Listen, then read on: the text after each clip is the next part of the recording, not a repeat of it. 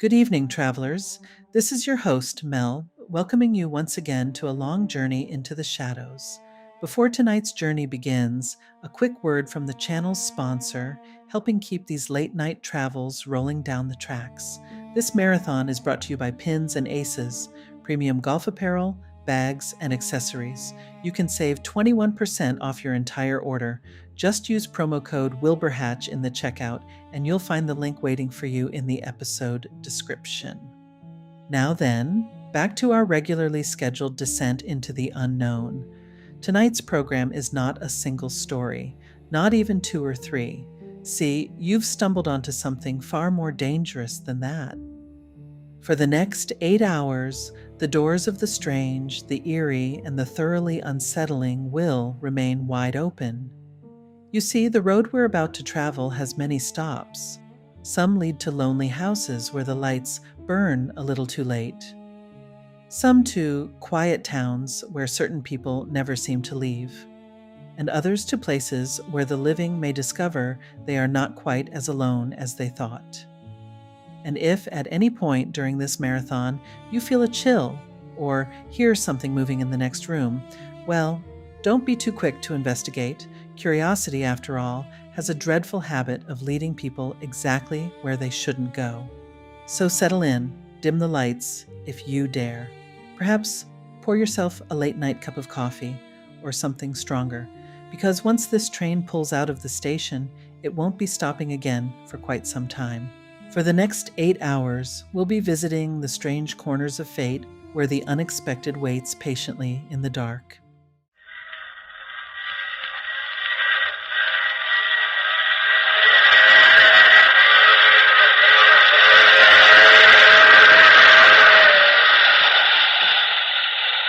The Mutual Broadcasting System presents The Mysterious Traveler, written, produced, and directed by Robert A. Arthur and David Coben, and starring two of radio's foremost personalities, Bryna Rayburn and Lyle Sudrow, in Stranger in the House.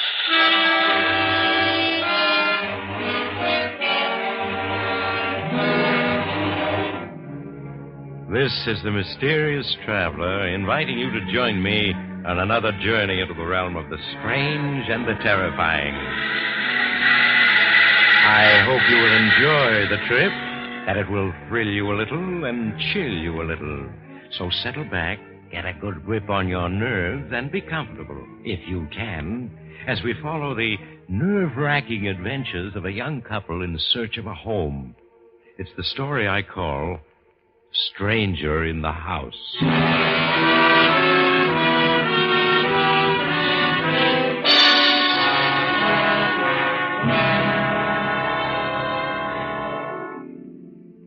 The scene, the small village of Woodford in Vermont. It's 9 o'clock in the evening, and the main street of the village is deserted. A car comes speeding through the village, and with a squeal of its brakes, comes to a stop before the home of Dr. Samuel Stewart. A young woman, obviously distraught, gets out from behind the wheel of the car and hurries up the walk to the doctor's home.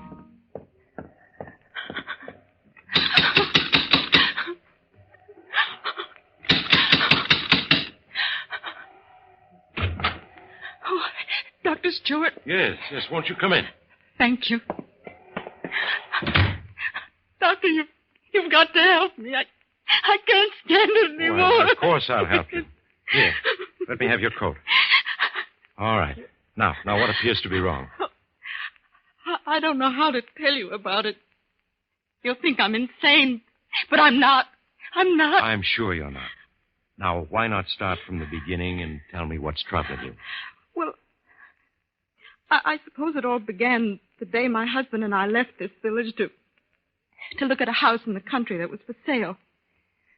Yes, I can recall how happy we were as we drove through the countryside. Oh, Roger. Darling, I do hope this will be the house we're searching for.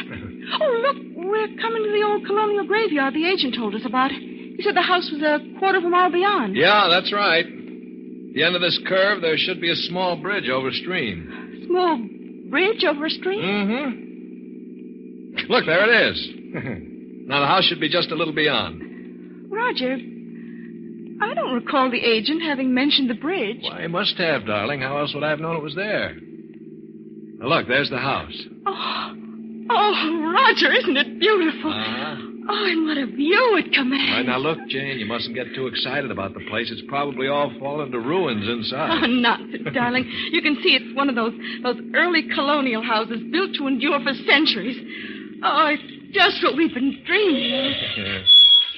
This place certainly looks wild and desolate, doesn't it? Well, naturally. The agent said it's been empty for years. Come on. Well, what do I do with that key now? Roger, look at this old engraved plate set in the wall. Hmm? I can barely make it out. Wickford Manor. Oh, that's a lovely name. Yeah, here we are. Here's the key. Wickford Manor. Oh, I know I'm going to love this place. There you are. After you, Mrs. Barton.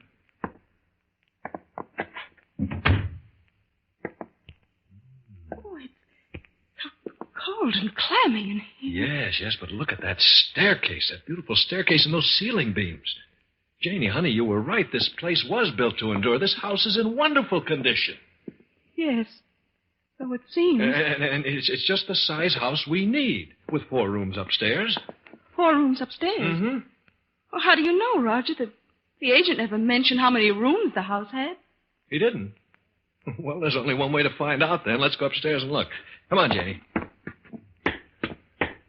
These stairs are as sound as the day they were built.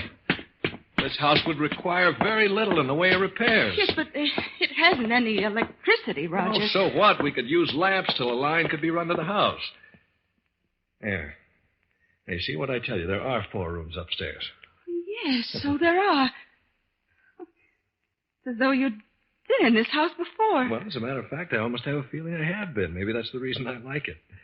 Hey, darling, what's the matter? You've been ever so quiet since we entered the house. Don't you care for it? Oh, it's lovely, Roger, only... Only what? I don't know. It seems unfriendly. Unfriendly? Who ever heard of a house being unfriendly? And you were crazy about the place when we drove up to it. Yes, I know, but that was before we entered it. Honey, it's even nicer inside than it is outside. Yes, I suppose so. And think of what a bargain it is at $5,000, Jane. Why, we've looked at houses that cost twice as much and weren't as nice. It is a bargain. But you still don't like it, do you? All right. Then we'll keep looking till we find a house we both like. Oh, nonsense, darling. Well, we'll never find anything nicer. Now, that room with the southern exposure will be our bedroom, and that one... Oh, Janie, you're wonderful. And we will be happy here, honey. I know we will.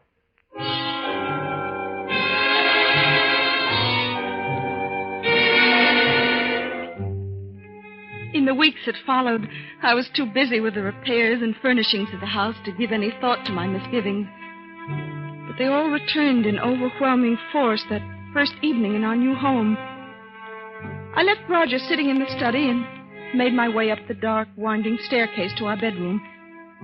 After tossing for what seemed hours, I fell into a fitful sleep.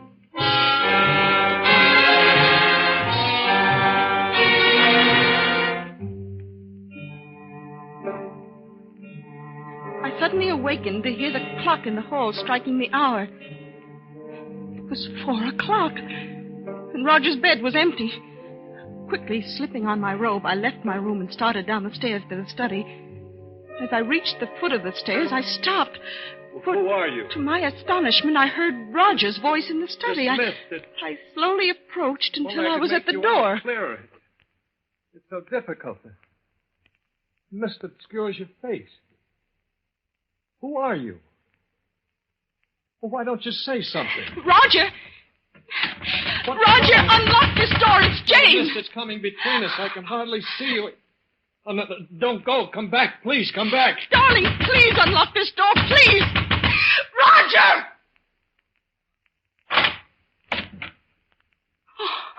Oh, Roger. What is it, Jane? I was so frightened. Who were you talking to? Talking to? Yes. Well, I don't know. I must have been dreaming. Yes, you must have been there. There isn't anyone... Roger, you smell perfume in here? Perfume? Well, yes.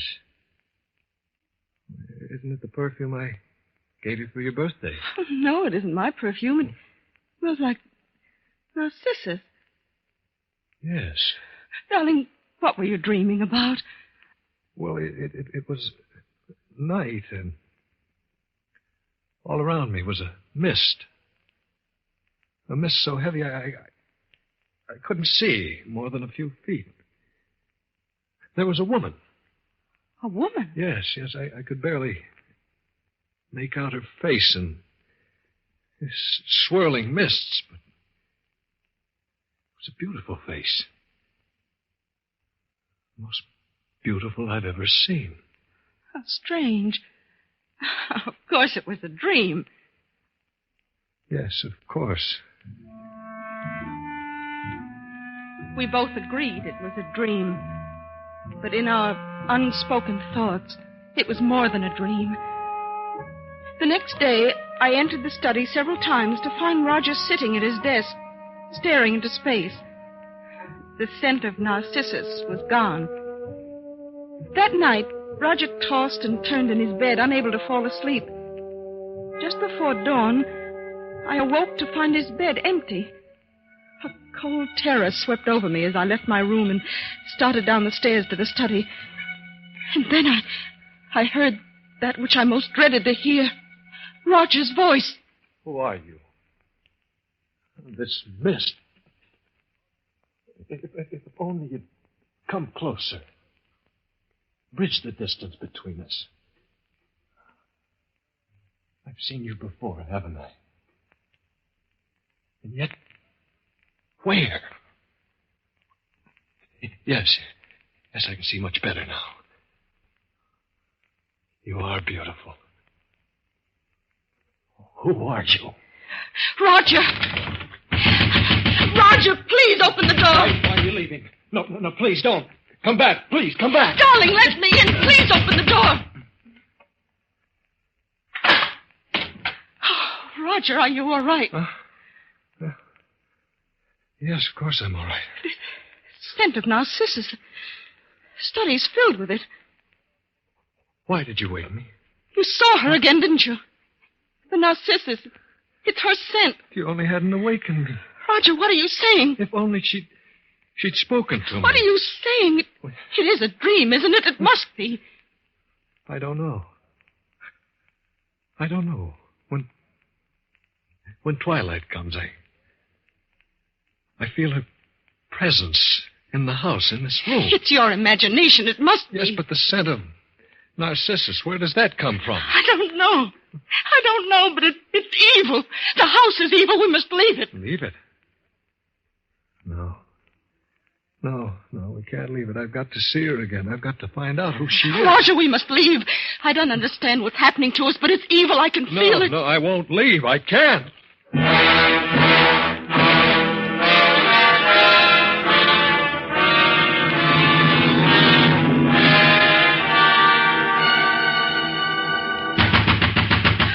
Roger, unlock this door. I want to talk to you. Roger! What do you want? I thought I told you I wasn't to be disturbed. I must talk to you, make you realize that you... Tonight, Jane, she was closer to me than ever before, so close I could almost touch her. I spoke, and she started to reply, and then you knocked. Roger, what's happening to you? She's from another world, a phantom, an evil one. No, she isn't evil. She couldn't be. She's too beautiful. Darling, look at me. You can't let her come between us. I'm your wife. I love you. I don't want your love. Roger, listen to me. You must come away from this house. We must leave at once. No. I insist. Will you get out of here? And don't come back. I'll never leave her.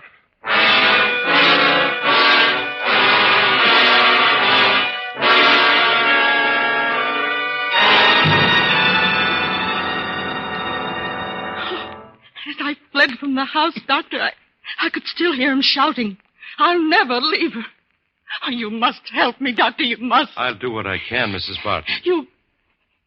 You don't think I'm losing my sanity, do you? No. That which you fear may well be.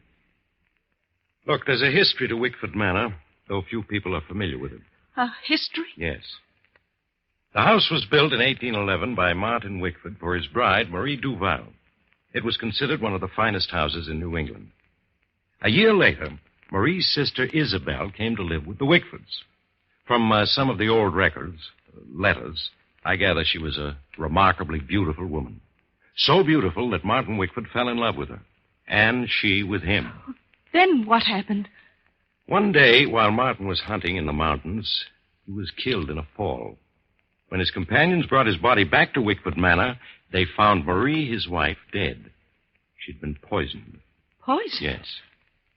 At the sight of Martin's body, Isabel went to pieces and confessed to the poisoning of her sister. But before she could be arrested, she did away with herself. In the study. In the study? Yes. There's a quotation in the Bible to the effect that a murderer shall find no peace in the hereafter. Isabel Duval was a murderess. Then you do believe her spirit is in the house? In the years that followed the tragedy, Wickford Manor had a succession of tenants, all of whom left after a brief residence. You mean they saw her too? Well, the tenants made no claims of seeing anyone, but their fear of an unknown element in the house led to their leaving. Yes, but if the other tenants never saw her, why should Roger see her? Well, Mrs. Barton, have you ever visited someplace for the first time, had the feeling you'd seen the place before? Oh, why, yes, but that was imagination. Can one be sure it is imagination? Perhaps you had seen that place in the long ago as another person. As another person? Yes. You mean Roger, as another person, had once known Wickford Manor? How else do you account for his remembrances of things he'd never seen in this life? I don't know. Doctor, you're trying to tell me something. What is it? All I know is we must return to the manor at once. The spirit that's abroad in that house is one to be feared more than death itself.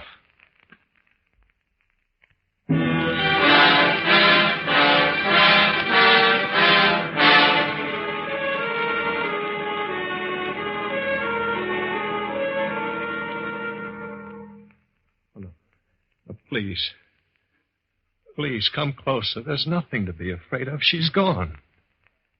Oh, please, there are only the two of us now. You're beautiful. You're so beautiful.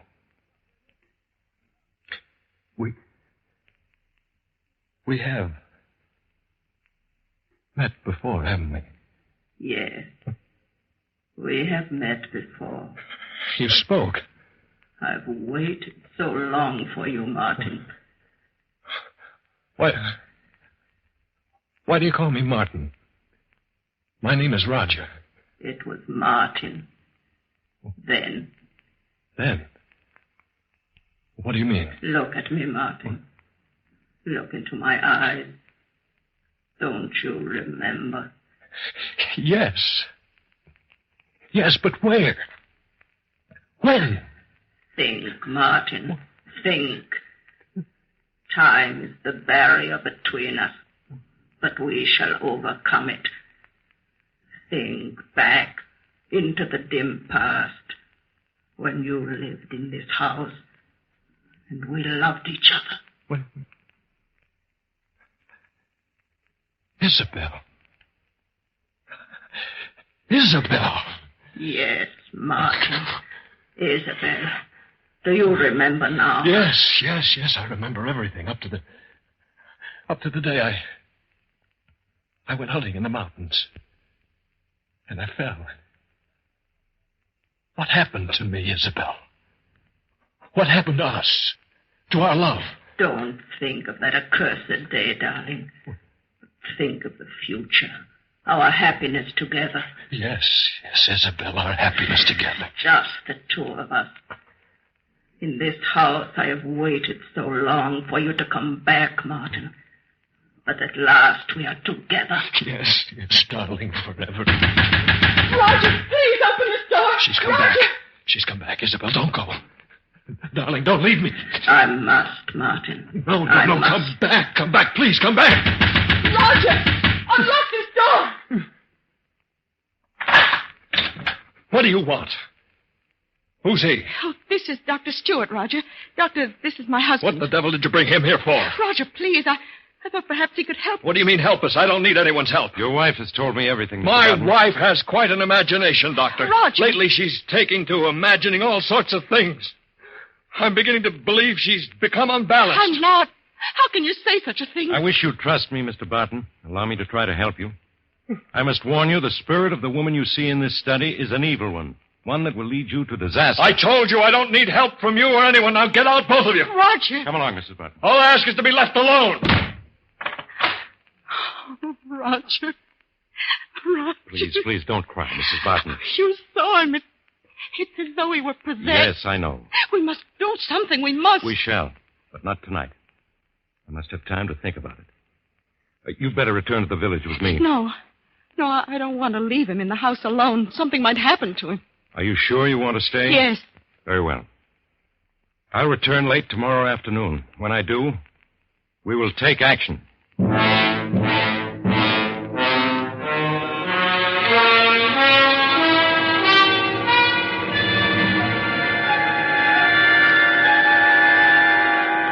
Look at her, Martin, lying there in her bed, asleep, so defenseless.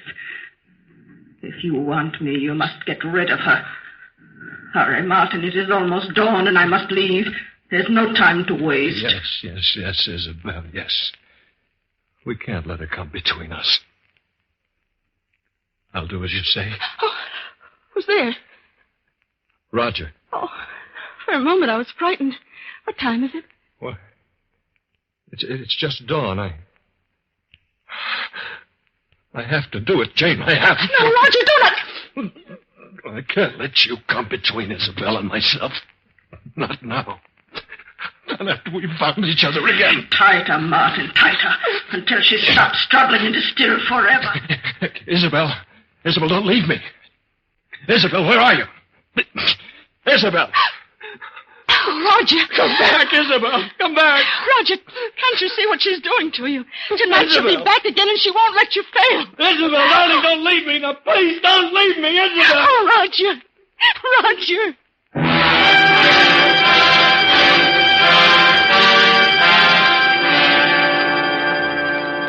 And then he stopped choking you, ran out of your room and down to the study? Yes. Where is he now? He's still in this study. He's been there all day. I should have known better than to have let you remain in this house last night. She knows that if he murders you, he'll join her cursed spirit forever. Oh, look, it's growing dark out. Soon she'll appear before him again.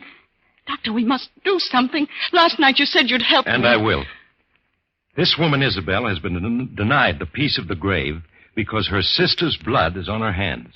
She belongs neither to the living or the dead, only to this house.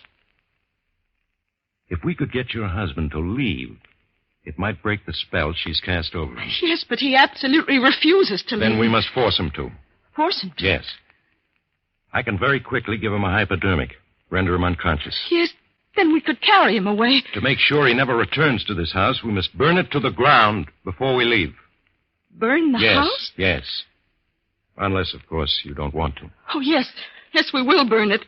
And the evil that's in it. Then if you'll lead the way to the study. All right, Doctor. Have you the hypodermic ready? Yes. Now, when your husband opens the door, just gain his attention for a moment. Long enough for me to give him the hypodermic. Very well. Shall I knock now? Yes, I'm ready. Roger, open the door. I want to talk to you. What do you want? Why has he come back to this house? Oh, he's come to take me away, Roger. Take you away?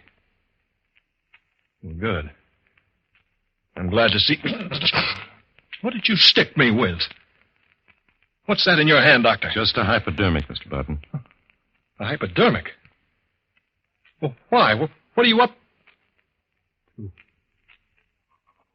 You're trying to take me away from this house. From her. Well, I won't go. I won't go. Do you hear?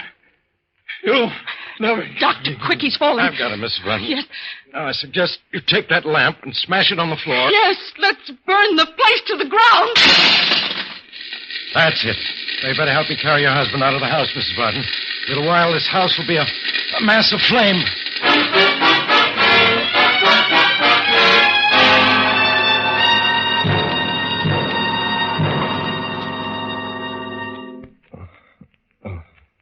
He's regaining consciousness now, Mrs. Button. Will he remember what's happened? I don't know. Huh? Oh. Hello, Janie. Darling. I had a terrible dream. It's all so confused. Janie, darling, you're crying. It's nothing, darling. You've been very ill, but now you're going to be all right. Of course. Well, who are you? He's Dr. Stewart, Roger. He's been looking after you during your illness. Oh? Where am I? You're in my home, Mr. Button. Oh. Yes, darling. Our own house burned down last night. It burned down? Yes. That's too bad. Why, we only had one night in our new home. One night? Yeah. Oh, yes, of course, Roger. Well, Mrs. Button, in spite of the loss of your home, I think you were very fortunate. There are things far worse than fire. Yes, Doctor. And I can never thank you enough for breaking the bridge between the past and the present. What are you two talking about? Oh, nothing, darling. Nothing at all.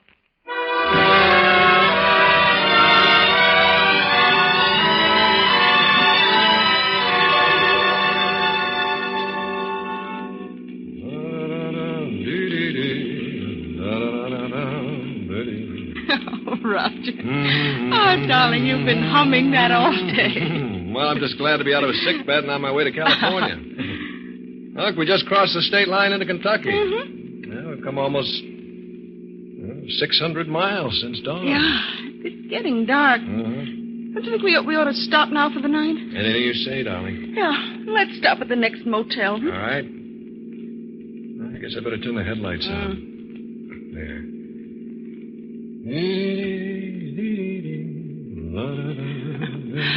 Oh, darling, I've never been so happy.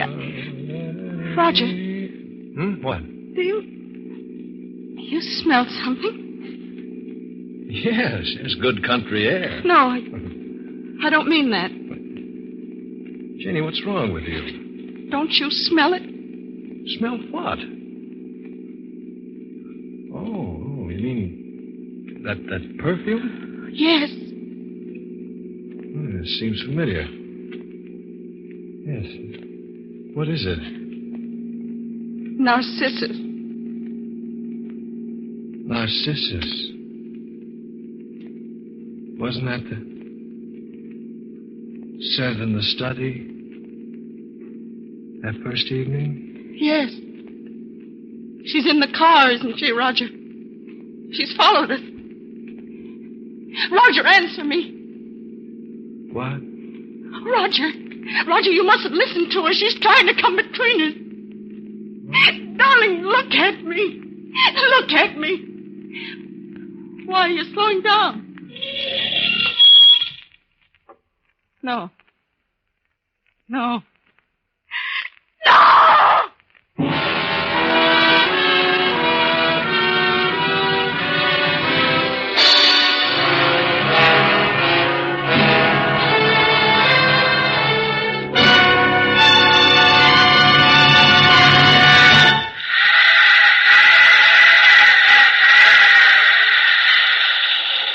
This is the mysterious traveler again. Did you enjoy our trip? Poor Janie. There are some ghosts you just can't escape from. But strangely enough, as Roger Barton was being hanged some 6 months later for his wife's murder, everyone noticed a strange scent of perfume about the gallows. Some people said afterwards it was the scent of narcissus. I trust that if you ever see a house for the first time and it looks familiar, you'll have the good sense to turn and flee. Perhaps a ghost out of your past awaits in that house. A ghost that's been waiting for you a long time, and he's Oh, you have to get off here. I'm sorry. I'm sure we'll meet again. I take this same train every week at this same time.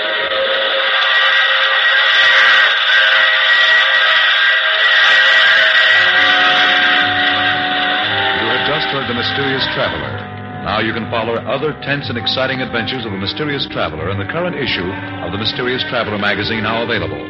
In our cast were Bryna Rayburn and Lyle Sudrow. Maurice Tarplin starred in the title role. Music under the direction of Emerson Buckley, composed by Richard DuPage. This program came to you from New York.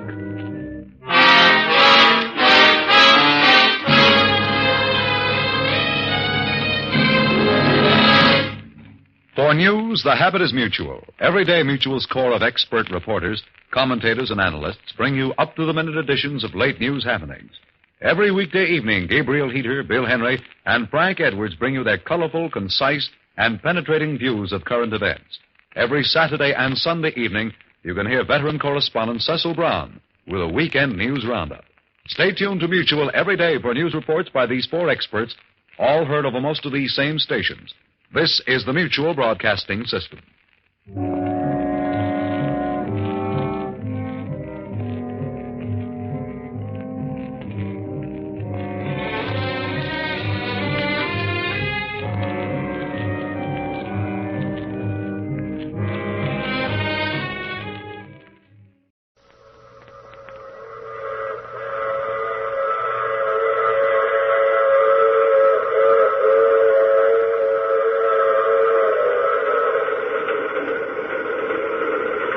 The Mysterious Traveler, written, produced, and directed by Robert A. Arthur and David Kogan, and presenting tonight two of radio's foremost personalities, Everett Sloane and Kermit Murdoch, in Survival of the Fittest.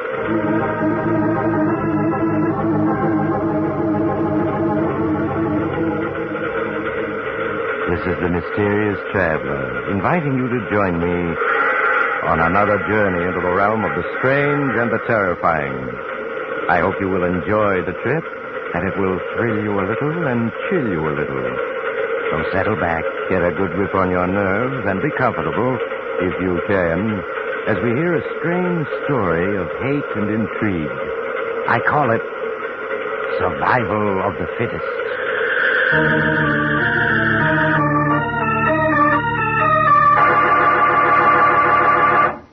But first, a short message from the Ford dealers of America. Over 120,000 delighted motorists are already driving the new 50 Ford. Here's what Mrs. Emily E. Curry, a welfare worker, said about her 50 Ford. As a welfare worker, I'm constantly on the go, and I must have a car that's dependable. But being a woman, naturally, I want a pretty car, too. I looked at all the cars and selected Ford because it gives me most of what I want. It's dependable, economical, and a real beauty both inside and outside. I've owned several makes of cars, but none that I like so well as my new 50 Ford. We Ford dealers are not surprised that new owners rave about their 50 Fords. We know every detail of its 50 ways new for 50. But you won't be able to believe how good it is until you test drive the 50 Ford. The classified phone directory will give you the name of the nearest Ford dealer, or perhaps you know him personally. Why don't you phone him tomorrow? Before you buy any car at any price, test drive the 50 Ford. Our story begins near the outskirts of a small New England town. It is early evening. Situated on a high hill that overlooks the town is a large and ancient mansion, the ancestral home of 5 generations of DeWitts. A car turns off the highway and into the private road. Slowly it crawls along the winding and bumpy driveway, its headlights illuminating the crumbling, ghostly-looking mansion. At last the car comes to a stop. An elderly man gets out and walks up the wide stone steps to the front door. He looks about uneasily, then lifts the huge knocker on the door.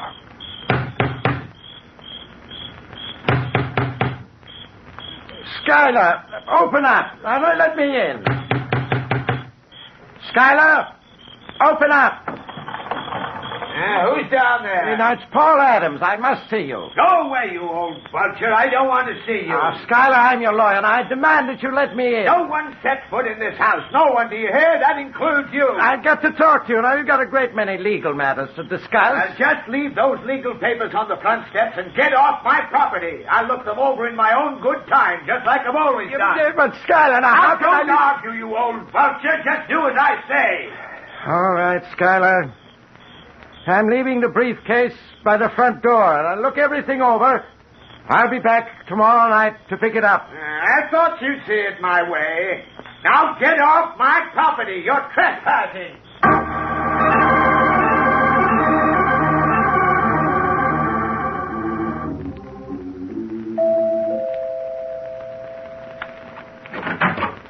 Oh, good evening, Paul. Come in. Thank you, Alex. Come into my study. What brings you here at this hour? Alex, I've just been out to the DeWitt mansion to see Schuyler. Oh? Have a seat. Thank you. And what did you go out to see Schuyler about? Legal matters? What else? Alex, that man's getting more and more difficult to deal with. Do you realize that in the 20 years I've been his lawyer, he's never allowed me into that house? Well, I hardly know what he looks like. I'm afraid very few people do. Alex, you're his doctor, the one person he permits inside that mansion. You've got to do something. What do you suggest? He's getting worse all the time. It's unbelievable. A man with all that money cutting himself off from life. And all on account of a woman. You never knew Schuyler's wife, did you? No. Was she as beautiful as they say? Words can't describe Christine's beauty. She was the most beautiful woman I've ever seen. And the cleverest as well. It sounds to me, Doctor, as though you'd been in love with her yourself. I was. I'll never forget the day that Christine ran off to Paris with Gordon DeWitt, Schuyler's brother. When Schuyler found her note, he was like a madman. Too bad. But both Christine and Gordon DeWitt are dead. They were killed in that air raid in London during the war. Now, Schuyler knows that. It's time he stopped thinking of her. Not Schuyler. He'll go on living in that huge mansion with his memories until the day he dies. You'd think he'd go insane there alone without anyone to talk to. He isn't quite alone. He has 3 cats for company. Cats? You call that company? What does he do with himself? Well, for one thing, he reads a great deal. Yes. At this moment, he's probably sitting in his study, reading by oil light. There are books piled all over the place, with hardly space to walk. And the cats are in the study with him. You know, I suspect that when Schuyler is alone, he speaks to them, treats them as if they were human, could understand.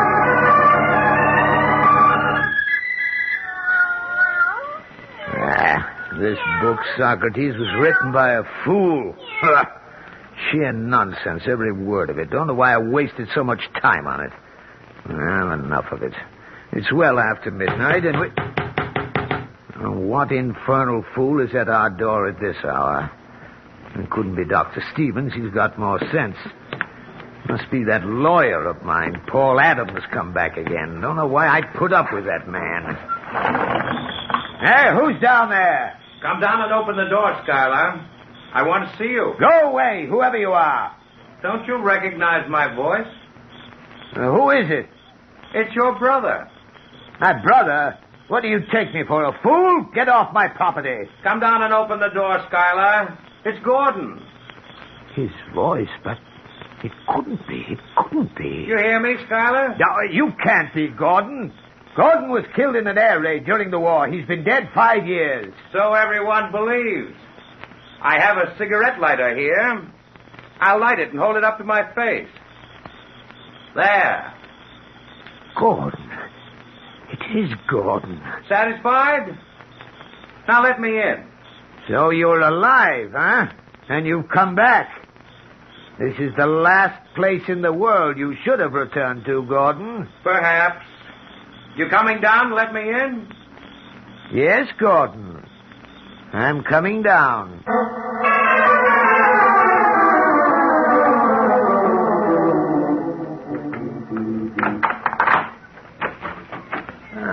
Come in, Gordon. You've changed, Schuyler. Considerably. Yes, Gordon. I've changed considerably. It's been 20 years. They said you'd been killed in an air raid during the war. I walked out of a London theater 2 minutes before it was demolished by a bomb. It was assumed I'd been killed with hundreds of others. And Christine? She died in the theater. Poor Christine. Poor Christine, indeed. You dare laugh at her memory? It's time, Schuyler, you learn the truth about Christine. I forbid you to speak about her, Gordon. Not a word. You're going to listen whether you like it or not. Sit down. I'll kill you, Gordon. Sit where you are. That's better. From the moment you met Christine 25 years ago, you behaved like a fool. You saw Christine not as she was, but as someone to be placed on a pedestal, worshipped. She was never the woman you dreamed of. Christine was like the rest of us, with all our faults and weaknesses. Everything you're saying is a lie, a lie. If she hadn't run off with me, she'd have run off with any one of half a dozen other men who were in love with her. Not a word you're saying is true, not a word. You turned her head with your lies and promises. You robbed me of her love, lured her away. Only an idiot would believe that. Christine ran off with me because she wanted to. She was a woman with desires and a mind of her own. I don't believe a word of it, not a word. You're saying all this for a purpose. What do you want? Why have you come here? What I've told you is true. My purpose in coming here? Very simple. Money. I chose to allow everyone to believe I'd died in that London theater because I was heavily in debt. Since that time, I've been living in France under an assumed identity. And you've finally come here for financial assistance, eh? Yes, Schuyler, I have. I know that you're worth millions. You can well afford to give me a small part of it. A bit ironic, don't you think? You run off with a man's wife, and 20 years later, you ask him to assist you. I tell you were well rid of Christine. The woman you loved didn't exist. And for revealing this great truth to me after 20 years, you expect money, hmm? I'm still your brother. You can't let me starve. No, of course I won't let you starve, Gordon. As you say, you are my brother. Then you will give me some money. Money? No. But you're perfectly free to live here with me, Gordon. I've plenty of empty rooms. 40 to be exact. You find here food and shelter. And brotherly love, of course. It wasn't my idea to live here. I'm sorry, Gordon, but that's all I can offer you. I see. Thank you, Schuyler. Leaving already? Goodbye, Schuyler. Goodbye, Gordon. Yes, Socrates. He'll be back. He'll be back.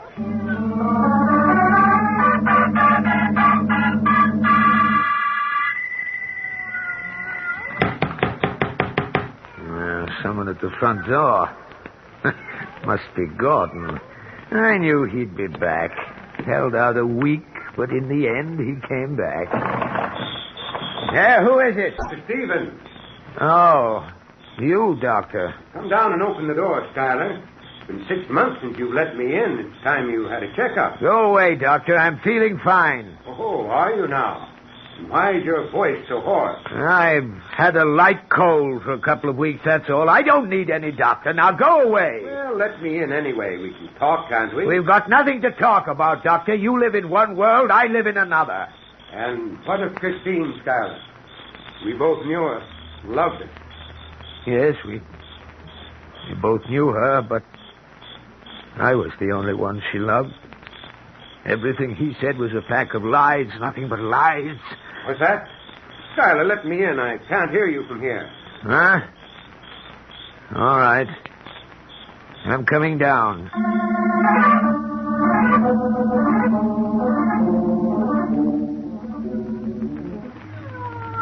Have a seat, Doctor. Thank you, Schuyler. You have the oil wick down so low there's hardly any light. Light isn't necessary for talk, Doctor. No, I suppose it isn't. How have you been feeling, Schuyler? Do you have any chest pains? Sounds like a heavy cold to me. I told you I'm all right. Have you had any callers lately? Callers? I mean, has anyone shown up you haven't seen in years? Why, Why, no. Why do you ask? I was just wondering. Gordon is back. Gordon is back? Yes. What are you talking about, Schuyler? Gordon is dead. No, he's alive. You don't know what you're saying, Schuyler. He was killed in a London air raid during the war. No, you're wrong.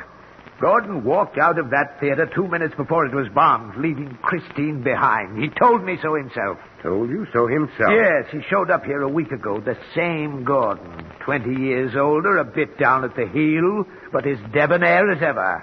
And as skillful a liar, I might add. But he's dead, I tell you. Yes, that's what I thought, but he isn't.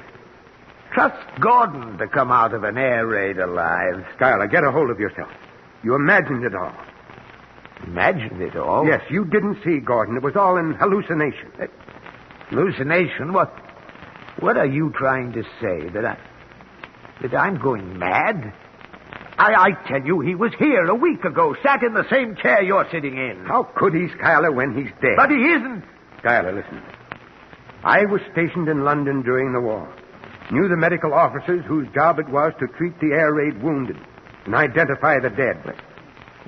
What are you getting at?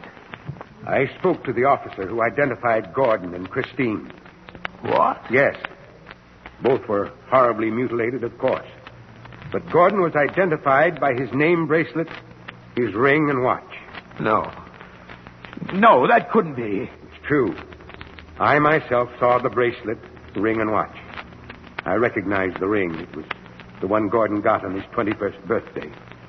Gordon dead? Yes.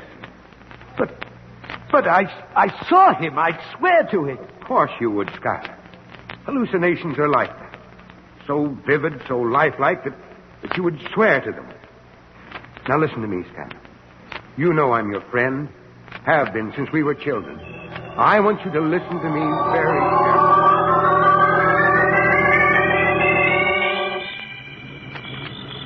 Good night, Schuyler. Just leave everything to me. It shouldn't take longer than 2 weeks. All right, Doctor. Everything's going to be all right. There's nothing to worry about. Good night. Good night, Doctor.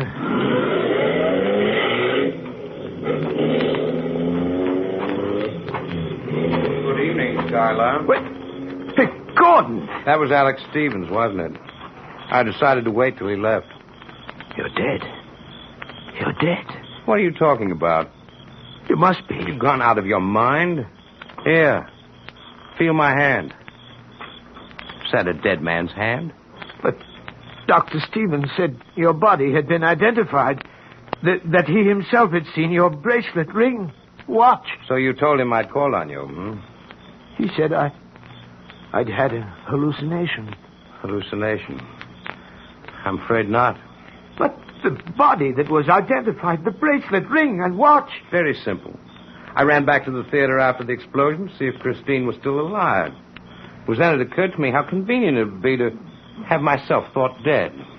I found a badly mangled body, removed the identification, and substituted my own. And they thought it was you? Yes. Should we go in the house? By all means, Gordon. By all means. Well, I gather that you've decided to take advantage of my generous offer. Yes, Schuyler, I haven't any choice. I'm stone broke. I see. Have a seat, Gordon. Thank you. What the devil's so funny? Oh, clever, Gordon. You think I don't know what you've come back for, eh, Gordon? What are you talking about? As you well recall, Gordon, Mother left me the income from a $500,000 trust fund. When I die, that trust fund will go to charity. However, if you should turn up after my death, the income would go to you, wouldn't it? Yes, it would. $40,000 a year. That's a tidy sum. Have you decided how you're going to do it, Gordon? What's it to be, a gun? Poison? A blunt instrument? I haven't quite made up my mind, Schuyler. Aren't you a little frightened? Why should I be?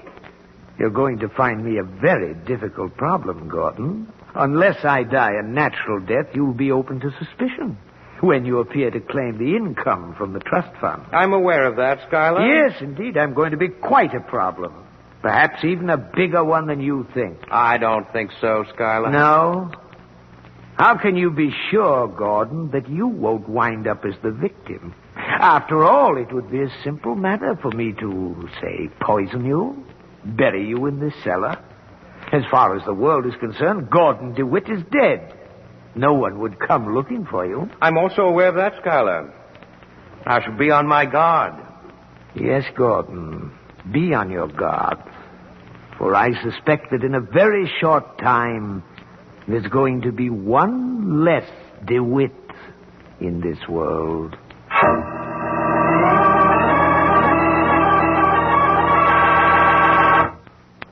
There's an old saying that seeing is believing. But more than 120,000 enthusiastic Ford owners say driving is the proof positive. That's why we Ford dealers want you to test drive the 50 Ford before you buy any car. You get the quality feel the moment you slide behind the wheel. A finger's touch brings the great new V8 engine into quiet, eager life. And then as you start your test drive, you'll feel the tremendous power and acceleration at your command. You'll immediately notice the quietness of both the motor and the sound-conditioned lifeguard body. Take out over a rough, tough road and marvel at the way the midship ride floats you across those bumps. Test drive those 35% easier-acting king-size brakes. The lightest touch brings you to a safe, sure stop.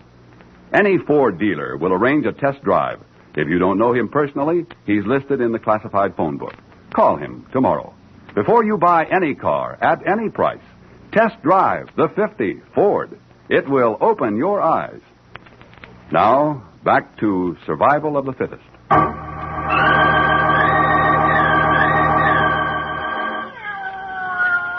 Now, Gordon, supper's ready. You don't say. No doubt another one of those indigestible affairs you call supper. Well, you haven't died yet from one of my meals, Gordon, and you've been here 2 weeks already. Sit down and join me.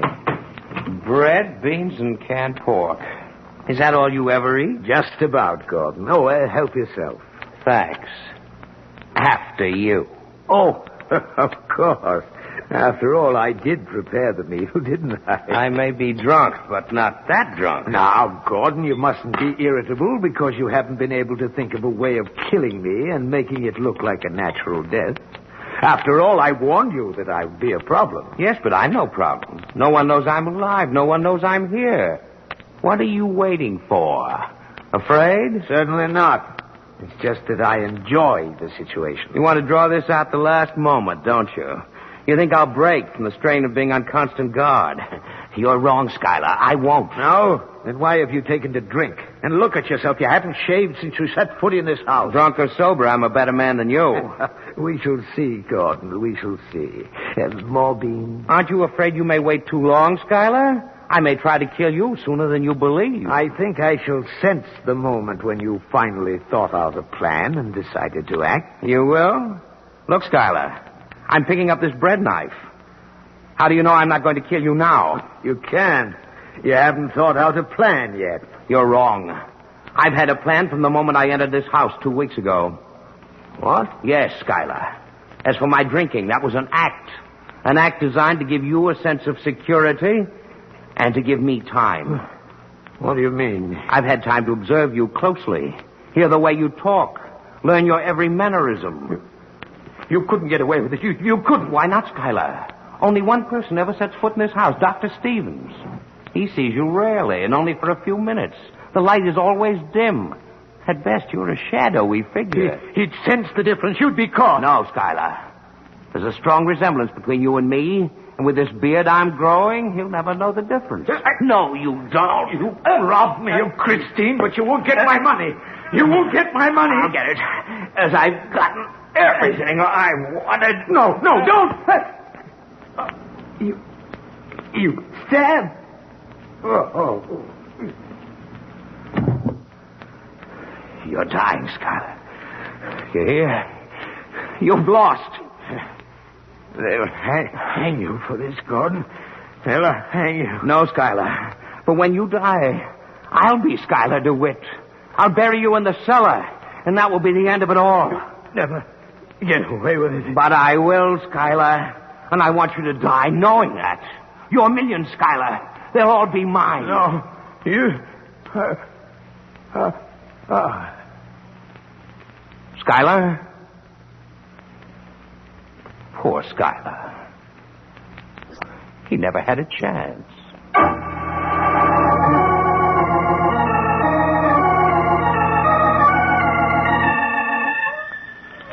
Here, Socrates.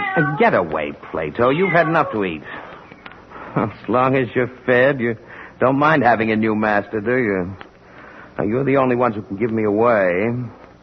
But I don't think you will. Seems we have a visitor. Now for the impersonation of Schuyler. Who's down there? It's Dr. Stevens, Schuyler. Sounds as though your cold is gone. My cold? Oh, yes. Come down and let me in. Go away. I don't want to see anyone. Now, don't be unreasonable. You and I have been friends for a long time. Come down and let me in. Not tonight, Doctor. Now go away. What do we do now, Doc? Let me handle this. You just stay in the car. Who's that down there with you? Your lawyer, Paul Adams, and a friend. Well, get off my property, all of you. Schuyler, I insist that you let me in. If you don't, I'll force my way in. You'd be breaking the law. That's what you'd be doing, breaking the law. Are you coming down, or do I have to force my way in? I'm coming, Doctor. And you'd better have a good reason for all this.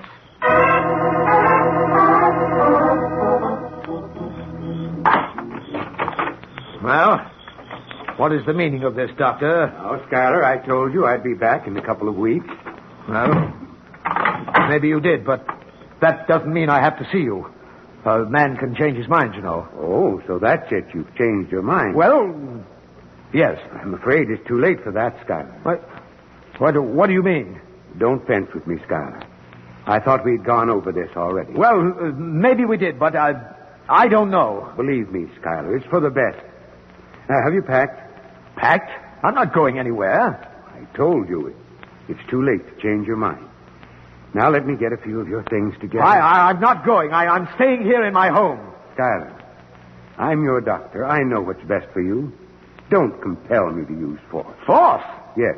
This is my house, and if I want to stay here, I'll stay. Now get out. Are you forgetting this, Schuyler? What's that? You know very well what it is. These are the papers you signed the last time I was here. Papers? Yes. Committing yourself to an institution. Don't you remember? Institution? You don't remember. Which proves how right I was.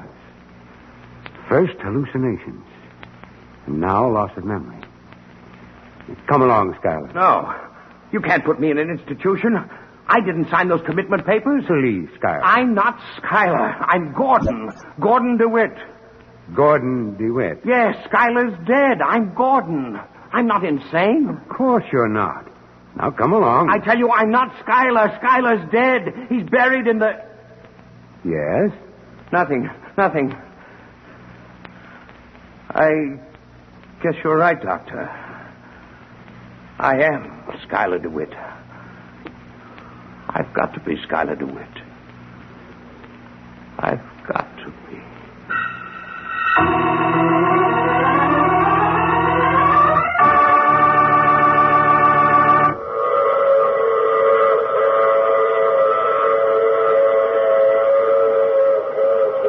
This is the mysterious traveler again. Did you enjoy our trip? What happened to Gordon DeWitt? Or should I say, Schuyler DeWitt? Well, the poor man was taken to a mental institution, and quite depressed he was, too. In the months that followed, he could never quite make up his mind who he was. One moment he would insist he was Gordon DeWitt, then the next moment, suddenly frightened, he would claim he was Schuyler DeWitt. Looks as though the poor fellow is a hopeless case, and he's doomed... Oh, you have to get off here. I'm sorry. I'm sure we'll meet again. I take this same train every week at the same time.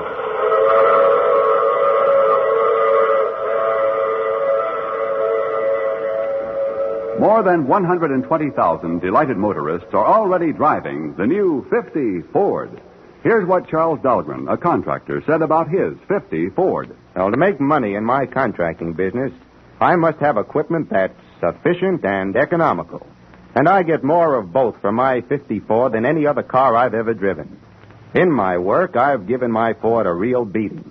And it sure can take it. The big V8 Ford engine gives me power to spare. And our maintenance cost records show that this car is one of the most economical machines we have on the job. We Ford dealers know why owners are raving about their 1950 Fords. Their daily driving has proved that the 50 Ford has everything. But until you get behind the wheel yourself, you can't believe how good it is. Your Ford dealer will be delighted to arrange a test drive. You'll find him listed in the classified section of your phone book. Or perhaps you know him personally. Phone him in the morning. Before you buy any car, at any price, test drive the 50 Ford. It will open your eyes. You have just heard The Mysterious Traveler, which is played by Maurice Tarplin. In the cast were Everett Sloan, Kermit Murdoch, and Cameron Prudhomme. Original music is composed and played by Al Finelli. This is Durward Kirby speaking, and this is the Mutual Broadcasting System.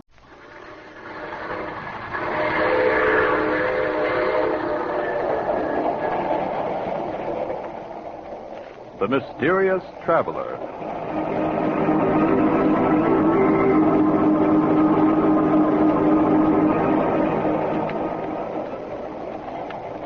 This is the Mysterious Traveler, inviting you to join me on another journey into the realm of the strange and terrifying.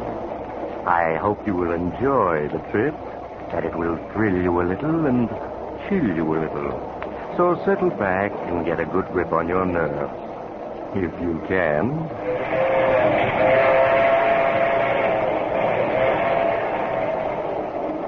Where are we going? We're going to call on Edward Farrington and his three sisters, a little family of four who love each other devotedly, and whose story I call The Symphony of Death.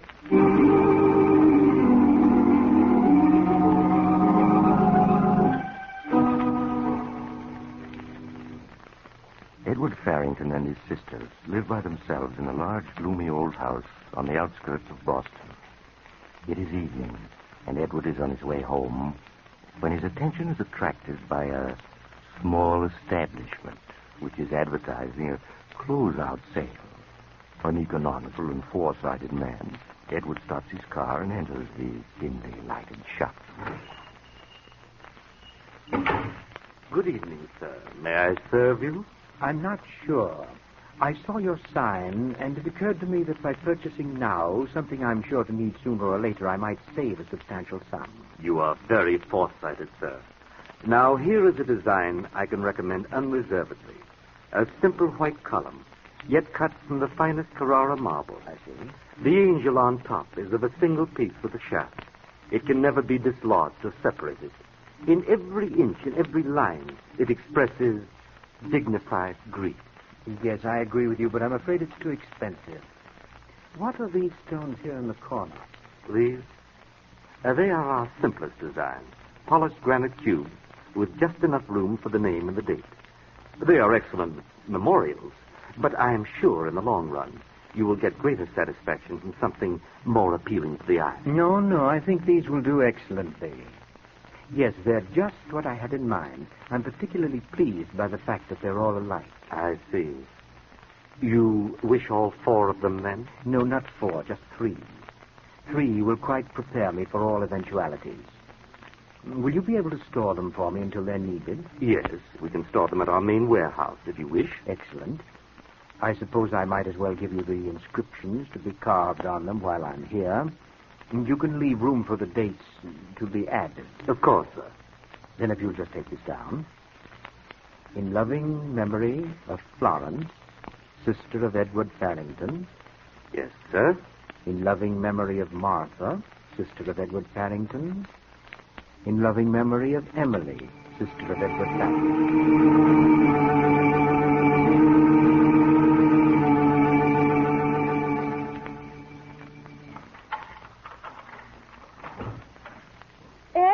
Is that you? Yes, Emily. Oh, you're all wet. Yes, it's beginning to rain.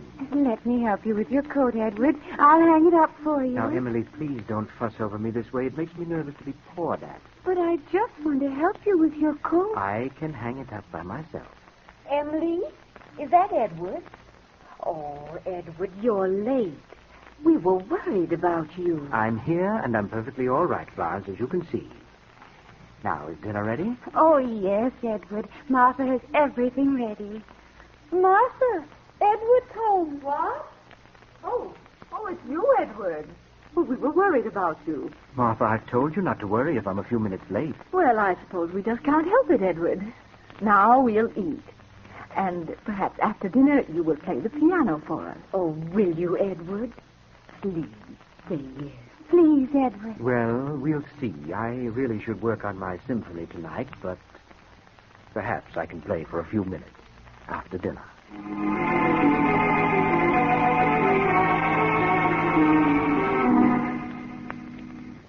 And so, after dinner, Edward played for his sisters on the great piano in the library.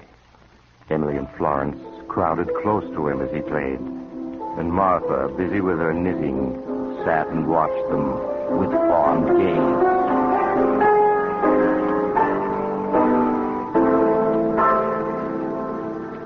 Oh, that was lovely, Edward. Please play some more. Yes, something we can sing. Well, all right. Just one more, and that's all.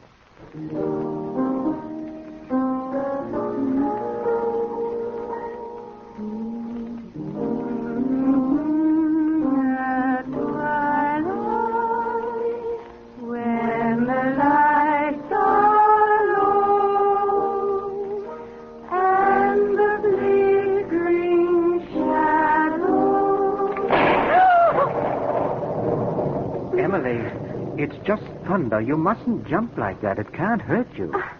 I know, but I can't help it. I like thunderstorms. I like to watch the lightning. I think that's enough for tonight. Now off to bed, both of you. All right. Good night, Edward. Good night, Edward. Good night, Emily, Florence. Well, I suppose I might as well go to bed myself. No, Martha, don't go yet. I want to talk to you. To me? Yes. What about Edward? How old are you? How old? I'm 35. Oh, no, why be silly about it? I'm 37. You ought to get married. You still could, and you owe it to yourself. I shall never marry Edward. I promised Father that I'd look after things and keep the four of us together as long as we live. And I will. As long as we live. But perhaps we'd be better off if we weren't together. You can't mean that. But I do. I need solitude in which to finish my book and my symphony. It's very distracting, you know, to have the three of you constantly hovering about me. You're just feeling blue tonight. You wouldn't be happy without us any more than we would be without you. No, we'll all be together, the four of us, as long as we all live. Well, now I'm going to bed. Good night, Edward, dear. Good night, Martha.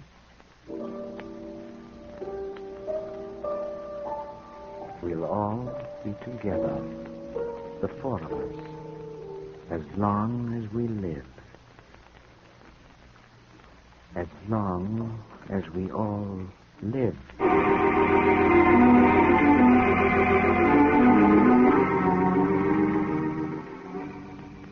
In the morning, it was still raining. After breakfast, Edward shut himself in the library to continue work on his symphony.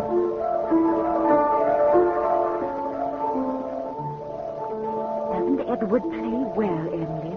Edward's a wonderful player. Let's listen a minute before we go upstairs. Do you think he'd really mind if we went in? If we just sat very quiet? I don't think so. We'll be very quiet.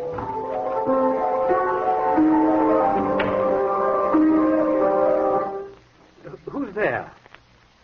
Oh, it's you two. We're sorry, Edward. We didn't mean to disturb you. We'll go right away. No, you don't have to go. You mean we can stay, Edward? For a minute. I'm going to stop for a smoke. I'll bring you the cigarette. Oh, the cigar box is empty. Empty? Why, I was positive I had plenty of cigarettes. That's why I didn't buy any yesterday. You did have a lot yesterday. I saw them. Well, they're gone now. And I suppose I'll have to drive down the hill to the drugstore and get some more. And that will mean I'll get nothing done this morning. Nothing whatever. I wish I had someone I could send for them. Edward, let me go for you. In this rain? Why, you'd get soaking wet, Florence. Well, I could take the car. Take the car in weather like this? But I'm a good driver, Edward. You once said so yourself. And I have a driver's license. You know I have. You helped me get it. Yes, that's true. Well, I'd be very careful, Edward. Well, you must promise to drive very slowly down the hill to town. Oh, I will, Edward. All right, then, Florence. Here's the key to the car. The old car, of course. Now be very careful. Oh, I will. I promised I will. May I stay and listen until Florence comes back? Well, I suppose so, seeing you're here already. You don't like us to be around, do you? Sometimes I think you don't like us at all anymore. Oh, that's nonsense. It's just that I'm trying to get a great piece of music written, and you keep disturbing me. Oh, there goes Florence in the car now. She's going fast. Florence likes to go fast, and then step on the brakes. She promised to be careful. I know, but she forgets. Well, I'm sure she'll be all right. Now I must get to work.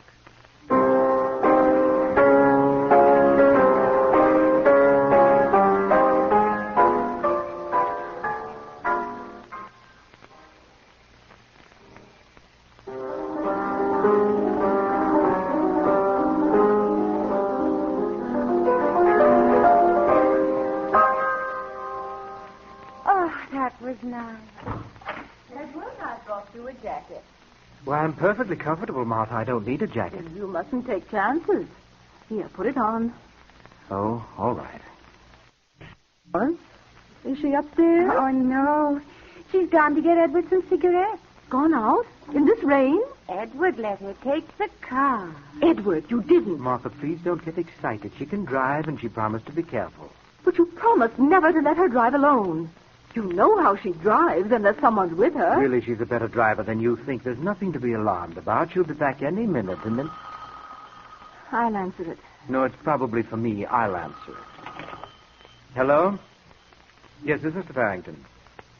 The police? Edward, what is it? Hush, Martha. What about my sister? She did what? All right. Yes, of course. I'll be right down. Edward, what is it? What's happened to Florence? Martha, we must all be very calm. Florence has had a terrible accident. Oh, no. The brakes of the car apparently gave way at the bottom of the hill. Florence ran off the curb and crashed into the rocks there. She was killed instantly.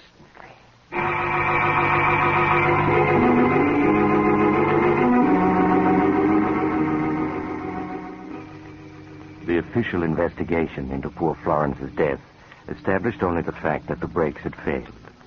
But the brakes had only been checked the day before, as Edward proved to the police. Accordingly, they ascribed death to an unfortunate mechanical failure and closed the case.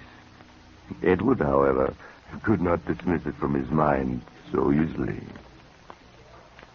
Edward, you can't go on like this day after day, brooding about poor Florence's death. Oh, my dear, I blame myself for it. If I hadn't let her take the car. I know, Edward. Why don't you try to work on your symphony? It'll help take your mind off Florence. No, I can't possibly do any work on that yet for a while. No, but I have another notion. I think I'd like to write our family history. Our family history? Yes, and it seems to me that once in Mother's old trunk in the attic, I saw a lot of letters that were written to her by relatives. Are they still there? Why, yes, they are. I'd like to look them over. They might help me get started on my history. Will you show me where they are, Martha? Why, yes, of course. We'll go up to the attic, and I'll get them out for you right after lunch.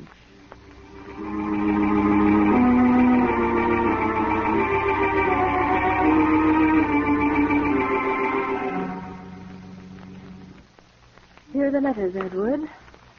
Mother wrote a lot of letters those last few years, after the doctor said she must never leave the house. Yes, I remember.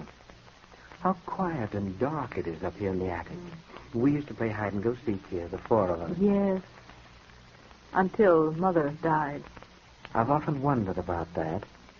She fell from one of these attic windows, I remember. She was leaning out, looking at the river, and she slipped. Yes. It was that window there. The one looking down into the courtyard. I'd like to look at it. Oh, the catch is stuck.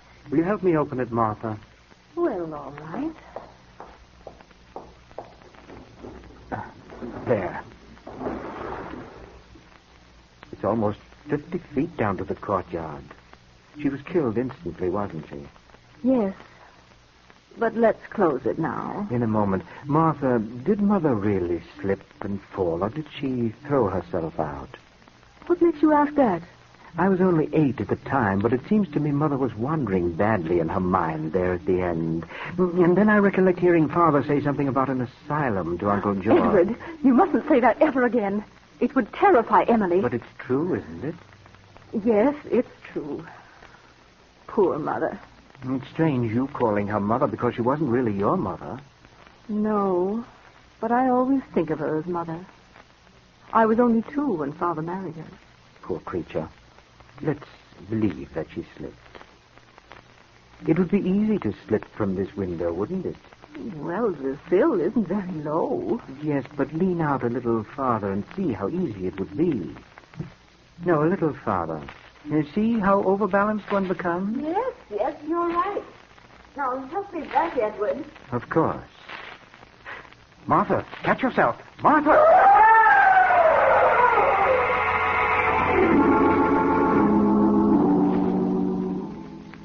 Poor Martha's tragic death, coming so soon after Florence's, was a great shock to Emily and Edward. But Edward recovered from the tragedy somehow after a few weeks, and as though determined not to let it upset him, spent many hours a day at his beloved piano, working on his projected masterpiece.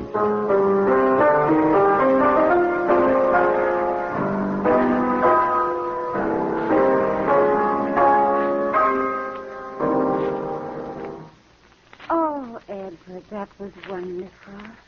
You played just like you used to, before Florence and Martha died. Yes, I'm getting my old touch back. You don't mind my coming in to listen, do you? Not today, but Emily, you have been disturbing me these last few weeks. Must you follow me around all the time? But, Edward, you know how much I like to be near you. And now that Florence and Martha are gone, I haven't anyone else to talk to. Yes, I know that, but I can't get any work done unless I'm left in peace. I won't bother you anymore, I promise. You know, I do miss Florence and Martha. Of course you do. But just the same, it's been awfully nice having you all to myself since they went. I'm afraid it's very lonely for you. Oh, no, it isn't. I like it. Yes, but I think we'll have to get a housekeeper. She'd be company for you, and she'd look after things. In fact, I'm going into town to interview a housekeeper today, a Mrs. McDonald.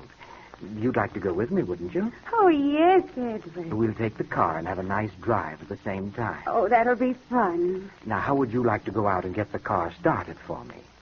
Get the car started. Yes, I have to tend to a few things before we go, and the motor needs to warm up. It's not working very well. Oh, Edward, do you think I could start it? Of course you could. Just turn on the switch and step on the starter, and then let it run until it's good and warm. All right, Edward. May I have the key? Yes. Here you are. Now, this is the ignition key. Mm-hmm. And use the little side door to get in.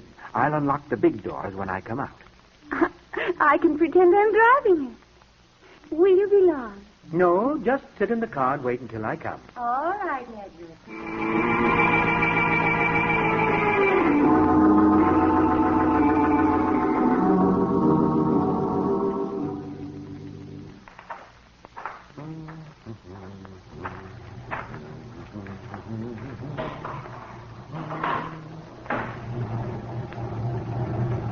Here I am, Emily. I took longer than I expected. I hope you haven't been sitting here with the motor running all this time. Emily! Emily!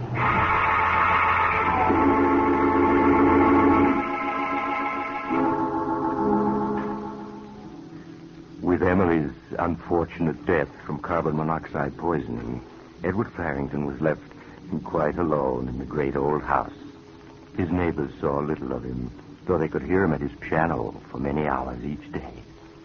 They knew, however, that a week after Emily's funeral, he hired a housekeeper, Mrs. MacDonald, to take charge of the house for him. Now, Mrs. MacDonald, this is your first day, and before you start, I'd like to explain a few things to you. Of course, Mr. Farrington. As you know, I've suffered the tragic loss of all my sisters in the past few months. Oh, yes, sir. A great sorrow it must have been. But they do say tragedies come in threes. Indeed, they seem to. But I'm sure I'll be quite comfortable now with you to look after me. I surely hope so, sir. I'm certain of it. Now, I'm a rather moody man, and I'm working upon some music for which I have great hopes. Yes, sir. Above all else, I wish to be left alone. I do not want to be disturbed. Is that understood? Quite, Mr. Farrington. You may call me at mealtimes. At all other times, I prefer that you do not even enter this part of the house. I understand. Good. That's all, I think. Just put up with my little oddities, and we'll get along very well. Yes, sir. Then I'll see about the ordering for dinner now, sir, if you'll excuse me.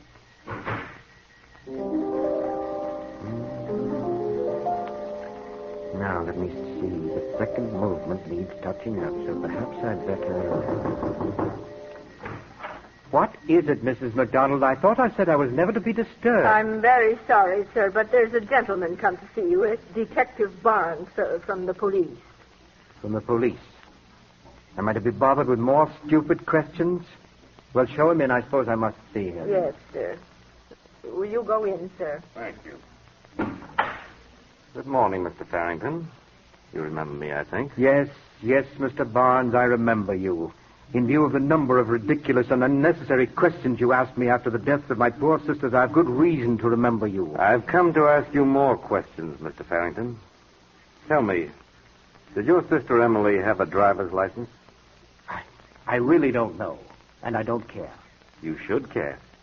Listen to me.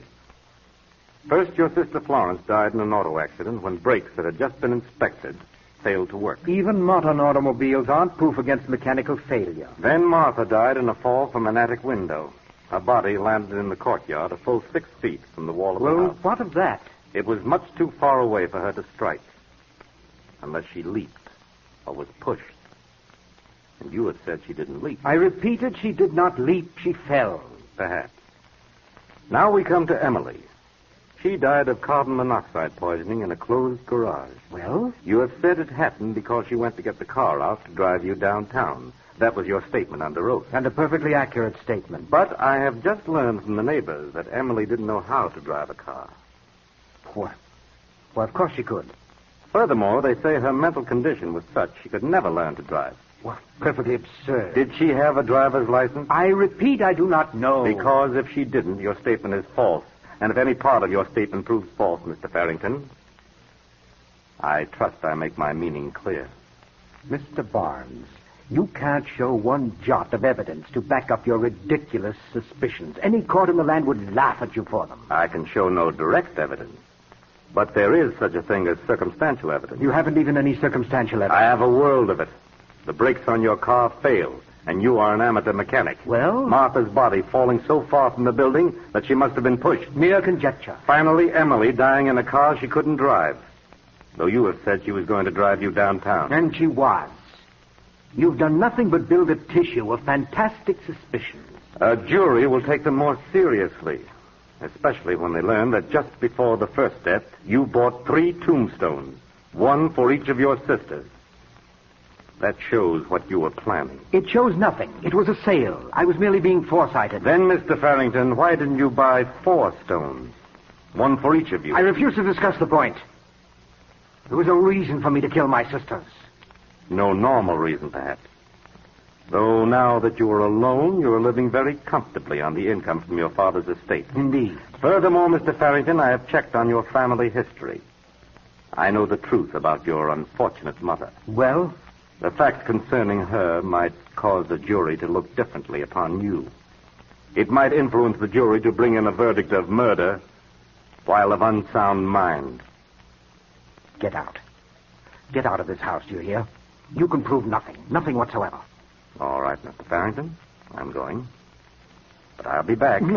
No, wait. I'm ill. Help me. Here, sit here. That's it. It's my heart. There's medicine in my desk drawer. There. A small bottle. In the desk here? Here's the blue bottle. Is this it? Yes. Hurry.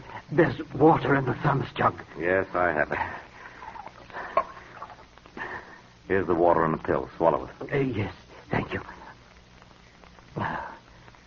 That's better.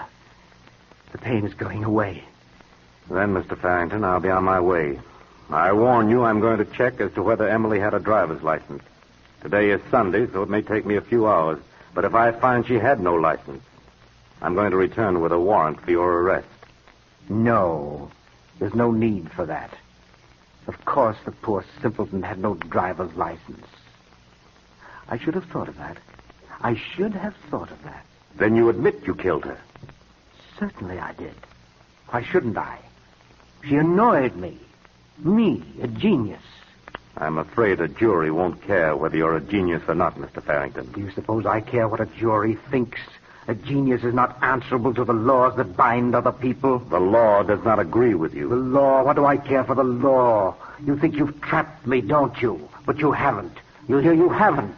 I think I have, Mr. Farrington. You fool. No one is going to put Edward Farrington in an asylum. No one. In a minute, I'll be beyond your reach. What do you mean? I mean that tablet you so obligingly got for me is a deadly poison. Poison that I bought months ago. You and your circumstantial evidence. You're never going to get a chance to use...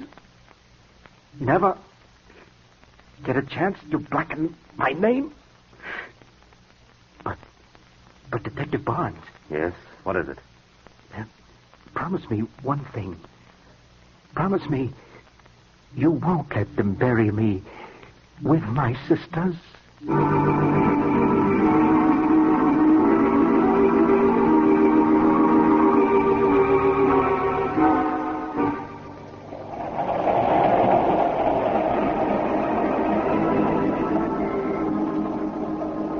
This is the mysterious traveler again.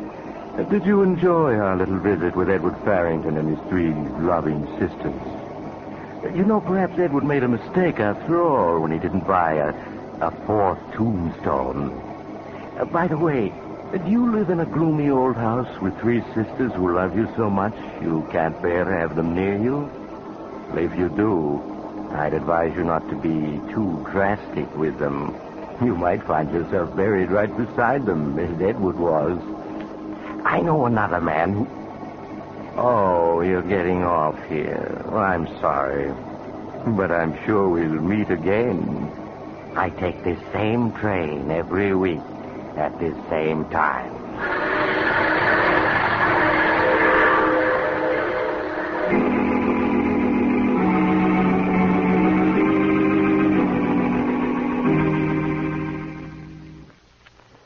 You've just heard The Mysterious Traveler, a series of dramas of the strange and terrifying. But before we tell you of next week's exciting story, here is Maurice Tarpaulin, the mysterious traveler himself, with a brief but vital message from your government. You all know that the stories we tell on this program are just stories, designed to entertain you, but not to be taken too seriously. Well, what I have to say now, however, is not a story, and is deadly serious. All over the world, people are starving. The United States and other food-producing nations are fighting a battle against famine. To win, food stocks must be conserved. You can help conserve them by canning and preserving food for your own use. If you have a victory garden, put up as much as possible from it. When your local markets feature an abundance of fruits or vegetables suitable for home preservation, can or preserve a winter's supply and release that much commercially canned food for the starving. Conserve your sugar for canning purposes. Follow the wartime rule of 1 pound of sugar to 4 quarts of finished fruit. And be sure to use only safe, tested methods. If you want information on any phase of home food preservation, Write to the United States Department of Agriculture, Washington 25, D.C. Thank you, Maurice Tarplin. In addition to Maurice Tarplin, today's cast included Eric Dressler, Hester Sondergaard, Ann Tiemann, Inga Adams, and Martin Wolfson. Original music was played by Doc Whipple. The Mysterious Traveler is written and directed by Bob Arthur and David Kogan.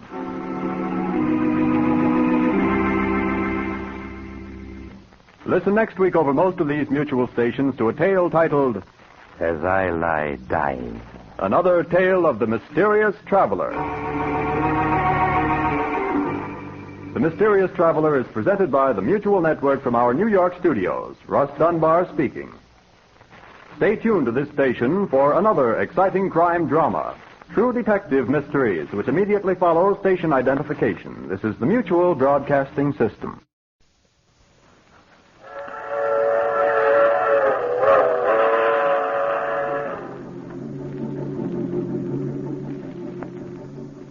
The Mysterious Traveler.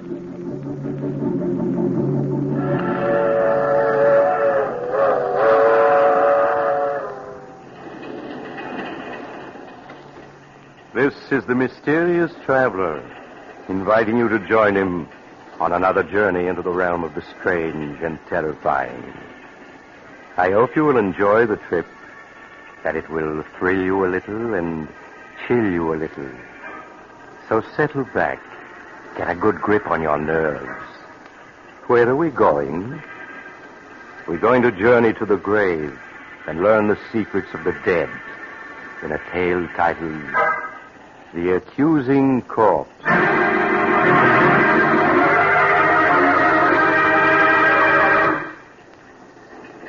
Some years ago, when I was a county coroner, I was called in on a most interesting case.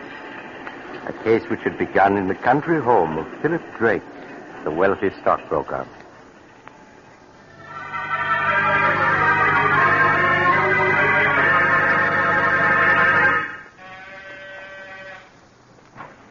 Roger, thank goodness you were able to get here in time. I left town right after I received your call. What's wrong, Philip? You sounded so upset over the phone. It's Vivian. She's upstairs in her room packing. She says she's leaving me. Leaving you? Why? She seems to feel our marriage has been a mistake. Roger, won't you speak to her? Persuade her to stay. After all, she is your sister. I'm afraid, Philip, that Vivian and I have never been as close as sister and brother should be. She's always been wild and spoiled. Perhaps, Philip, it would be better if you were to let her go. No, I couldn't do that. I love her, Roger. I wouldn't want to live without her. Won't you please try to persuade her to stay? All right, Philip. I'll do my best. But I must warn you, I haven't much influence over her. I'm all packed and ready to... Why, Roger, darling, what a surprise. What are you doing here? Vivian, Philip has told me. Now, surely you can't be serious. You know how he loves you, everything he's done to make you happy. Now, Roger, you aren't going to start on that, are you? Someday, Vivian, you'll get just what you deserve for walking over people, breaking their hearts.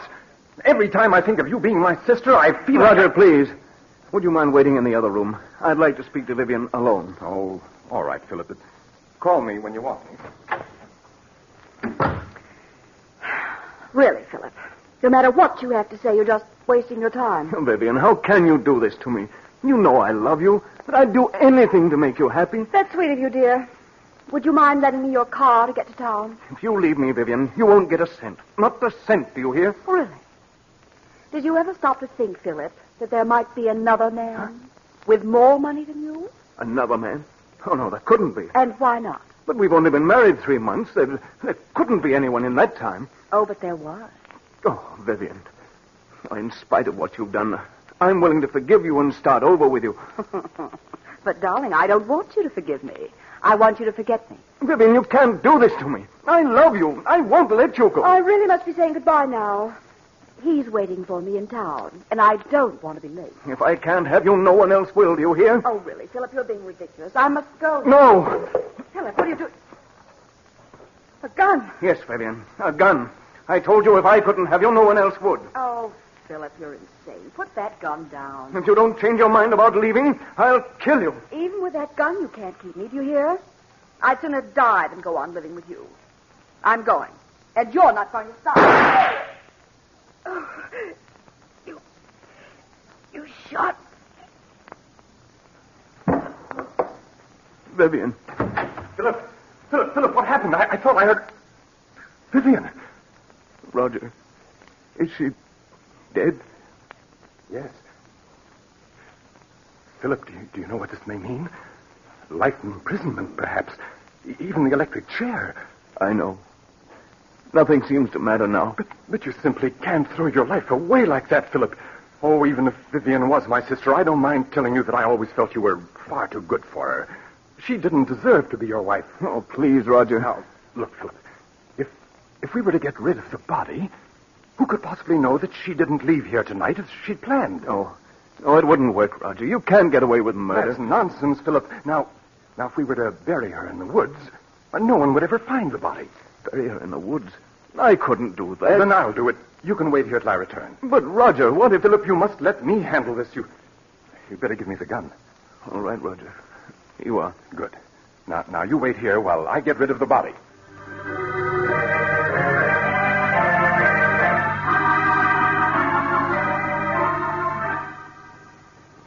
Philip watched, spellbound, unable to say a word, as Roger picked up the body and left the room. As Roger, carrying his burden past the gardener's shed, he picked up a shovel. In a few moments, he reached the woods which began at the rear of the house and extended for miles. He carefully made his way through the forest underbrush until he was well out of sight of the house. Then he stopped and looked about. I think this is quite far enough. I think you can put me down now, Roger. I'm tired of being carried like a sack of potatoes. All right. Well, let me congratulate you on your performance as a corpse. Do you think he suspects anything? Of course he doesn't.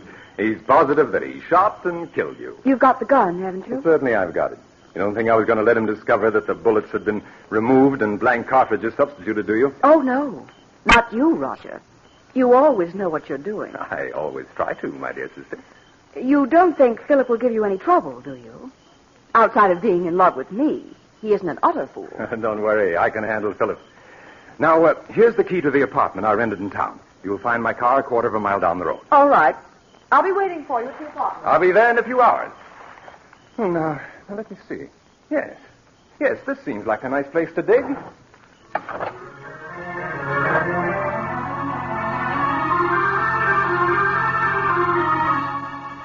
The next morning, Roger called on Philip at his office.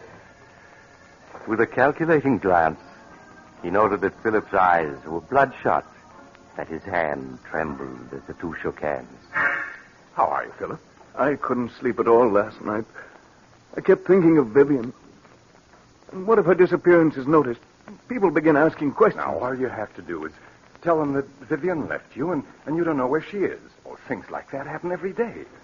You've been very helpful to me, Roger. If ever I get a chance to repay you for it, rest assured I will. That's very good of you, Philip. Truth of the matter is, you could do me a favor if you would. Of course. What is it? Well, I'm in the midst of a business deal, and I find myself a little short of capital. If you could lend me some money, I'd appreciate it. Certainly, Roger. How much do you need? 20,000. 20,000? That's quite a lot.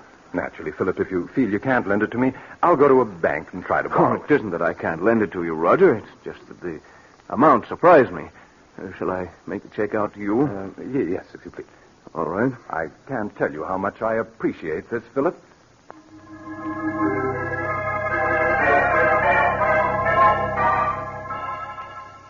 As Philip wrote out a check for $20,000, Roger smiled.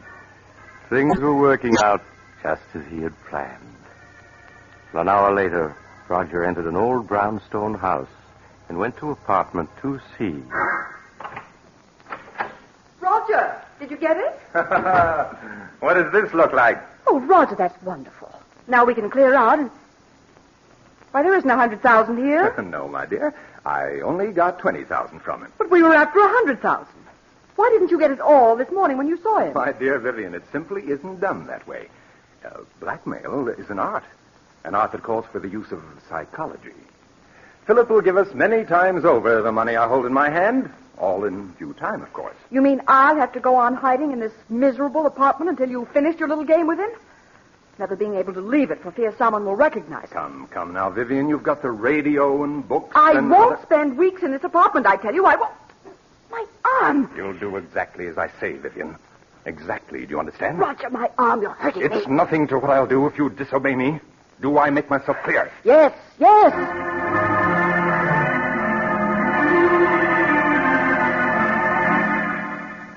A week passed. A week in which Roger patiently bided his time. For time, he knew, was working on his side against Philip. Then one morning he called on Philip at his office. Good morning, Philip. How are you? How do you expect me to be? This past week I've been able to think of nothing but Vivian. And what happened that night. Philip, you must stop brooding over it. Whatever happened was her fault, not yours. Yes, you're right. Perhaps what I need is a vacation. Yes, of course. A trip would do you a world of good. And if I could afford it, I'd go along with you. You mean you haven't any money? I'm afraid not, Philip. That's what I've come to see you about. I must have $40,000 at once. 40,000? Yes, I know it's a good deal of money, Philip, but without it, I'll be ruined. Well, naturally, I want to help you, Roger, but 40,000? If I don't get the 40,000, Philip, it may mean prison for me. Now, you wouldn't want to see that happen, would you? Well, of course not, Roger, but... After all, Philip, I saved you from prison. In fact, I made myself an accomplice to Vivian's murder by not turning you over to the police. Well, yes, I know, but... You could hardly expect me to remain loyal to you if you weren't willing to help me, could you? I see. It seems I haven't any choice. Very well, Roger. I'll write you out a check.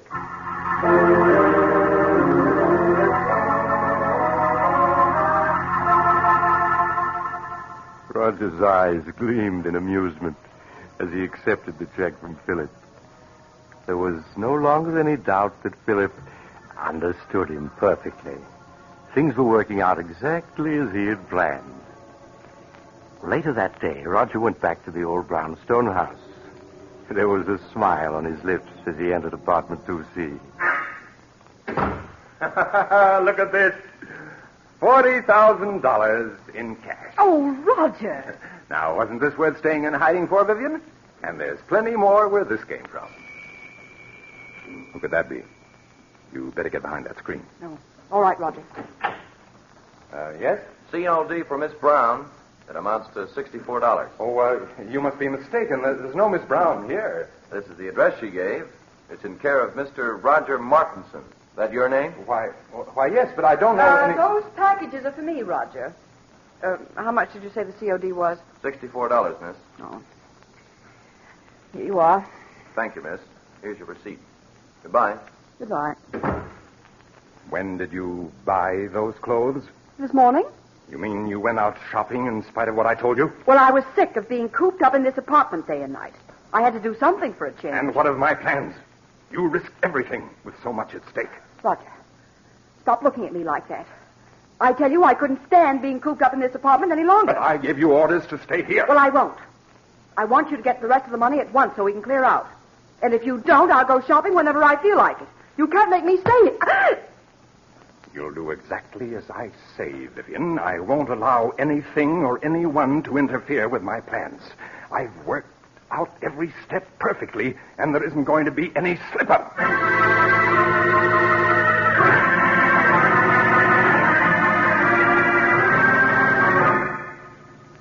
Another week passed, a week in which Roger made no effort to see Philip. Then early one evening, he got into his car and drove out of the city to Philip's home in the country. Oh, it's you, Roger. Come in. Good evening, Philip. Oh, where are the servants? This is their night off. Oh. You're not looking well at all, Philip. You shouldn't remain in this house by yourself. What difference does it make where I am? Wherever I go, the memory of that night follows. It's hard to believe that it was only 2 weeks ago tonight that I killed her. 2 weeks ago tonight? Well, so it was. Oh, by the way, Philip, do you think you might possibly lend me $60,000? 60,000? You can't be serious. Oh, but I am. But I lent you that much already. Yes, I know, but I must have more. No. I won't give you another cent. You've blackmailed me enough. Blackmail is a harsh word, Philip. What else can you call it? Now, you're just as hard and grasping as Vivian was. Yes, but you must remember I'm alive and she isn't. I suppose you're glad she's dead. In life, she was worth nothing to you. In death, you're able to get $60,000 for her. In death? How do I know she is dead? But don't be foolish, Philip. You saw her lying on the floor in this very room. Yes. But how do I know she's dead? It was you who examined her and told me so. And you buried the body by yourself. Well, I just wanted to spare you, Philip. Just exactly where did you bury Vivian? As a matter of fact, how do I know the whole affair isn't staged for my special benefit, so that you can extort money from me? Oh, surely you don't believe that, Philip. Why, you shot her with your own gun. Yes. And you took the gun away from me immediately after the shooting. Suddenly that whole affair is becoming very clear to me. I tell you, she's dead, Philip, and buried out in the woods. Then I want to see the grave and the body you say is in it. But this is ridiculous. I won't go searching for a grave in the middle of the night. You shouldn't have to search for it, Roger. Not if you really dug one. Come along. We can pick up a shovel at the tool shed. I won't do it. I said come along, Roger. Oh, very well. But I'm not certain I'll be able to find the grave. After all, the woods is fairly large, and it's been 2 weeks since I buried her. That's all right, Roger. We'll stay out there until you do find her.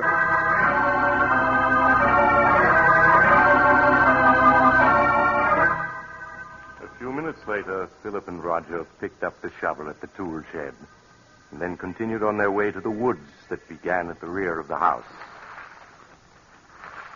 Neither of the men spoke as they entered the woods. Roger leading the way with a flashlight. Several times he stopped, trying to get his bearings, then plunged on again, hoping to find a familiar landmark. It became apparent that Roger was growing less and less sure of himself. Oh, the grave is someplace around here. I'm certain of it. Perhaps we ought to come back in the daytime. It might be easier to find it then. I know, Roger. You shouldn't have any trouble finding it now, if it exists. It does exist, I tell you. It's just that the woods are so confusing at night. Everything looks so different. Just keep on searching, Roger. Perhaps this is the spot. It looks something like it. Well, is it or isn't it? I don't know. It looks like the place where I buried her, and yet I'm not certain. There's only one way to make certain, and that's to start digging. Here's the shovel. But suppose this isn't the spot. Then we'll dig somewhere else. In fact, we'll dig up the entire woods if necessary.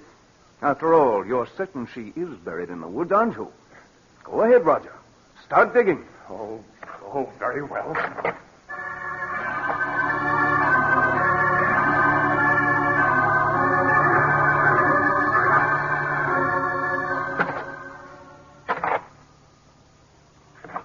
Well, Roger, you've been digging for 20 minutes now, and you haven't uncovered a body. Philip, I told you I wasn't sure this was the spot where I buried her. You're a great actor, Roger. But I'm afraid this time you've overplayed your role. What do you mean? Vivian isn't dead. And there's no use your pretending she is. Everything that's happened was part of a scheme the two of you planned to extort money from me. I tell you she is dead. Then where's the body? I thought this was the spot, but I must be mistaken. I'm sure I didn't bury her any deeper than this, but if I... Philip, turn the flashlight this way. What is it? Look. Do you see what I've uncovered? A hand? Yes. This is the spot where I buried her, Philip.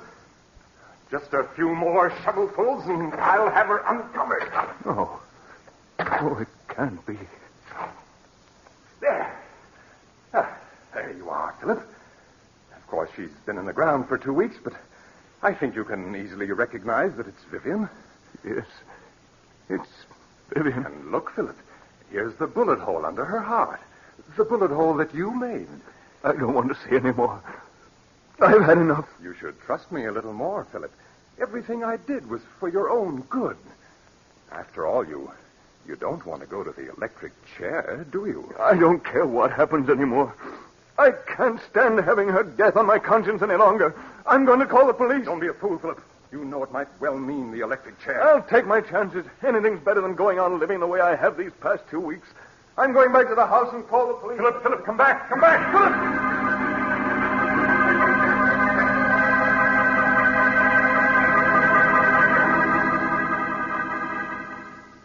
Operator! Philip, wait. Wait, don't do anything foolish. No, you cut me off. Take a hand off that phone, Roger. All I want you to do, Philip, is to listen to me for a few minutes. At the end of that time, you may do as you please. Now, that's fair enough, isn't it? Nothing you can say will make me change my mind about calling the police. Listen to me first. Then if you still want to call the police, you can. Now, please put the receiver down, Philip. Yeah, that's it.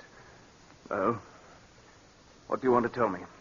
Well, do you mind if I mix myself a drink first? It's been a rather difficult evening. Very well. Oh, well, what about one for you, Philip? You look as though you could stand a drink. No, thank you. Oh, nonsense. Do you good.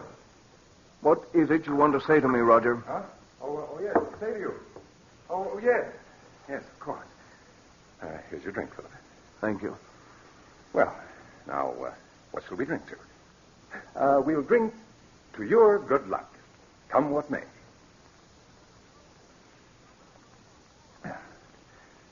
There. I feel a good deal better. All right. Now that we've had our drinks, what have you got to say? Oh, yes. What I wanted to say was I never let anything interfere with my plans, Philip. What do you mean by that? Simply that I can't allow you to go to the police, and therefore you shan't. It would spoil my plans. Oh, it would it? Well, I'd like to see you stop me. I have, Philip. In a very little while, in fact, in just a few seconds, you'll be dead. Dead? What are you saying? Yes, Philip. The drink I mixed for you was poisoned. Poison? Aren't you finding that it's becoming difficult to breathe? Oh, no. You couldn't have. My throat. It burns. Yes, I know, Philip. But it'll all be over in a matter of seconds. Now, I see it all. You murdered her. Yes, Philip. Just a week ago tonight. She died according to plan. Uncle, please, Joe. I'm afraid, Philip, that you haven't the strength left to reach the telephone. I will.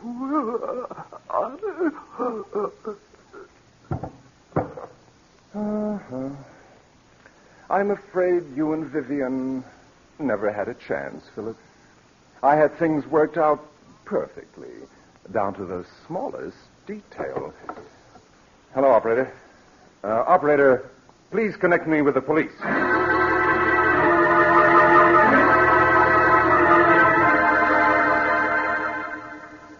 It was at this point that I was called into the case. Inspector Carlton called me an hour after Roger Martinson had phoned the police. When I arrived at the Drake mansion, I examined the body of Vivian Drake, then that of her husband, Philip.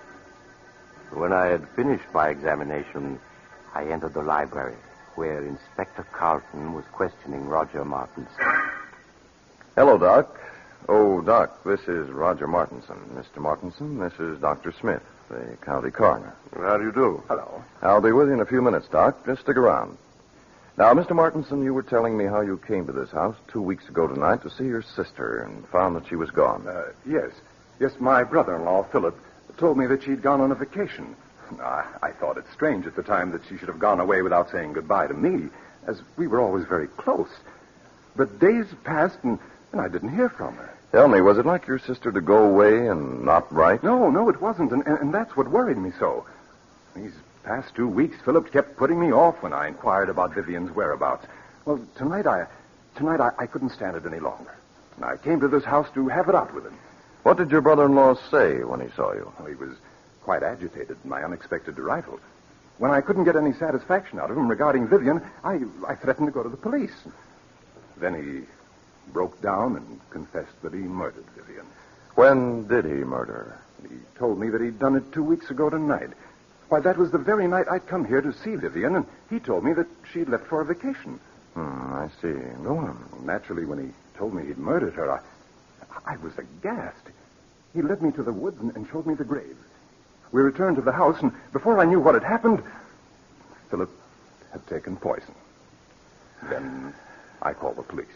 Well, it seems like a plain case of murder and suicide. Outside of a few questions at the inquest, I don't think we'll trouble you anymore, Mr. Martinson. That's quite all right, Inspector. I shall be at your service any time. Just a moment, Mr. Martinson. Yes. I was very much interested in hearing what you had to say to the inspector regarding the murder of your sister. You say that your brother-in-law confessed to murdering her 2 weeks ago tonight? That's right. That would be April 2nd, wouldn't it? Yes, that's correct. Then you never saw her alive after the night of April 2nd? Why, no, of course not. What are you getting at, Doc? Please, Inspector. Mr. Martinson, would you mind telling me where you live? At 425 West 107th Street. Tell me, were some clothes delivered to that address in your care a week ago today, April 9th? Clothes? Yes. To be exact, a woman's sports suit, which cost $64 and arrived COD. Why, no. You're lying, Mr. Martinson. I have in my hand a slip of paper that not only proves that you're lying, but that will send you to the electric chair. Doc, what are you saying? Yes, Inspector. Mr. Martinson's plan was perfect, but he slipped up badly. He forgot to search Vivian Drake's clothing before he buried her. When I examined her body just now, I found in one of her pockets this receipted bill bearing the date April 9th. That proves beyond a doubt that she wasn't murdered by her husband on April 2nd, as Mr. Martinson here claims. No. Yes, Mr. Martinson, the corpse has accused you from the grave of murder and has given us proof of your guilt. No, it can't be. I had everything planned perfectly. Perfectly, do you hear? Down to the last detail. I couldn't have failed. I couldn't have...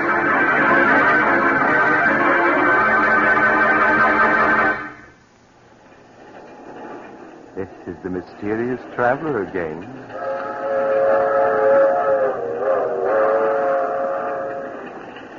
Have you enjoyed our little trip to the grave? Poor Roger.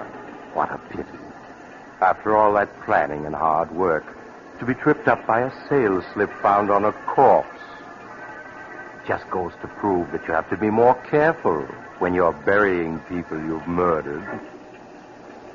Now, I recall another case where a woman drugged her husband and... Oh, you're getting off at the next stop. I'm sorry. I hope you'll join me again soon. But if you do, please remember this. Next Sunday, I shall take a train that leaves at 3:30 p.m. Eastern Wartime. Don't forget, Sunday afternoon at 3:30.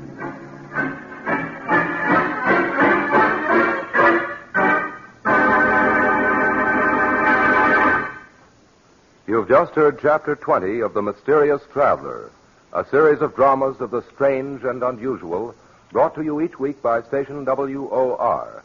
In tonight's program, The Accusing Corpse, Don Randolph played Roger. Also featured were Maurice Tarplin and Philip Clark.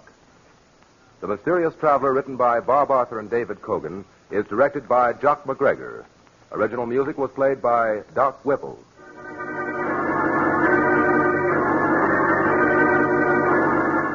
Listen next week to a tale titled Escape by Death. Another tale of the mysterious traveler.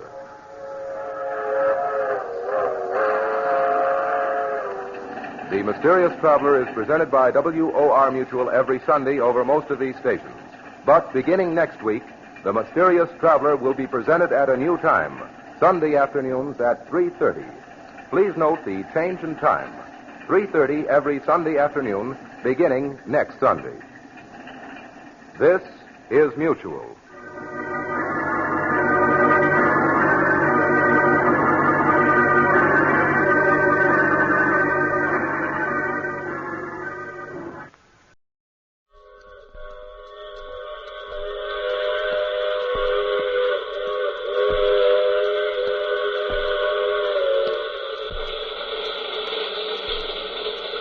The Mutual Broadcasting System presents The Mysterious Traveler, Written, produced, and directed by Robert A. Arthur and David Cogan. And starring tonight two of radio's foremost personalities, Leon Janney and Marilyn Erskine, in The Big Brain.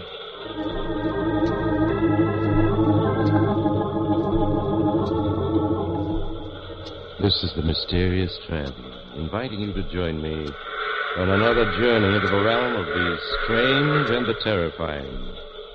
I hope you will enjoy the trip, that it will thrill you a little and chill you a little.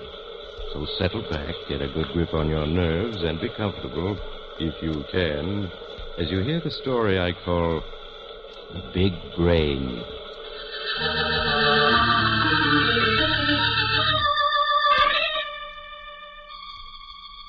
My story begins in one of the manufacturing plants of the Worldwide Business Machines Corporation. In one wing of the plant is housed the huge laboratories of the company, where newly designed and experimental calculating machines are built and tested. It is evening, and the vast laboratory with its long rows of intricate-looking machines is deserted, except for a young university professor, Lester DeWitt. Tall, lanky, and in his early 30s, DeWitt stands before a massive machine that dwarfs all others in the laboratory. Swiftly, efficiently, he presses tabulating keys on the control board, oblivious of all else. 3.521 to the 8th digit. 74.3 to the 3rd digit. 74.56 to the 4th digit. Is that you, Professor DeWitt? Yes, Pop, I'm at the Big Brain. 6.527 to the 4th digit. Why, you brought your visitor, Professor. Visitor? Julia! Well, I'm glad to see that you at least remember my name. Of course, Professor, I'm not supposed to allow anyone in here but our engineers and university people like yourself. But I figured seeing you and hers engaged. Thanks, Pop. That's all right. Joy seeing young people get together. Oh, Julia, I'm terribly sorry. I forgot completely. Were you waiting long? Only a half hour. By then I realized I'd been stood up. Oh, well, honestly, Julia, I had no idea it was so late. I decided to run a test at 5:30 and be finished by 6:30 at the latest. And If you could only see your face. Well, then you aren't angry with me. No, I'm not angry. I'll just have to accept you for what you are, an absent-minded professor. Well, so this is my arrival. I've never seen such a huge machine. It weighs over 50 tons. 50 tons? That's right. The staff here at the plant calls it the Big Brain. It's the only one of its kind in the world, Julia. Lester, those thousands of keys, levers, do you know what each one of them is for? Oh, yes, of course. Oh, look at it. Do you realize that the Big Brain can calculate elliptical integrals? Was that good? Good. Why, human mind has never been able to solve elliptical integrals. There have been no methods of solution, but this machine can. Oh. The Big Brain, Julia, can solve in a few seconds a problem that would take a scientist a lifetime to work out. There's one thing your Big Brain can do, Professor. No? What's that? It can take this racing sheet and dope out the winners of tomorrow's races. Oh. Still playing the horses, eh, Pop? Yep. Not doing so good either. Well, I gotta make me rounds. Nice talking to you, young folks. Good night, Mr. Collins. Good night, Pop. Good night. Oh, I really should be jealous of that machine, Les. A certain light appears in your eyes when you speak of it. Sometimes I think that you care more for that. But you really don't believe that. No, not really. Hey, look, Pop left his racing paper behind. What are you looking through it for? Well, I've never read a racing sheet before. It's interesting. Very interesting. You know, this racing sheet is a treasury of facts. Why, in each race alone, there are over 1,000 facts to be taken into consideration. Yes. Now, Les, you aren't going to spend the rest of the night studying that paper, are you? I had always been inclined to think that horse racing was a matter of sheer luck. That isn't so at all. Look at all the information that's available in this paper. I can't understand why Pop thought the Big Brain couldn't calculate the winners of these races. You mean you think it could? I see no reason why it shouldn't be able to. In view of all these facts we have on past performances. Lester, you aren't serious, are you? Of course I am. Would you like to try it as an experiment? An experiment? Yes.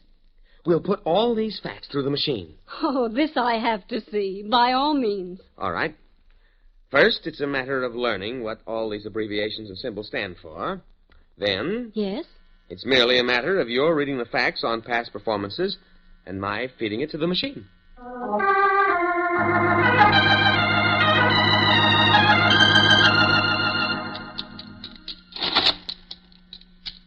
Going away, $9.50.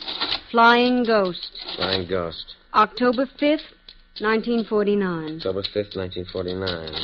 Belmont Park, 3-year-olds and up, claiming $5,000, a mile and an eighth, 120 pounds, jockey Riker, track fast, post position fourth, start sixth, quarter fourth, half fourth, 3/4 third, mile third, stretch third, finish third, 2 lengths, driving, $5.20. $5.20. That does it. 8 races. Now that you've given all the facts to the machine, what's next? I pull this lever, and the calculator goes to work. Good Lord. How long does it take? It's just a matter of seconds. Lee, do you really think it'll work? Work? Of course. Unless the machine breaks down. And as you can see, it's working perfectly. There. The solution has been attained. Well, where is it? I merely have to pull this lever, and it will be printed on a sheet of paper and ejected at this point here. Watch. There. Let me see it. First race winner, Yet a Deer. Place, Speeding Folly. Show, Quaker Girl. And it has the results of the other races as well. Naturally. And these horses are the winners? Oh, yes, no question of that. Tomorrow night we'll buy an evening paper with the racing results, and you'll see for yourself. Les. Yes?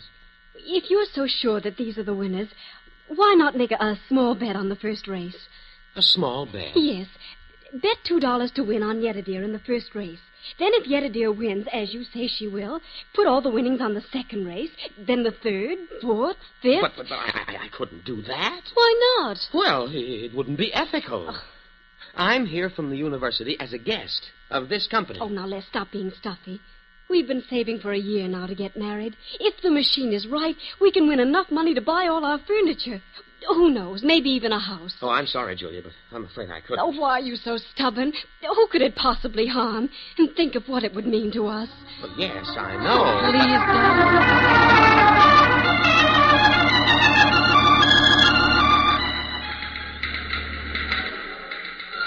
Dad. Pardon me.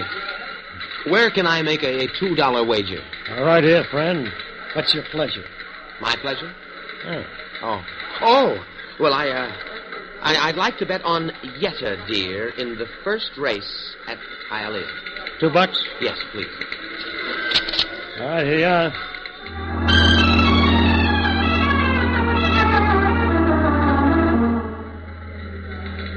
Yet a Deer paid $6.20. Here you are. Thank you. I'd now like to bet $6 to win on Morning Glory in the second race at Hialeah.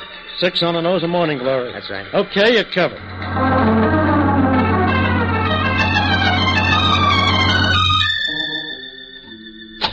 Ah, here he is, boss. Come in, Professor DeWitt. Come in. I'm Victor King. Oh. How do you know who I am? It's my business to know the names of the people who patronize my establishments. All right, Steve, that'll be all. Okay, boss. I'll be outside. Wait. Well, I understand, Professor, that you selected the winners of 8 straight races. And that I owe you $24,250. Yes, that's right. You'll find that I'm a businessman who pays off promptly. $1,000 bills be all right? Yes. Yes, of course. Tell me, 8 winners. What do you attribute it to? Oh, just luck. Luck, eh? Here you are. 24,250. What's wrong? Lose something? My wallet. I can't seem to find it. Oh, yes. Your wallet. I have it here. Must have dropped it a little while ago in the racing room. One of my men found it and turned it over to me. Naturally, I had to go through it to find out who the owner was. Yes, I suppose so. Besides $17, there are a number of things in it. Driver's license, a State University faculty card, a pass for admittance to the Technical Laboratory of Worldwide Business Machines, and this sheet of paper. Oh, yes. That. Very interesting, Professor. Has listed a selection of win, place, and shows for today's 8 races at Hialeah. Strangely enough, every horse in this list came in exactly as selected. How'd you explain that, Professor? I don't have to explain it. Now, if you'll be so good as to return my wallet and everything that was in it... I'm sorry, Professor, but I'm afraid you'll have to play ball. Whether you want to or not. What do you mean? Sit down, Professor, and I'll tell you. Sit down, Professor. Yes. That's it. Now we can really get down to business.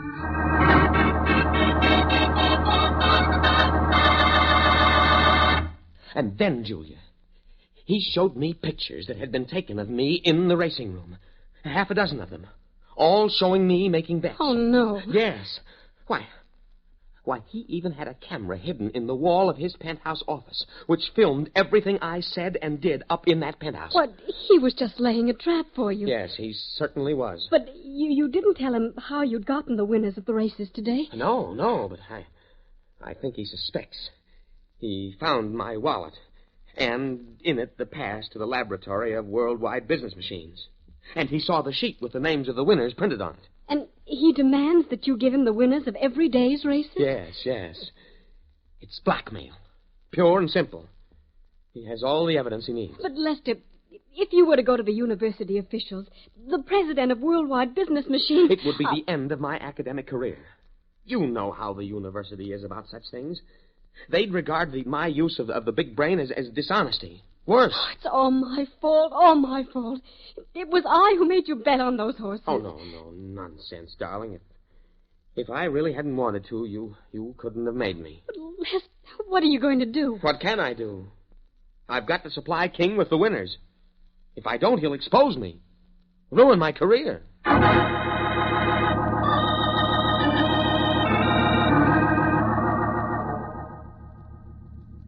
What about a cigar, Professor? Drink? No. I'm feeling good. Really good. 3 days in a row, all the winners at Hialeah. Yes, sir, I'm feeling good. By the way, I'm putting your share of the winnings aside, Professor. It now amounts to $46,000. You can have it any time you want it. I told you before I don't want any part of that money. My purpose in coming here was to explain to you that I can no longer go on with it. You can't go on with it. Why not? How can I expect you to understand the matter of ethics? Ethics? You can't. All I'm interested in is money. Now listen to me, Professor. You're going on supplying me with winners. We're playing this out to the finish. The finish? When will that be? I'll let you know. Now, today is Monday. I'm figuring on flying out to Santa Anita in a few days for the big handicap on Saturday. I want you to dope out the winners as soon as possible. I'm figuring on making a real killing at the track. I won't do it. Now, Professor, we don't have to go over that again, do we? Yeah, I see we do. Okay, Professor. I'll put it on the line. Straight, no trimmings. Sit down. This may take a little time.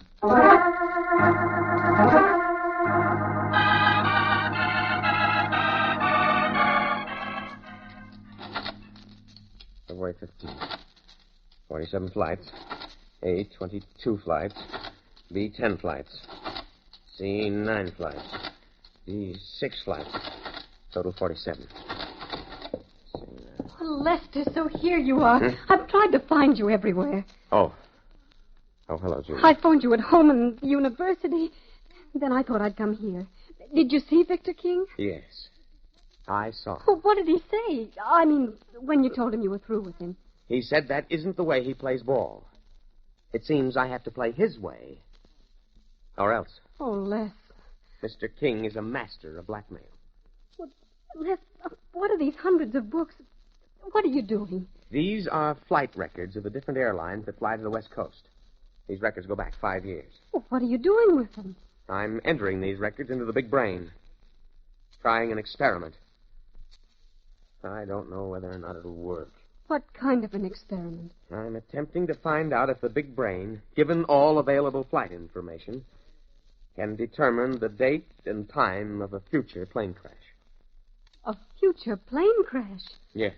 But why? Victor King is going to fly to California within the next few days.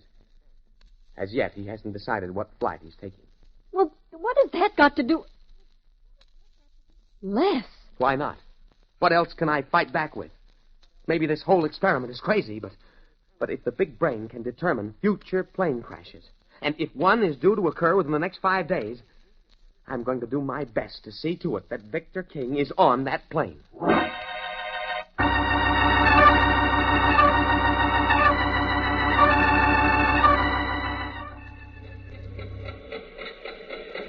Les, what you're doing is insane. Maybe. Time will tell. But you must listen to me. You've got to go to the university officials and make a clean breast of things. I'm sure that they'll... There. The solution has been attained. Let me see it. Flight 106, Universal Airlines, 4:30 p.m. New York to Los Angeles. Crash 6:31 near Canton, Ohio, February 24th. February 24th.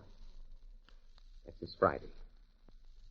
And King wants to be in California Saturday for the races. Lester, this information, it can't be right, can it?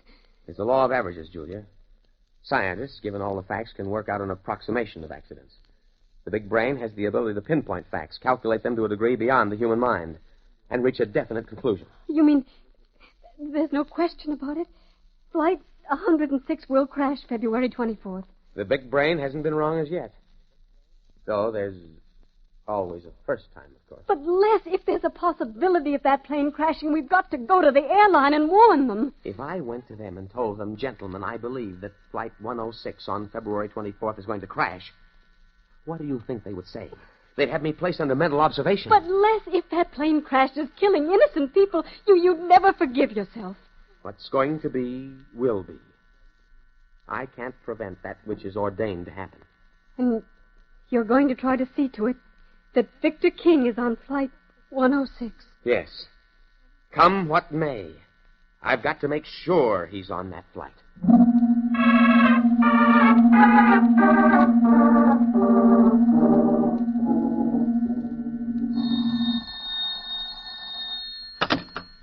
Hello? Hello, Professor. This is Victor King. Yes, Mr. King. It's already Wednesday afternoon. Why haven't I received the winners of Saturday's races at Santa Anita? I'm afraid I can't have them for you until Friday afternoon, around 4. Why not? I've got to have last-minute scratches and other information to be able to calculate the winners. Friday afternoon? It doesn't give me much time to get to Santa Anita. Why don't I meet you at the airport Friday afternoon at 4 o'clock? There's a 4:30 plane to California. Flight 106. Get you there at midnight. Flight 106, huh? Leaves 4:30. That sounds all right. Then I'll meet you at the airport at 4 o'clock. Good. I'll be expecting you. Don't worry, King. I'll be there.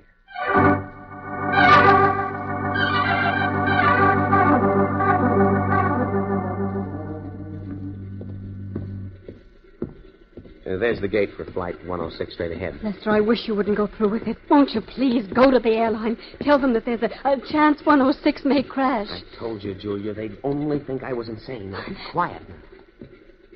There's King standing at the gate with his bodyguard. Well, Professor, getting it rather fine, aren't you?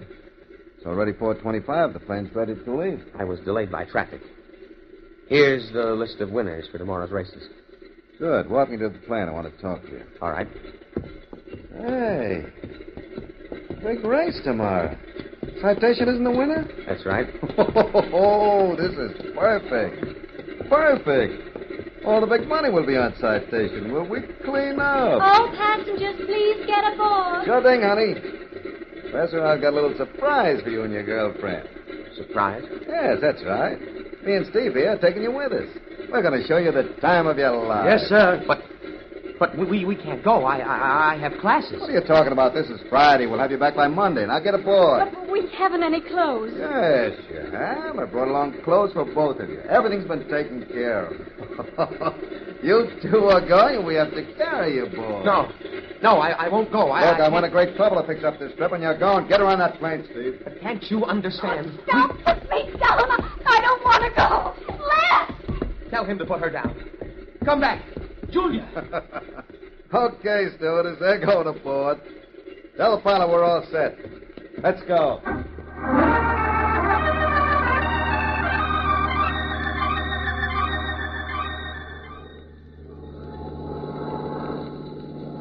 Les, what time is it? Julia, stop asking me the time every minute. I just told you. What's the matter with you two? Don't you like flying?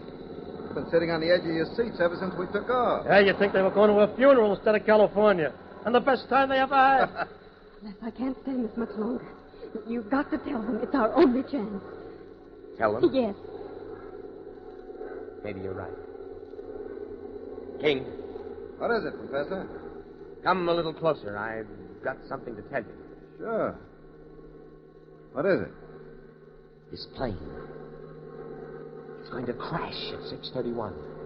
Crash? What are you talking about? You heard me. The plane is going to crash. I like a joke, but that's not funny. It's not a joke. Can't you see that he's serious? How do you know the plane is going to crash?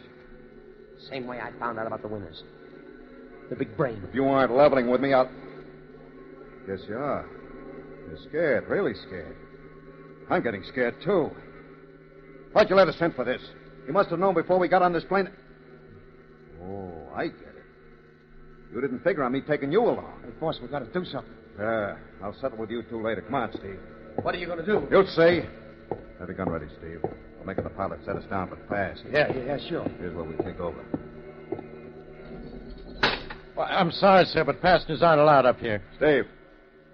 A gun? Yeah. Now listen, bright boy, you and your little playmate here are going to set this plane down, but fast. What for? Because I say so, and I don't argue. Land this plane. The nearest airfield's 20 minutes away, and it can't Shut take... up. Set it down now. This minute. Make an emergency landing. You must be out of your mind. Steve, count to 5. If he doesn't start putting down, give it to the co-pilot. Right. 1, 2, 3, 4. Okay, you're calling it. Pete, give me a reading. Speed, 240 mph. Altitude, 4,500. As we come over this mountain, there's a large field. We'll try to set down on it. Roger. Don't let us stall, boss. We got to get down. Yeah. Come on, put this plane down. Mister, if you want to take over, just say the word. Give me a reading, Pete. Speed, 255 mph. Altitude, 2,000 feet. It's getting dark fast. We better circle the field a couple of times. That cycle just land. Pete, give it to the passengers over the PA. Roger. We are now preparing to land. Passengers are asked to remain calm. Please fasten all safety belts. You two guys better go back to your seats, fasten your belts. It's going to be a rough landing. Yeah, but it's all the same to you. We'll stay right here where we can keep an eye on you. Suit yourself. You don't mind if Pete and me strap ourselves in, do you? Cut the chatter and land. Give me a reading, Pete. Speed, 230 mph. Altitude, 800 feet. Flaps down. Flaps down. Landing gear down. Landing gear down. Landing lights on. Landing lights on. Reading. Speed, 180 miles. Altitude, 500 feet. Speed, 145. Altitude, 200 feet. Speed, 135. 125.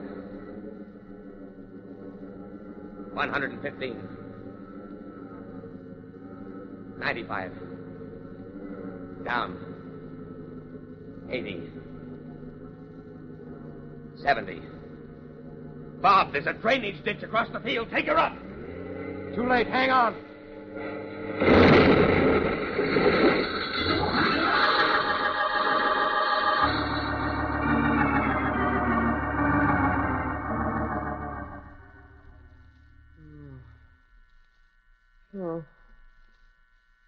Oh, my head. Just lie quietly, Les. Julia. Julia, where am I?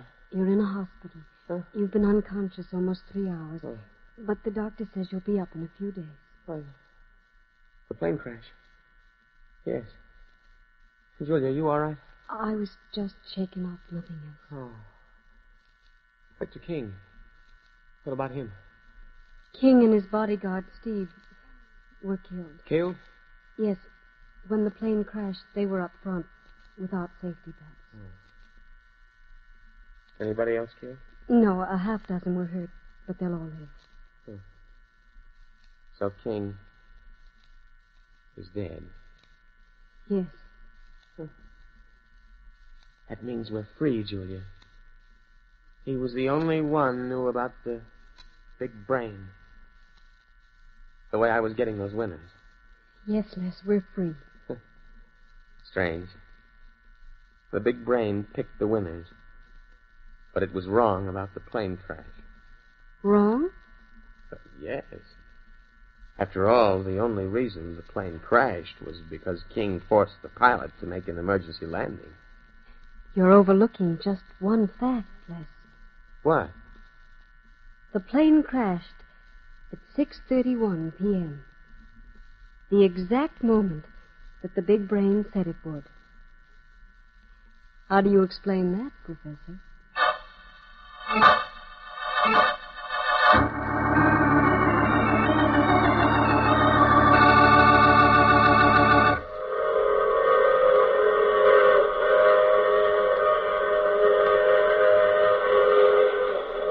This is the mysterious traveler again. Yes, young Professor DeWitt had a good deal to ponder about while he recovered in the hospital. Would a plane crash have occurred if Victor King hadn't forced the pilot to make an emergency landing? Or was that the crash the big brain predicted? It's hard to say. But one thing is certain. Professor DeWitt, for some strange reason, has lost all scientific interest in the big brain. Oh, that reminds me of next week's story, The Dark Underworld. It's about a strange old man who lives half his life in the maze of sewers beneath the streets of Manhattan, and he discovers... Oh, you'll have to get off here. I'm sorry. I'm sure we'll meet again. I take this same train every week at this same time.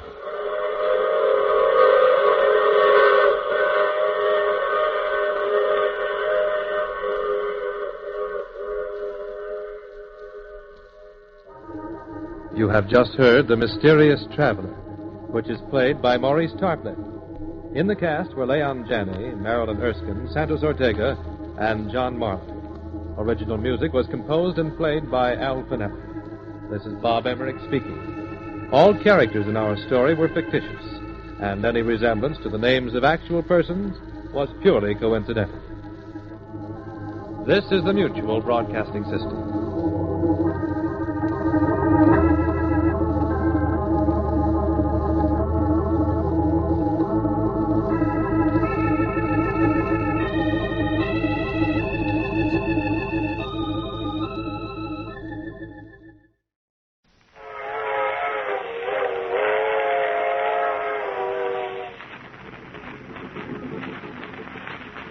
The Mysterious Traveler.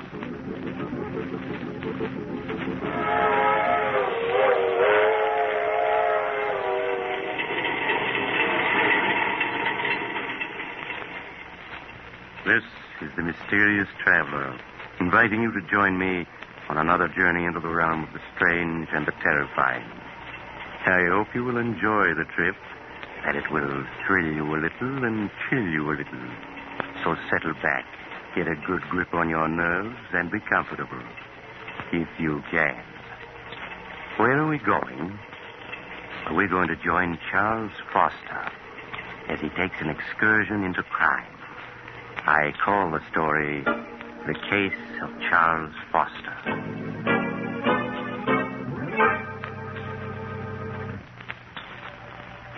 Late one evening several years ago, when I was practicing medicine in a large eastern city, I visited Charles Foster, a friend and patient of mine. I took with me Flush, a cocker spaniel he had entrusted to me. Hello, Doctor. Glad you were able to come. I see you brought Flush. Hello, Flush, old boy. He's missed you, Charles. I've missed him, too, Doctor. Been quite lonesome without him these past few months. Down, boy. It's a good dog. How do you feel, Charles? Oh, I'm all right, Doctor. You needn't worry about me. I'm glad to hear that. I suppose you've been quite puzzled about everything that's happened these past months. Frankly, Charles, I have. Even now, I find it difficult to believe that you could... Doctor, I'm going to tell you something that I've never told anyone. I thought I'd go to the grave with my secret, but, you've always been friends, and I'd like you to know the truth. As you wish, Charles. It's strange how little people know of one another. For 10 years, Agatha and I were married, and to the outside world, we were a happily married couple. But in the privacy of our home, I found life with Agatha a nightmare. I never would have guessed that. For 10 years, I stood her sharp tongue and constant nagging. I might have gone on taking it the rest of my life. Fate hadn't decreed otherwise.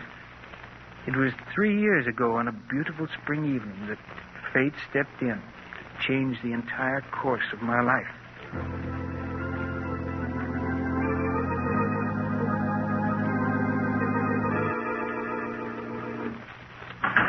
Is that you, Charles? Yes, Agatha. Did you remember to buy me some more of my cough medicine? Yes, here it is.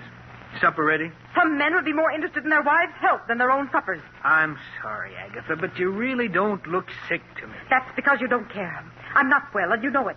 I work myself to death day in and day out, keeping this house clean. And little thanks do I get for it. I told you before, Agatha, if the house is too much for you, hire a maid. And how exactly can we afford a maid on your miserable bookkeeper's salary? If you can't manage it out of my salary, there's always the $50,000 your father left you. That money is mine, and I'm not spending a single cent of it.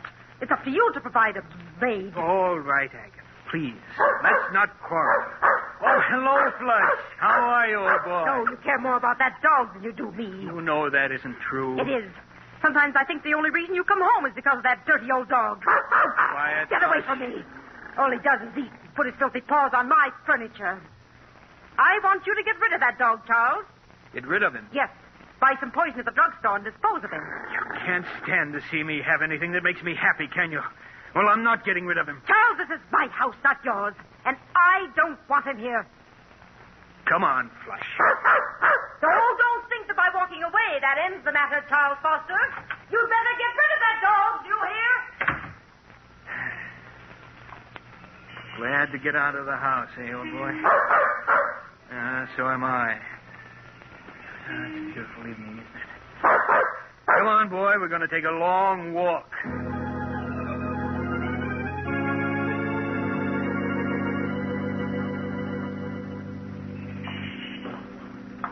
You want to turn around and go home now, Flush? No, neither do I. Pardon me, but aren't you Charles? Julia Sanders. Charles, I thought it was you. Oh, let me look at you. Oh, Julia, you haven't changed a bit. You're as lovely as...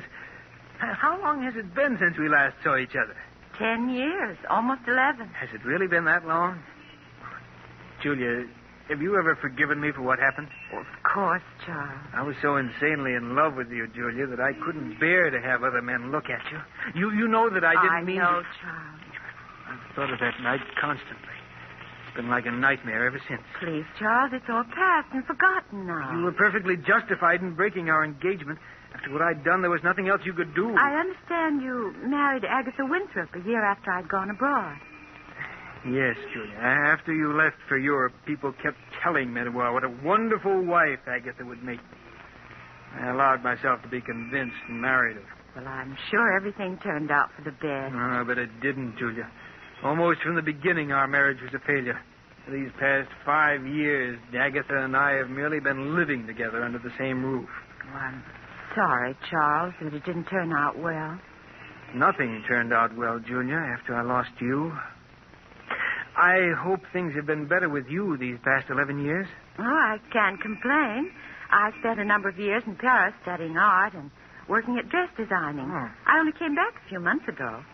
You've never married? No.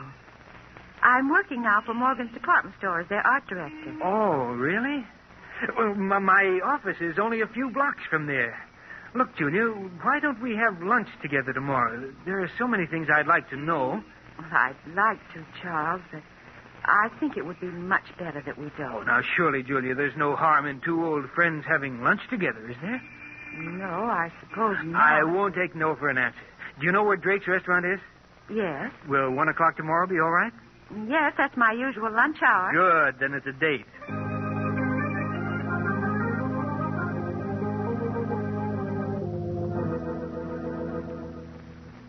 Strange, isn't it, Doctor? The way after 11 years, Julia and I bumped into each other. If we hadn't, what followed would never have happened. It's such small things as an accidental meeting that often change the course of one's life. Yes, I know that now, but I didn't then. I met Julia for lunch the next day, and soon we were having lunch together every day. And for the first time in years, life began to mean something. Merely seeing Julia for 1 hour a day made life worth living. I understand, John. We'd have lunch together, and then we'd go for a walk in the park. I sensed at the time that Julia, too, was lonely and in the need of friendship. The summer passed swiftly and happily. I should have realized that things couldn't go on that way, but I didn't. You mean you fell in love with Julia? Fell in love with her? I don't think I'd ever really stopped loving her. I became aware of how much I really cared for her, one warm, happily. I should have realized that...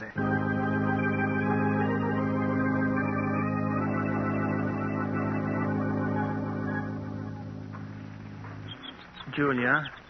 Yes, Charles? What about going to the theater with me tonight? Oh, I wish you hadn't asked me, Charles. Why? Because it means we can't go on seeing each other anymore. But why shouldn't we go on seeing each other? Because you aren't satisfied any longer just to see me at lunch, and it isn't right for us to go out together at night. But surely there's no harm in our going to the theater together. You're married, Charles. That's reason enough. All right, Julia. Forget I ever asked you. But at least we can go on having lunch together, can't we? No, Charles. Oh, but... Can't you see? Things can never be the way they were. We've become dependent upon each other, and we have no right to be. We can't go on seeing each other any longer. It isn't fair to Agatha. But you know that Agatha and I mean nothing to each other. We haven't for years. Nevertheless, she's your wife. Julia, you know I love you. I've always loved you, and I can't do without you. Charles, you're just making it difficult for both of us. Julia, you do love me, don't you? Yes. But can't you see, it's no use. I remember Agatha only too well. She'd never give you a divorce. I know she won't. I've asked her a dozen times in the past 5 years, but she said she'll never give me one. I want to part now, Charles. Right here. Must we? Yes. Goodbye, Charles.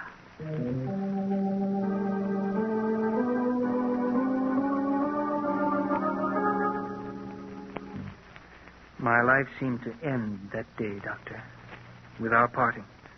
I went through the motions of living, but nothing seemed to matter any longer. I can well understand that. Months went by.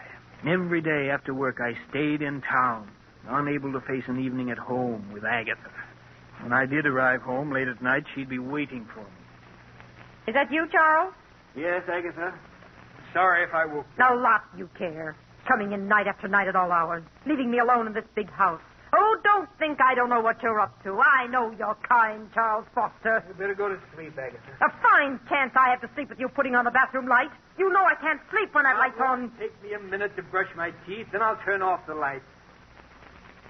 Agatha. Well, what is it now? What's this bottle of prussic acid doing in the medicine chest? That's a deadly poison. I know that. I got it from Mrs. Smedley, the druggist's wife. She used it to get rid of an old cat they had. When I told her about Flush, she said it was a thing... What's that about Flush? I said Mrs. Smedley gave me that bottle of prussic acid so I could get rid of Flush. I'm going to put him out of his misery tomorrow. You'll do no such thing, do you hear? If you so much as lay a hand on Flush, I'll kill you. I'll kill you, do you understand? Yes, Charles. You get rid of that poison tomorrow. Let's have no more talk of putting Flush out of his misery.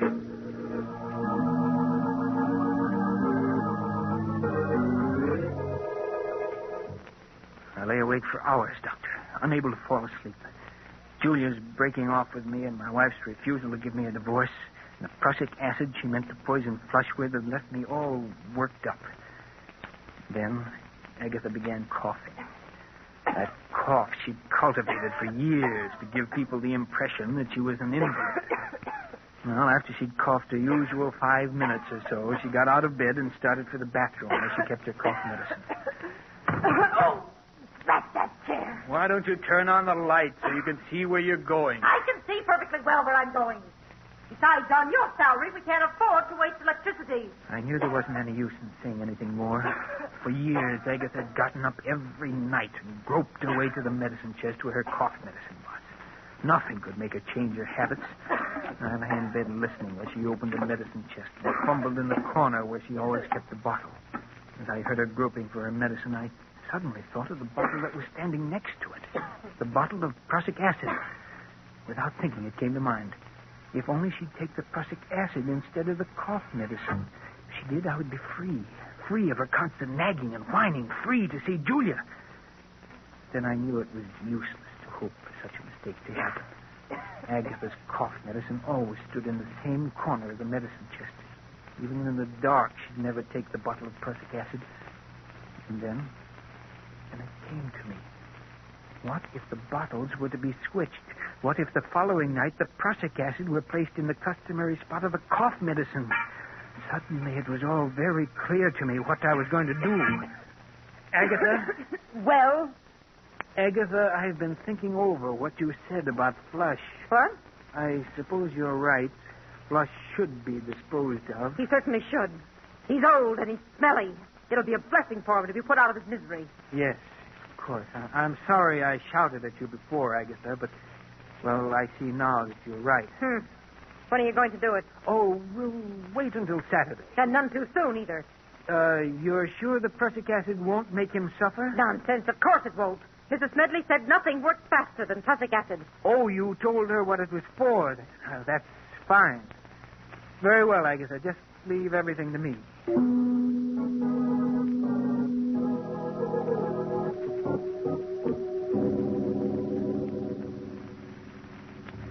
The next night, Doctor, after Agatha was in bed, I quietly strolled into the bathroom and opened the medicine chest. I compared the bottle of cough medicine with that of the prussic acid. They were both small bottles, almost identical in size. I removed the cough medicine from where it stood in the corner of the chest and replaced it with the poison. Then I went to bed and waited impatiently for Agatha to start coughing.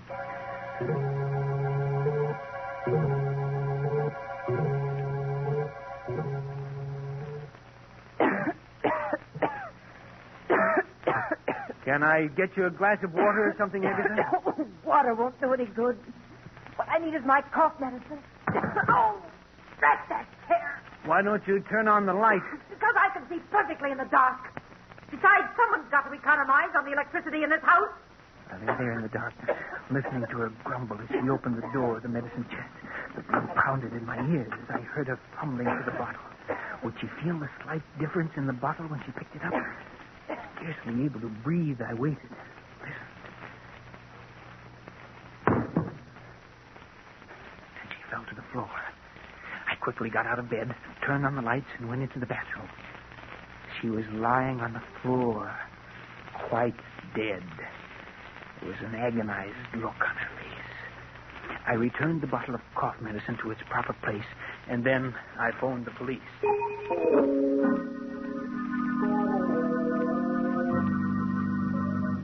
Now, you say, Mr. Foster, that your wife was in the habit of going every night to the medicine chest for a few drops of her cough medicine. Yes, that's right. And she never turned on the lights when she went to the medicine chest. Oh, no, sir. Wasn't that a bit unusual? Well, I always used to tell her to turn on the lights, but she said it was a waste of electricity. I see. And you say your wife... It was her who placed the bottle of prussic acid in the medicine chest next to her cough medicine, eh? Yes, sir. I'd never touched the bottle of prussic acid. You see, it was my wife who procured it, and she... Yes, Mr. Smedley, the druggist, has testified that his wife gave it to your wife. Mr. Foster, are you familiar with the contents of your wife's will dated 10 years ago? Yes, I am. Then you know, of course, that your wife left her entire estate to the Home for the Aged. Home for the Aged? Oh, yes. I fought to keep my face expressionless, to prevent him from learning that I hadn't known. All the years we'd been married, Agatha had given me to understand that all her money would go to me. Now I knew that she'd been lying. Her will had been made out in favor of the Home for the Aged for years. I began to feel angry at the way she'd cheated me. But a moment later, I was grateful that she had. Frankly, Mr. Foster, your wife's death occurred under very suspicious circumstances, to say the least. For years, she'd gone to the medicine chest every night without mishap. And yet, on the second night that there was a bottle of prussic acid in the chest, she met her death. Were it not for the fact that your wife had left her entire estate to the Home for the Aged, I might be inclined to go further with this investigation. As it is, I'll instruct the coroner's jury to bring in a verdict of death through accident. That's all, Mr. Foster.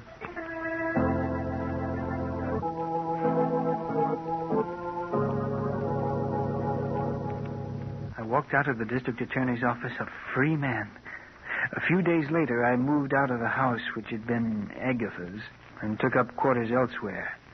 6 long and uneventful months passed. I made no effort to contact Julia for fear that the police might still have their suspicions. And then I could stand it no longer. I called on her.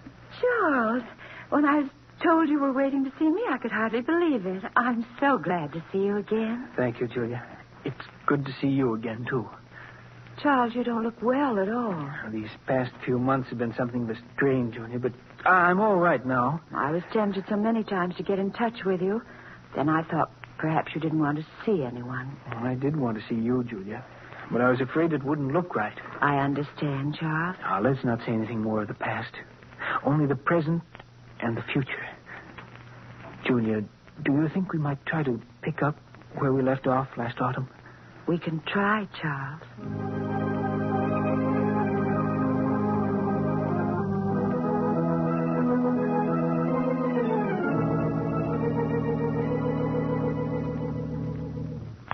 Julia and I, Doctor, began to see each other night after night. Life for me became exciting and wonderful the way it had been 11 years ago before Julia and I had broken our engagement. Didn't you ever stop to think of what you'd done? You mean Agatha? Yes. No, Doctor. They say that a murderer is ever haunted by his crime. But that isn't true. At least it wasn't in my case. To me, Agatha was part of another life in the dim past. I rarely thought of the past, only the present and the future. No, if I had any fears at all, it was the fear that something would spoil the happiness that Julia and I had found together. But nothing did. And a few months later, we were married with you as my best man. Yes, I remember. And my second marriage was everything that my first hadn't been. The first time in my life I knew what true happiness meant. Julia and I were poor, but that didn't matter, for we had each other. The months swiftly passed.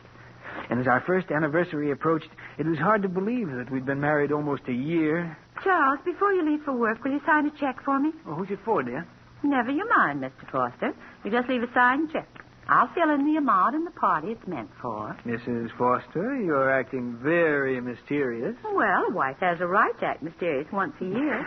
Darling, I suspect you're going to use this check to buy me an anniversary present. Well, whatever you get me, please don't make it neckties. Well, I'll have you know I have very good taste in neckties. I know you do, dear, but I have to wear them. You're an ungrateful wretch. Very well, I won't get you tied. Good, then I'll sign the check for you. And please bear in mind that you can't make this check out for more than $312.50. That's all we have in the bank. Oh, I'll leave you at least a 50 cents. You'd better leave a good deal more. Oh, we won't be going up to Lake Ellis. Charles, are we going up to Lake Ellis? Oh, see, it slipped out. And I meant it as an anniversary surprise. Oh, Charles, that's wonderful. When are we going? This Friday afternoon. I've rented a cabin and a small motorboat on Lake Ellis for the weekend. Oh, darling, what an exciting surprise. Charles, you're sure it won't be too expensive? Why, nothing can be too expensive for our first anniversary. Oh, darling, I've never been so happy.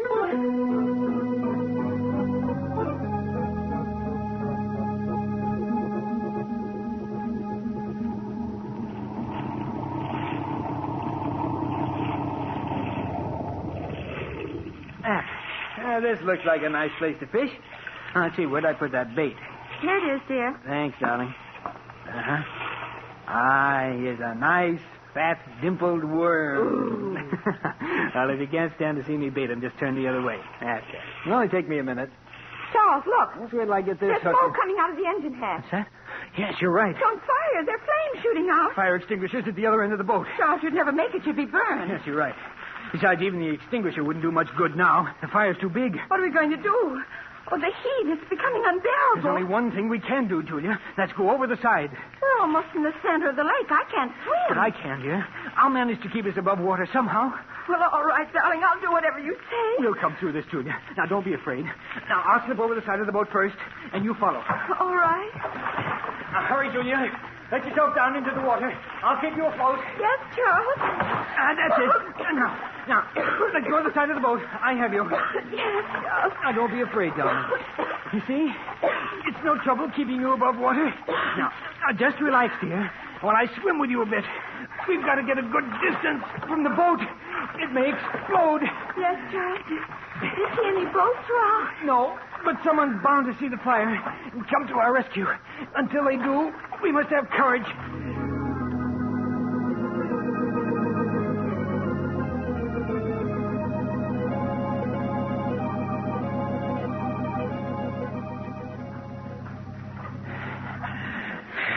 You're tired, aren't you, Charles? No, don't worry, dear. I can keep us afloat for a long time yet. Oh, why doesn't someone come to our rescue? They will. Someone must surely have seen that boat burning. But Charles, we've been in the water so long. Oh, it just seems long, darling. It can't be more than 10 minutes. 10 minutes? It feels more like... Charles! I've got you, Julia. Just for a moment, you slipped away from me. Oh, darling, it's no use. I'm just a millstone around your neck. What are you saying? Why should we both drown? Charles, save yourself. Save myself? Yes. I want you to let go of me. Let go of you? No, never. Yes, you must.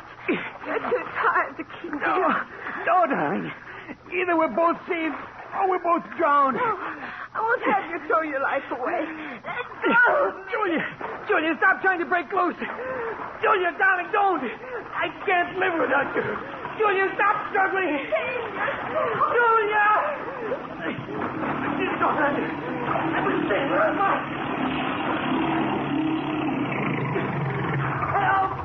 Help, my wife! My wife! Yeah, we saw it all. Hey, Mike, he's passed out. Get him before he goes under. I got him. Here, help me get him aboard, Skipper. All right. Any sign of his wife? She's gone, Skipper. Yeah, too bad. Well, if it's the last thing I do, I aim to see justice done to this fella. She never had a chance. You see him shove her under? It was murder, that's what it was.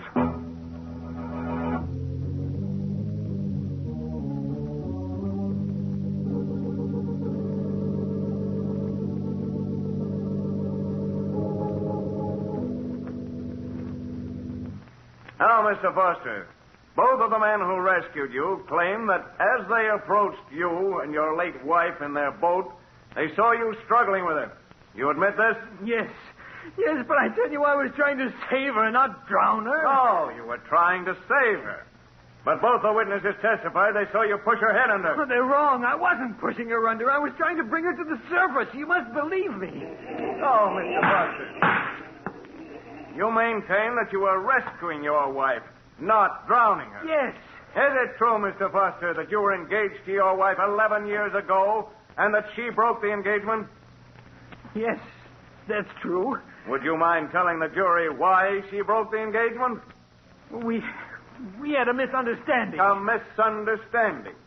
Do you call shooting the woman you're engaged to just a misunderstanding? No.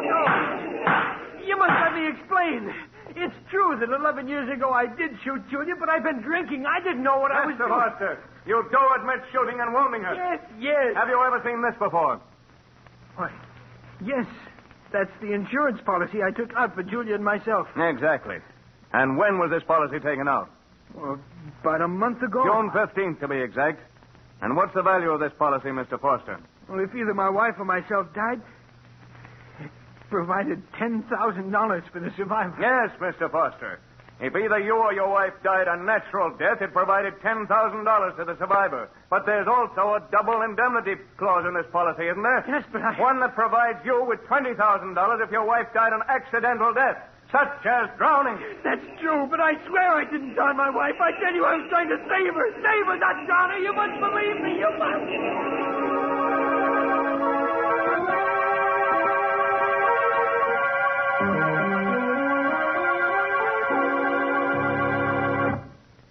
And that, Doctor, is exactly the way everything happened.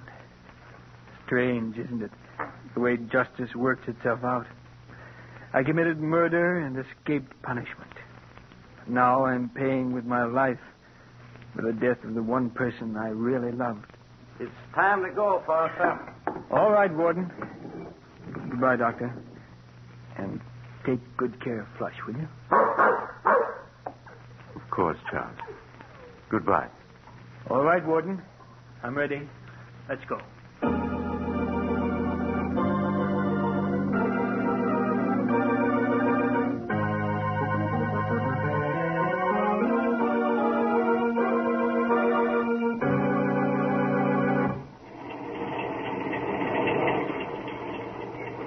This is the mysterious traveler again.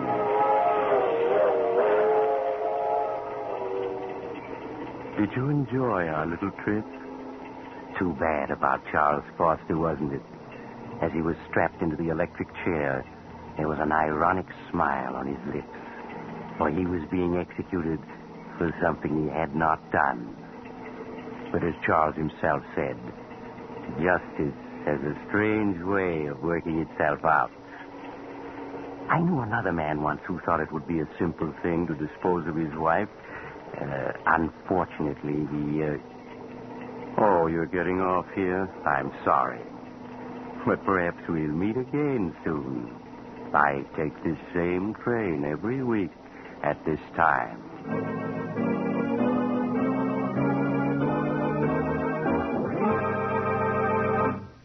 You have just heard Chapter 64 of The Mysterious Traveler, a series of dramas of the strange and the terrifying. In tonight's story, The Case of Charles Foster, Humphrey Davis played Charles Foster, Nancy Sheridan played Julia, and Joan Shea played Agatha. The Mysterious Traveler is written by Bob Arthur and David Cogan, and original music is played by Henry Silverne. The entire production is under the direction of Jock McGregor.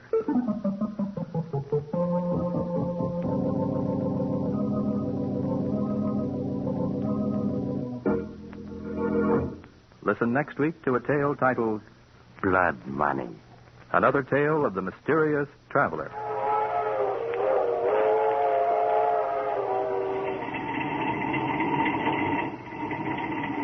The Mysterious Traveler is presented by WOR Mutual from the WOR Studios in New York. This is Mutual.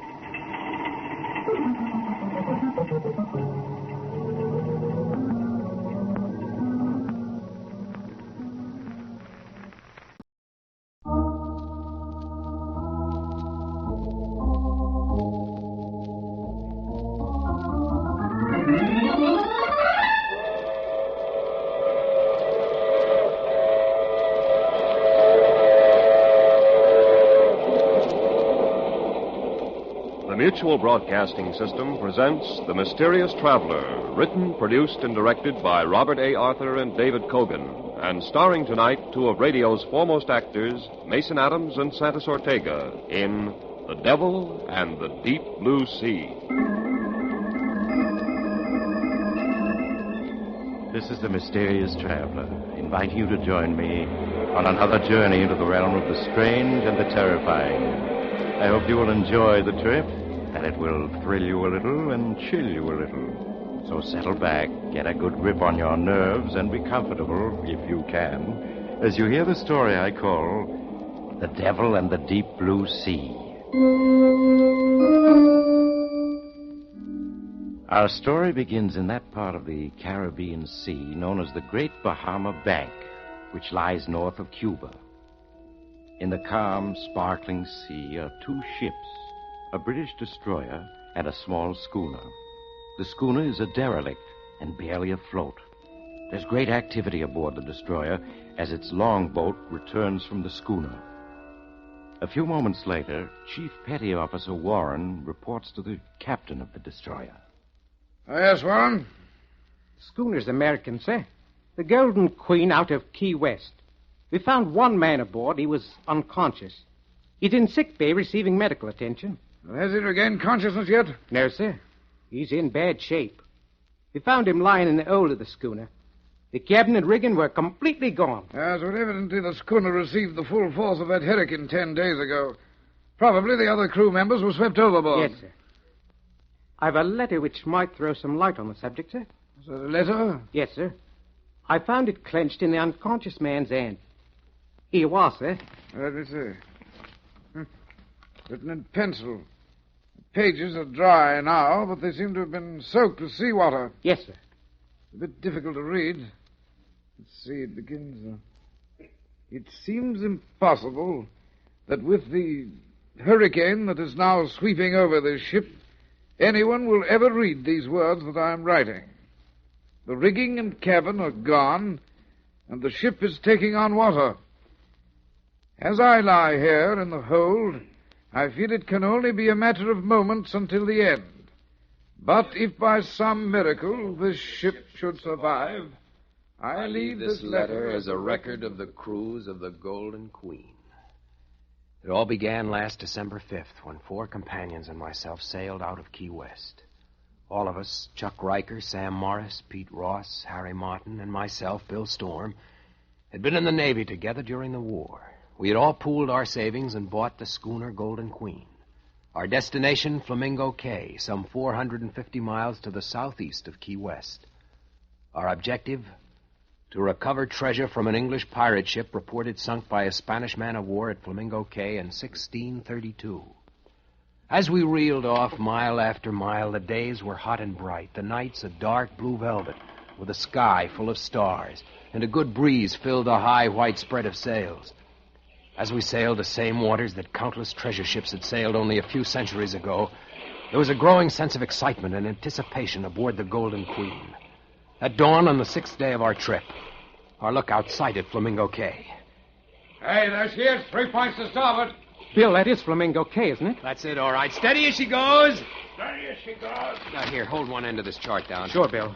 Now, here's Flamingo Cay, and here's Pirates Lagoon. Pirates Lagoon? Yeah. According to the log of the Spanish man-of-war, that's where the English pirate ship headed in, trying to escape the Spanish. Uh-huh. The pirate captain sailed across the entrance to the lagoon, and a hidden reef ripped the ship's bottom wide open. Sank with all hands in less than a minute.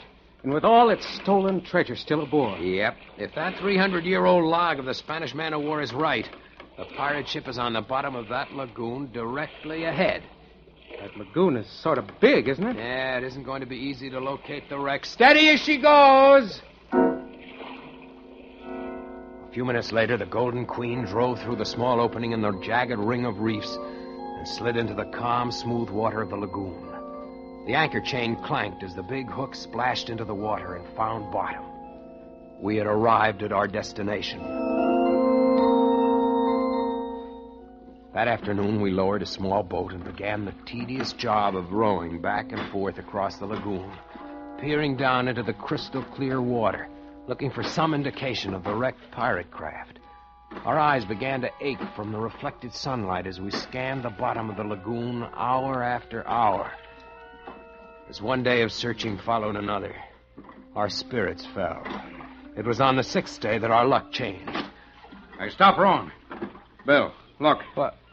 I don't see a thing. Now, keep looking at the bottom where I'm pointing. Oh, it just looks like a large mass of coral covered with marine growth. Yeah, that's all it is. Yeah, but the marine growth. Can't you see the muzzle of a cannon sticking through? Hey, you may be right. It does look like the muzzle of a cannon. Do you think that marine-covered mass could be the... Sure, it's the pirate wreck. Sam, I think you found it. Chuck, drop a buoy to mark the spot. Right, Bill. Now let's get back to the Golden Queen and get the diving equipment ready. This may be it. An hour later, I was in the diving suit. Sam gave the helmet the 8th turn that fastened and locked it. The faceplate was slammed shut, and I could feel the air coming through my lines from the pump. I stepped onto the diving platform, and a moment later was descending into the clear, warm water. Fish of all colors darted about me as I was slowly lowered. My weighted boots struck bottom at 130 feet. Following the beam of light over my helmet, I peered into the wall of water around me. Suddenly, my heart began pounding with excitement. For less than 200 feet away was the large marine-covered mass of coral. I began to cautiously make my way toward it, keeping a careful eye out for sharks and morays which abounded in these waters. As I made my way closer, I could clearly see that the marine growth covered an old hulk. The ship lay on its side with a huge gaping hole in the broken hull. Scattered on the floor of the lagoon were ancient barnacle-encrusted cannon, guns, and timbers. Beyond a doubt, it was the wreck of the English pirate ship. I signaled on my line, and Sam sent down the explosives that were to be used to blast the hull. I wasted no time in planting the charges in the hull. It was just as I had finished that I heard his voice. So you've come for Captain Murdoch's treasure, eh? I whirled about, clumsily, instinctively. But I was alone. Then I heard it again. They've all come for my treasure. Cutthroats and cut purses, gulls and connies. And they've all left their skeins. Again, I whirled about, seeking for that voice, but there was nothing at all. I could feel a scream welling up within me. As the voice spoke again, I gave 3 sharp tugs on my line. It was the emergency signal. You'll be back, laddie. But remember, it's Captain Murdoch you've got to deal with. Captain Murdoch!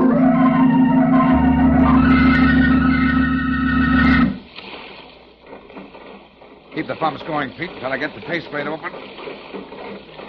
Okay. Hey, Bill, what was wrong? Why'd you give the emergency signal? He's as white as a sheet. Bill, what happened? Was it an octopus? An octopus? Yeah. Yeah, sure, these waters are full of them. You should have taken a settle and torch down with you. They don't like torches. Yeah. You just take it easy for a while. Bill, did you plant the explosives? Sure. Pete, detonate the explosives. Okay, here goes. They didn't go off. Bill, you're sure you made the connection? I made them, all right. Well, they must have gotten loose. We'll just have to try again. What about my going down? No. Why not? Well, because Chuck's only a beginner, and he's never gone down that deep. You got a point there. Well, okay. Means we'll have to wait until tomorrow. Yeah. Bill will go down as soon as it's daylight and plant some more explosives. Right, Bill? Right. Well, that night I lay awake in my bunk, going over and over in my mind the dive I had made and the strange voice I had heard. I kept telling myself that it had been an hallucination. That must be it. Being in pirate waters, the excitement of the search, going down to 130 feet, all had combined to create this hallucination. It was the only possible answer. What other answer could there be? Morning came and I donned the diving suit. Sam handed me an acetylene torch. And a few minutes later, I was descending into the calm green water. I touched bottom only a few feet from the wreck and signaled Sam to send down the explosives. As I waited, I found myself constantly turning in a circle, peering through my faceplate at the well of water which pressed in on me. The explosives were lowered to me, and I planted them in the hull. As I finished, I heard that voice once again. So you've come back, have you? As he spoke, I could feel cold shivers running through my body, and I fought the impulse to give the emergency signal. Aye. That's the curse of treasure.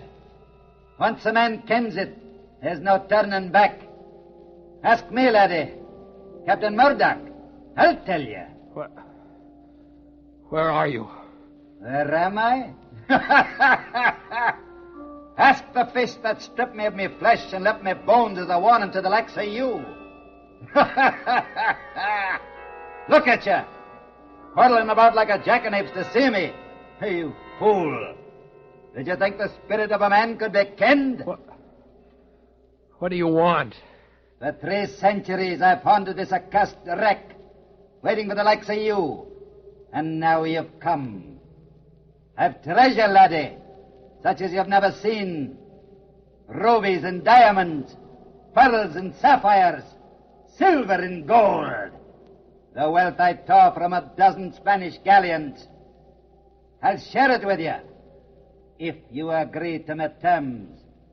Terms? Aye, laddie. Terms. First, I'll share with you and only you. For the others, a dagger or the plank. A dagger? Or the plank? Aye. Many's the crew that's felt my steel when there's been treasure to share. You mean murder Sam, Chuck, and the others? Aye. Your voice. What you're saying. It's all an hallucination. It must be. I'm just hearing things. I cannot words. What manner of weeping is this? What the steel do the men have done? Stop talking. Stop talking. Do you hear? I won't do it. I won't. You'll do it, laddie. Or you'll ne'er take my treasure. Who's to stop me? A voice? A sheer hallucination? Captain Murdoch, laddie. Captain Murdoch. You're just a voice. You can't stop me. But no, don't. You're choking me. Stop. You can't see me, laddie. But you can feel my wrath, can you not? Let go.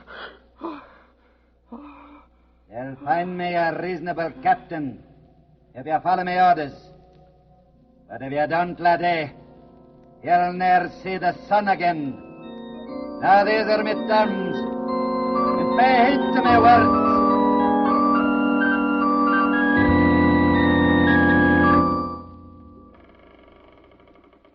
How is he, Sam? He's just coming to. All right, take it easy, Bill. Just lie where you are. What happened? Well, I signaled you while you were on the bottom, but you didn't answer, so we hauled you up, but fast. We didn't even stop for decompression stages. What made you pass out? I don't know. Maybe your airline got snarled in the wreck. Maybe. Did you plant the explosives? Yeah. All right. Pete, detonate it. Okay. Hang on to something. That did it. Look at all those pieces of wood and dead fish coming up to the surface. Yeah. That explosion must have ripped the wreck wide open. Ought to be soft pickings from here on in. What do you say, Bill? Yeah, soft pickings. All right, come on, boys. Let's get the diving equipment in A1 shape. Tomorrow's the big day. All that night I lay awake in my bunk, staring into the darkness, trying not to think of that voice. But there was no escaping it. I could hear his every word over and over, relentlessly pounding into my brain, till I could no longer think for myself. As I donned the diving suit shortly after dawn, I could see Sam and the others eyeing me curiously as they helped me on with my equipment. 15 minutes later, I was on the bottom, making my way towards the wreck. The stern portion of the hulk had been blown into hundreds of fragments, and the floor of the lagoon was littered with old firearms, metal armor, broken gunflints, and cannonballs. As I picked my way through the debris, he spoke. Come for the treasure, eh, laddie? Now that you and me are partners, you're welcome to it. And what a treasure it is. Where is it? You'll find 4 chests buried under that wreckage to your starboard. There? Aye. It took 12 ships and 1,000 lives to make up that treasure. Wait till you set eye on the precious stones I plucked from the San Cristo Domingo, worth a king's ransom. These chests are filled with treasure? Aye. And well you might gape. Lashed out rope around them, laddie. 'Tis heavy they are. They must each weigh at least 500 pounds. Aye. Last them snugly. 'Tis our fortune you have there, laddie. 'Twill buy the world for us.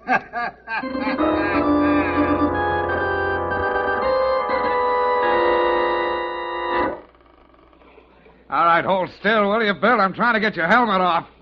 There. Look at it, boy. 4 chests, Bill. Filled to the brim with jewels and gold. Just look at it.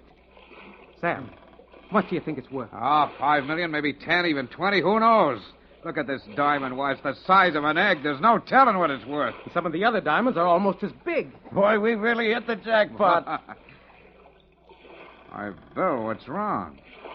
You haven't said a thing. I guess I'm tired. Help me out of this suit. Why, sure. Give me a hand, boys. This is the guy who did it for us. He sure did. I don't mind helping you, but this is hardly the kind of work for millionaires. Now you're talking, Pete. And, boy, just as soon as we get Bill out of this diving suit, we'll weigh anchor for Key West. Swell, I gotta... What do you mean, no? Let's stick around so that I can make another dive tomorrow. I may have overlooked a couple of chests. Well, that's hardly likely. Oh, you've done enough diving, Bill. I don't mind telling you that you've had us all worried these past couple of days. Yeah. You've been acting kind of strange. Nothing wrong with him that $1 million won't cure. The sun's already setting. We'll leave tomorrow. Okay. I guess another night here can't make much difference. We'll weigh anchor at dawn. Now let's get these 4 chests below. That night I lay in my bunk, waiting, watching. As first Sam, then Pete, then Harry fell asleep. I slipped quietly out of my bunk, crossed the cabin, and stepped out on deck. A full moon shone down on the Golden Queen, and I could see Chuck, who was on watch, standing near the wheel, smoking. As I approached, he turned and saw me. Hello, Bill. Couldn't sleep, huh? No. What about the others? They're sleeping. Don't see how they can do it. I'm so excited I couldn't. All I can think of is the treasure and what I'm going to do with my share. Yeah. Hey, what's the matter with you? Don't sound very enthused. I guess I'm just tired. Those dives you made must have taken a lot out of you. Yeah. They did. Is that a ship out there? Where? There, 3 points to starboard. I'm looking, but I don't see any. I caught him as he dropped, and I carefully eased his body over the rail and let go. He hit the water with only a small splash and was gone. When dawn came, the others had followed. I was alone on the Golden Queen. Alone? No, that isn't quite correct. He was aboard. I couldn't see him, but he was with me all right. With his assistance, I weighed anchor. A half hour later, using the auxiliary engine, the Golden Queen slipped through the opening in the lagoon and out to sea. For a day and a night, I stood at the wheel, and when I was exhausted, he took over. It was on the 4th day that the hurricane caught me. Within the first hour, it swept the rigging and cabin overboard and left me helpless. Mountainous waves, one after another, are breaking over the Golden Queen. And only a miracle can save me. If I go down, as surely I must, at least he'll go with me. I realize now, too late, that... The letter ends at this point. What do you make of it, sir? Make of it? Well, it's obviously the letter of an insane mind. Bill Storm, the unconscious man that you found aboard the derelict, became demented when his 4 companions were swept overboard during the hurricane. And, as a result, wrote this fantastic letter. Sir, while searching through Storm's pockets for the identification, I found these. 3 coins. Yes, sir. If you scrape the brown crust off him, you'll see they're gold pieces. Look here. These coins are hundreds of years old. Yes, sir. Then that part of the letter about recovering sunken treasure might possibly have been true. Did you find any chests aboard the derelict? No, sir. It was swept as clean as a whistle. Well, perhaps it wasn't only the loss of his 4 companions, but the loss of the treasure as well that sent Storm out of his mind. Yes. Sir, do you think there might have been anything to do with this Captain Murdoch he mentions in the letter? Certainly not. Don't be ridiculous. I'm amazed at you, Warren. Next, you'll be telling me that you believe in ghosts. Oh, sorry, sir. Come along to the sick bay. We'll see if Storm has regained consciousness yet.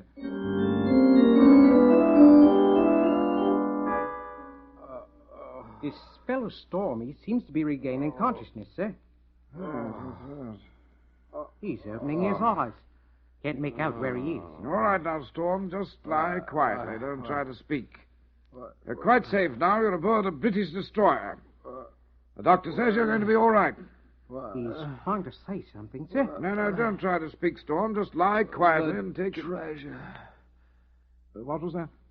He was asking you, sir, about the treasure. Oh, yes, the treasure. Well, I'll get to that, Storm, in just a moment. But the main thing to remember is that it's a miracle that you survived. You know, I read that fantastic letter you wrote, and I can only attribute it to the shock and grief of losing your shipmates in the hurricane. Never read such utter claptrap. Pirate ghosts, indeed. As for the treasure, I'm sorry to say that the hurricane swept your schooner clean. All that Chief Warren found were these 3 gold coins. The rest, I'm afraid, is gone. Gone? Yes, my good man, swept overboard. Swept overboard? Why, you, sniveling, perfumed, white-bellied girl. You think the likes of you can keep my treasure from me? Ask the others that tried it. Black Irish, Billy Bones, the Frenchman, Captain Bull. They felt my steel and left their bones to bleach in the sun. Bring me my chest, or I'll rip your tongue out and hang you to the highest yardarm. As sure as my name is Captain Murdoch. My good man, go with me. You're out of your mind. Warren, help! Steal Captain Murdoch's treasure, would you? Let's see out of the world, laddie boy. As I did the others. Help! You'll never keep Murdoch's treasure. No use struggling, laddie. You're done for.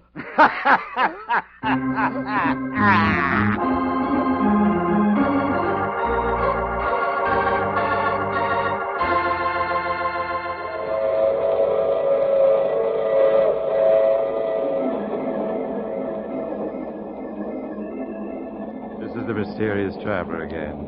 Did you enjoy our trip? Or was the captain of the British destroyer choked to death? Oh, no, he was saved. But he's never been the same since. As for poor old Bill Storm, well, he's now safely under lock and key. He still speaks in 17th century English and insists he's Captain Murdoch. And now and then he buttonholes one of his attendants and whispers of fabulous loot to be won on the high seas through piracy. But so far, he's been unable to muster up a crew. That reminds me of next week's story, The Accusing Corpse. It's about a murderer who discovered that the dead sometimes arise from the grave to... Oh, you have to get off here. I'm sorry.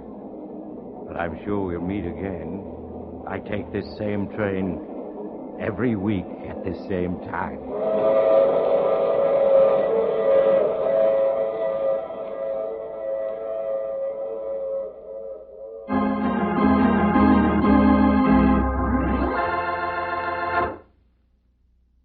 You have just heard The Mysterious Traveler, a series of dramas of the strange and terrifying. The role of the Mysterious Traveler is played by Maurice Tarplin.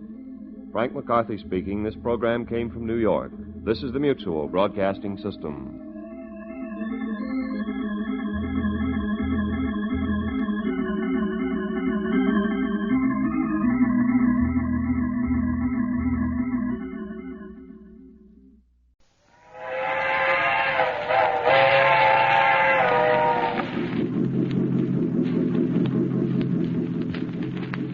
The Mysterious Traveler.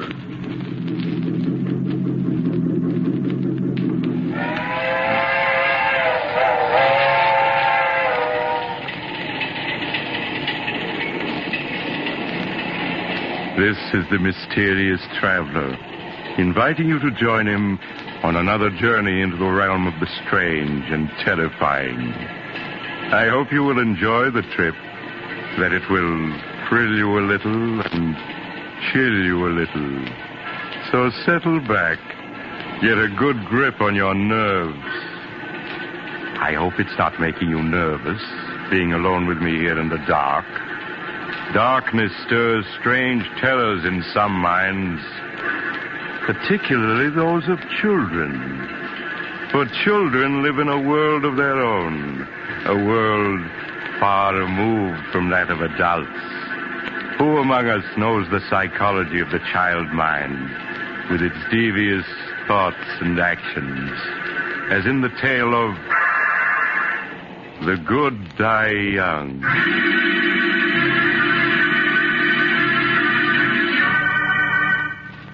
Years ago, when I was practicing medicine, I brought a child into the world, a girl who was named Sandra. In the years that followed, she grew into an extremely beautiful and clever child.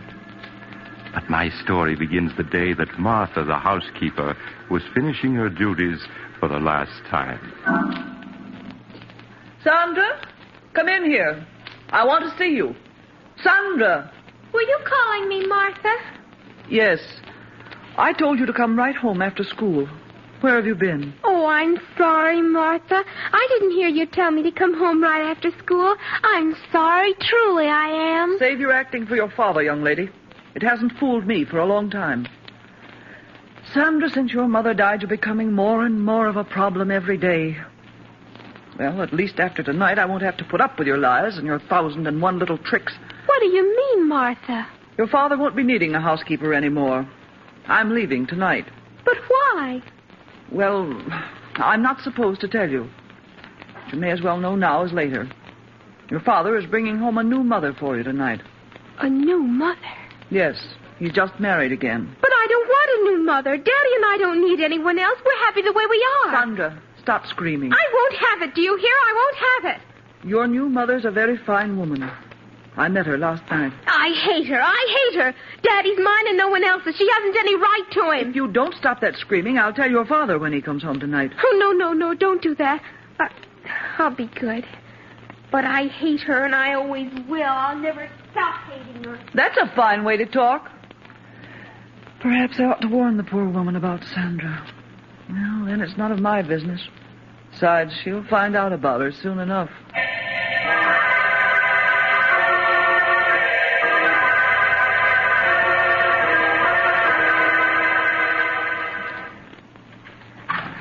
Stephen, it's ridiculous you're carrying me across the threshold. All right, darling. It's tradition in my family to carry the bride over the threshold. There you are. Oh, Stephen, what a lovely house. Mm-hmm. Oh, you haven't seen the best part of it yet. Sandra. Do you think she'll like me, Stephen? I do so want her to. Of course she will. Perhaps you should have told her about us, instead of breaking it to her so unexpectedly like Oh, this. nonsense, Helen. I know my daughter. She's a wonderful child. And she'll fall madly in love with you at the first sight, just as her father did. Sandra, where are you? Daddy. Daddy, you're home early. Oh, I'm so glad. How are you, darling? Oh, Daddy. I have a surprise for you. A surprise? Mm-hmm. Sandra, this is Helen. Helen, I want you to meet my daughter, Sandra. Hello, Sandra. Hello. Darling, the surprise I just mentioned is Helen. We were married this afternoon. That means that Helen is now your mother. Oh, Daddy, that's wonderful. Now I'll have a mother just like all the other girls do. Oh, I'm so glad. So am I, Sandra. And I'm sure we're all going to be very happy together. Of course we are.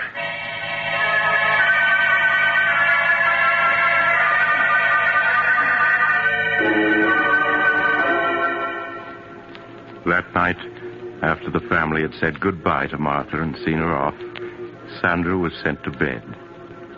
She lay quietly in the darkness, thinking. Occasionally she would speak softly to her doll, Barbara.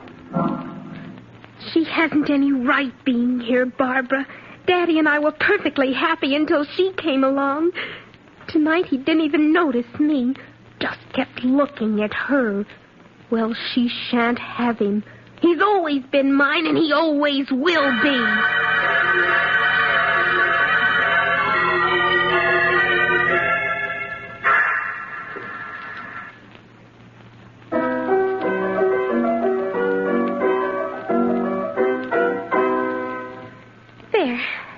enough of that. Now, let me see.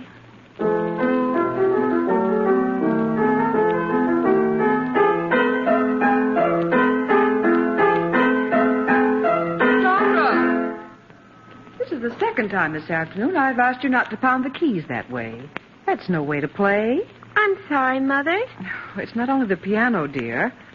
There are many other little things.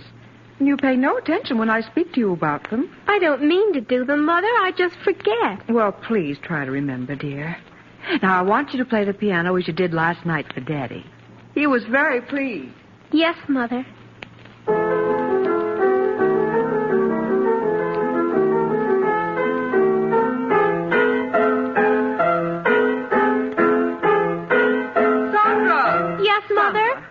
I thought I asked you to stop pounding the piano like that. But, Mother, I was just composing a new piece for Daddy. Well, that wasn't music, Sandra, but just noise. That'll be enough for today.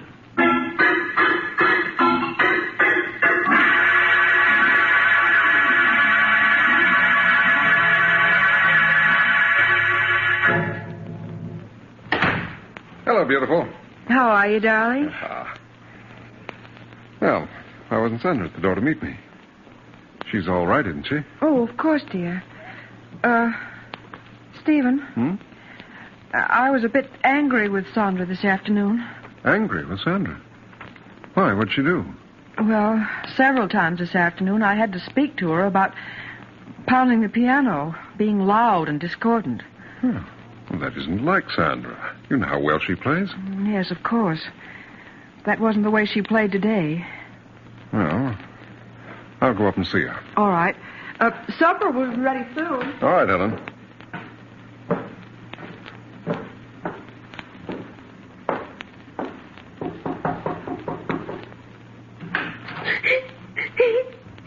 Why, Sandra, what's this?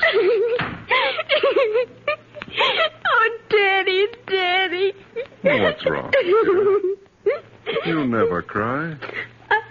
I was only trying to compose a new piece for your birthday next month.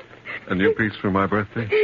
Yes, I wanted to surprise you. Oh, there, dear. You mustn't cry. I'm sure Mother understands you didn't mean to be bad. Now, here, let me wipe your tears. Oh, Daddy, I love you so. I just wanted to compose something wonderful for you. I understand, darling. Oh, Daddy, you always understand.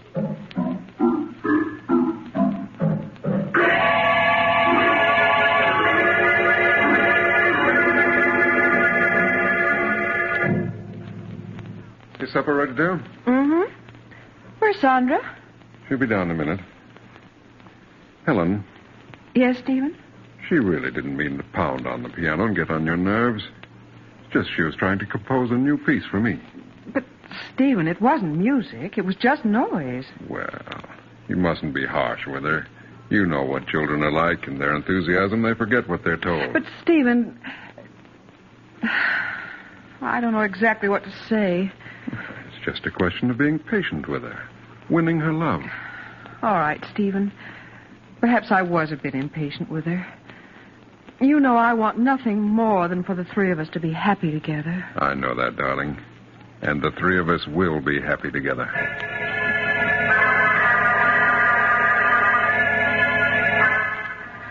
In the weeks that followed, Helen tried to overlook Sandra's slamming of doors, constant droppings of objects, and other nerve-wracking incidents.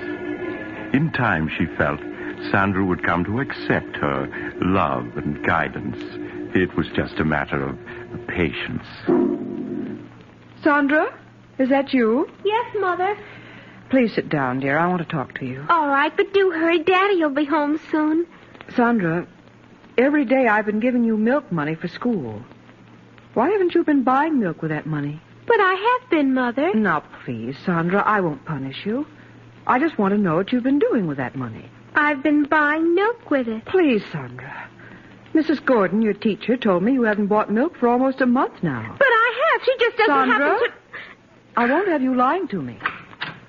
Now, that's your father. We'll see what he has to say about this. You don't understand. matter, darling? Oh, Sandra, what are you crying about? I'm sorry, Stephen, but Sandra's been misbehaving.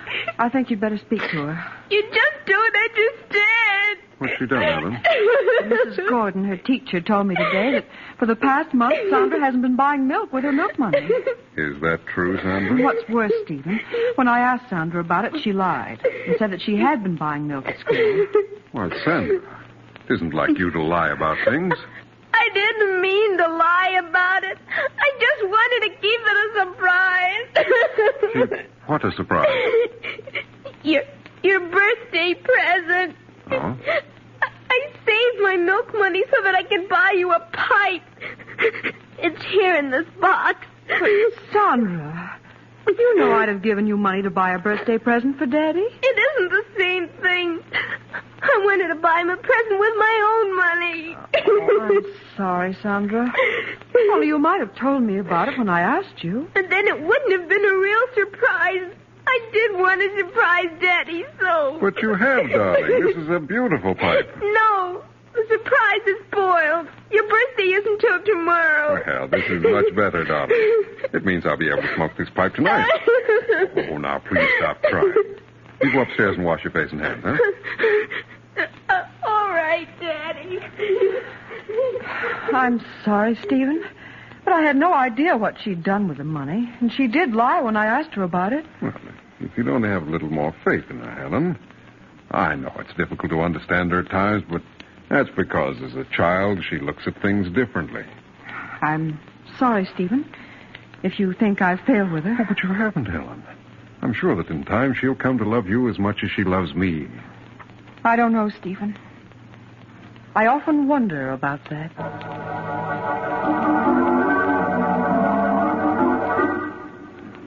As the weeks went by, Helen found herself coming no closer to winning Sandra's confidence. It wasn't that Sandra was unfriendly, but there was an air of reserve about her, which vanished only in her father's presence. Helen felt Stephen watching her anxiously when Sandra was about, and sought to reassure him. Her one thought was to preserve their happiness. Hello, Helen. Hello, dear. Oh, what happened to that vase, dear? Sandra broke it. Huh? Well, accidents will happen. Stephen, this is the fourth piece she's broken in 2 weeks. And each of them were pieces I've treasured, had for years. Why, Helen, you sound as though Sandra had deliberately broken those vases because they were yours. Well, why is it that only my things are broken? Oh, Helen, surely you don't believe she's deliberately breaking your things. I don't know what to believe. The first few times I thought it was an accident, but now... But, Helen... Oh, please, Stephen, let's not quarrel. Perhaps I'm wrong. I admit I haven't any proof. It's just all the little things adding up. Helen, what are you talking about? Oh, you wouldn't understand even if I told you. Where's Sandra? In her room, I suppose. Well, I'll go up and see what she's doing, huh? All right.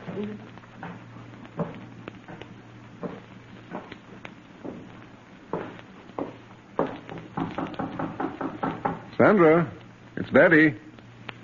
Are you in your room? Huh, it's funny. She isn't here. Hello, what's this? A note addressed to me. Dear Daddy, I'm sorry about the broken vase.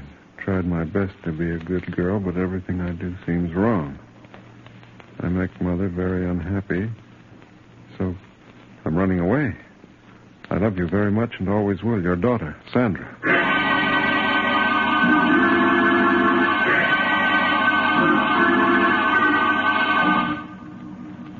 After searching vainly for an hour in the dark and cold, Stephen returned and notified the police. All through the long hours of the night, he and Helen sat up, not saying a word, each afraid to speak, afraid of what might be said.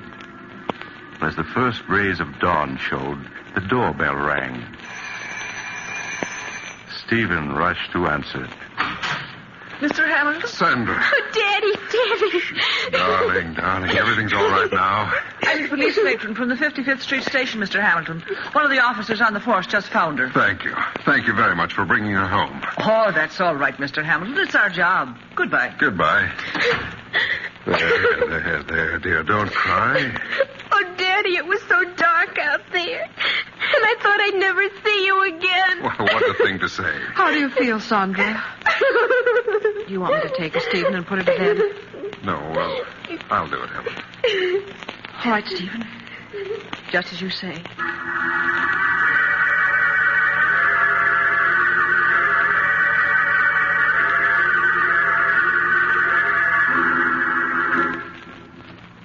Is she all right, Stephen? She just fell asleep. I hope her being out all night won't have any after effects. Stephen, you feel I'm to blame for her running away, don't you? Of course not, Helen. It's just that... Well, you don't seem to understand her. But, Stephen, I've tried so hard. Oh, it's no use. She doesn't want me here, never has. Helen, how can you talk like that? Why, she was delighted the day I brought you here as my wife. Yes, I thought she was in the beginning. But now I know she was just pretending. Pretending? Yes, Stephen. From the first moment she saw me, she resented me. She feels I've come between you, taken her place in your affection. Oh, Helen, how can you say such a thing? It's true, I tell you. She sees me as a rival for your love. You're just imagining all that. I'm not, I tell you. Oh, it's no use, Stephen. We can't go on this way. What do you mean? Don't you see? We aren't happy anymore. Instead of things improving, they get worse. Perhaps it would be best if we were to separate. Helen, I won't hear of it. I love you, darling. I wouldn't want to live without you. Whatever misunderstandings we may have about Sandra, I'm sure we can straighten them out. I don't know, Stephen. If you love me, Helen, you won't give up so easily. Please, say you won't leave. All right, Stephen. I won't leave. Perhaps we will be able to work this out. I hope so.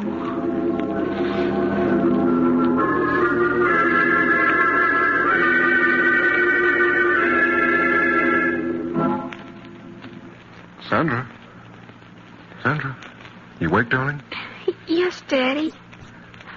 Sandra, Mother and I were very upset when you ran away last night. Mother seems to think you ran away because you couldn't get along with her. She felt so badly about it, she wanted to go away. She did? Yes. But I told her how much we both loved and needed her. So she's promised to stay. Oh. I see. Sandra, you will try to be a good girl and do as Mother wants, won't you? It would make Daddy very happy. Oh, Daddy, I'd do anything to make you happy, anything. That's a good girl, darling. Now, you get up and get dressed, huh? I'll wait for you downstairs. All right, Daddy. He just doesn't understand. He should have let her go, but she's still here. And she's going to stay. I won't have it. I won't have it. I hate her. I hate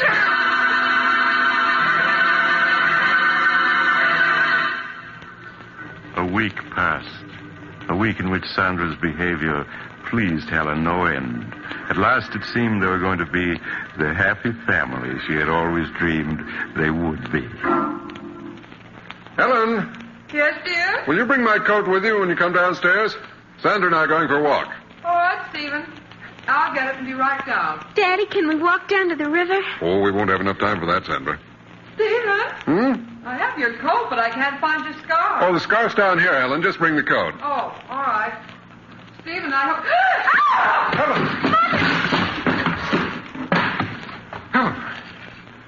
Helen, are you all right?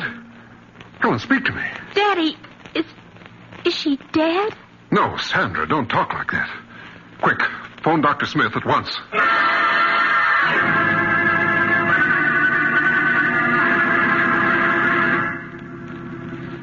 I arrived at the Hamilton home to find Helen suffering from shock, but otherwise unhurt. I was somewhat disturbed, however, to find her very nervous and run down. She'll be all right, won't she, Doctor? Yes, of course. I'm going to leave you a prescription, Mrs. Hamilton. It's something that will help quiet your nerves. You ought to take it twice a day. Here's the prescription, Mr. Hamilton. Thank you, Doctor. I'll have it filled at once. Well, Sandra, how are you? You've been so quiet, I hardly knew you were here.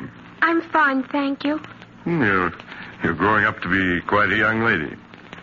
Are you still troubled by nightmares? Yes, she still has them once in a while. No, it's just her nerves. If she continues to have them, you might give her some of the medicine I've prescribed for your wife. Well, I must be leaving. Goodbye, Mrs. Hamilton, and stay in bed a few days. I will, Doctor. Goodbye. Goodbye, Doctor.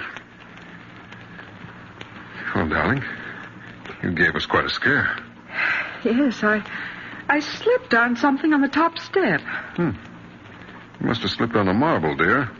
I found 7 or 8 of them on the top step. Marble? Sandra, were they your marbles? No, Mother. They belonged to Margie. She must have left them on the stairs when we were playing here.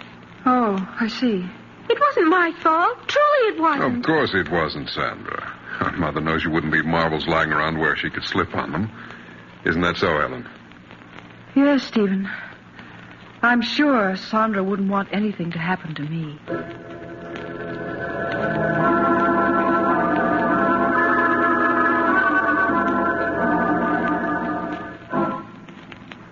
Sandra, will you come into Mother's room a moment, please? Yes, Mother.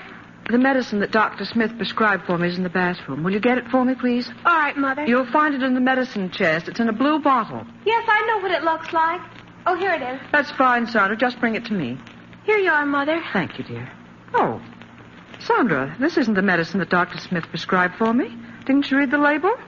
This bottle has poison in it. Poison? Well, yes. It's right here in red letters on the label. Oh, I'm sorry, but this bottle is blue, too. It looks just like the one with your medicine. Yes, it does at that.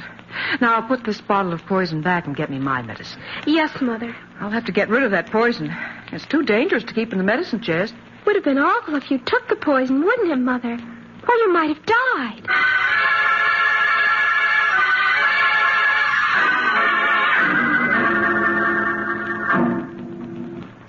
No, go away. I hate you. Oh, I hate you. He's mine. You shan't have him. He's mine. We don't want you. We don't want you. Wake up. You're having a nightmare. Oh, Daddy. Daddy. Don't leave me. Don't leave me. Well, of course I won't, Sandra. Stephen, she's so frightened. Yes, these nightmares leave her nervous for hours. Darling, there's nothing to cry about now. Oh, Daddy, I was so frightened. Come here a moment, will you, please? All right, Ellen. Oh, Daddy, don't leave me. No, Sandra. I'm not going to leave you. I'm just going to see what Mother wants. What is it, Ellen? Stephen, Dr. Smith said that if she had a nightmare, some of the medicine he prescribed for me would help her. Well, Sandra doesn't like taking medicine. But this medicine's very easy to take, and it'll have her asleep in no time. If you think it's best. Yes, I'm sure it is. Now, you go back to Sandra while I get the medicine and a glass. All right, Ellen. Now, Sandra, you must stop your crying. Daddy's here. Don't go away, Daddy. I want you to stay with me. Of course I'll stay with you. What were you dreaming about, dear? I don't know. It was all so mixed up. Oh, Daddy, will you always love me more than anybody else in the world? Of course. Now, stop your crying. All right, Stephen, I have it. Now, if you just have Sandra sit up. Come on, darling. Sit up now. That's it. What's Mother doing? She's pouring you some medicine. It'll help you sleep, darling. Medicine? Yes. It's the same medicine Mother takes for her own nerves. No, I don't want it. Now, please, Sandra. It'll make you feel much better. No, don't come near me. I don't want it. Sandra, Mother takes it twice a day. There's nothing to it. No, I won't take it. I won't. Perhaps you'd better let it go, Helen. Nonsense, Stephen. She'll have us up all night if she doesn't take it. All right. Now, Sandra, stop being a baby and take this medicine. No, Daddy, don't let her make me take it. Don't let her. Sandra, are you going to let me give you this quietly, or do I have to make you take it? No, it'll kill me. I know it will. Here, let me hold your head. That's it. No. Now, Sandra, stop clenching your teeth. Open your mouth. Do you hear? Daddy, don't let her. There, you've taken it. All this fuss over nothing. Helen, she's talking. Daddy, it burns. Sandra, what's wrong? It's burning me. Daddy, help me. Help me. I can't breathe. Helen, quick. Call Dr. Smith. Tell him it's an emergency.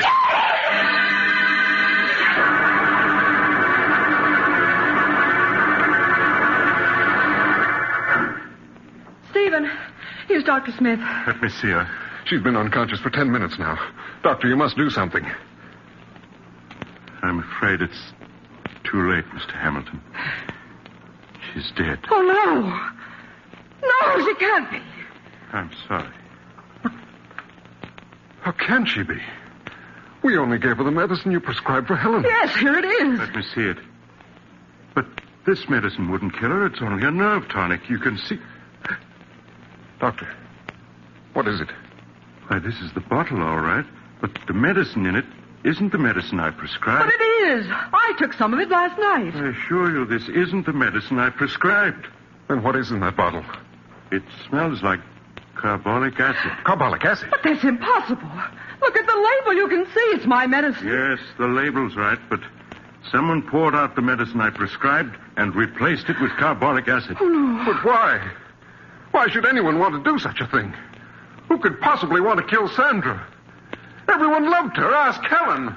She'll tell you that Sandra...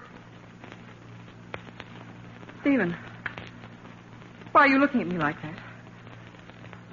Surely you don't believe I poisoned her. Stephen. No. No!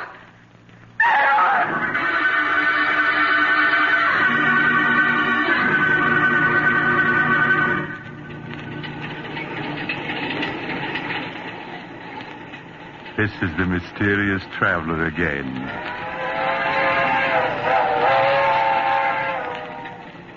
Have you enjoyed our little trip? By the way, do you have a child in your home? If so, I do trust it isn't angry with you. You can't be too careful with children. Why, I recall another child who, after being punished by his parents, took a razor and... Oh, you're getting off the next stop. I'm sorry. Perhaps you'll join me again soon. I take this same train every week at the same time.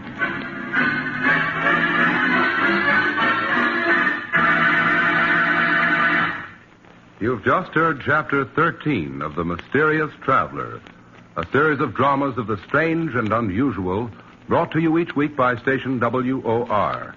In tonight's program, The Good Die Young, Betty Jane Tyler played Sandra. The Mysterious Traveler, written by Bob Arthur and David Cogan, is directed by Jock McGregor. Original music was played by Doc Whipple.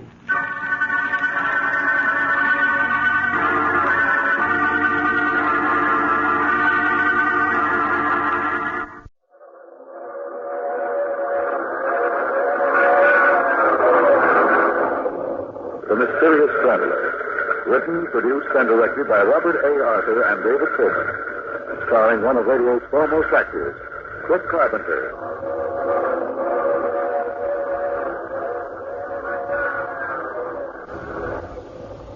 This is the Mysterious Traveler, inviting you to join me on another journey into the realm of the strange and the terrifying. I hope you will enjoy the trip, that it will thrill you a little and chill you a little.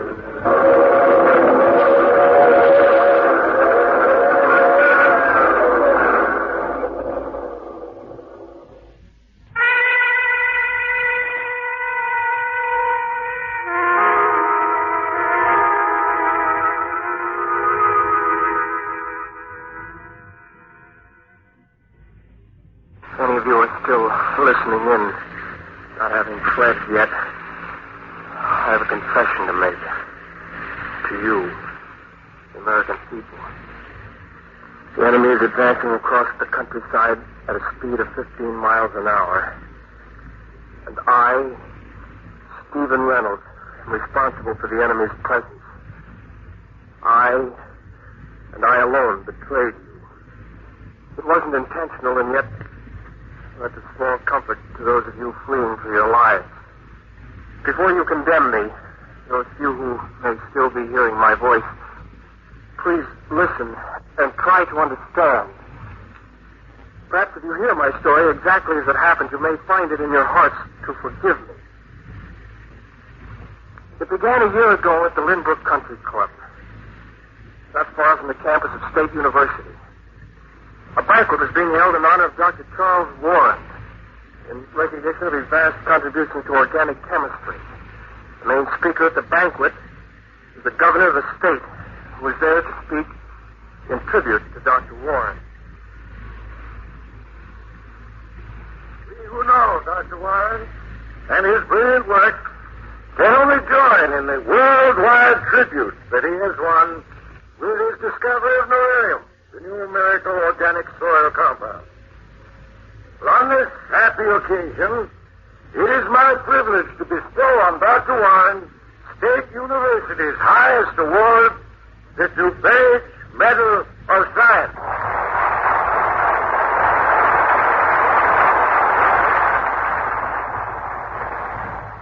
Captain Thomas, ladies and gentlemen, this is indeed a happy moment in my life.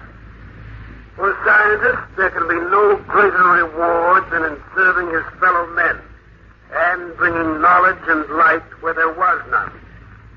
The discovery of beryllium begins a new era. For with this new organic compound, man is now able to revitalize soil that has been barren for hundreds of years. That the dream has become a reality, I owe largely to those of you who made my research through all these years possible. Without your kindness and invaluable aid, the discovery of beryllium would not have been possible. Thank you.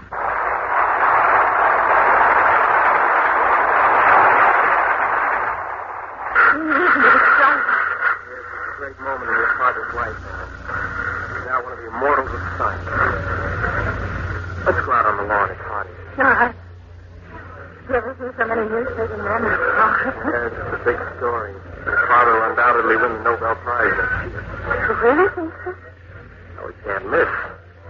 You may not realize it, but you're the daughter of a famous man now. One of these days, I'll be the wife of a famous scientist. That is, if you haven't changed your mind about marrying me. That's one thing I'll never change my mind about. Oh, dear. I've never been so happy. Nor I. You're going to have everything you want, Anne. A lovely home, jewels, servants. I'll settle for this. You've never known poverty, Anne. That's why you don't realize how important money is. We're going to have money, and a great deal of it, very soon. Where is it coming from? For the past few months, I've been working secretly on an experiment. If I meet with success, and I expect to, we'll be wealthy beyond our dreams. An experiment? What sort of experiment, Steve? Your father, after years of research, has discovered an organic compound that revitalizes barren soil. My experiments, Anne, approach the problem of food productivity on a different basis. How? Can you imagine what it would mean to mankind if a wheat crop could be grown in 2 weeks instead of the 4 months it takes? Think of 10 wheat crops a year where before there had been only 2. But that's impossible. Nothing's impossible. Think of it, Anne. Crops literally grown overnight. A food abundance such as the world has never known before. But how? I'm experimenting with a new chemical formula which has chlorophyll as its base. This formula will assist nature, accelerate the growth of plant life 100-fold. I've already had some small success, but I haven't reached the ultimate goal as yet. And when you do? When I do, why, 1 gallon of this new formula sprayed over an acre of land will produce a crop almost overnight. I'll be world famous, Anne. A millionaire. A millionaire? Of course. This new formula of mine, when perfected, will put your father's soil compound, beryllium. Well, it won't be very important in the face of my discovery. Steve, this experiment, is it important because it'll be a great scientific advance? Or because it'll make you wealthy? Why, I'm working for science and humanity, and you know that. But there's no harm in wanting to be wealthy, is there? I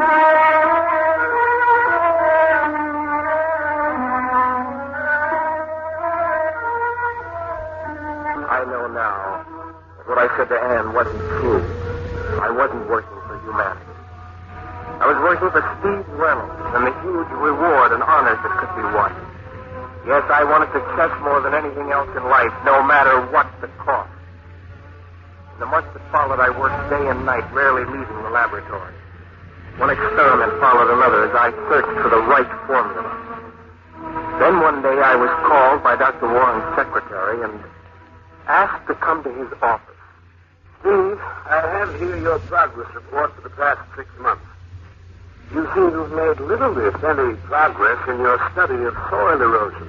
Well, to tell the truth, I've given up my study of soil erosion. I'm working on something else. From your report, I guessed as much.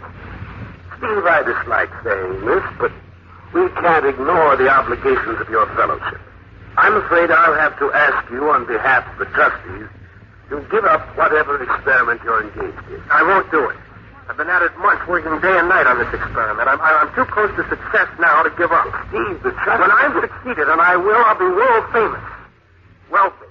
One of the great scientists of all time. I see. You've got to keep that progress report of mine from the trustees so that they don't interfere. There must be some excuse you can give them. I'm sorry, Steve, but I must pass it along to them. Those are the rules. I'm asking you to break the rules. I can. Not for you, myself, or anyone else. Anne has told you my experiments, hasn't she? I know. You don't want me to succeed, do you? That's why you won't help me. Now, Steve, you're overworked, nervous. Otherwise, you just... Nothing will stop me, do you hear? Not you, nor the trustees, or the whole university. I'll go on with my experiments, and I'll succeed.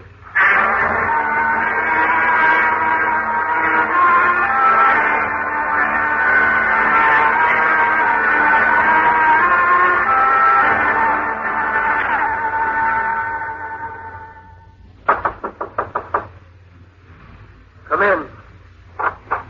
Steve? Oh, it's you, Anne. What your father told me, you've quarreled and you resigned your fellowship? That's right. I'm clearing my things out of this lab and leaving. Where are you going? I rented a small farm 20 miles out of town. I'm going to continue my experiments there.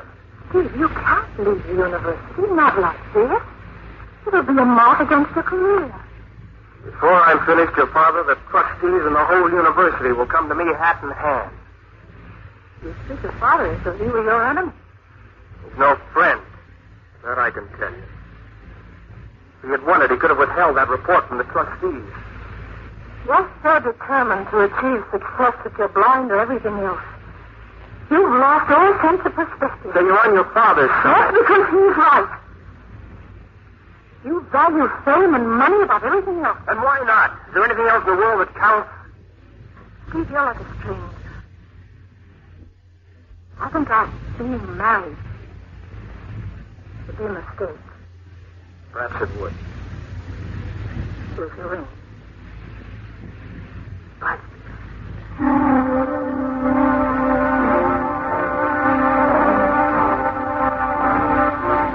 When Anne left, I knew I was really alone. I moved my belongings into the farmhouse I'd rented and set up a small laboratory there. Went back to working day and night, for I knew it was a race against time. I had exactly $700 to my name, and once that was gone, I'd have to find a job. The weeks that followed were ones of unceasing work. One experiment followed another as I sought that elusive formula which would accelerate growth in plant life 100-fold. In those few moments of rest I took, I would think of Anne. Only my work kept me from going to her and apologizing. Just a minute.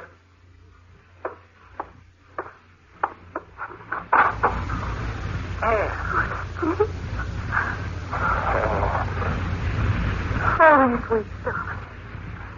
I couldn't stay away any longer knowing you were here all alone. Have you forgiven me for the way I am? Oh, yes. Yes. Darling, you don't look well at all. Your eyes are so bloodshot. You've lost weight. Oh, I've been so busy half the time I forgot to eat. How's your work coming? Not so well. I'm on the right trail. I know I am, but I I haven't been able to perfect the formula. I'm working on experiment 87 now. How long can you go on? You needn't worry, Anne. Even if I wanted to go on, I can't. My money's just about to go on. Don't feel too bad, Levi. Anne, I'm so close to succeeding. I know I am. But it isn't as though you can't pick up your experiments in the future, Steve. After you've had some rest and a chance to think everything out. Yes, I suppose you're right. Come inside. I'll show you the lab I fixed. All right, Tom. I haven't got the fancy equipment that was available at the university, but I do have everything I need. Here we are. How crowded you are here. Yes, you see, each experiment called for a small, separate box of Earth. There are 87 boxes in the room. That's why it's so crowded. Over there's the box of formula number 1. From there, the boxes run across the floor, too. Good night, Steve. Yeah. Formula 87. Formula 87. That box over there. And look. Plant growth. 4 sprouts. Well, what about it, Steve? This morning at 7 o'clock, I planted 4 seeds in this box. Then I injected the soil with formula 87. This morning at 7? Yes, it's now noon. These sprouts grew in 5 hours. 5 hours? And I think I've succeeded. I found the formula. Steve, that's a strange feeling. But I can see those sprouts growing before my very eyes. They are. Those sprouts, what are they? Tomatoes. This rate of growth continues, and by noon tomorrow, these plants will have matured. And they'll be bearing ripe tomatoes.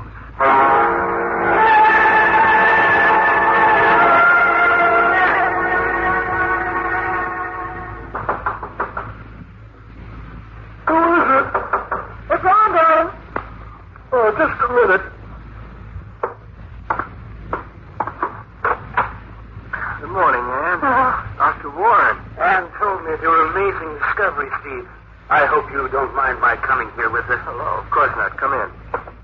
I think you overslept. What time is it? 9 o'clock. The tomato plant. Come along. Steve, the plant. They're mature and bearing full-grown green tomatoes. And these plants are from the seeds you planted only yesterday morning? Yes. Here are my notes. 7 a.m., 4 tomato seeds planted. 7:05, 250 cc, the formula 87 injected into the soil. That's incredible. Simply incredible. In a few more hours, those tomatoes will be ripe, ready to be eaten. Just 30 hours after I planted the seeds. Formula 87 will mean the end of famine. Word. My families will be able to grow their own fruits and vegetables almost overnight, using but a few square yards of earth. Yes. Come out into the garden. There should be more to see. More to see? Yes, yesterday afternoon after Ann left, I planted an acre of tomato seeds and sprayed the acre with 5 gallons of formula 87. Look, Doctor. The acre is completely covered with half-grown tomato plants. By late this afternoon, those plants will have produced a crop of ripe tomatoes. I wonder if you fully realize the implications of your discovery, Steve. It means the end of agricultural life as man has known it these thousands of years. With your discovery, a new era has begun for mankind.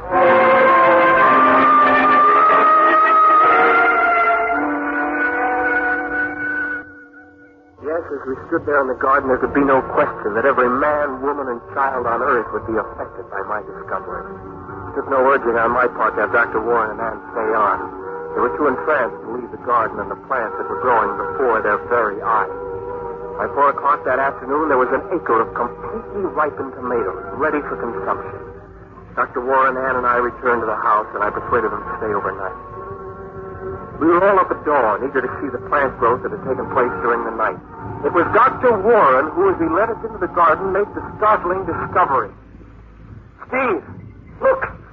What is it, Doctor? All I see is an acre of overripe tomatoes. The plant life surrounding the acre. Well, there's nothing but dense overgrowth, Father. Weeds, vines, wild grasses. Look how thick it is. And it's all of 6 feet high. You're right. Yesterday, there was nothing there to speak of. The weeds were just knee-high. Yes, I recall. What does it mean? Well, apparently, when I sprayed the acre where I planted, some of Formula 87 carried a little beyond, causing those weeds and other plants to grow overnight to 6 feet. The question now is, have they stopped growing? Well, come along. Let's have a look. Thicknesses of those weeds. The other plants are like a jungle growth. A jungle growth. Yes, I was thinking the same. It's difficult to tell from here how far it extends. It can't be more than those few feet where I sprayed beyond the acre. Here we are. So let's walk through it. See how deep it is. All right. The two of you had better follow the path I'm making. Pretty deep through here. Yes, we're almost 30 feet into this growth. How much further does it extend? I don't know. Can't tell yet. Like the high grass of the African hills. Yes, we've come quite a way now. Can't even see the farmhouse behind us anymore. Did you say we are going in circles? It can't extend this far. So we're walking a straight line. I've been following the sun. Dad, how far do you think we've come? Oh, at least 100 yards. Well, the growth is beginning to thin out. I think we've reached the outer fringe of it. Yeah, here's the field. Well, thank goodness we're out of that. Steve, do you realize how many acres that growth covers? At least 10 acres, and it all sprang up since late yesterday afternoon. What do you make of it, Doctor? This Formula 87 of yours not only accelerates the growth of plant life 100-fold where sprayed, but also affects the surrounding acreage. What is it in Formula 87 that causes it to spread? You must realize, Anne, that in this new formula we're dealing with the unknown. Well, perhaps Steve can explain why it caused such a growth on an additional 10 acres. No, I can't, Doctor. As much a puzzle to me as it is to you. What are you doing, Steve? Following up a few small lots to mark how far the growth extends. As of this moment. As of this moment? Yes, Anne. For even a few minutes we stood here, the growth is continuing.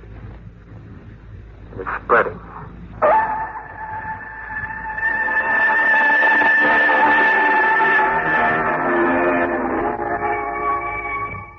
Good morning. This is Bill Storm with the 9 o'clock news. Well, startling news has been coming in over the press wires in the last 10 minutes. A young associate professor, Stephen Reynolds of State University, discovered a new chemical formula which has the power to accelerate plant life growth 100-fold. While engaged in experiments on his farm 20 miles outside of Statesville, Professor Reynolds sprayed an acre of land with his new discovery, Formula 87. One of the amazing results of this experiment was the growth overnight of a 1-acre crop of tomatoes. But another result, which seems almost incredible to this reporter, is the news that Formula 87 caused plant life in surrounding acreage to grow overnight into a fantastic growth and become so thick and profuse as to cause on-the-spot observers to compare it to jungle growth. Even more amazing, the growth seems to be spreading in all directions at the rate of 100 acres an hour. Already it has spread over 2,000 acres of land. Agricultural experts and scientists are being rushed to the scene of this phenomenon. Stay tuned for further news flashes during the day.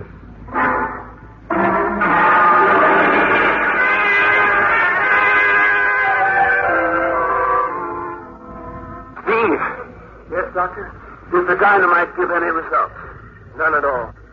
Oh, here comes the governor. There you are, Dr. Warren. All right, what's the latest word? Now, the growth is now spreading at the rate of 1 mile an hour in every direction. Why, that means thousands of acres of valuable land turning into jungle every hour. Yes, and what's more, it's spreading at accelerated speed. By evening, it'll be spreading at a rate of 3 miles an hour. Haven't you been able to do anything to stop it? Oh, we've tried dynamite fire, all to no avail. I have the best scientific brains in the country working on the problem, but as yet we haven't been able to determine what it is that's causing this wild growth to spread. Young man, this catastrophe is of your doing. Have you any idea as to what is causing this growth to spread in such a frightening manner? I'm not certain, but I think Formula 87 created a new type of pollen.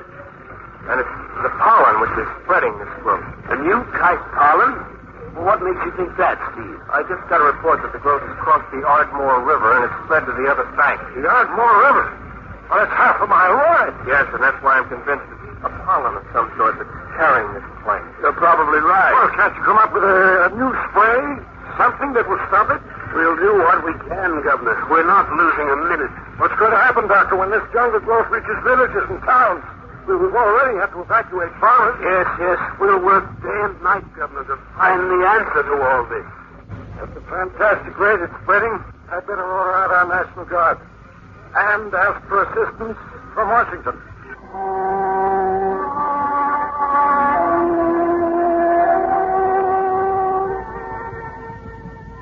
This is Bill Storm, speaking to you from the state capitol. Well, the green plague continues to advance, and Governor Thomas has declared a state emergency. Martial law has been imposed with the full approval of Washington. The green plague has spread over an area of 40,000 acres. 4 villages and 2 towns were evacuated shortly before they were engulfed by this advancing jungle growth, which scientists have been unable to explain or halt. These scientists state that the growth is accelerating its advance from hour to hour and is now moving at a rate of 15 miles an hour. Meanwhile, on-the-spot observers state that plants, vines, and trees are literally springing up before their very eyes, and that this fantastic and relentless growth is crushing and destroying all that which lies before it.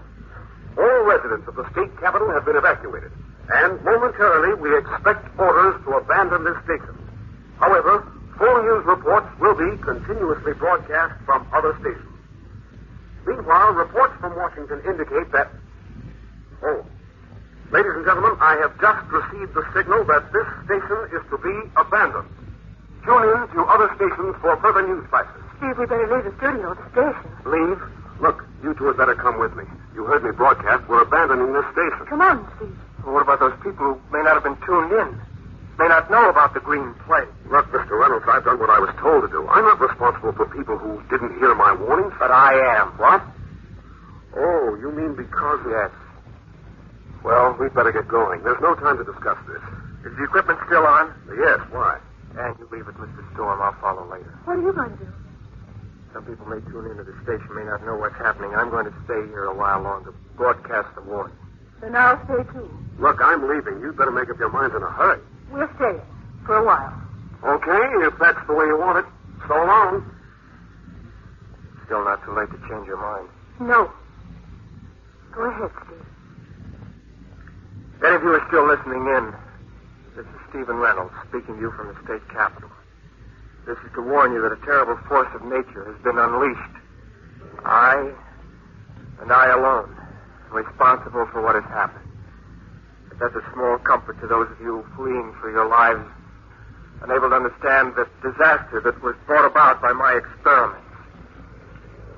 Experiments I was interested in for a personal gain, not for the advancement of science and humanity. Perhaps that's the reason. The green plague. It's reached town. Let's get out of here. Give me your hand.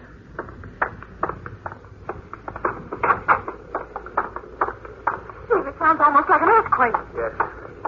This way to the street. The trees. The bushes are growing before our very eyes. There's an uprooting of buildings. Look. The building across the street. It's going to come down.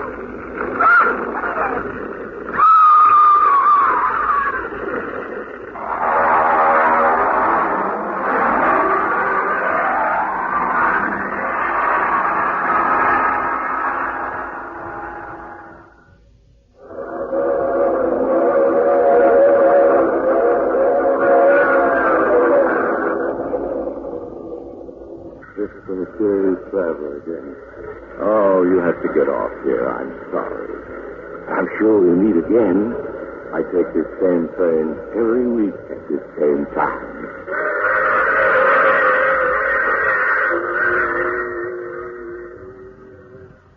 You have just heard The Mysterious Traveler. Now you can enjoy other tense and exciting stories of the mysterious traveler in the current issue of the Mysterious Traveler magazine, now available. All characters in our story are fictitious. Any resemblance to actual persons or name or otherwise is purely coincidental. Music is under the direction of Emerson Buckley, composed by Richard U. Page. Bill Tonkin speaking. This program came to you from New York. Transcribed.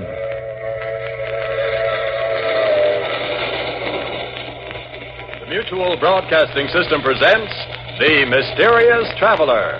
Written, produced, and directed by Robert A. Arthur and David Kogan, and starring one of radio's foremost actors, James Stevens, in The Haunted Trailer.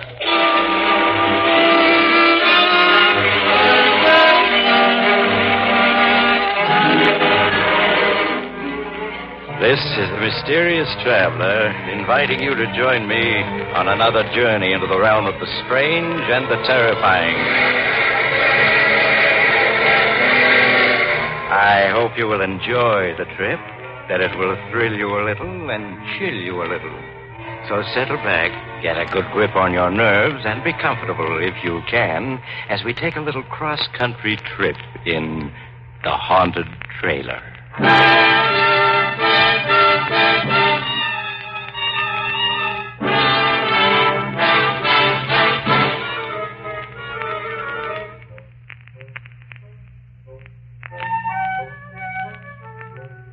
Before we begin, I have a question for you. Do you believe in ghosts? No? That's good. Then my story won't bother you in the least. So let me introduce Melvin McGraw, as nice a young man as you'll ever meet, in this world or the next. Melvin is very unhappy. He has a story he wants to get off his chest. All right, Melvin, tell us all about it. Maybe it'll buck up your spirits.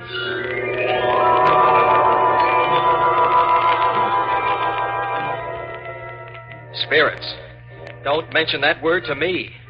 What I could tell you about spirits. In fact, I'm going to. You are now listening to a desperate man. And yet, just 2 months ago, I was sitting on top of the world. I was heading for California in my coupe, pulling a brand new trailer. In California, I had a girl waiting for me. Her name was Louise, and we were going to be married. We were going to take a 2-week honeymoon trip in the trailer, then settle down in a little vine-covered cottage. But I haven't the heart to go into details. Just say that as I drove through the Catskills, I was happier than a lark. I'd made a late start, so I drove until well after dark. Then I found myself on an empty stretch of road in the mountains with a bad storm coming up. I didn't want to drive through a storm, so when I came to a tiny, dark railroad station, I pulled off the road beside it and made myself comfortable in my own trailer. In no time at all, I was asleep. But about midnight, a terrific clap of thunder woke me up. I sat up, bumped my head, and blinked. The storm was raging outside, and the trailer door had blown open. It was banging back and forth. I got up to close it, but before I reached it, it shut itself, firmly. I was about to get back into my bunk when somewhere in the darkness a voice spoke. Ah, now this is something like. It was an odd, unearthly sort of voice, and at first I thought I'd just imagined it. Then it spoke again. A house on wheels. Furniture and everything. Some fun, eh, chum? They never had nothing like this when I was alive. Then I realized what must have happened. I'd left the radio on, and I was hearing some late program. I reached over to click it off, but it was already off. Puzzled, I found the light switch and turned it. The trailer was empty, except for me. I was staring around in perplexity when I heard it again, that strange voice. Over here, chum. In the easy chair. That's right. Now, can you see me? Can I see him? I rubbed my eyes, then rubbed them again. There was something white and misty sitting in my easy chair. Something that grew more and more solid as I stared at it. until I could see it quite plainly. Like looking at a disreputable old man carved out of a chunk of London fog. It was... the only thing it could be was... That's right, chum. I'm a ghost. My name is Spike Higgins. Pleased to meet you. What do you mean you're a ghost? There's no such thing as a ghost. Oh, no? Then listen to this. Oh! Did you ever hear a more ghostly groan than that? Or maybe you'd like to hear a banshee scream. You like it, chum? Every ghost can do it. Here, now I'll give you another demonstration. We call this one number 3B, the fatal warning. Are you ready? It'll curl your head. Are you prepared to meet your fate? Beware. Beware. Stop. Why, I ain't even begun yet. I got a whole bag of ghostly tricks to try out. Why, it's years since I had a chance to use a single one of them. Hey, what about some invisible footsteps, eh? Yeah, you see, I can do that without even stirring from this chair. And then there's the hollow knock on the front door. I'll demonstrate that, too. There. And now the door creaks open. Now, listen.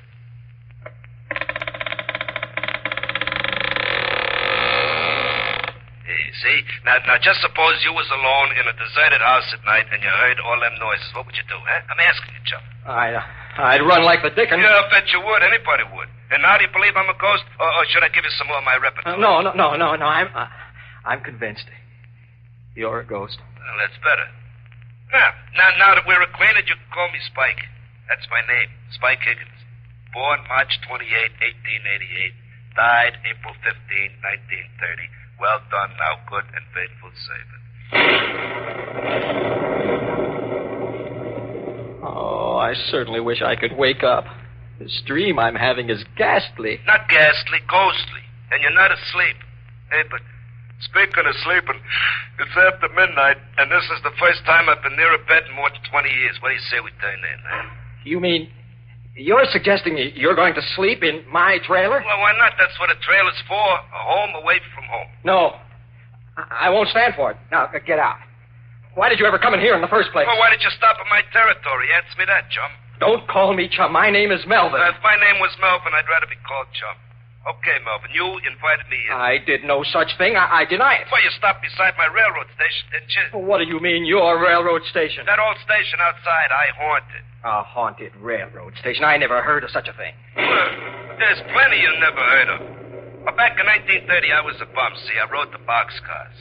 Well, one night I was trying to get away from a railroad bull. Toughest railroad dick in the business, named Dan Bancher. Well, I slipped off the top of a boxcar just as we was passing his station, see? Well, so I got appointed resident ghost for 7 Pine Station. A real lousy break. Hasn't been anybody in the station after dark for 10 years. And then tonight you come along and park. Well, naturally, I invited myself in. Oh, that's some layout you got here. Well, why did you stay if you disliked it so? Had to. I was doomed never to leave. Punishment, you see. You were doomed to stay here forever? Like I said, never to leave. Why? I'll show you, Spike. This is where you and I part company.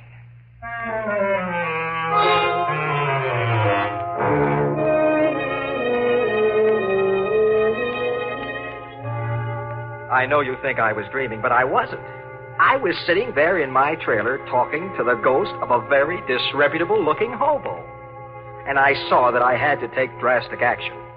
Spike had said he was doomed to stay there forever. But I wasn't. I hurried out of my trailer, climbed into my coupe, started the motor, and pulled away from there. I didn't stop until I'd gone 20 miles and left Spike Higgins' ghost safely behind me.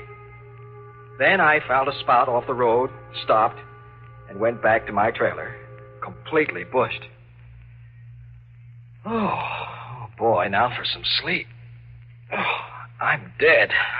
Watch your language, Melvin. I'm dead, not you.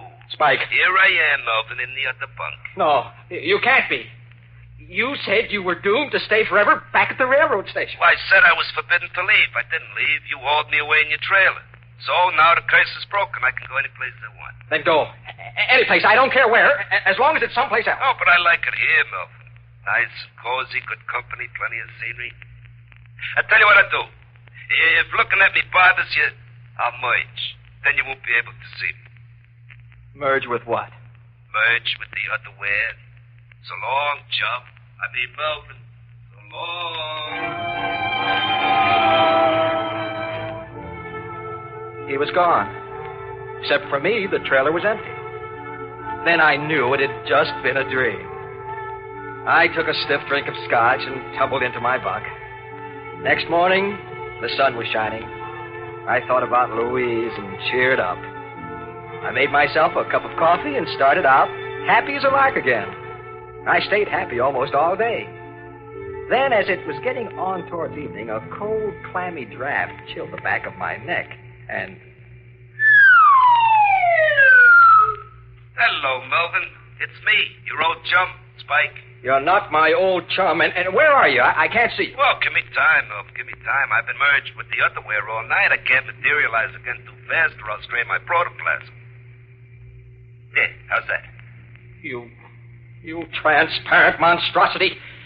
I thought you were just a dream. Oh, have I got to convince you all over again? Okay, I'll run through my repertory for you. The ghostly groan, the dying scream, the scream of the banshee, the hollow footsteps, the squeaking door. No, anything but that. I couldn't stand it again. Well, okay, then. Oh, but I left one out last night. The mournful howl of a dog. You know, in every ghost story, there's always a dog howling someplace. Well, that ain't a real dog. It's just a standard ghost sound effect. Yeah, like this, see? Oh, no. My nerves can't stand anymore. Melvin, chum, you're going to have to toughen up. You're going to be hearing a lot of them ghostly noises, and you just got to get used to them. What do you mean? Well, you and me are going to be seeing a lot of each other. I am now the resident ghost of this here trailer. Congratulations, Melvin. You own the first haunted trailer. Oh, don't be ridiculous. Nobody ever heard of a haunted trailer. Well, they're going to hear of this one. You'll be famous all over America. Oh, that's absurd. A haunted trailer. Why not a haunted ferry boat, a haunted boxcar, or a haunted Pullman? What, do you think there ain't? Why, there's a haunted ferry boat, makes the crossing at 125th Street every stormy night. And then there's a haunted boxcar. Never gets where it's going. Pal of mine rides it, name of Boxcar Benson. And speaking of trains, didn't you never hear the Phantom Express? The Phantom Express? Yeah, it's an all-Pullman car job, and nobody rides it but hobos who've been given a reward, see? It only travels by twilight, and it goes 1,000 miles an hour. Always traveling, never stopping. That's heaven for us poor restless hobos. Indeed. Yeah, so what's so funny about a haunted trailer? Now I ask you.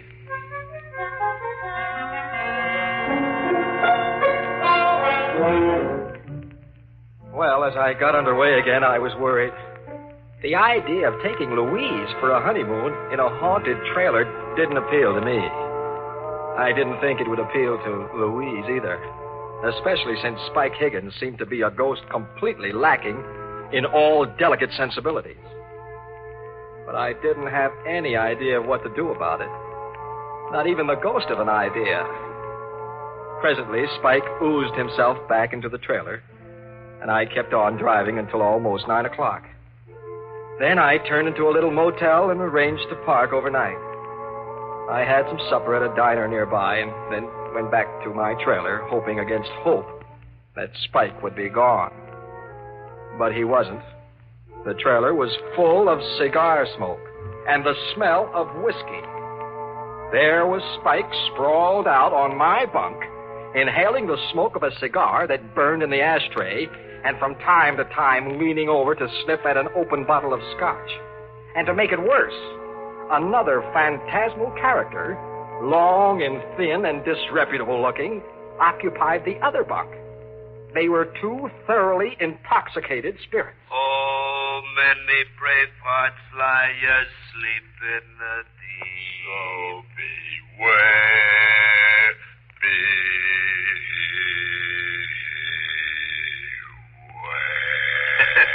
Spike, what is the meaning of this? Oh, hello, Melvin. Melvin, I want you to meet an old pal of mine, Nitro Nelson. Pleased to meet you, Melvin. I'd shake hands if I had any hands. Spike, I asked you a question. What is the meaning of this? Why, Melvin, we're just celebrating, that's all. I ain't seen Nitro for pretty near 25 years, so we're having a little fun. We're just a couple of high spirits. You get it? Huh? Very funny. Well, get this Nitro Ghost out of here at once. This is my trailer, and I don't want him here. Yeah, sure, Melvin. It's your trailer, only I'm the resident ghost, see? I got full rights to extend hospitality to any other ghost, ghoul, phantasm, spirit, spook, boogeyman, werewolf, vampire, or poltergeist I want to. Look it up, the Spirit's Handbook, Section 7, Paragraph B. Besides, Melvin, there's a lot worse things than me that Spike could have invited. You know, some of them werewolves now. Brother. All right. Let's not talk about it. Just thinking of such things makes me nervous. But you'll have to stop singing. Suppose somebody heard you and came to investigate. Oh, well, okay. And anyway, it's time to turn on the radio. Turn on the radio? For what? But to hear it, stupid. Let's see. Yeah, this ought to be the right station. May I ask, merely out of morbid curiosity, what program a ghost would listen to? Well, you don't have to ask. You'll hear it.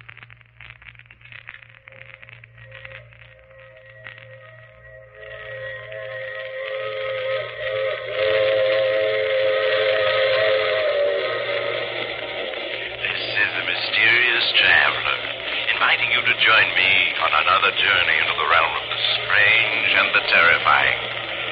I hope you will enjoy the trip, that it will thrill you a little and chill you a little. So settle back, get a good grip on your nerves, and be comfortable if you can. Mysterious Traveler. Oh, that's a pimperoo of a program. Oh, no. Turn it off. What's the matter? You don't like the Mysterious Traveler? All us ghosts listen to it. Oh, I like it all right, but you don't expect me to listen to it with two ghosts right in the same room with me, do you? Sometimes he even scares us. Okay, we'll turn it off. Look, Spike. Yeah, Melvin. What'll you take to go away and leave me alone, both of you? Oh, Melvin, you don't understand. I've took up my abode in this here trailer. I'm your ghost now. Your family ghost. Where thou ghost, I will ghost. You get it? Then am I to understand you refuse to clear out? And the answer to that, Melvin, is absolutely. In that case, I'm going to rent a cabin for the night. I couldn't possibly sleep in this trailer with you two hunks of animated fog. Suit yourself, Melvin. Anyway, me and Spike got some practicing to do. Okay, Spike, let's go. First, the mournful dog howl.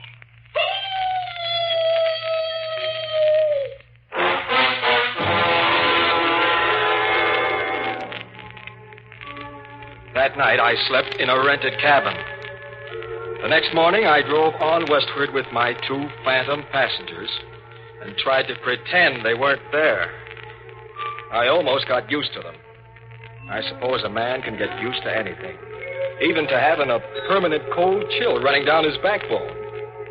When we passed through Denver, Nitro Nelson dropped off, saying he wanted to haunt up some old pals of his, leaving me with Spike Higgins. Well, Melvin, it's just you and me together now, just the two of us. Until you get married, that is, then there'll be the three of us. I don't think Louise is going to like that. Oh, sure she will. Anyway, I'm sticking around. I hate to think what Louise will say when I tell her about it. Hey, where are we going on our honeymoon? The three of us, I mean. I figured on driving up to Oregon to see the mountains. Oh, that's good. Just as long as we get away from California. What have you got against California? Oh, just that Dan Basher lives there now. Dan Basher?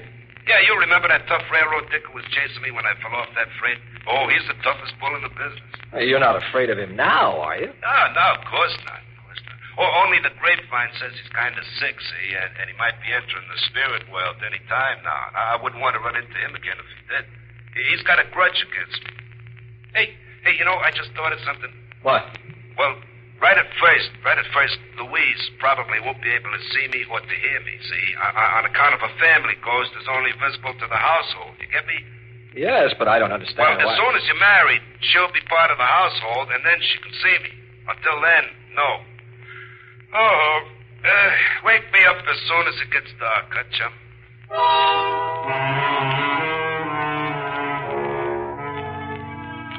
3 days ago, we reached Santa Monica. I rented parking space in an auto cab and immediately phoned Louise.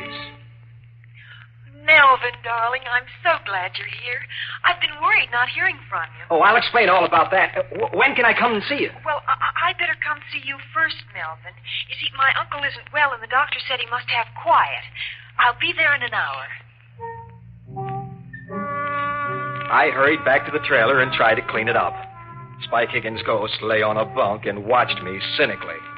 Hey, take it easy, Melvin. You're no good at housework. You know, this place needs a woman's touch. Now, listen, you. You've got to promise not to frighten Louise. I told you, Melvin. She won't even know I'm here. I certainly hope not. That would ruin everything. Here she comes now. Coming, darling. Melvin. Louise. Oh, here, let me help you in.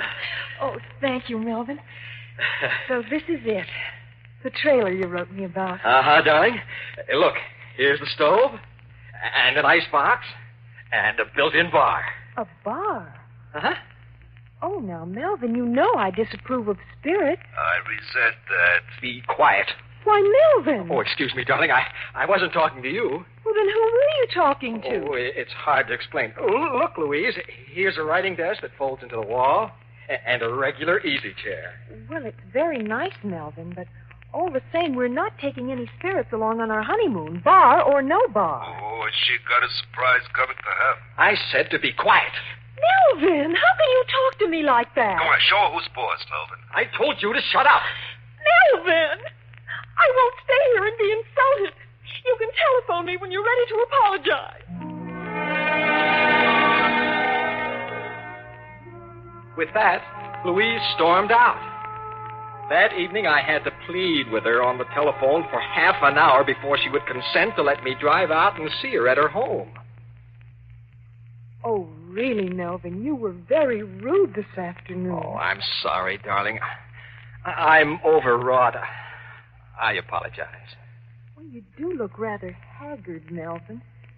And the way your hair stands on end, you really should do something about it. I wish I could. Louise, how soon can we get married? Well, I don't know. It depends on Uncle Dan. Uncle Dan? Uncle Dan Basher, my mother's brother. He's very ill. The doctor just gives him a few more days.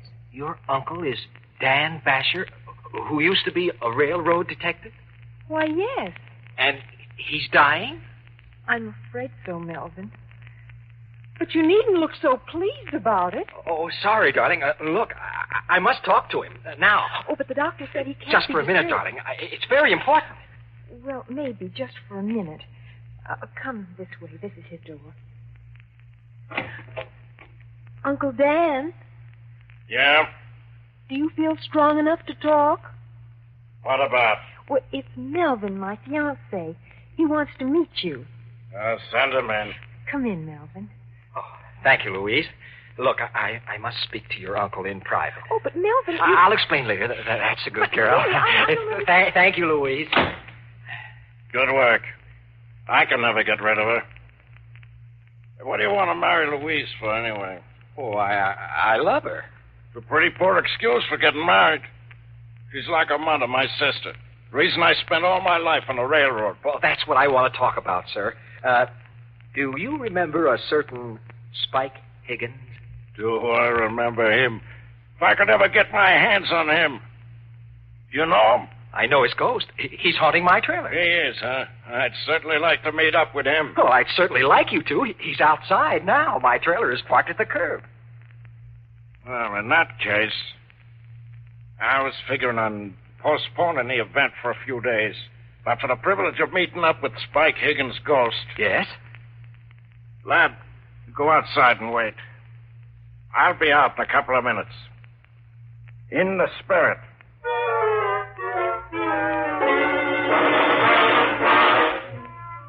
I made some excuse to Louise and hurried out to the trailer. Spike Higgins' ghost was lolling on my bunk. Oh, out so soon, Melvin? What's the matter? Oh, nothing, Spike.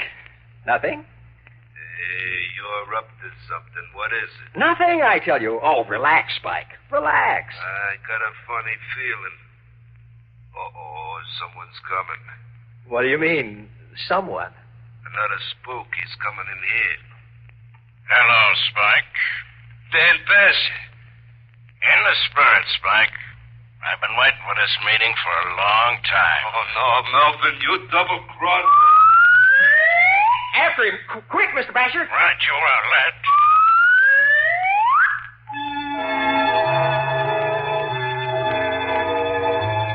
I rushed outside. 3 blocks away, I saw a long freight train puffing away. Spike Higgins' ghost was racing for it with Dan Basher's spirit gaining on him. For the first time in a week, I felt happy again. Melvin. Louise. Melvin. Uncle Dan. He's gone. Yes, I know he is. You know? Well, what do you mean? Well, I just saw him running for that freight train. You saw Uncle Dan running for a freight train? Oh, I certainly did. Wonderful fellow, your uncle. Well, Melvin, are you mad? Mad? Not a bit. I am as happy as a lark. Well, you must be out of your mind. Your poor Uncle Dan has just... Oh, Melvin, and you just stand there laughing about it. Laughing! But Louise, you don't understand. Oh, I understand all too well. You want to break our engagement. Hiya, Melvin. So you want to get rid of me, do you? I certainly do. There, I knew it. I just knew it. Louise, darling. Oh, just like a dame. Always weeping. Will you shut up? Isn't there any way to get rid of you? Well, there certainly is. Goodbye, Melvin McGraw, forever. Louise. Oh, never mind, Melvin. You've always got me.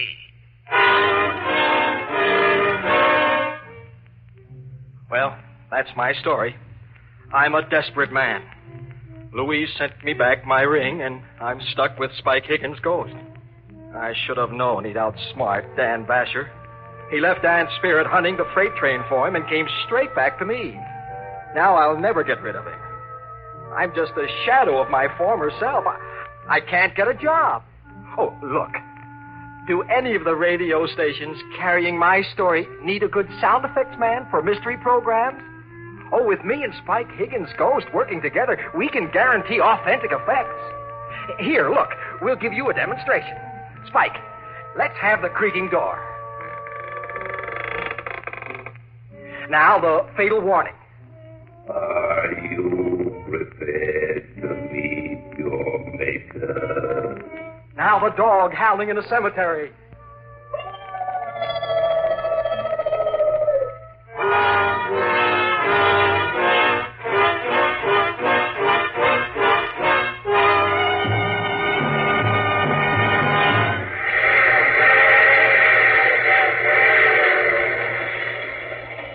This is the mysterious traveler again.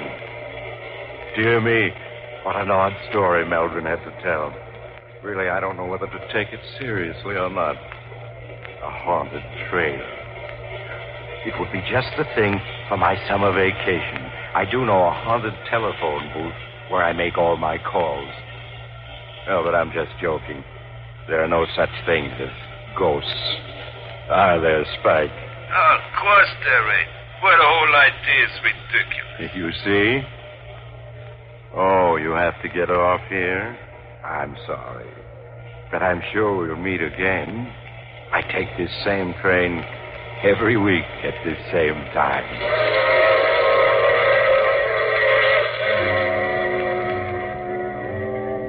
You have just heard The Mysterious Traveler. And now you can also enjoy other tense and dramatic stories of The Mysterious Traveler in the June issue of The Mysterious Traveler magazine. In our cast were James Stevens, Larry Haynes, Bill Zugert, and Shirley Blank, with Maurice Tarplin starred in the title role. Music is under the direction of Emerson Buckley and was composed by Richard DuPage. This program came from New York.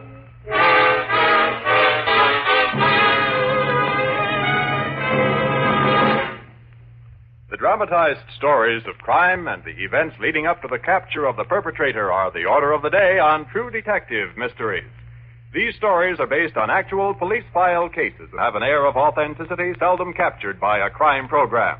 So, for the best in mystery listening, make a date to tune in True Detective Mysteries every Sunday over most of these stations.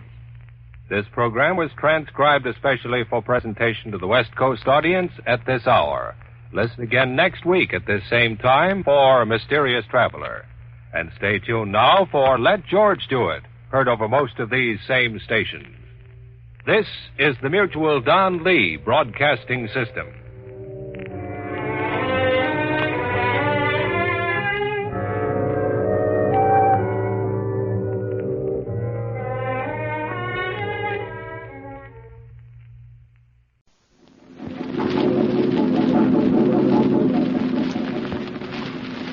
The Mysterious Traveler. Another journey into the realm of the strange and terrifying. I hope you will enjoy the trip, that it will thrill you a little and chill you a little. So settle back, get a good grip on your nerves. Where are we going? You'll find out when we get there. I hope it's not making you nervous, being alone with me here in the dark. Darkness stirs strange terrors in some minds. For the things that happen at night are sometimes most upsetting. Things such as cats that vanish or die, as in the tale of The House of Death.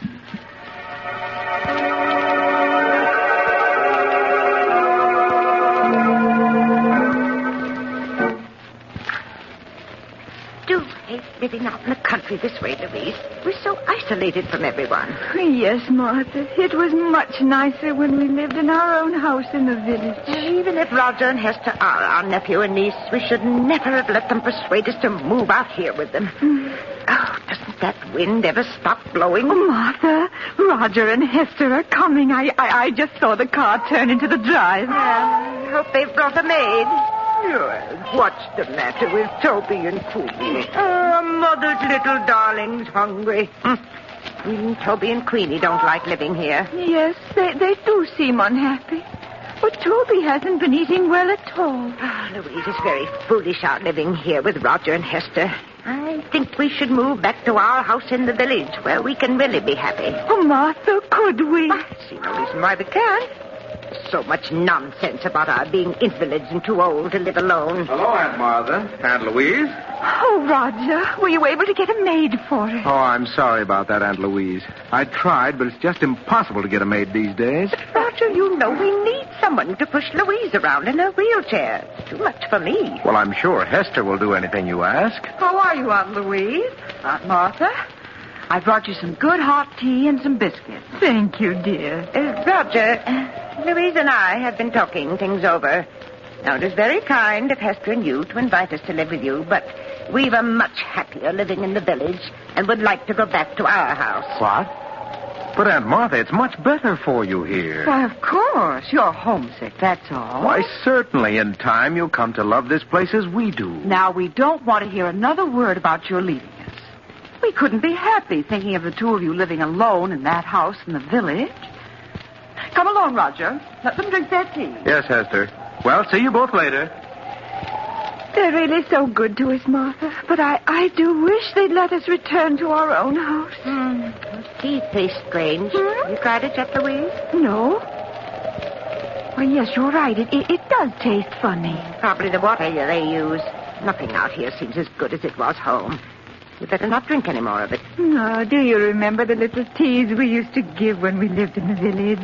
Mary Thompson came over every afternoon. It was so nice. There's no reason why we can't move back to our house and have those teas again. But you heard what Roger and Hester said. Our health isn't so good, and we need someone to look after us. Well, what of it? All that money Father left us, we can afford a dozen servants. Yes, Louise, I think we'd better plan to return home.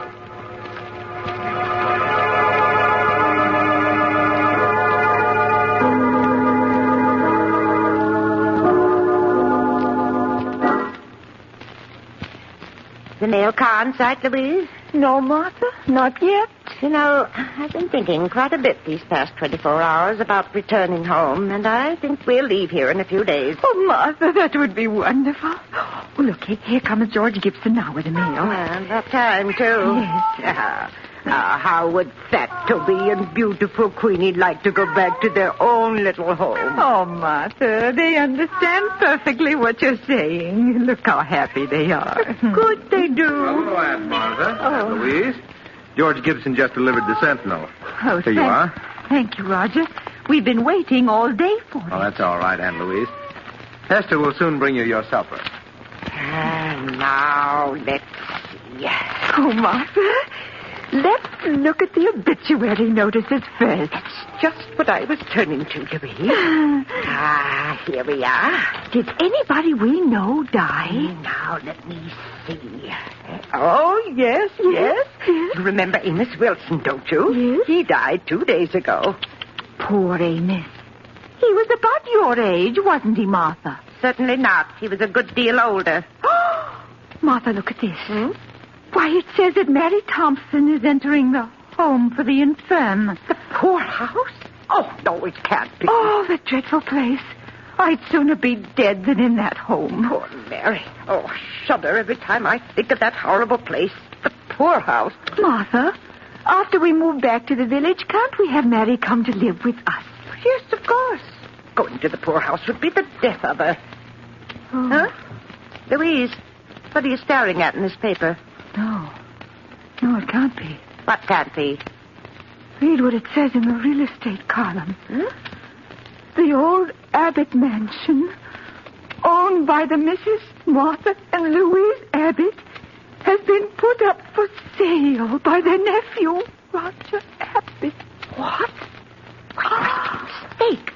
We never told Roger to sell our house. I wouldn't dream of it. Well, Martha, it's been in the family for almost a century. How could Roger do such a thing? I'll soon find out. Roger! Now, Martha, you mustn't get excited. But why should he want to sell our house? Are you calling me, Aunt Martha? Yes, Roger. What's this in the Sentinel about our house being for sale? Oh, is it in the Sentinel? Oh, I'm sorry. It is a mistake, isn't it, Roger? No, Aunt Louise. Oh. You see, as co-trustee of Grandfather's estate, I thought it would be a good idea to sell the house. Prices are high these days, and the house is rather old. But you had no right to put the house up for sale without telling me. I won't hear of the house being sold. Now, you mustn't get excited, Aunt Martha. If you don't want the house sold, I'll remove it from the market. Oh, please do. We couldn't live in the house if it was sold, could we, Louise? All right. I'll take care of everything. Everything's going to be all right now. I don't like it, Louise. I don't like it at all.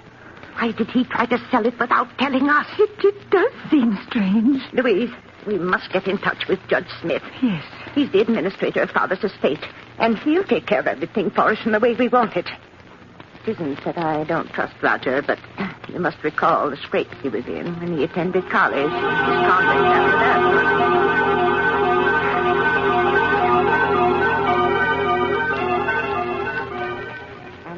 Then there was the matter of that bad check Roger gave. If it hadn't been for his dear father, he would... Someone's coming, Martha. I have your suppers for you. Now, please eat them before they get cold. Yes, Esther. There you are. Just call me if there's anything else you want. Yes, does Mother's beautiful Queenie want something to eat? I don't see Toby any place around. Well, he's probably in the kitchen. Now, say pretty please, Queenie, and Mother give you this nice piece of meat. That's Mother's darling. Here you are. Oh, isn't she lovely, Louise? Oh, yes. Queenie has such wonderful manners. We'd better eat our soup before it gets cold, Martha. Yes. And as I was saying, Louise, I don't care for Roger's attitude at all. Ask me, he's been behaving very strangely. Yes, Martha. Martha. Martha, that piece of meat you gave Queenie doesn't seem to have agreed with her. She looks ill. Oh, yes, you're right. Oh, Queenie, what's the matter with Mother's little darling? Martha, she's in agony. Yes, what can we do? Roger, come quickly. Oh, poor Queenie. Roger. Suffering so. Oh, Roger, do something. We must help poor Queenie. Oh, Roger, look. I'm afraid it's too late, Aunt Martha. She's dead. Dead? But she can't be. She was all right just a few minutes ago. Things like this will happen, Aunt Martha. She was old. She probably had cramps. Roger, you better take Queenie out of here. All right, dear. Poor Queenie. We've had her ever since she was a little kitten, 12 years now. There, Aunt Louise, you mustn't cry. You still have Toby. Now, why don't you eat your supper? You'll feel much better if you do. Hester, how can you speak of food at a time like this? With poor Queenie's body not even cold. I'm sorry, Aunt Martha. If you want me, just call. Oh, Martha, it won't be the same without Queenie. I simply can't understand it. 1 minute Queenie was perfectly well. Then after you gave her the meat, she became ill. Yes, she was perfectly well until she ate the meat. Louise, the meat, that's it. Don't understand, Martha. The meat, it was poisoned. Poisoned? Louise, that poisoned meat was meant for us. Martha, you don't mean that Roger and Hester... Oh, no. Yes, no. Louise, they're after our money. Oh, what are we going to do? We can't get at the phone. Got to get in touch with Judge Smith. Oh. Our lives depend upon it.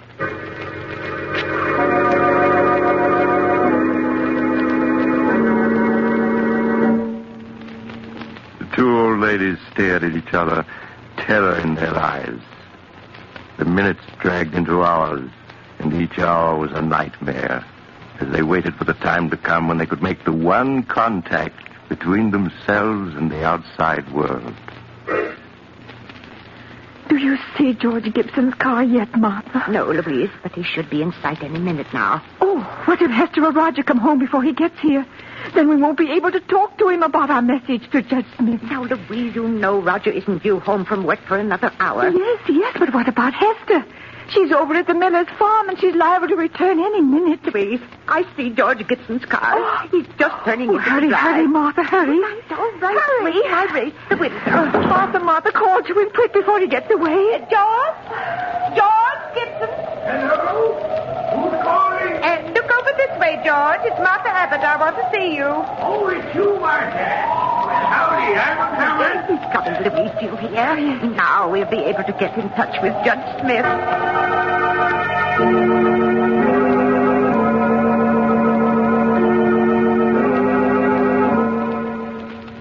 But after George Gibson left the Abbott sisters, he met Hester a half-mile up the road. The two conversed for a minute. Then George Gibson continued on his way.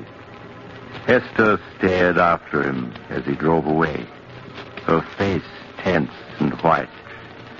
Then, as if suddenly understanding the implication of his words, she turned and ran towards her home, her heart pounding with fear. Roger, I just met George Gibson, and he told me that when he delivered the mail here, Aunt Martha and Aunt Louise called him into the house. Call him into the house? Yes. They asked him to get Judge Smith for them at once. I told you it wasn't safe to leave them alone, even with the phone locked in our room. All our plans may have been for nothing. Oh, Roger, do you think they suspect? I don't know. I do know it was a mistake letting them talk to George Gibson. After all our careful work, we can't let everything be spoiled now.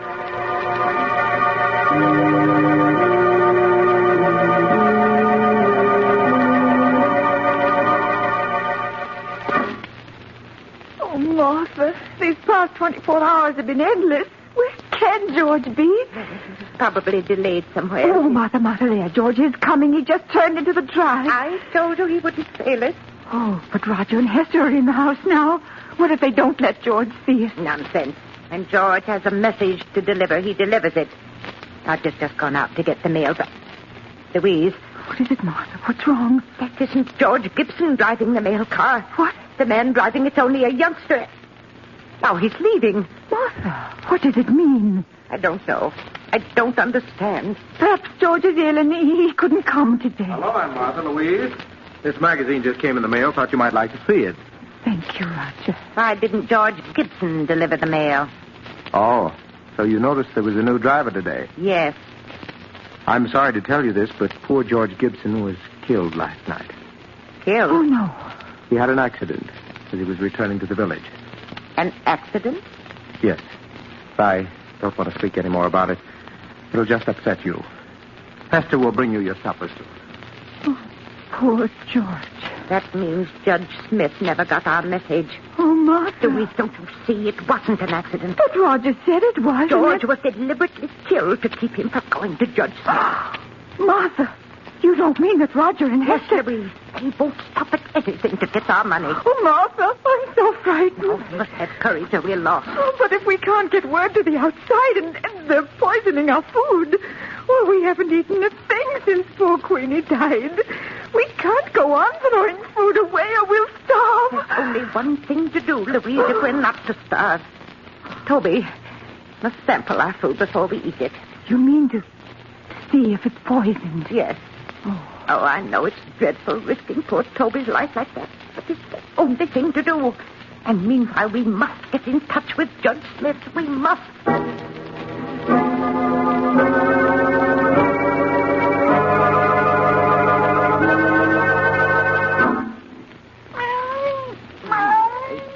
You are, Toby, a nice piece of meat for Mother's little darling. Aunt Martha? Where are you feeding Toby? He gets plenty to eat in the kitchen. Of course. I've always fed Toby from my own plate. He expects it. But, Aunt Martha, if you feed that meat to the cat, there won't be enough for you. Yes. If you're to get well, you need all that food. Now, I don't want you feeding Toby any more of it. Here, Toby. Come along, boy. Come on out to the kitchen while Aunt Martha and Louise eat their supper.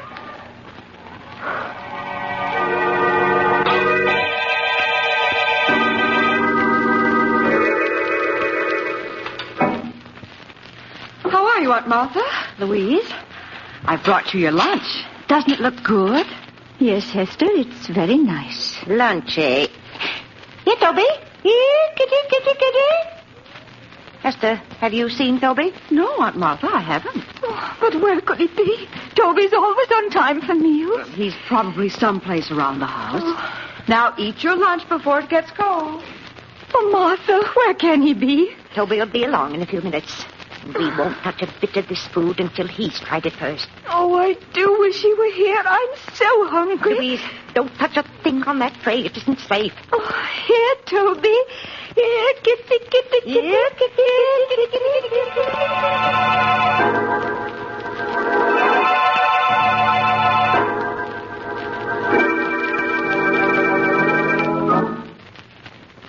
Good evening, Aunt Martha. Louise, how are you? Good evening, Roger. I have your supper here for you, too. But, Aunt Martha, neither of you ate your lunch. What's wrong? We weren't hungry, Hester. Have you found Toby yet? No. I've looked everywhere for him, but he seems to have disappeared. Oh, no. Now, you mustn't worry. I'm sure he'll turn up. Yes. Aunt Martha, you and Louise can't afford to miss meals in your state of health. Why, certainly not. Now, we want you to eat everything that Hester has brought you. Yes, you'll make us very unhappy if you don't. Now eat it while it's hot. Come along, Roger. I'll get you your supper. All right, dear. Did you hear what she said about Toby, Louise? Yes, he's vanished. Nonsense. They've killed him. You saw how angry they were last night when we fed Toby from our plates. They've killed him so he won't spoil their plans. Oh, Martha, what are we going to do? I'm so hungry. Got to get word to Judge Smith before it's too late. But how? Tomorrow, I'm going to go out to the road and try to get to the village. But, Martha, it's 2 miles to the village, and you know you can't walk more than a few yards. You're not strong enough. Louise, with either starvation or poisoning staring us in the face, we haven't any choice. I must try to reach the village.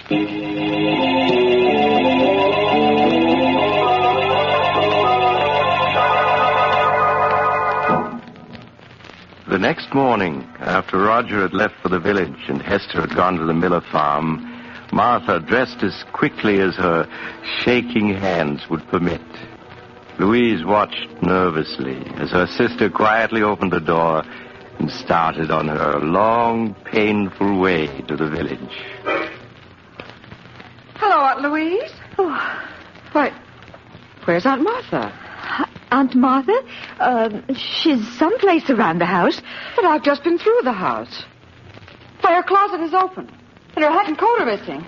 Aunt Louise, did Martha leave this house? Why, yes, she said she wanted to go for a walk. Go for a walk? At her age and in weather like this?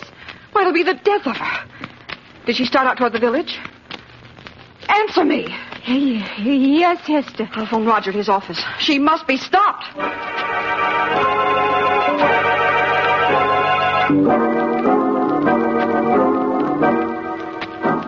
20 minutes later, as Roger drove along the road leading to his home, he saw a small figure in the distance. It was Aunt Martha. There was a weary, painful look on her face as she hobbled towards the village. In spite of her determined resistance, he put her in his cot, was uppermost in his mind. He must make sure that this could never be repeated. Oh, Martha, I'm so hungry. Yes, Louise, I know. So am I. We've gone 3 days now without eating. We left them our money and our wills. Why must they kill us? They're nothing but common murderers. Oh, if there was only some way to get word to the village. Louise, I've got an idea. What is it, Martha? If we were to set fire to the house, they'd see it in the village. Yes. And then the fire company would come out. Then we'd be able to tell them we'd be saved. Oh, but Martha, Hester and Roger would put out the fire before it could get big enough. Louise, I know a way we can prevent them from putting out the fire. You do? Yes, and we can save ourselves, Louise. We can save ourselves.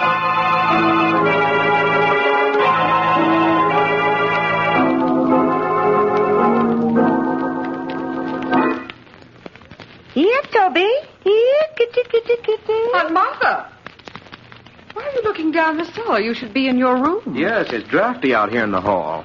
Now, come on, close the cellar door and go back to your room. But I heard Toby crying. He's down in the cellar, and I won't go to my room until I get But him. Aunt Martha, Roger, just to put Aunt Martha's mind at ease, why don't you go down to the cellar and see if Toby is there? Oh, all right. If you ask me, it's just a waste of time. Oh, please help him look for Toby, Hester. You'll find him so much quicker if you both look for him. Oh, very well. But you go back to your room so you won't catch cold. Roger, do you see him? He doesn't seem to be any place here in the cellar. Now we'll see just how smart you are, trying to poison us. There, you won't stop us from escaping now. Oh, I must get Louise. Louise! Yes, Martha. Oh, Louise, it worked. Martha, you mean you were able to lock them in the cellar? Yes, and with the door locked, they can't get out. Oh. Aunt Martha, unlock this door. Let us go! Oh, they found out they're locked in. Don't you worry about it, Louise. I'll take care of everything. Oh, Martha. Aunt Martha. Martha, what are you doing with that kerosene lamp? I'm pouring the kerosene around the room so that it'll burn better. Oh. Are you ready to leave, Louise? Yes, Martha. Then strike a match and start the fire. Oh, how quickly it's starting to spread. Yes, we better leave. I'll push your wheelchair, Louise, and you try to help by rolling the wheels. Yes, Louise. There. Yes, we're coming along nicely. Oh, Martha, I hate to do this. Louise, you mustn't waste any pity on them. Even if they are our niece and nephew, they're nothing but common murderers. Yes, I suppose you're right. Now I'll just open the front door and we'll be free. Now, roll the wheels a bit, Louise. Yes, I am. Just a few feet more and we'll be safe. There. Far enough away from the house to be perfectly safe. Oh, my. The whole house is on fire now. Yes, lovely fire, isn't it? I don't feel cold at all. Oh, do you think they can see it in the village by now, Martha? I'm sure they do. Now, remember, Louise, when the fire company gets here, we don't know what happened to Roger and Hester. We just managed to get out ourselves. Yes, Martha. If we told them what we were forced to do to escape, we'd have to reveal that our own niece and nephew were poisoners, murderers. We don't want to disgrace the family name, Louise. Oh, no, Martha. Of course not. Oh, look, Martha, look. The roof is beginning to go.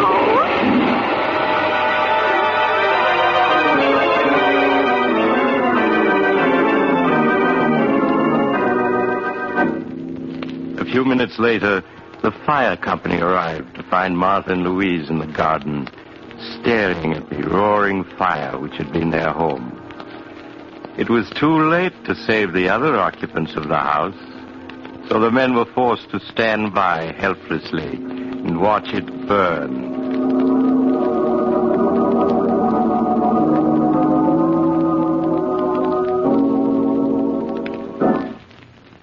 Good morning, Judge Smith. Good morning, Miss Martha, Miss Louise. I trust you're well after that terrible ordeal last night. We're much better, thank you, Judge. Well, now that your niece and nephew are gone, we must plan for your future. Oh, you don't have to bother, Judge. All we want to do is move back to our old house, hire a few servants, and live as we used to.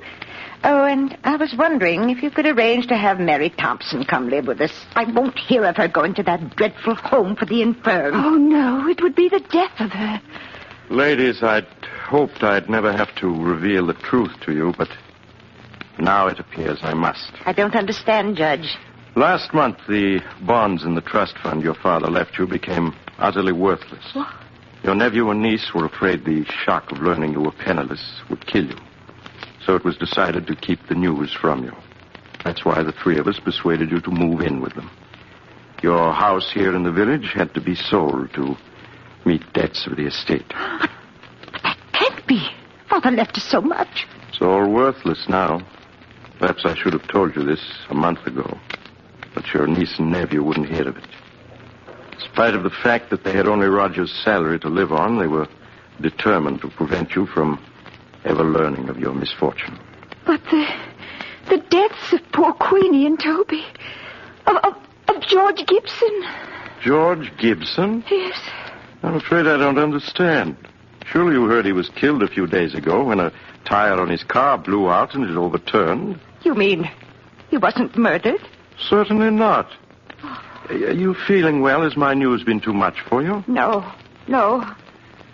Well, now that your niece and nephew are gone and there's no one to support you, I'm afraid there's only one thing left. One thing left? What's that? I'm sorry to say, the home for the infirm, the poorhouse.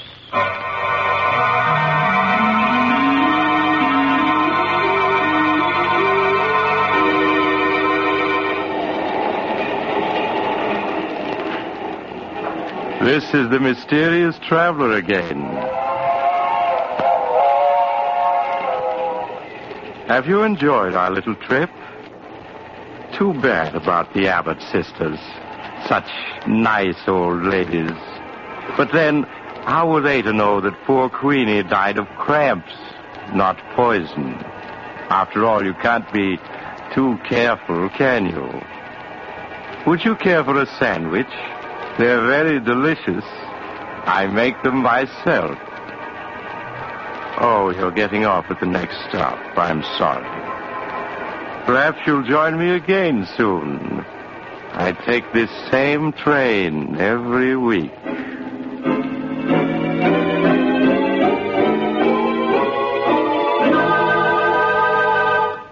You've just heard Chapter 9 of The Mysterious Traveler, a series of dramas of the strange and unusual brought to you each week by station WOR.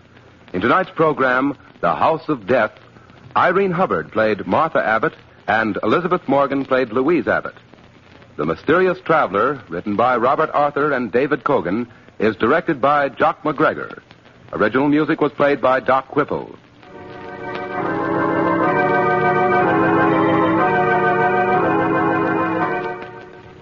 Listen next week to a tale titled The Man Who Knew Too Much. Another tale of the Mysterious Traveler.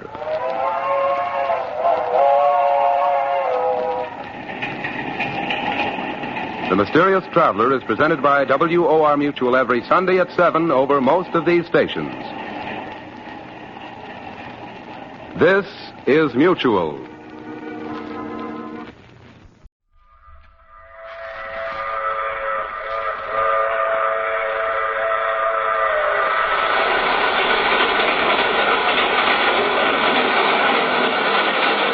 Mutual Broadcasting System presents The Mysterious Traveler.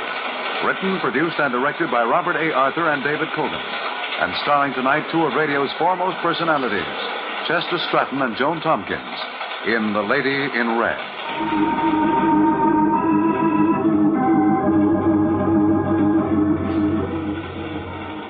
This is the Mysterious Traveler, inviting you to join me on another journey into the realm of the strange and the terrifying.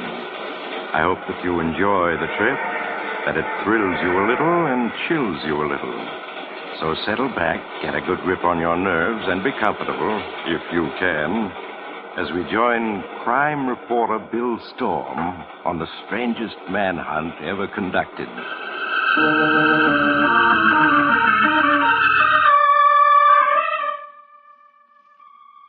Now here's the story, just as Bill Storm wrote it down, when he began to be afraid that maybe he was going to succeed and find the strange and dangerous woman he knew only as the Lady in Red.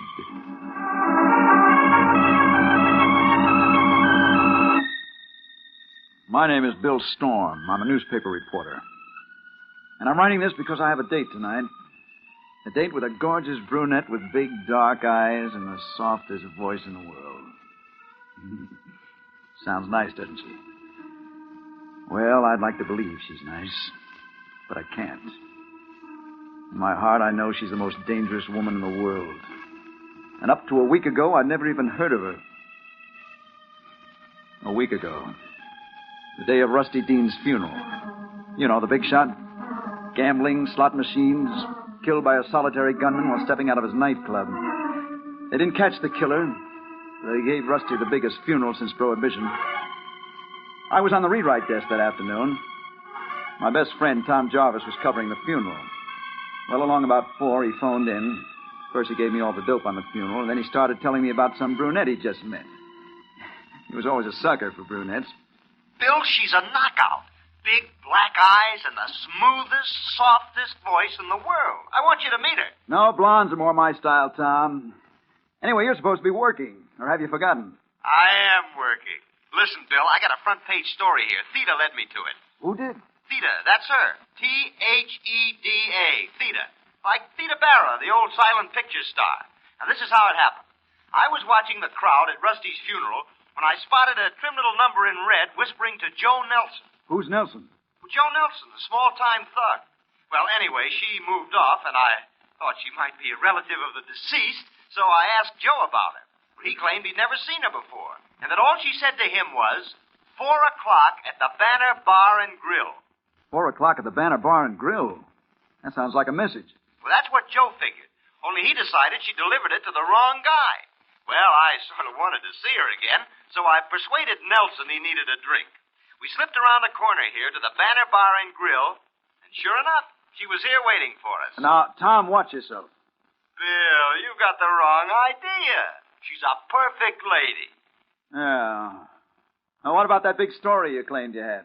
Oh, well, I'm coming to that. But honest, Bill, I want you to meet Theda. You'll go for her. Now, look, I'm going to put her on the phone to say hello. Here she is. Theda?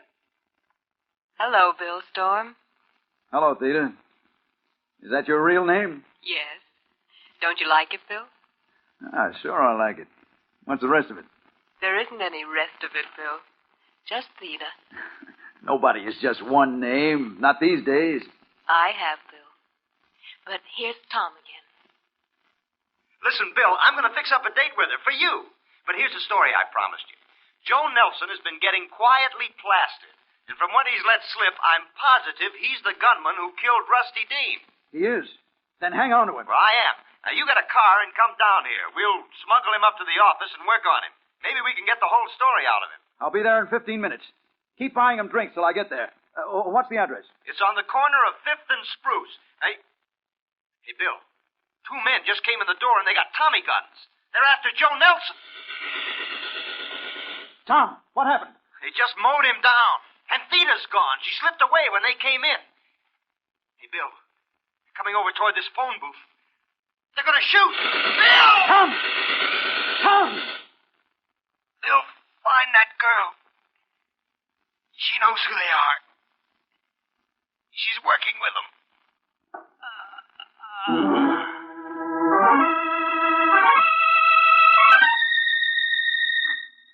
I was there in 5 minutes, even before the police got there. The place was deserted, except for the 2 dead men. Joe Nelson, the gunman, and Tom. Tom, my best friend, led to his death by a girl in a red dress. Well, the police didn't find the gunman who did the shooting, so I set out to find the girl, to track them down through her. Once I found her, she was going to talk plenty. I began the hunt by calling on the man who had been Rusty Dean's chief lieutenant and was running his enterprises now, Nick Murray. Sit down, Storm. Said you wanted to talk to me? What about? Murray, did your boys kill Joe Nelson this afternoon? My boys?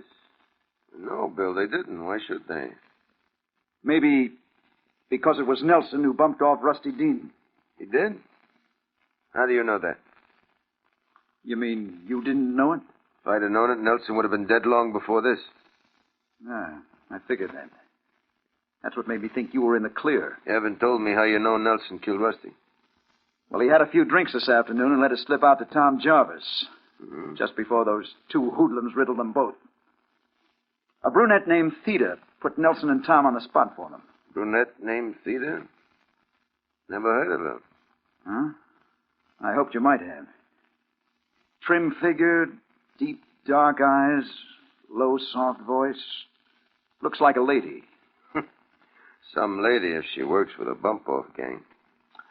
No, I never heard of her. But if she's working with any local mob, I'll hear about it. If any of the boys run across her, I'll let you know. Thanks, Murray. But warn them, if they do meet her, watch out. She's pure dynamite.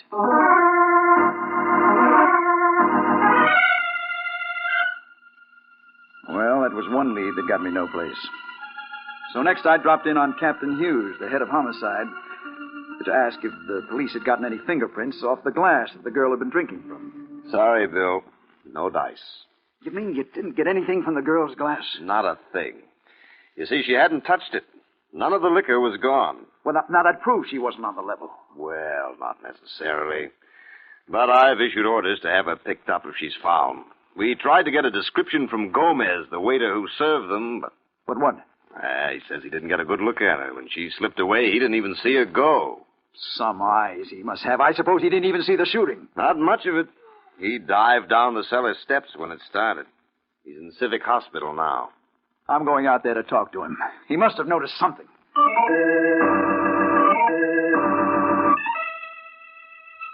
It wasn't much of a lead, but it was all I had. It was pretty late by now. And when I got there, the hospital had settled down for the night. They put Gomez in a ward. Outside the ward, I found a nurse on duty. A blonde kid who turned as I came up. Oh, good evening. You looking for someone? Yes, my name is Storm. I'm looking for a patient named Gomez. Gomez? Oh, yes. Broken arm and internal injuries. How is he? Is he awake? Yes. Feeling badly, complains of pains in his chest. If he's awake, I want to talk to him. This is police business. What bed's he in? Well, the last one down by the far door, but I'll have to ask the doctor if you can see him. Wait here, please. She disappeared down the hall, but I didn't wait. The ward was dark except for a couple of dim lights. I started for the far end, and then I saw her. She was just a figure in a red dress bending over the last bed, but it was Theda, all right. It had to be. I tiptoed down the room. She was talking to Gomez. He was moaning a little. It hurts, doesn't it, Gomez? Yes, of course it does, but it'll go away soon. He mumbled something, and then he reached for a glass on the table beside his bed. A drink of water? Of course.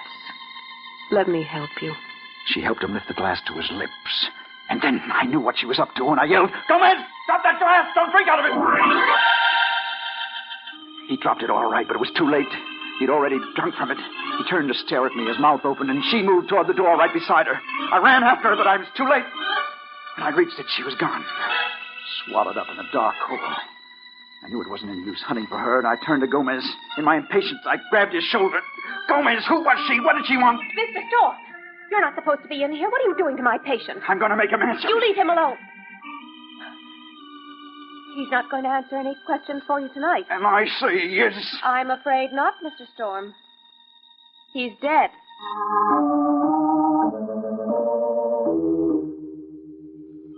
Yes, he was dead, all right. The only possible witness who could lead me to her, and she eliminated him. And then I knew whoever she was and whatever her game was, trying to find her was going to be about as safe as moving into a den of rattlesnakes.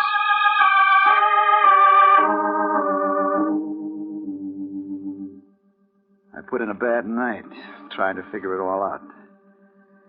The next morning, when I got down to the paper, my eyes looking like two holes burned in a blotter, I hunted up my editor, Henry Holloway, in City Room.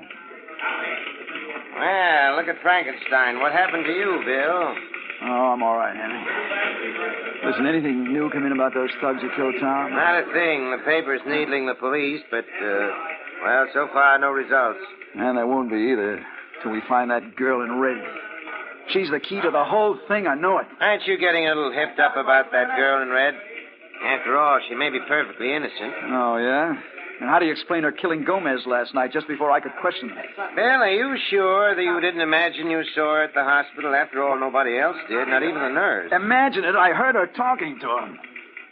In a soft, honey voice, as if she was bringing him flowers instead of poison. Well, that's another thing. The hospital autopsied Gomez and found no trace of poison. They claim it was internal hemorrhage and shock that killed him. Sure, the shock of a nice, healthy slug of poison in his glass of water. But suppose they didn't find anything. They weren't looking for it, that's all. And I saw her kill him. Okay, you saw her. Now what? I want to be relieved of all assignments until I find her, that's what. She's in this city, and I'll run her down inside of a week, or I'll quit calling myself a reporter.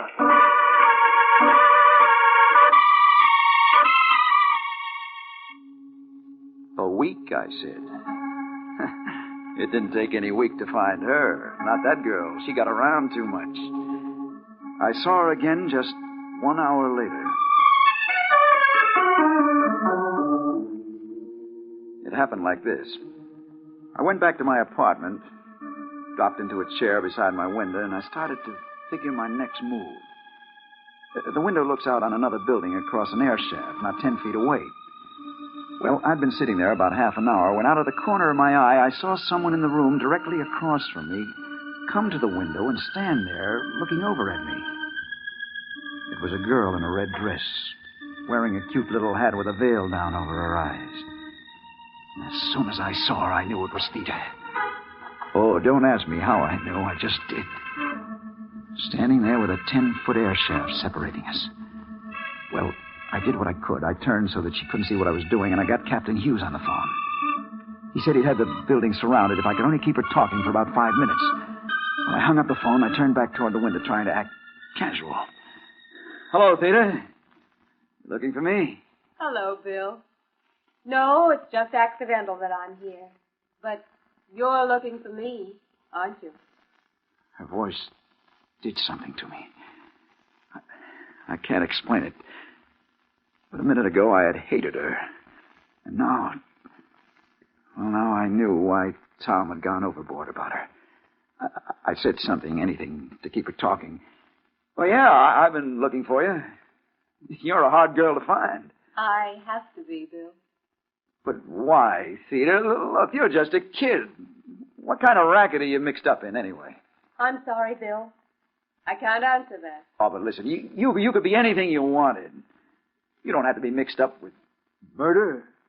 Then you think I'm a murderer? Now, what else can I think? Last night you killed that poor devil at the hospital. I saw you. Yes, I know. You wouldn't believe me if I told you you're wrong, would you? I'd like to, but I can't, Theta. I can't. I'm sorry, Bill. Someday you'll know the truth. Now I have to go. Oh, no, wait. Let me look at you. I think we met someplace before. Yes? Yeah. It was in Chicago. But I can't remember where. Please don't try to, Bill. And don't try to find me anymore. Now, goodbye. No, wait. But she was gone. And then somebody else appeared at the window. A window washer. He started to climb out on the sill to fasten his belt to the safety hooks. And I yelled at him, "Hey, you, that girl who was there, stop her." You mean the little number in the red dress? Yeah, where'd she go? Well, she went out just as I come in. Go after her, grab her. She's wanted by the police. Oh, listen, mister, I'm here to wash windows, not to chase dames. The police want to let them catch her. Now, quit bothering me. I got a job to do. Look out, your safety hooks are bending. What?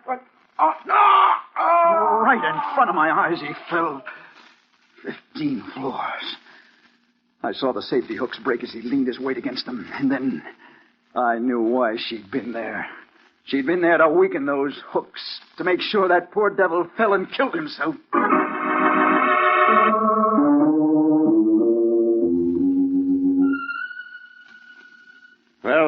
we didn't get her. She slipped through our fingers somehow. She was there, Captain. I saw her. I talked to her. She was there, all right. We found a woman's handkerchief in the room. Initial J on it. Heavy perfume. Here it is. Lilac. Drenched in lilac. But the initials J. She said her name was Theta. She was kidding you. But she did the job, all right. Those safety hooks had been filed away to nothing. One of the local mobs is trying to get control of the window washers union. That's why he was killed. Intimidation. Sweet little lady, that one. But, Storm, the elevator boy who took her up, says she was a blonde, not a brunette. Oh, he's crazy. Her hair is as black and soft as midnight. You're getting poetic, aren't you? I wonder if you're still as anxious to find that girl as you were. Oh, Of course I am. And when I find her, she'll get what's coming to her. That's what I said. I didn't know for sure whether I meant it or not. I just knew I had to find her again.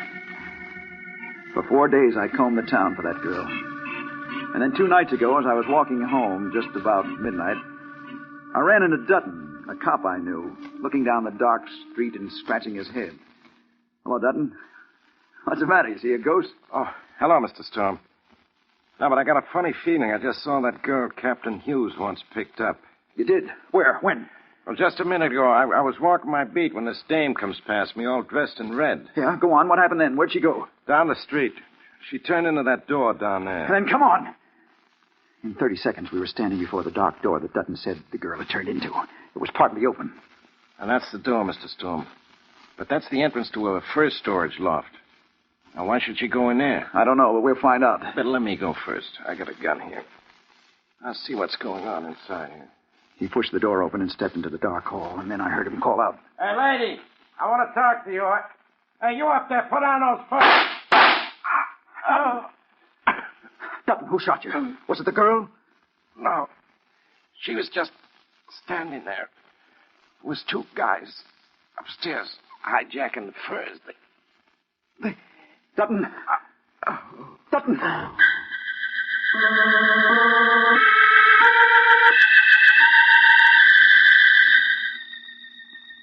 But listen, Storm, you say you didn't see her.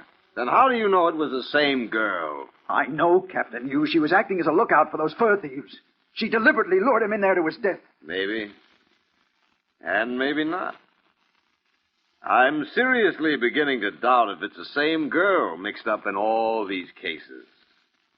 I think it's just a theory. Your theory. Well, I'll prove it to you. She's definitely mixed up in the rackets.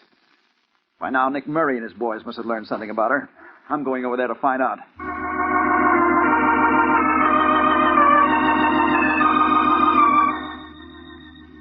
When I got to Murray's club, one of the boys showed me up to the office. Oh, hello, Storm. Sit down. Thanks, I will. Can I fix your drink? No, thanks.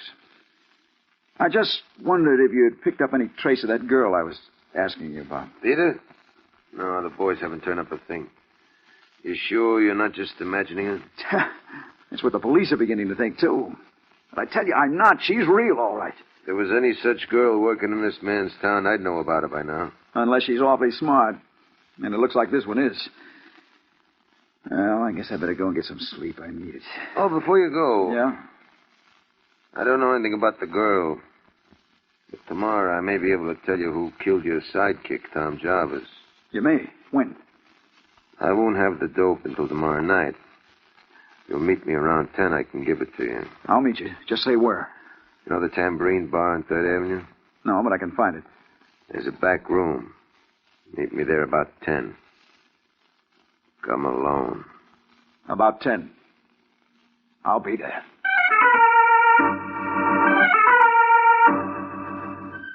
I went home, but I didn't get much sleep. I was too keyed up. About 3, I got up and put on a dressing gown and sat down by the window to smoke. And then, behind me, Hello, Bill Storm. I turned, and she was there. I started to stand up. No, stay where you are, Bill. Unless you do, I'll leave. Theda, why have you come here? You've been looking for me so hard. I thought I ought to. Look, I won't touch you or try to make you stay, but let me get up and fix you a drink. Sorry, Bill, I can't stay. But I wanted to tell you the time's come when I can let you know the truth about me. You mean you're going to tell me who you are and why you've done what you've done? Everything, Bill. But not tonight. I'll see you again tomorrow, Bill. Where? When? You have an appointment, don't you, with Nick Murray? Yeah. How do you know? Are you working with him? Please, don't ask me any questions now. I'll tell you everything tomorrow night. Good night, Bill. Oh, no, wait. You can't go yet. But she was gone. By the time I reached the door, she was out of sight. Well, I went back to bed, but I didn't get any sleep. I was groggy, punch-drunk. I knew she was guilty, but I wanted to believe she was innocent. And I couldn't.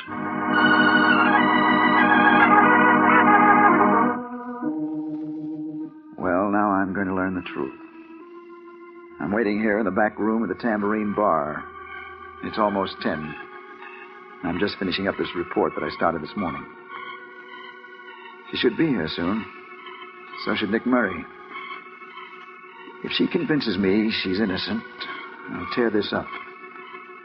But if she isn't, well, I'm going to find out because she's coming through the door now. Hello, Bill. Hello, Theda. So you did come. Of course I came. Believe me, Bill, I'm not wicked. Look at me. See if you really think I'm bad. She lifted her veil, and at last I saw her face clearly. It was just as I thought it would be. A beautiful face. With dark eyes that I could see into deeper and deeper. Like looking into the heart of night itself. Now, Bill, do you really think I'm wicked? Oh, no. No, I don't. But who are you, then? What's your connection with these murders? You'll know soon. I have to leave now just for a minute or two, just while you talk to Murray. He's coming now. She slipped out one door while Murray came in the other. Nick closed the door and sat down. Well, I see you're here on time, Storm. Yes. If you can tell me who killed Tom Jarvis, I want to know. That's what I'm here for. 2 of my boys killed him. 2 of your boys? You see, Joe Nelson killed Rusty Dean for me so I could take over his rackets. Then I saw your friend trying to pump Joe. I couldn't afford to take chances. I had to get rid of them both. And that explains a lot. But what about the girl? I don't know a thing about her. I think you just made her up as an excuse to come asking questions. No, I didn't. She's real. I know better. Because you did see a girl in that apartment where the window washer fell. But not a girl in a red dress. You saw Janice. My girl. Your girl? She filed those safety hooks and lost that handkerchief the police found. You mean you had that fella killed, too? Little business deal I'm interested in. Protection stuff. And last night I decided you were getting to be a nuisance. That's why I'm telling you this now, because you're not going to pass it on. Oh, no. No, put that gun away. You can't get away with it. You go... So long, Storm. We won't be meeting again. Theda. Theda. Here I am, Bill. Theda, call the doctor. Quick. You'll be all right, Bill. Don't worry. But I need a doctor.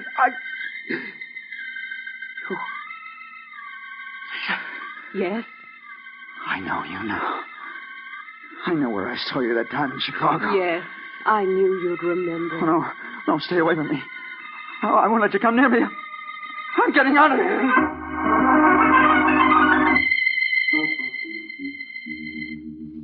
Oh, no, I won't. You're not going to get me like you did the other. Mr. Storm. Mr. Storm, can you hear me? Oh. Where am I? You're a nurse. Yes. You're in Civic Hospital. You were brought here an hour ago, shot in the chest. A policeman found you crawling down 3rd Avenue. Oh, yeah, I remember. One night, take this down. Nick Murray shot me. Get word in the morning, Ledger. Certainly. Now, please, lie quietly while I go get the doctor. I'll only be a minute.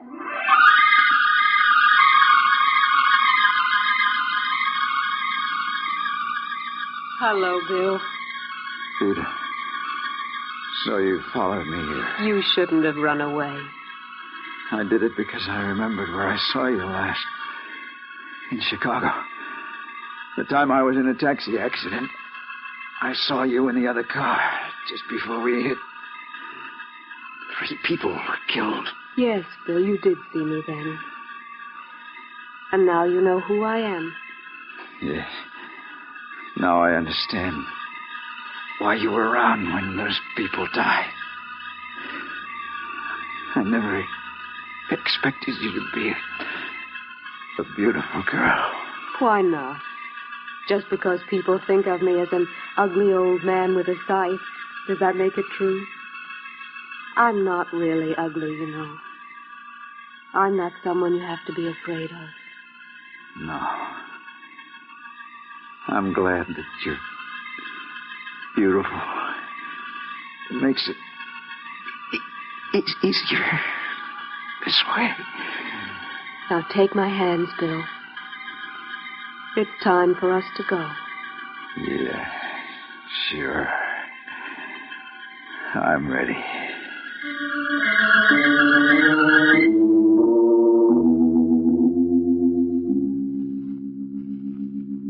He recovered consciousness a minute ago, Dr. Clark. I came for you at once. Seemed to be quite strong, and I...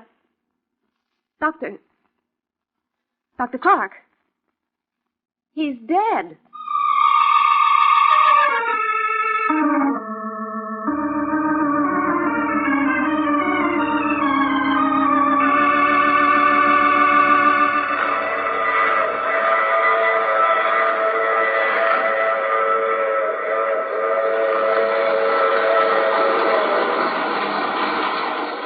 This is the mysterious traveler again. So that was the secret of the lady in red. Theda, a strange name. Theda. I wonder if Bill ever did realize those are the same letters that spell death. But he did what he set out to do. He learned the truth and avenged his friend. But if you should meet an alluringly beautiful girl who Oh, you have to get off here. I'm sorry. But I'm sure we'll meet again. I take this same train every week at this same time.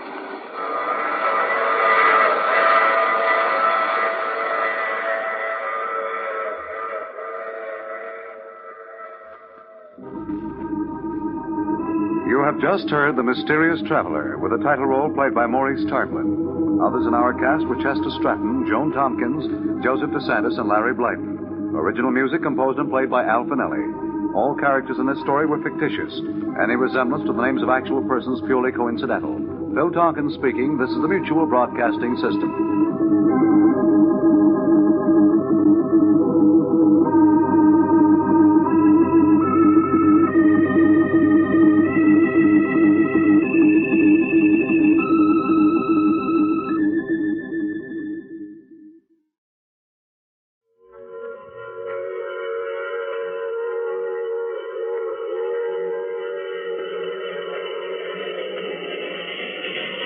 The Mutual Broadcasting System presents The Mysterious Traveler, written, produced, and directed by Robert A. Arthur and David Cogan. And starring tonight, 2 of radio's foremost actors, Ralph Bell and Robert Dryden, in The Last Survivor.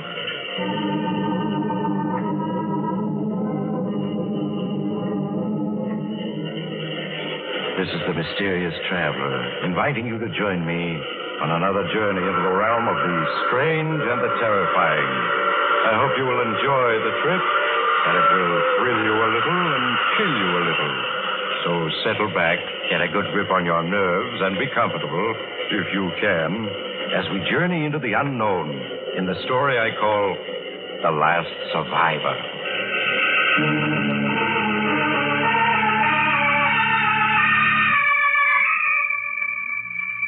In a small 6 by 10 feet radio compartment, a man sits sprawled in the transmission operator's chair.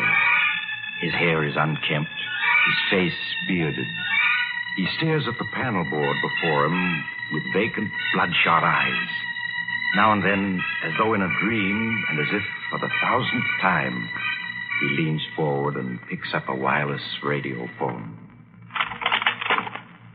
Calling base, San Augustine. Come in, base, San Augustine. Over. Calling base, San Augustine.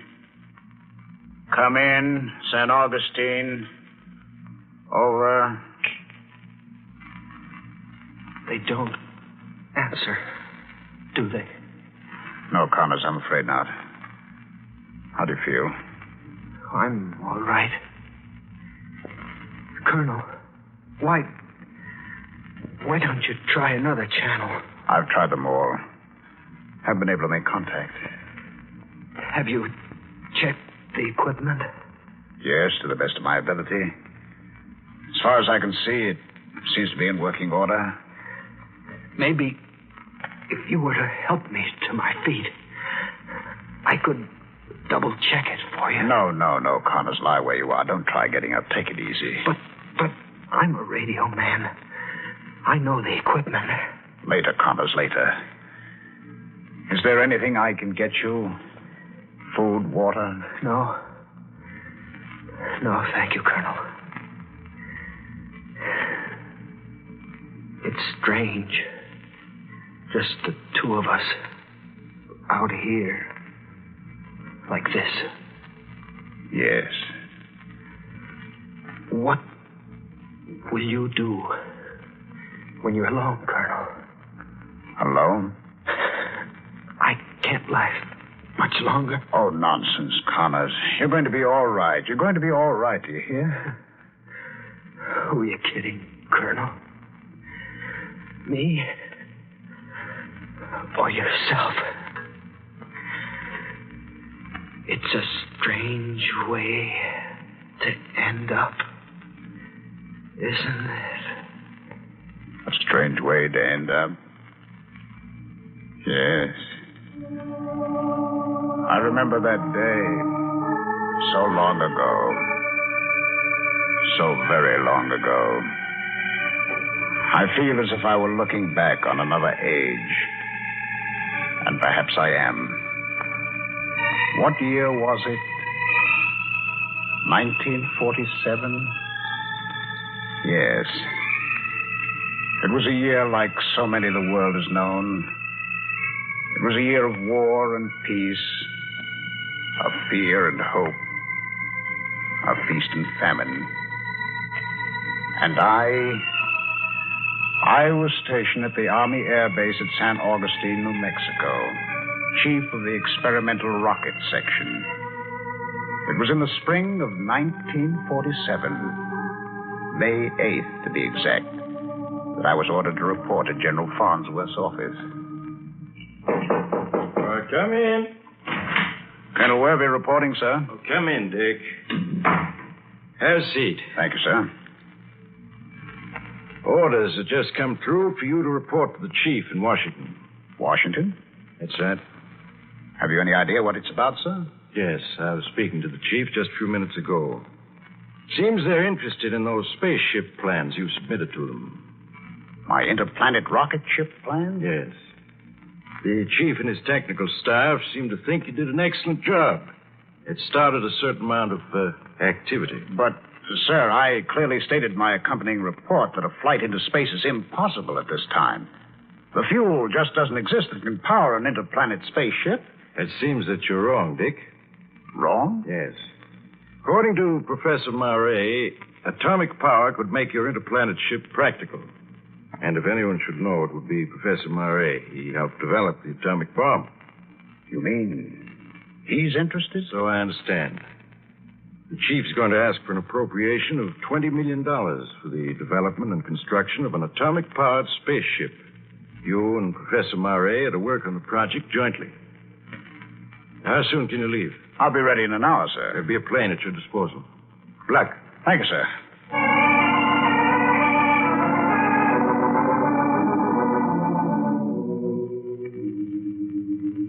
Well, I've looked forward for some time now to meeting you, Colonel. Thank you, Professor Murray. Why did you become interested in my plan, sir? As you know, I am one of the scientists who helped develop the atomic bomb. It was a terrible responsibility, and we scientists must answer to a great extent for its use. I'm hoping that through a successful spaceship, mankind will turn to peaceful uses of atomic energy. I understand, sir. I've studied your plans with minute care, and the ship you've blueprinted is a masterpiece of design. Thank you, Professor. Oh, not at all. You deserve praise for your work. Now, as for the fuel problem, I'm convinced atomic energy is the answer. But, Professor, what about the radiation danger, if it were used? We would have to design and construct an engine that would be a complete unit in itself and completely sealed off from the rest of the ship. Now, according to my calculations, very rough calculations at the moment, the ship would have to achieve an acceleration of 4h to reach a velocity of 8 miles a second, at which speed it could attain enough momentum to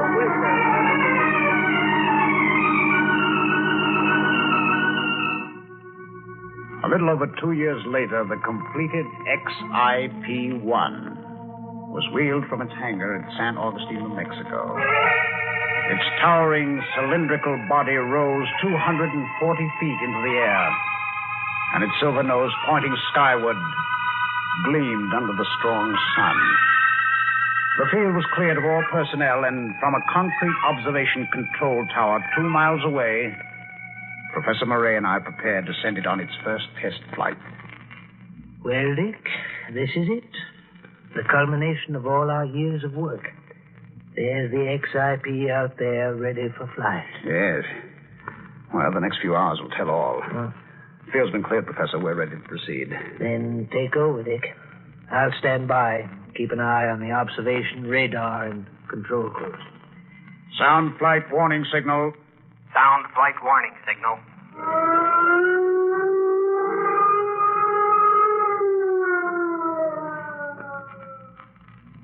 Switch on control panel. Switch on control panel. Switch on tower receiver. Switch on tower receiver. Switch on XIP flight radio center. Switch on XIP flight radio center. Cut in nuclear jet number 1. Cut in nuclear jet number 1. The ship is hovering, Dick. Yes. Cut in nuclear jet number 2. Cut in nuclear jet number 2. There goes the XIP. She's taking off.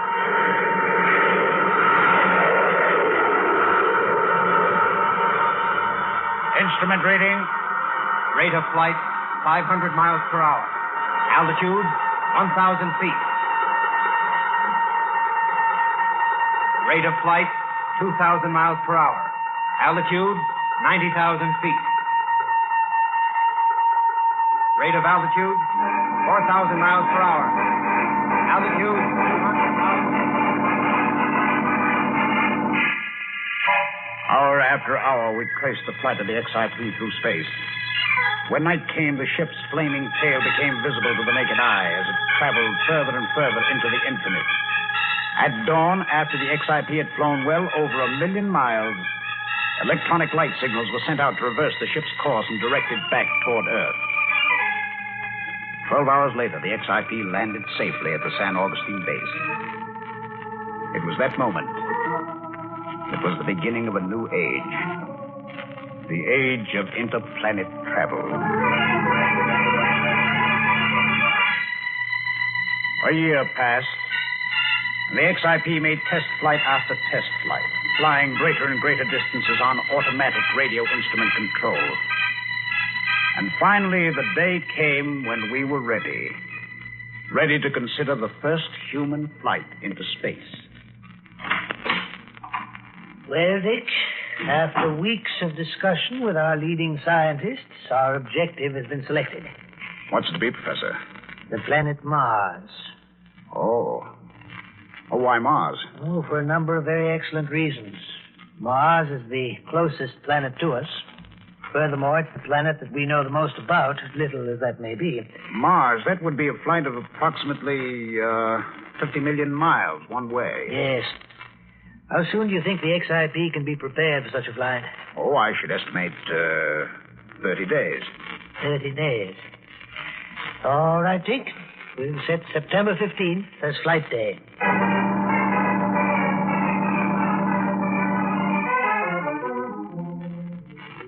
Ready for flight, sir. The crew are at their station. Thank you. Is there anything, Professor, you want to say before we take off? No, Dick. Everyone's been thoroughly briefed. Well, then the moment's arrived. Stand by for flight orders. Stand by for flight orders. Sound warning signal. Sound warning signal.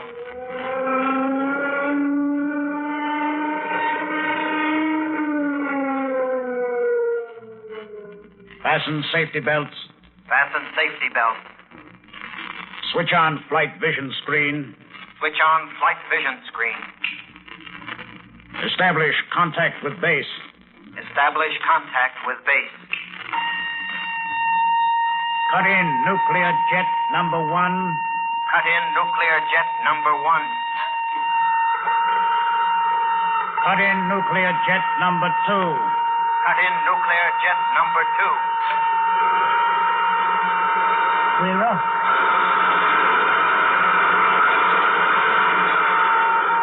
Instrument reading. Flight distance covered, 5,000 feet. Time, 5 seconds. Flight velocity, 600 miles per hour. Flight distance covered, 80,000 feet. Time, 9 seconds. Flight velocity, 2,000 miles per hour.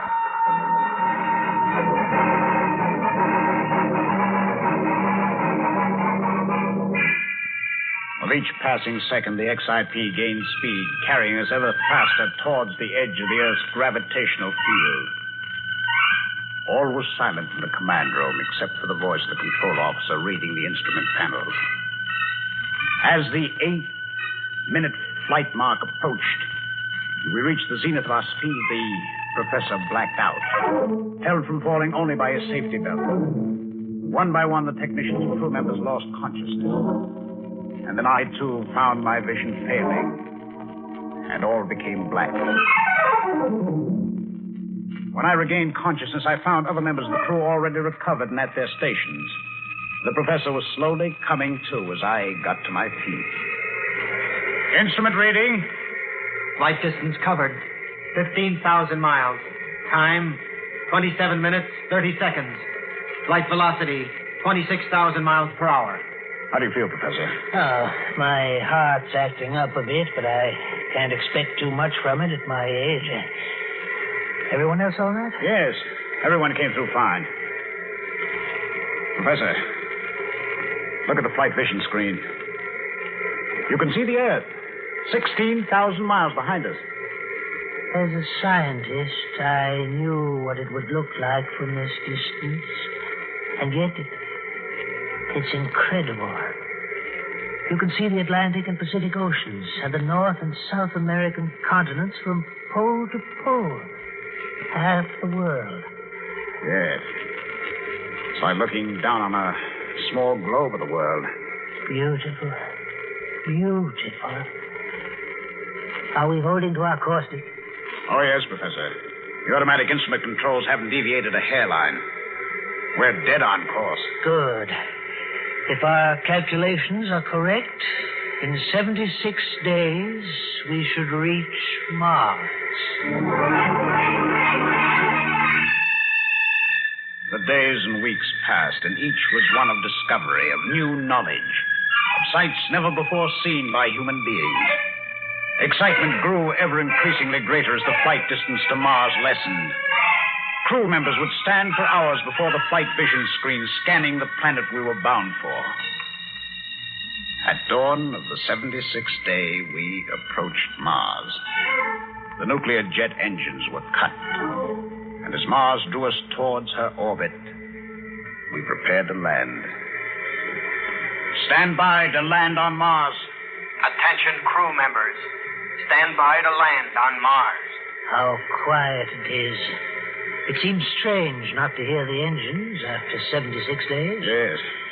Switch on radar sender. Switch on radar sender. Instrument rating. Rate of descent, 1,000 miles per hour. Altitude, 300,000 feet. The orbit of Mars is exerting a strong pull toward its surface. Yes. Switch on retarding jet number 1. Switch on retarding jet number 1. Instrument rating. Rate of descent, 500 miles per hour. Altitude, 100,000 feet. Once we enter Mars' atmosphere, it'll help cut down our speed. We should be just about entering it now. Rate of descent, 200 miles per hour. Altitude, 60,000 feet. Entering atmosphere. Pressure, 2 pounds. That's much better. Rate of descent, 100 miles per hour. Altitude, 20,000 feet. Pressure, 5 pounds. Hovering. Altitude, 1,000 feet. 800 feet. 600. 300. 100. Flight completed. Cut retarding jet number 1. Cut retarding jet number 1. Cut radar sender. Cut radar sender. Well, Professor, we've done it. We've reached another planet and begun a new age. Yes. Let's hope that as a result of this flight, atomic energy will be used for peace and not for war. Well, shall we have a look at this planet? Switch on scanning screen. Switch on scanning screen. A moment later, a picture formed on the scanning screen, and we saw the landscape of Mars. As far as the eye could see, there was desert. Wide tracts of brown, barren soil broken here and there by ugly, thorny desert plants. Now and then a gust of wind would come swirling across this desert, all but obscuring the view. There were no visible signs of life out there. Only great vastness and great loneliness. It's just wasteland. Nothing but wasteland. It reminds me a great deal of the deserts of Tibet. Disappointing, isn't it? Oh, come now. This is only a small part of Mars. Who knows what the countryside may be a few hundred miles from here? Yes, that's true. The Martian canals, which we've studied through telescopes on Earth, now we'll be able to see them close up. Yes, it's going to be a great adventure exploring this planet. Well, we'd better proceed with our preliminary tests, Dick. Ascertain what the air out there is composed of, what the temperature is, and 101 other things. I'll assemble our scientists at once, Professor, and have them go to work.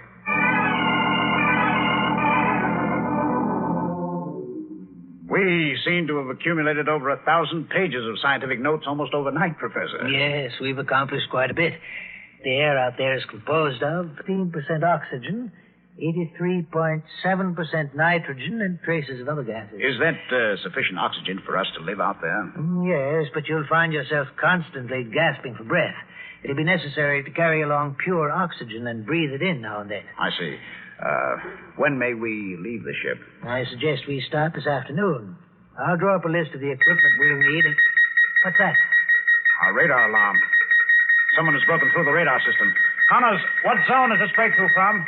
Zone 5, sir. Zone 5. That means 250 miles away. Connors, can you pick up anything? I can hear something very faintly, sir. Sounds like motors. Motors? Well, it looks as if we've learned something else. Not only is Mars inhabited, but it apparently has a highly developed civilization. Yes. They're in Zone 4 now, sir. I can pick up the sound of motors quite clearly. Zone 4. That means they'll reach us in another 3 minutes. Professor, you've seen my orders. In a situation such as this, I'm to take off and return to Earth. Yes, I know. What a pity to have come so far and have to return now. I know, but those are my orders. We can't risk the XIP and all the knowledge we've gained. Yes, you're right. Zone 3 has been penetrated, sir. Stand by to take off. Attention, crew members. Stand by to take off. Cut off radar system. Cut off radar system. Cut in nuclear jet number 1. Cut in nuclear jet number 1. Cut in nuclear jet number 2. Cut in nuclear jet number 2.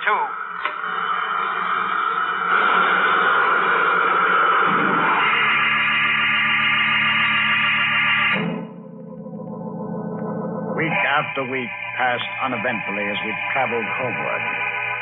Already we were discussing the second flight we would make to Mars and the other spaceships that would be built to follow the path of the XIP. Well, Dick, there's our own planet, looming larger with each passing hour. Yes. Another 48 hours and we'll be home. I imagine our return will create quite a stir. Yes. I hope it won't delay us too long in preparing for our second flight. Oh, this flight of ours will have a tremendous effect on mankind. Yes. And I'm hoping for the better. Mankind can't stand an atomic war. It would be the end of us all. Well, look at the flight vision screen. Certainly, the Earth appears peaceful enough at this moment. Yes, but a weapon such as atomic energy... Professor. What is it? The flight vision screen. Look. Huge explosions on Earth. What? Good Lord. Look. One explosion after another. Great fires mushrooming up. What is it, an earthquake? No, Dick. Well, then what? Those are atomic explosions. What? Oh, no, they couldn't be. I was at Los Alamos, Bikini. I've seen atomic explosions before. Connors. Yes, sir. Establish radio contact with San Augustine. Yes, sir. XIP calling base. It's horrible. San Augustine. Horrible. XIP calling base. One explosion San Augustine. after another. Come in base. The whole Earth appears to be San in flames. Augustine. Yes. Over. It's the end of the world. Oh, now, don't talk like that. It can't be. Connors, what's wrong? I don't know, sir. San Augustine doesn't answer. All I hear are explosions. Good Lord. Why? Why? Professor, the Earth seems to be disintegrating. Great fiery pieces are being blown into space.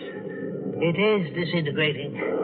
The atomic explosions have started a chain reaction. In a few more seconds, the XIP will feel the impact. You mean out here?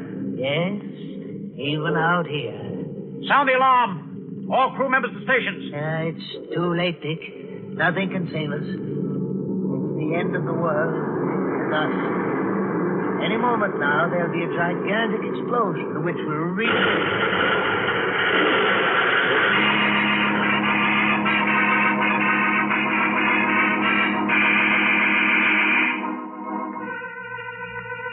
When I regained consciousness, 12 hours later, I was lying in the radio compartment beside Connors, the radio man. My left arm and a number of my ribs were broken, and I had a slight concussion of the brain. I pulled myself to my feet and staggered into the command room. The nuclear engines were silent. The ship a shambles. The professor and 7 other men in the command room had been killed almost instantaneously. I slowly made my way through one compartment after another. Out of a crew of 42, only Connors and myself were alive. I returned to the radio compartment. Hours later, Connors recovered consciousness.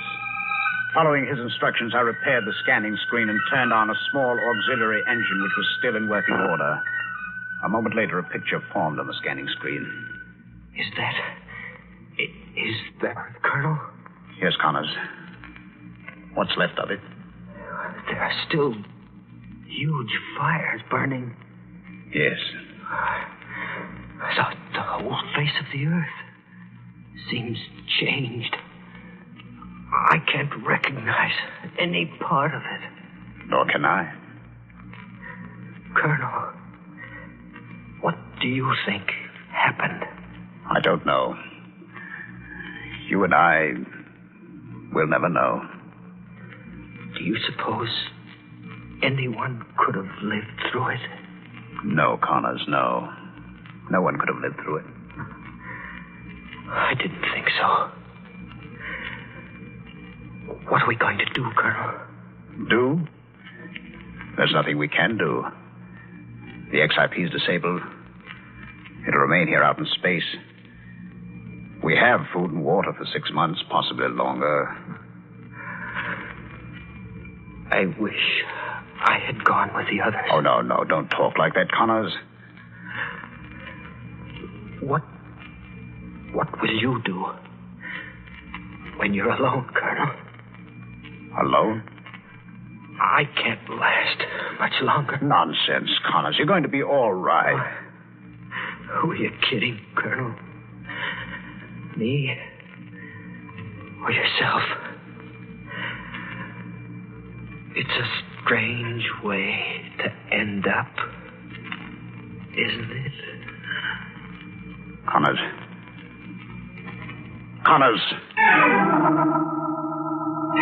I'm alone now. Sitting here, staring at the scanning screen.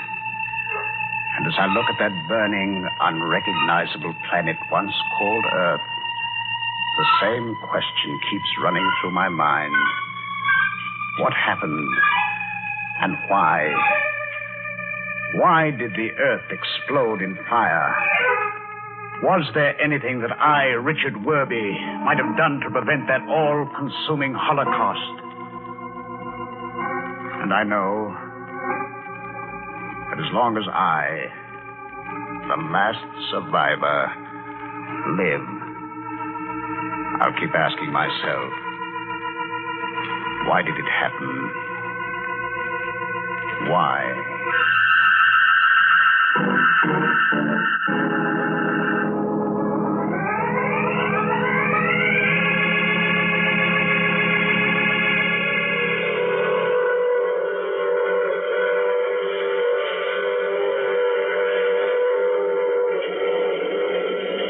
This is the mysterious traveler again. Did you enjoy our trip? What's that, madam? It's a fearful picture? I agree. Well, fortunately, it doesn't have to happen and won't happen if we don't want it to. And if... Oh, you have to get off here. I'm sorry. But I'm sure we'll meet again.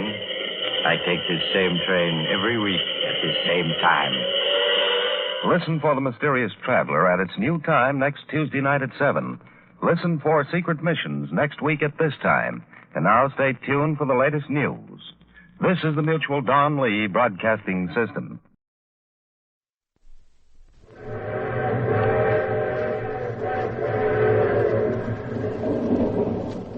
Mutual presents The Mysterious Traveler.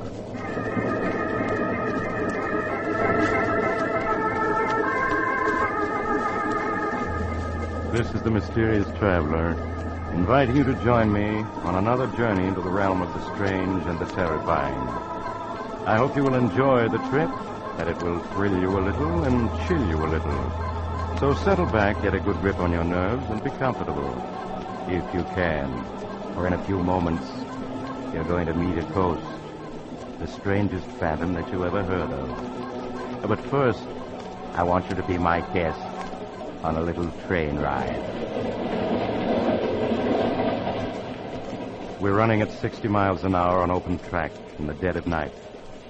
Now we thunder through a sleeping village. Then beyond it, we plunge into the waiting mouth of a tunnel. We race through the tunnel and into the open again. Over a trestle and on into the night. A little world of our own, rushing forward resistlessly, a symbol of power and speed and light. Yes, trains do have a life of their own, as you'll see in the unusual ghost story that I call The Locomotive Ghost.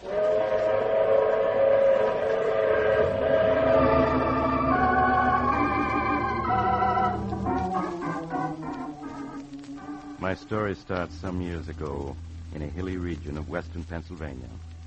It's almost midnight, and two men laden down with several handbags are moving cautiously over the rough ground beneath a railroad trestle. They come to a spot beneath one end of it, and there in the darkness, they stop and turn on a flashlight. All right, we can sit down and rest now. Are you sure this is the right spot? Of course I'm sure. This is the loading spur that branches off at the mine entrance.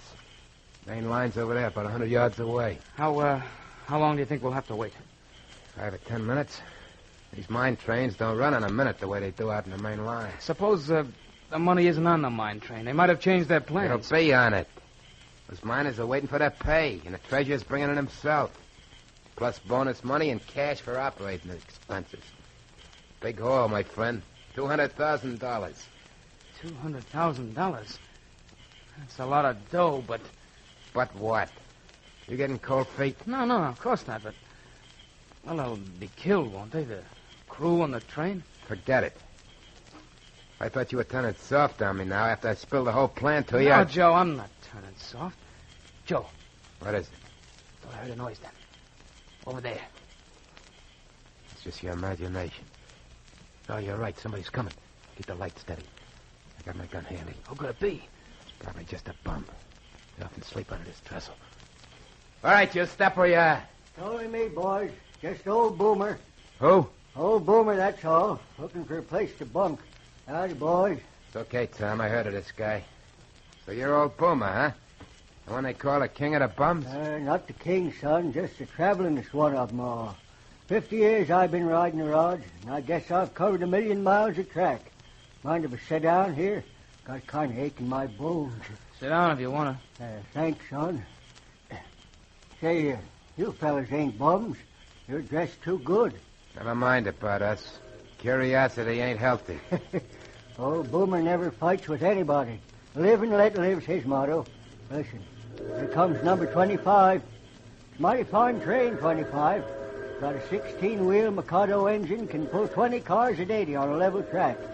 She's 50 seconds late tonight. Do you know every train on the tracks? Pretty near, son, pretty near. I ain't rode 'em all. I rode 'em all, from the Lackawanna to the Santa Fe. There ain't much about trains I don't know. Say, you fellas wouldn't have a little nip handy to take the chill out of an old man's bones. No, we ain't got a little nip handy. Sure, son. There's no harm in asking. There's the 25 passing Minesville now. Ain't that whistle far off in the night a sweet, mournful sound, though? Yeah, it is kind of mournful. Sounds far off and ghostly, don't it? Well, sometimes it is a ghost you hear, not a real train at all. What are you talking about? I'm just saying that sometimes when you hear a train whistling far off and mournful in the night, it ain't a real train at all. It's a ghost train. Ghost train? It's a lot of hooey. You just think so because you're young and don't know better. But old Boomer can tell you. There's ghost trains and plenty of them. They're the ghosts of trains that died in wrecks.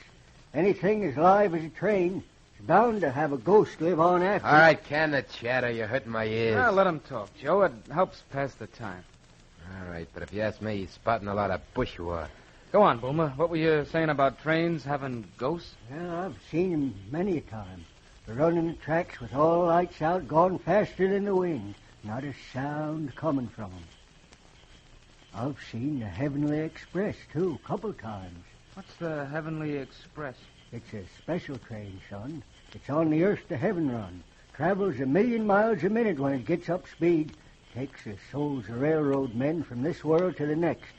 It always passes by when a wreck's going to happen. That's enough talk. I'm sick of listening to you. All right, son. You don't believe me, but I know what I know. Glory be. I hear it coming. I hear it coming now. Hear what coming? The Heavenly Express. It's coming down this track. Listen. I don't hear anything. There's nothing to hear. Passing right by overhead. Now it's slowing. It's going to stop. It's never stopped before. That means the wreck's going to be here. Joe, he knows. That's it. That's what you're here for.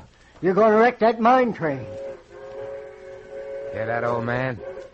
That's a mine train turning into this spur. You're right. We're going to wreck it. No, you can't. You mustn't. But before we do, we got to take care of you. And this is how we're going to do it. You shot him. I guess the Heavenly Express stopped for me, too. I sure hope so. But you fellas, it'll punish you. It'll follow you, sure as I'm laying here. Who'll follow us? What are you talking about? The judgment special. It punishes fellas that wreck trains on purpose. It runs any place has tracks. And it follows them until it gets them, one way or another. Because murdering a train is like murdering a man. You got to pay for it. And you'll pay for it. You think I'm crazy, but you'll see. You'll see. Yeah, that shut him up. Crazy old coot. I wish you hadn't killed him, Joe. Don't be a sap. Couldn't let him live to tell what he knew, could I? No, of course not. Listen. I can hear the mine train coming. We just got time to get ready now. Put the suitcase with the dynamite against the trestle here. That's it. Now, come on, help me unroll the wire. Yeah, sure, Joe. Anything you say. That's it. Keep coming. We gotta get plenty far away. Hear the train now? Yeah, I hear it. I can see the headlight, too. Look how bright it is. Okay, this is far enough. Take me just a second to hitch up the detonator. There it is. Now we're all ready. It's on the trestle now. Almost halfway across. What's the matter? You sound shaky. Listen, Tom, you're in this now, and it's too late to back out, you hear? Yeah, I know. It's almost across. All right, then I'll close the detonator. Now, there she goes.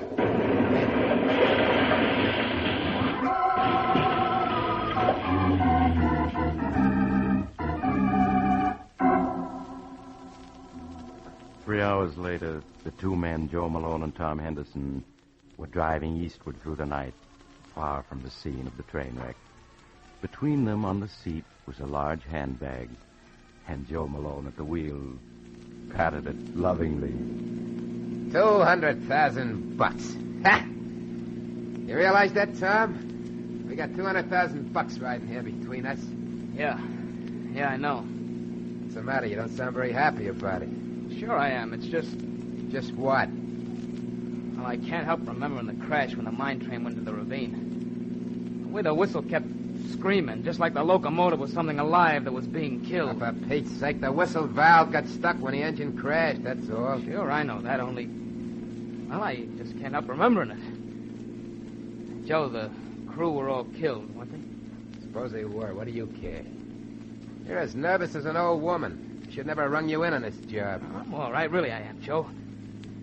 Listen, what are you going to do with your 100,000? I'm heading for the big town. Gonna have one swell time. Gonna buy new clothes, stay at the best hotel in town, till they cut loose. Meet me in New York, I'll show you a real time. Where are you going to stay? Mrs. Miller's boarding house. It's over on the west side. You can find it in the phone book. I'm just staying there till I can buy some real classy duds. And I'm moving to Park Avenue. Always had a yen to live in Park Avenue. Now I'm going to see what it's like. Yeah, sounds all right. Maybe, Joe, look out, that train! What'd you do that for? Why'd you grab the brake? You stalled us right here in the middle of a railroad crossing. I had to, Joe. The train on the track there in front of us. We almost ran into it. What are you talking about? There wasn't any train on that track. But there was, running without lights and not making a sound. You're crazy. I tell you, there wasn't anything in sight, not even a handcar. But I saw it, Joe. Never heard of a train running without lights. That proved you're crazy. Oh, maybe it was an empty. But if I hadn't stopped the car, we'd have smashed into the side of it. A good mind to suck, you one. Now we're stalling the railroad track, and the car won't start. I'll get out and push. Joe, look! A headlight! A real train this time, coming around the bend. It's about 200 yards off. Joe, it's gonna hit us. We gotta jump. Yeah, but this door won't open. It's stuck. Come on, out this side. Come on, I got the bag. Oh, my coat's caught in the car door. I'm stuck. Help me. I can't, Joe. Jump! Jump! Help me, Tom. Help! Help me! Help!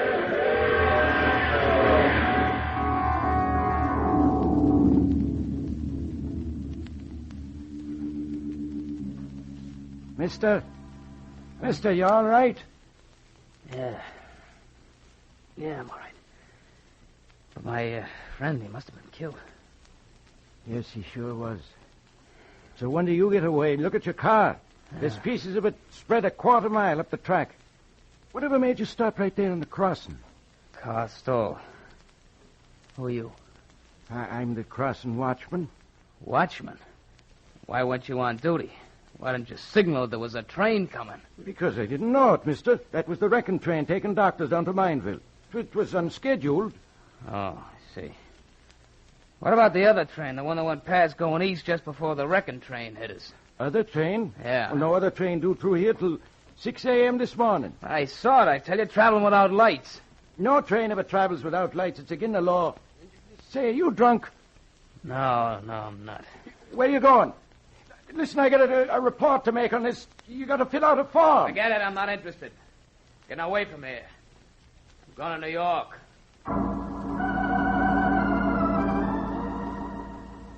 Late the next afternoon, Tom Henderson reached New York. Not knowing where else to go, he hunted in the phone book for Mrs. Miller's boarding house that Joe Malone had mentioned and went there. Mrs. Miller gave him a room on the top floor, and there he carefully locked in the closet the precious handbag that held $200,000. All of it his since Joe's unfortunate death. After that, Tom went out to see New York's nightclubs. He got back after midnight, feeling considerably more cheerful. As he was about to unlock his door, Mrs. Miller appeared in the hall. Oh, Mr. Henderson. Oh, yeah, Mrs. Miller. I was waiting for you, Mr. Henderson. Huh? It's turned so cool that I lit the gas heater in your room. Well, thanks a lot. I just wanted to warn you that you... What was that? What was what, Mr. Henderson? That whistle just now. What was it? A boat out in the river? Oh, that was a freight train, Mr. Henderson. Freight train? Here in the heart of New York? Well, yes. They come down the west side elevated tracks to the freight yard downtown. They run past just a few yards down the street. I didn't know that. I wouldn't have come here if I had. Oh, I'm sure they won't bother you, Mr. Henderson. Really, they won't. Well, good night. Good night. Oh, battle axe. She's sure they won't bother me. It's too late to find someplace else where I'd leave here right now. I'll close the window. I'll keep the sound out.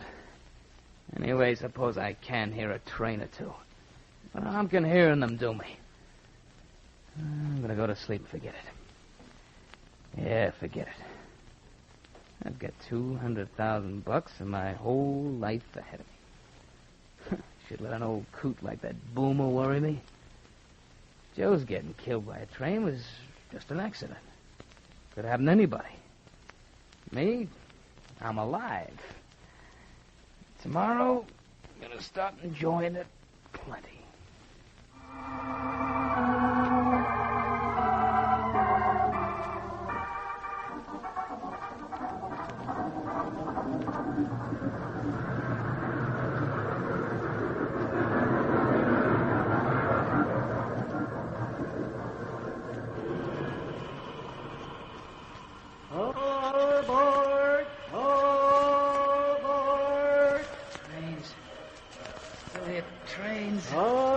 Son, we're leaving in 1/1,000,000th of a second, and we got to be on time. Boomer, it's you. That's right, son.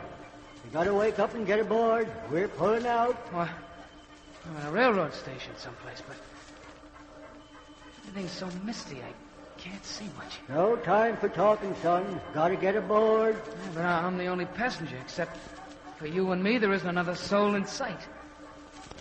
And you're wearing a conductor's uniform. They promoted me. Now, come on, get aboard. I don't want to. I don't like trains. I don't want to go anyplace. Can't help it. This is a special trip just for you. And you got to be aboard. Come on now, up those steps. That's it. Now we're off right on time to the 1,000,000th of a second. Where are we going?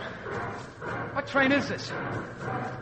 Well, it's completely empty except for me and you. That's right, son. It's a 1,000-car train pulled by 30 engines. And you and me are the only ones aboard. Well, where are we going? What train is this, anyway? It's the Judgment Special, son. And we're bound from this world to the next. No! Yeah, or any place there's tracks, the Judgment Special goes. We stopped right outside your window and took you aboard. I don't want to die. I don't want to. You haven't any choice, son. You're on the Judgment Special, and we're hitting 1,000,000 miles a minute now. What? Look out the window. There's the earth way down below us. See it? Yeah.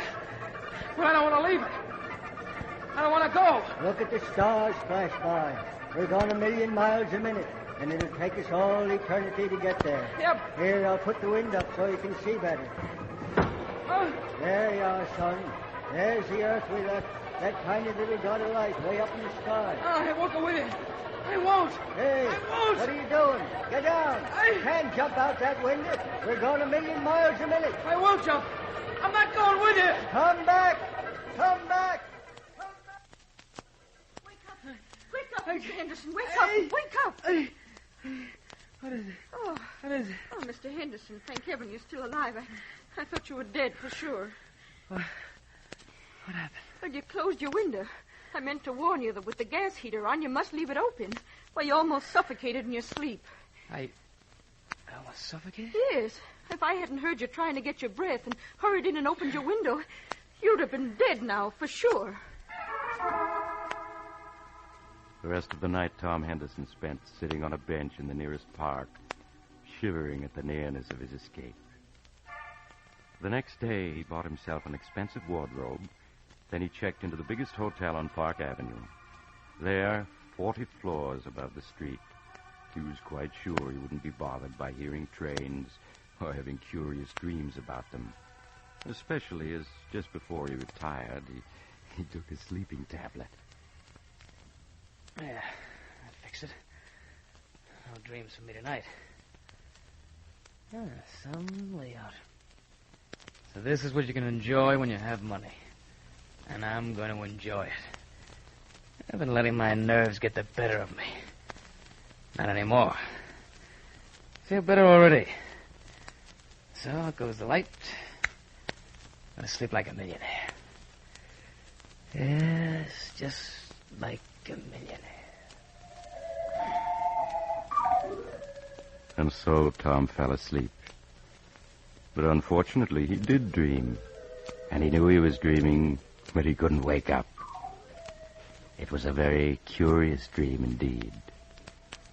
He dreamed that he got up and dressed, rode down in the elevator, that he walked out into Park Avenue, and there, down the street, he found a tiny door which he entered.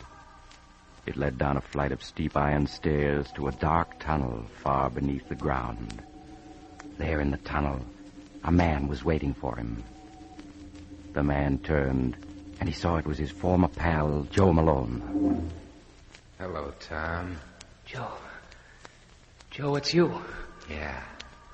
I've been waiting for you, Tom. But you're dead. I saw you killed.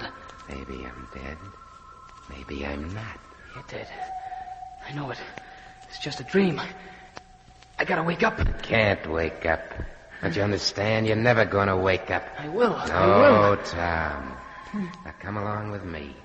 I'm here to guide you. Where? Where are you taking me? Down this tunnel. See how it stretches out? On and on. How it keeps going down and down? No. Where do you think it goes to? I don't know. I don't want to know. Come on now, Tom. I can't wait all night. No, I won't go. I'm gonna wake up. You can't, Tom. The night I was killed, you saw the judgment special. Now you can never get away from it. It's not true. It's the dream. I'm safe in my own bed in the hotel. And you refuse to come with me? Yes, I do. I refuse. Listen, Tom. Listen to what? I don't hear anything. Listen. It's closer now. You hear that? That's the judgment special, Tom. Coming through this tunnel. Train. It's a train coming. Where are you going to go? You're in a tunnel, Tom, and no way out. It's just a dream. It can't hurt me. It's coming closer, Tom. It's coming closer. No, it's only a dream. I gotta wake up. Wake up. Wake up. Wake up. Wake up. Wake up, mister. Oh. Thank heavens I'm awake. I'd say not any too soon either. But... Who are you? So dark and carrying a lantern. Who am I, mister? I'm a track walker. Track walker? What do you mean? I mean that I inspect the track here under Park Avenue. What? How did I get here? Why, mister, a minute ago I found you walking in your sleep, your eyes tight closed down this tunnel right under Park Avenue. Park Avenue? If I hadn't met you, you never would open your eyes again, because number 10 is due along here in 3 minutes. Then And it wasn't a dream. I really am in a railroad tunnel. Yes, I am. I'll say you are. How you got here, I don't know, unless you came down one of the inspection doors from the street. But, brother, if this walking in your sleep is something you do often, take my advice and see a doctor. But Tom didn't go to a doctor, for he knew what a doctor would say. That it was his nerves, his guilty conscience. Now Tom felt he had to get away, far away to a place where there were no trains to haunt him. At dawn, he bought a ticket on the first plane leaving for Canada. That afternoon, he found himself in a tiny town deep in the heart of Canada. There he hired a French-Canadian guide to take him by canoe far into the woods, away from any trace of civilization. Late that night, they arrived at the cabin where the guide lived with his wife. Tom unpacked his suitcase and joined the guide and his wife on the porch. For the first time since the wrecking of the mine train, Tom felt at peace. Oh, this is something like it. It is peaceful, is it not, monsieur? Yeah. Ah, monsieur's nerves are better already. Yes, this is what I need. How far is it to the nearest railroad? It is 80 miles, monsieur. 80 miles. Old Boomer said it traveled anywhere there were tracks. 80 miles ought to be enough. Pardon? I do not understand. Oh, never mind. I've got to get some sleep now. Of course. Good night, monsieur. Good night, monsieur. What was that? What was what, monsieur? That whistle, then. It sounded like a train whistle. Impossible. It must have been an owl. Yeah, sure. Sorry I bothered you. Good night. Tom entered his room and went to bed, but he could not sleep. He tossed and turned, and at last got up and dressed. Oh, the moon is bright. I'll take a little walk. Gotta calm myself down. There's nothing to worry about now, not a thing. Out here in the wilds, I'm safe. Perfectly safe. Tom left the cabin and entered the woods. They pressed thick around him, but an open passageway through the trees attracted Tom. He started down it, the moonlight illuminating his way. He paused and made a startling discovery. Why, I'm walking on old railroad ties. And there are tracks here, all rusted and loose. But the guide said there wasn't a railroad closer than 80 miles. He lied to me. He tricked me. A train. There's a train coming. It's coming toward me. There's a headlight. I gotta run. Run! Run!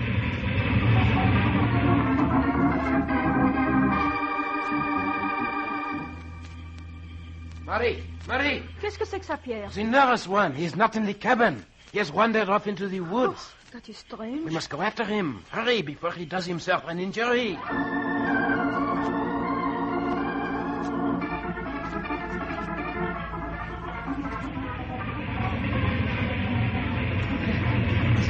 It's still behind me. Still following me. I can't run anymore. I can't go any further. I gotta stop. The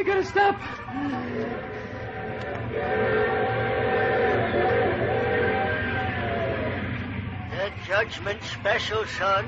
It runs any place there's tracks, and it follows you till it gets you. Because murdering a train is like murdering a man. You've got to pay for it. You think I'm crazy, but you'll see. Here it comes, son. No!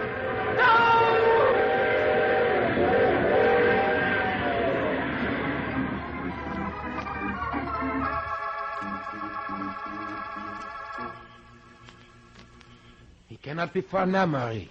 See his footprints. He was running for half a mile. He would do himself harm running so hard in his darkness. Look, Pierre. Voila. Yes, it is the nervous one. We have found him. He's lying face down. Wait, I will turn him over. Pierre, he lies so still. Has he done himself an injury? No, Marie. There is not a mark on him. Yet his face, it is twisted with fear. Pierre, is he dead? Yes, Marie, he is dead. Oh. His heart. He killed himself by running, no doubt. But what was it he ran away from? There is nothing dangerous in these woods.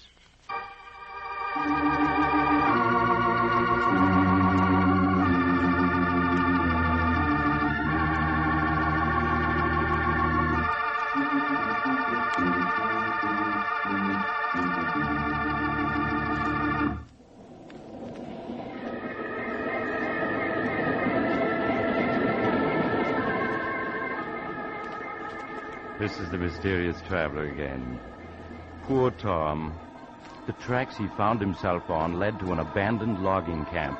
They hadn't been used in 20 years, and no train could possibly have run on them. Except a ghost train. But of course none of us believes in ghosts, so we'll just have to accept the coroner's verdict, which was heart failure induced by overexertion.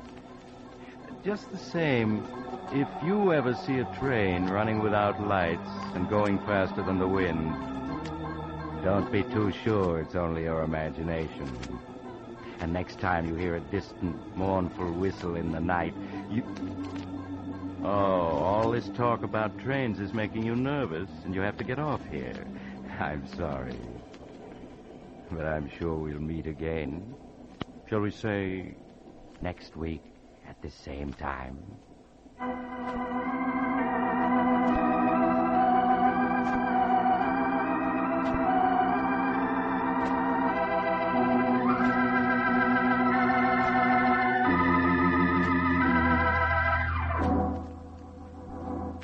You have just heard The Mysterious Traveler, a series of dramas of the strange and terrifying. In today's cast were Maurice Tarplin, James McCallion, Joe Julian, Bryna Rayburn, and Cameron Andrews. Original music was played by Charles Paul. The Mysterious Traveler is written, produced, and directed by Bob Arthur and David Kogan.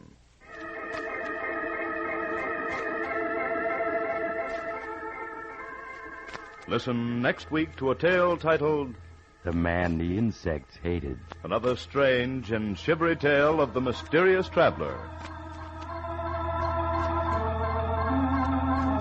The Mysterious Traveler has come to you from our New York studios. Carl Caruso speaking. This is the Mutual Broadcasting System.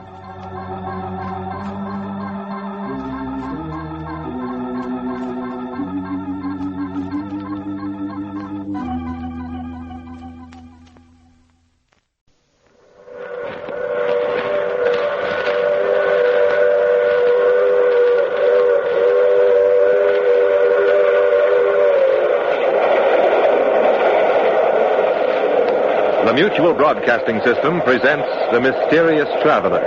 Written, produced, and directed by Robert A. Arthur and David Kogan. And starring tonight three of radio's foremost personalities, Grace Coppin, John Gibson, and Louis Van Ruten, in The Man from Singapore.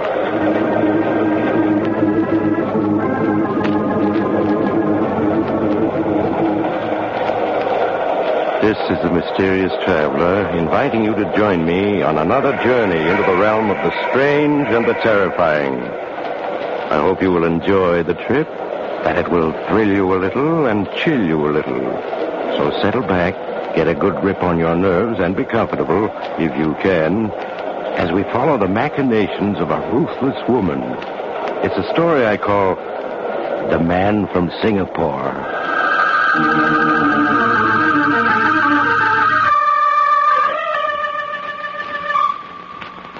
My story begins in the San Francisco offices of the John Bates Importing Company.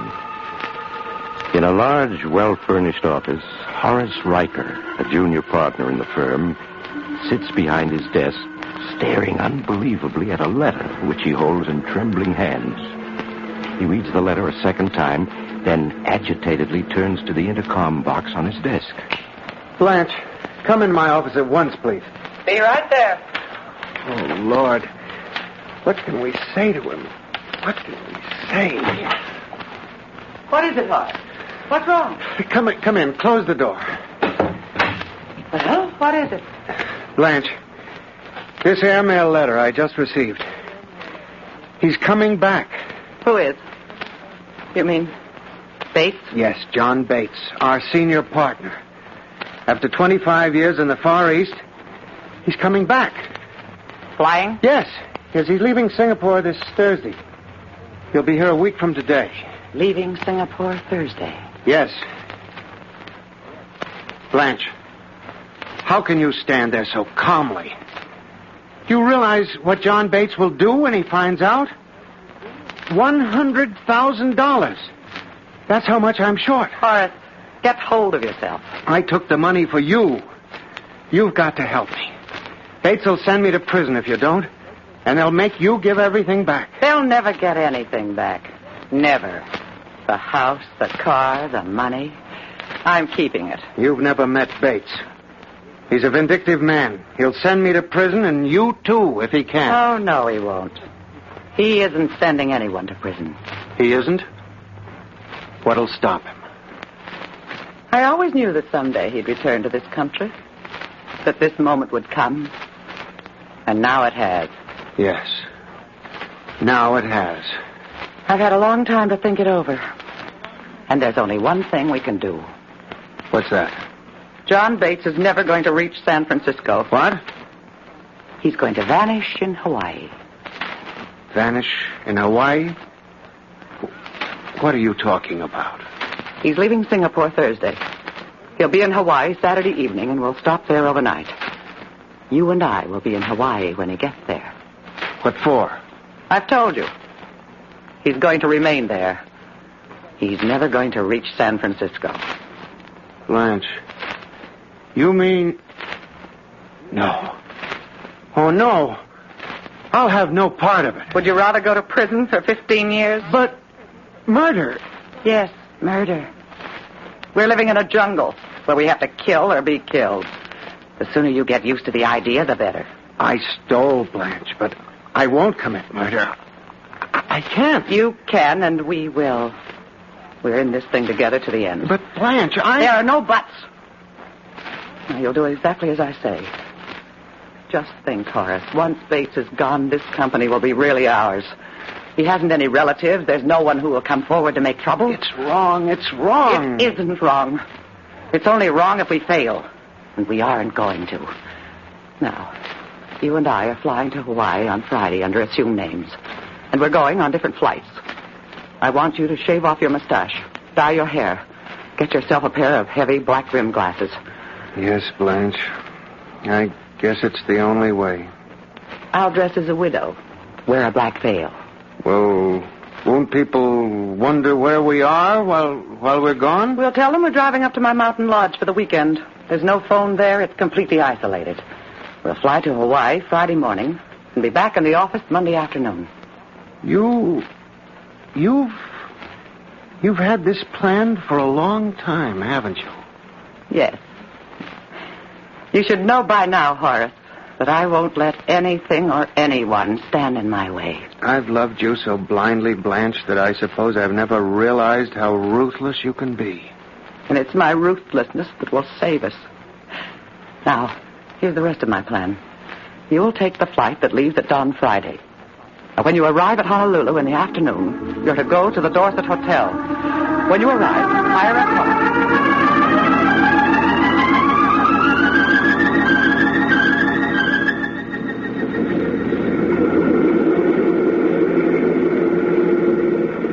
There's the Singapore Clipper now, taxiing up to the gate.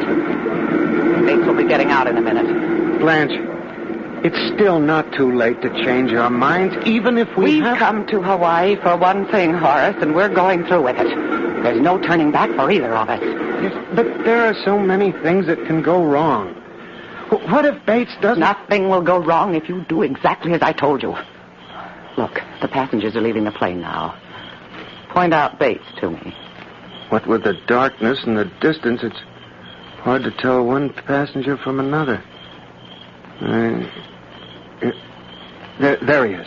That tall, heavy man speaking to the stewardess? Yes. Yes, that's Bates. All right. You stay here in the car and wait. Yes, Blanche.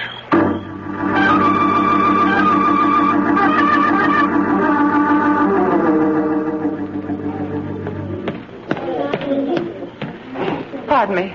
Mr. Bates? Why, yes? I wonder if I might have a word with you outside. Who are you? We've never met, have we? No, we haven't. My name is 𝒆𝒍'𝒔. I flew here to Hawaii with your partner, Horace Riker. Horace is here in Hawaii? Yes. As a matter of fact, he's waiting in a car parked just up the avenue. If we can step outside. Oh, very well. What's Horace doing here in Honolulu? Well, perhaps it would be better if Horace told you. It isn't a very pleasant story. Just who are you, Miss Charles? I'm Horace's fiancée. Oh, I see. I suppose I should offer my congratulations, but at this point, there are a great many things that need clearing up. Horace will explain, Mr. Bates. Where's the car? Right up ahead, that black one. Oh. There's Horace in the back of the car. Oh, yes, I see. Hello, John. Horace, now what's all this about? It's quite an involved story, John. Will you get in the car? Thank you. Oh, I think you'll be more comfortable in the front, Mr. Bates. The suitcases in the back will be in your way. Very well. Now get to it. What's happened? You remember when I was in Singapore last year, I told you about the office manager I'd hired, Blanche Worby. Yes. You said she was a very efficient woman. What about her? Well, she's absconded. Absconded? Yes, with $40,000 of the firm's money. What? Yes, Mr. Bates. She took the money Wednesday. Through sheer accident, Horace learned that she had flown to Hawaii under an assumed name. My word. Horace decided not to waste a moment. Yes? Horace decided not to waste a moment, but to take action. What action? Really, Miss Charles? I thought you were never going to hit him. Now, let's get going.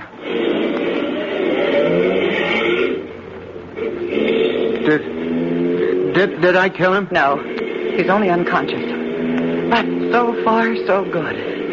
I doubt if anyone even saw him leave the air terminal. How far is it to the spot you picked? It's 30 miles out. They'll never find him, believe me. Blanche, I won't do it. I can't. I didn't expect you to. I'll do it. We'll bury him out there, and 4 hours from now, we'll be on a plane going back to San Francisco.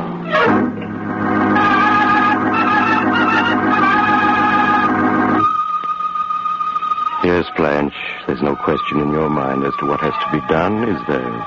John Bates dies just as you planned and is buried in a lonely grave on a Hawaiian mountainside after all identification has been removed. Then you and Horace drive back to the airport.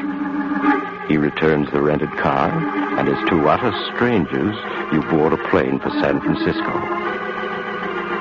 You sit far apart, never even looking at each other. 8 hours later, you land in California. Disguises are abandoned at your apartment, and the two of you go to the office, acting as if you'd just returned from the mountains. As you enter Horace's office, he sinks despondently onto the couch. Get hold of yourself, Horace. It's all over. I admit it was quite a strain, but it's all over now. But the police... What about them? Bates' plane is due to land this afternoon at 4. When he doesn't turn up here at the office, we'll start making inquiries. In the end, we'll turn to the police. They'll establish that he reached Hawaii and disappeared. We have nothing to worry about. You're sure, Blanche? You're sure? Of course I am. With Bates dead, we don't have to worry about the books. They're in perfect order. And in time, we'll own the company outright. Yes, it's going to be nice. We haven't a thing to worry about. Not a thing.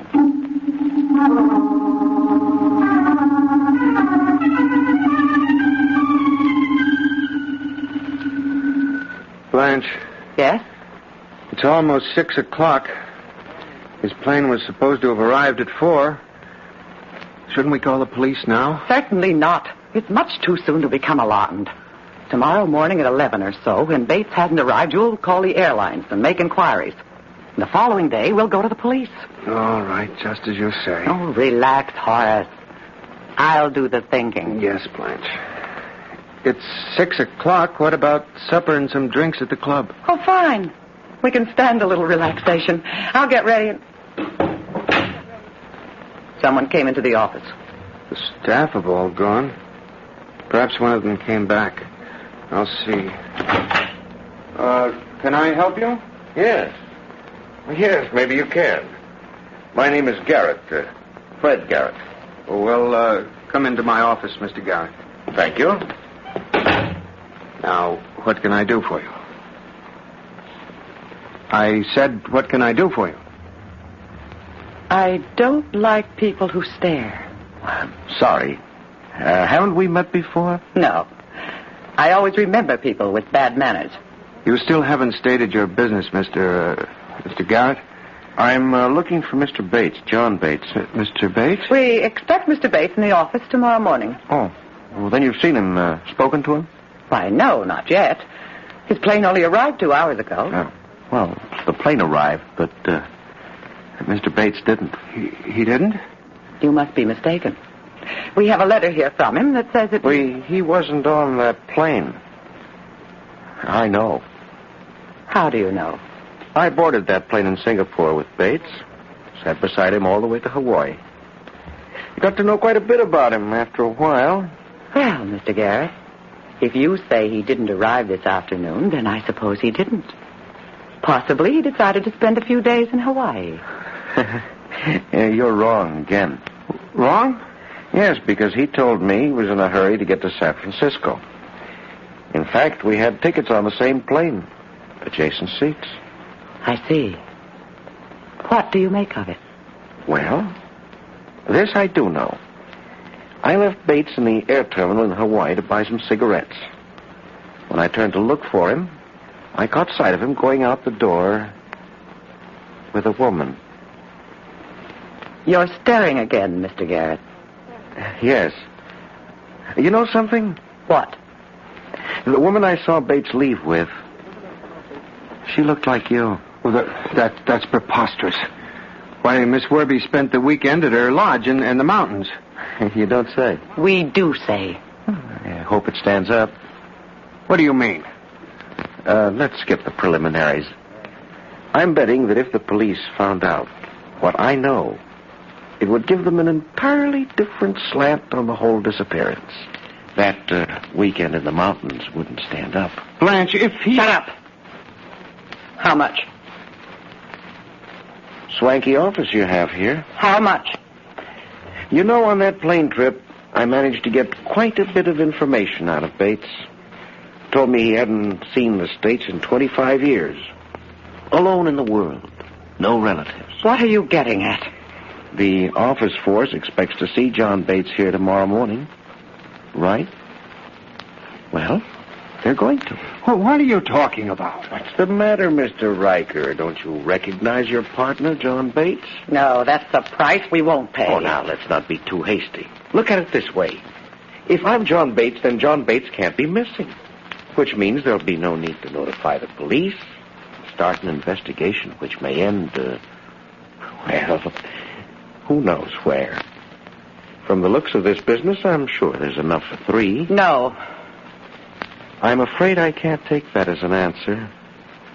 Tomorrow morning at exactly 9:30 a.m., I'm going to walk into the reception room of this company. The rest will be up to you.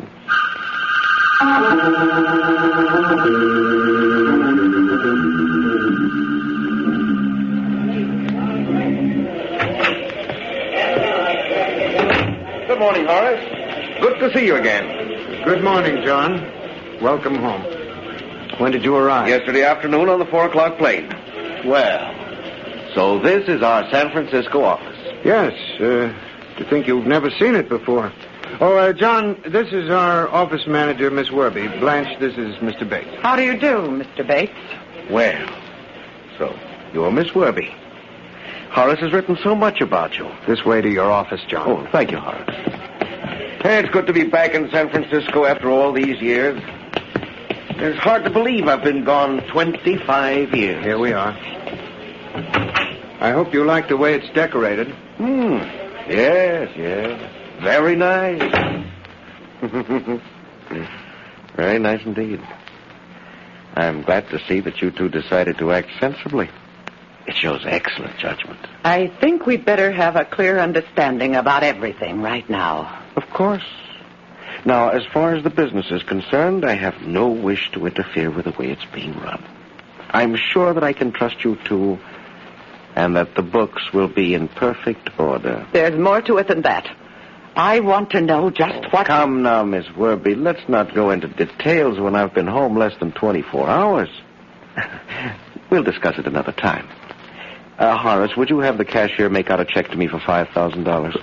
$5,000? Yes. Yes, I'm going to spend the day looking for an apartment, buying a car, acquiring all the necessities that a man in my position must have. Now, hurry it up, will you, Horace?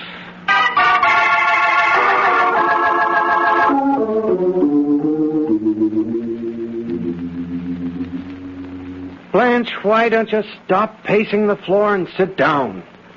Have a drink. In 2 weeks, he's taken $17,000. Well, it isn't as though the business couldn't afford it. Oh, you fool. Where do you think it'll all end? He'll milk the business dry. Well, perhaps if you were to have a talk with him, point out... It'll take more than a talk. Oh, to have gotten rid of Bates and then have had this happen. Well, he isn't going to get away with it. Now, Blanche, there's no use... The second Mr. Bates is going to join the first. No. You think I'm going to let him blackmail me out of everything? Blanche, no. We were lucky the first time. This time, something's bound to go wrong. No, Horace. I'll take care of everything.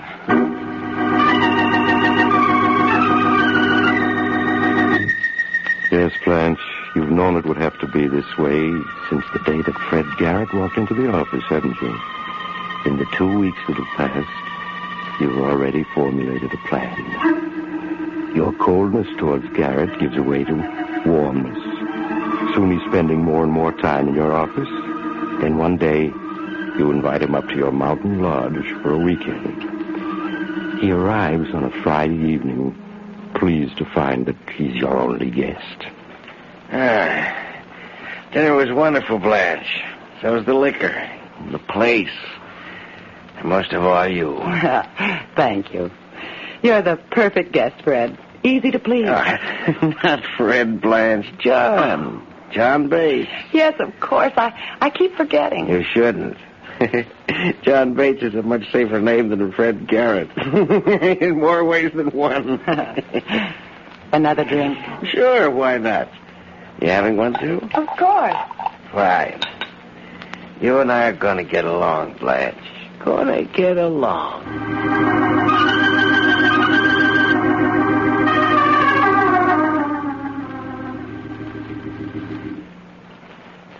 Fred?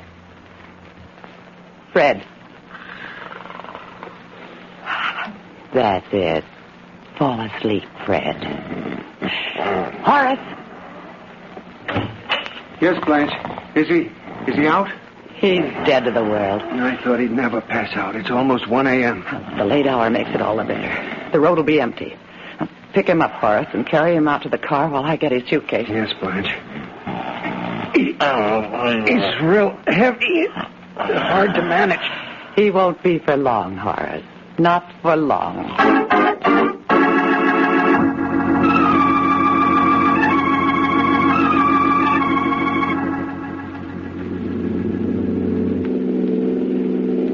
Hold Mr. Garrett steady, Horace. He's leaning on me. Yes, Blanche. We're almost there. Did you park my car where I told you to? Yes. It's hidden just off the road. Good. Well, we haven't passed a car yet. The mountains are really deserted at this hour. But what if one comes along? It isn't likely. But if one does, we'll see the headlights long before it reaches us. Here we are. Now, help me get him over here behind the wheel. That's what I'm doing. There. Good. Now, get out and come around here.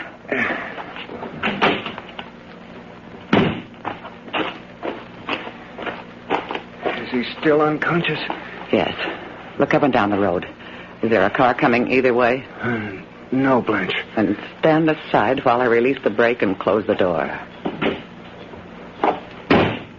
There. Now, Horace, one push.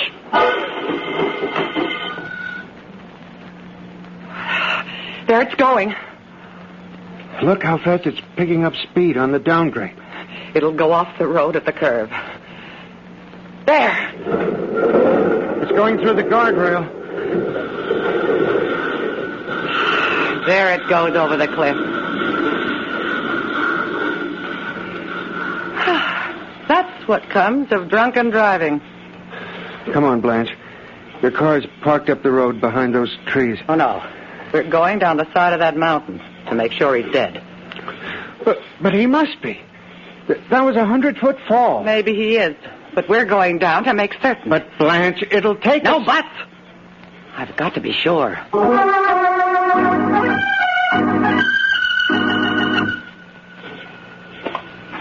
There's the car. Near the stream. It's completely demolished. He couldn't have lived through that. He'd better not have. Look, Blanche. There he is, lying near the car. He was thrown out by the crash. Yes. See if there's any heartbeat. No, Blanche. I don't want to touch him. All right, I'll do it myself. Is he dead? I can't find any heartbeat, and yet I'm not certain. He must be dead. No one could survive that fall. Maybe not, but we'll play it safe. What are you going to do? Horace, help me drag him the few feet to the edge of that stream. We'll leave him by the edge of the stream, face down in the water. Blanche, must we? I'm sure... Take one of his arms. That's it. Now, pull him along slowly. That's it. As if he'd crawled to the stream for water. There. His face is in the water. We'll wait a few minutes, and then we'll leave. What did I tell you, Horace? It's worked out perfectly.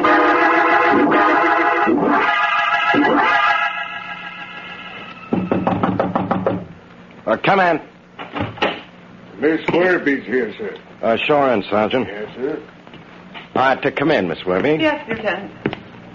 That'll be all, Sergeant. Yes, sir. Have a seat, Miss Werby. Thank you. I can't tell you how shocked I was, Lieutenant, when you phoned and told me that John Bates had been killed in an automobile accident. How did it happen? Well, suppose first you tell me when you last saw Mr. Bates. Why, Friday night. He arrived at my mountain lodge at about 8 o'clock as a weekend guest. Mm-hmm. He told me that something unexpected had come up and he'd have to return to the city that same night. Well, then what happened? Well, we had supper and he started drinking very heavily. At 1 a.m., he started to leave. I see. I tried to persuade him to stay overnight, that he was in no condition to drive, but he wouldn't listen. And that was the last you saw of him? Yes. How was he killed? Well, his car plunged through a guardrail. Fell 100 feet down the side of a mountain. Oh, I never should have let him drive off in that condition. That looks like an open and shut case. Except for one thing. Yes? An autopsy was performed on Bates. Seems his neck was broken. He was killed instantly. Oh, I see. But there's one little thing. What do you mean? What we want to know is how could a dead man drag himself 6 feet to the edge of a stream? Why, I don't understand. Well, fortunately, we do. See, Miss Werby, we've been questioning Horace Riker for the past 3 hours. He's finally confessed to everything. No. He claims it was your idea from beginning to end. No, that isn't so. I had nothing to do with Riker it. claims you forced him into it. He's made a full confession. Looks as though you're it, Miss Werby. No. It was he who planned it all. You must believe me, Lieutenant. You must.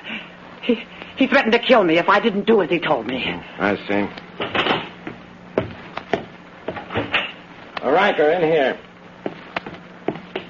Blanche, well, they've been questioning me for hours. Questions, endless questions. I told them we don't know anything about Mr. Bates' death. I told them. Then you didn't confess. No, Miss Werby, he didn't. We haven't been able to break him. But your confession will do. You tricked me.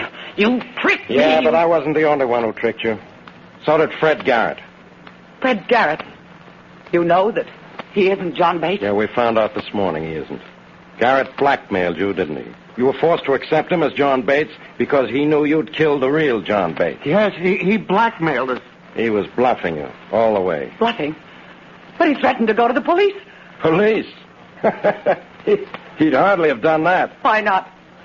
Fred Garrett was a fugitive. A fugitive? He was wanted by the Singapore police for murder.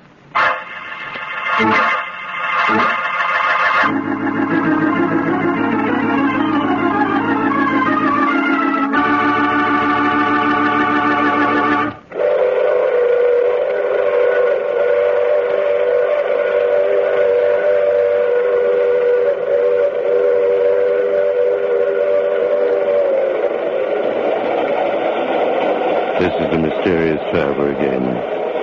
Did you enjoy our trip? Too bad about Blanche Worthy, isn't it? Just an ambitious woman trying to get ahead, trying to make sure her tracks were well covered. But she was too efficient. If only she hadn't made the mistake of dragging poor dead Fred Garrett to the edge of that stream. Oh, well, you can't be right every time. Unfortunately, in Blanche's case, the mistake was fatal. Well, that reminds me of next week's story, Retreat from Tomorrow. It's about two scientists who try to learn what the future has in store for our frightened world, and... Oh, you have to get off here. I'm sorry. But I'm sure we'll meet again. I take this same train every week at the same time.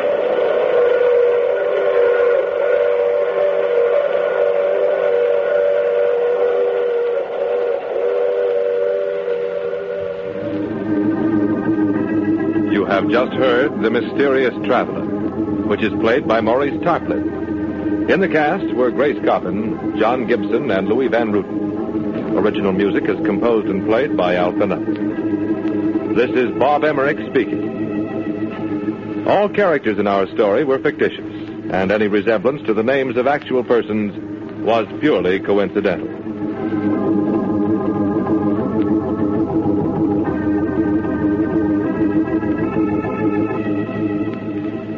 This is the Mutual Broadcasting System.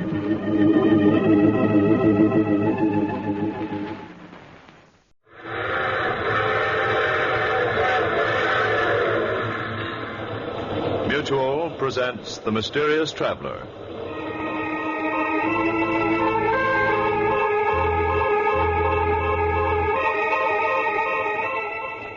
This is the Mysterious Traveler, inviting you to join me on another journey into the realm of the strange and the terrifying. I hope you will enjoy the trip, that it will thrill you a little and chill you a little.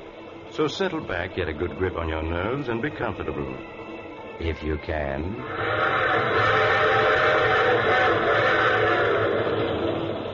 It's the end of July and rather warm, isn't it? There's probably an insect or two buzzing around in your living room right this moment, or banging against your screen trying to get in. Before we go any further, you better get rid of it. If you do, you'll breathe easier as you hear the unusual story I have for you today. The story I call The Man the Insects Hated.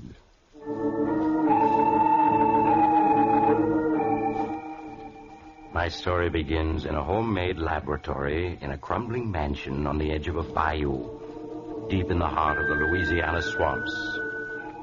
Outside, the air is filled with the strident hum and buzz of insects, uncounted swarms of them, crawling and hopping and flying in the hot, lush atmosphere.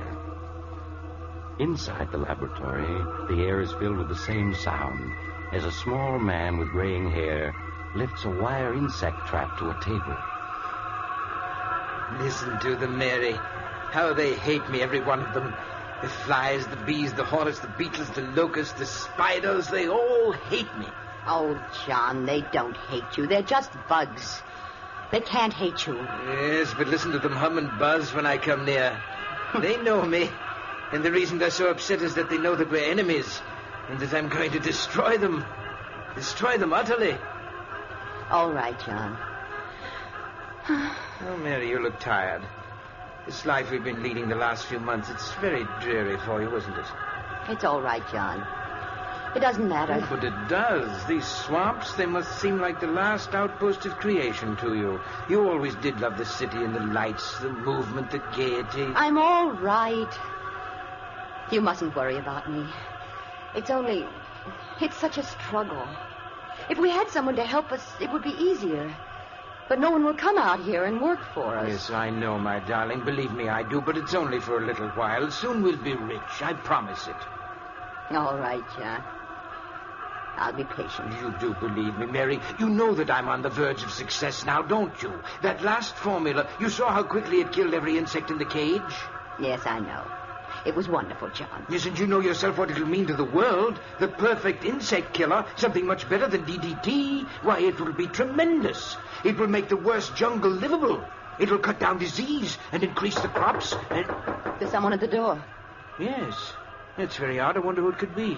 I'll see.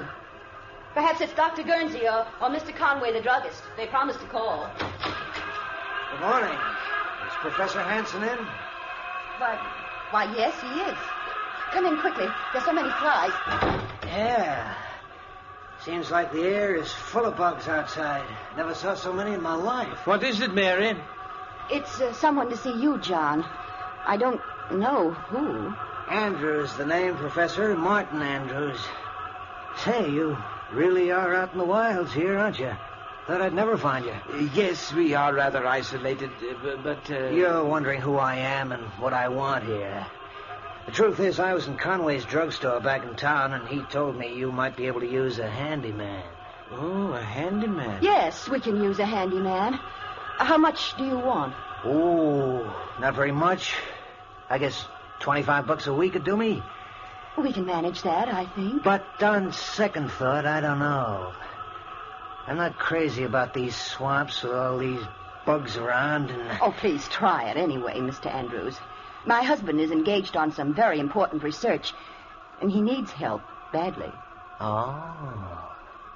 Well, when you put it like that, Mrs. Hanson... Then you will stay. Yeah, I'll stay. What have I got to lose? Maybe I'll like it better than I thought at first. Excellent, Mr. Andrews, excellent. Oh, just call me Martin, Professor. Yes, Martin, yes. Now, there are a lot of details that you can help me with. Now, take this watch. And lunch will be ready in a minute.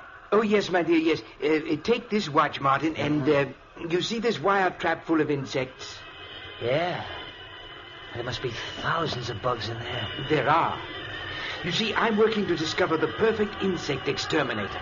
Oh, yeah, I see. Yes, and in this spray gun, I have my latest solution, Formula 312. And I'm going to spray it just once at this trap full of insects, and you are to time how long it takes them all to die. You're going to kill all those bugs with just one squirt from that sprayer? I hope so. And they know it, too. Listen to them hum. How they hate me. They know I'm going to kill them, and they wish they could get free to kill me. Huh? Oh, yes, they know me. Insects hate me. All insects, just as I hate them. They'd kill me if they could, but instead I'm going to kill them. Have you got your eye on the watch? What?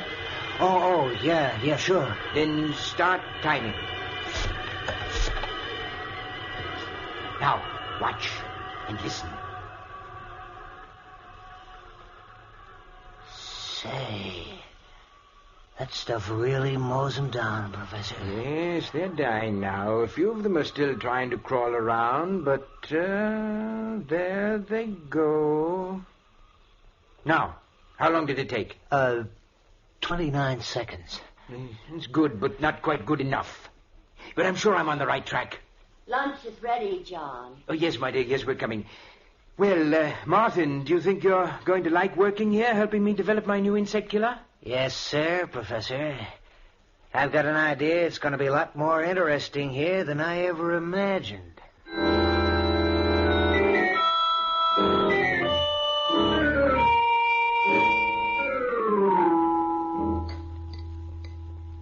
Some more coffee, John? Thank you, my dear. No, I want to go back to the lab to try a new formula. And, while I'm mixing it, why don't you show Martin around the place? Why, That's a swell idea, Professor. I'd like to get wise to just what you're doing here.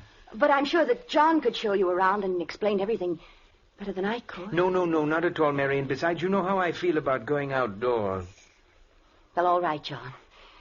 If you want me to. Fine. I'll get started on the new mixture right away, and when you're through, I'll have something for you to do, Martin. Okay, Professor. Well, Mrs. Hanson, I'll be obliged to you if you'll give me the lowdown on everything. Well, all right, Martin. There are things that you really should know.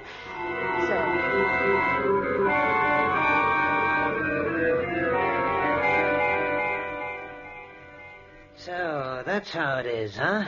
Mm-hmm. The professor is hipped on the subject of bugs and wants to rid the world of them. And he thinks they all know it and hate him, huh? Oh, that's a hot one. The bees and the mosquitoes and the flies, they all got it in for him, huh? You mustn't laugh. I know it's a strange quirk of his mind, but it's a harmless one. And you must pretend not to notice anything odd about it. Okay, Mrs. Hanson, if you say so. You see, when he was a small boy, my husband was almost stung to death by a swarm of bees. That brought on his peculiar hatred of all insects, and his belief that they hate him. Sure, I can see how that'd be. And that's the reason why all his life he's been experimenting to find the perfect insect exterminator. It's screwy, but if he does find this perfect bug killer, it'll pay off big. Oh, he will find it. I'm sure of it. That's why I'm willing... I'm sure he will. You were going to say that's why you're willing to stay here in this swamp, because you think he'll find this bug killer and make a lot of money from it, huh? Well, that's the truth, ain't it, Mrs. Hanson? You're being impertinent. The first time I looked at you, I could see you weren't meant for a life like this. You were meant for pretty clothes and soft music, dancing, fun. Not for rotting away in a swamp that's only fit for bugs. You mustn't talk like that. I've got to go back to the house. No, not yet. Listen, the minute I stepped inside that house, I knew you were eating your heart out all for fun and people and pretty things. I don't know what you're talking about. Let go of my wrist. Not yet. Listen, I'm no handyman. I know how to make money when I want to. It's just good luck that brought me here, my good luck. There's meant to be something between us. I knew that the second you opened the door this morning. You're crazy. Let me go. Sure, I'll let you go. There. Well, why don't you run away from me now that you can? You mustn't say things like that. You mustn't. But I already have, and I will again. You weren't meant to be married to a dotty old dodo like the professor. You were meant to live. And I'm going to hang around here until I prove it to you.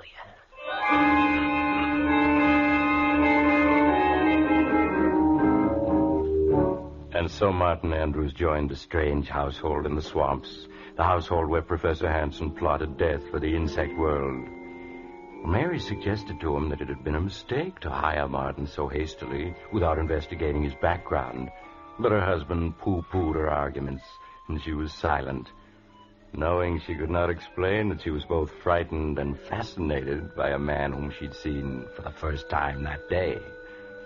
So Martin stayed, and in the days that followed, Professor Hanson found him invaluable. With his help, the work went much more quickly. And daily, as the work progressed, the number of insects swarming about the house increased, buzzing and humming ominously as though news of the professor's success was spreading throughout the whole swamp. Then one morning in the laboratory... Time, Martin. Exactly 15 seconds, Professor. 15 seconds and every insect in the trap is dead. We've done it, Martin. Mary! Yes, John. What is it? Mary, we've done it. At last I found the formula that will kill any insect known almost instantly. Oh, John. Oh, I'm so glad. Yes, Formula 397. Here it is. Just a few marks on this piece of paper. But it's man's final victory over the insect world. Ha! Listen to the bugs outside hum, Professor. Yes. They sound almost like they knew what you'd done. Oh, yes, they do know. But they're helpless. They're beaten and they know it. Yes. Now, I've got to write a note to Dr. Guernsey and Mr. Conway. Martin, wait here for me. Yeah, sure, Professor. Martin, what are you doing with that formula? Just putting it in my pocket where it'll be safe. You know how the professor is, always losing things. Give it to me, please. I'll take care of it. No, I think I'd better hold on to it. But I have something else for you. No. Let me go. Let go of me. Ever since that first day. And I've been waiting till you know as well as I do that we were meant for each other. You mustn't say such things. You do know it, don't you? No. No. Maybe this will convince you. Oh, Martin. Oh, Martin. Now you know it, don't you? Yes. Oh, I'm crazy, I suppose, but I can't help it. You've got to go away, Martin. Now, today. You are crazy if you think I'm going without you. Oh, here comes the professor. We'll talk about it later. Martin, here's a note from Mr. Conway, the druggist. I've asked him to come out with Dr. Guernsey tomorrow night. Will you drive into town and deliver it to him, please? Sure, Professor. I'd be glad to. Right away.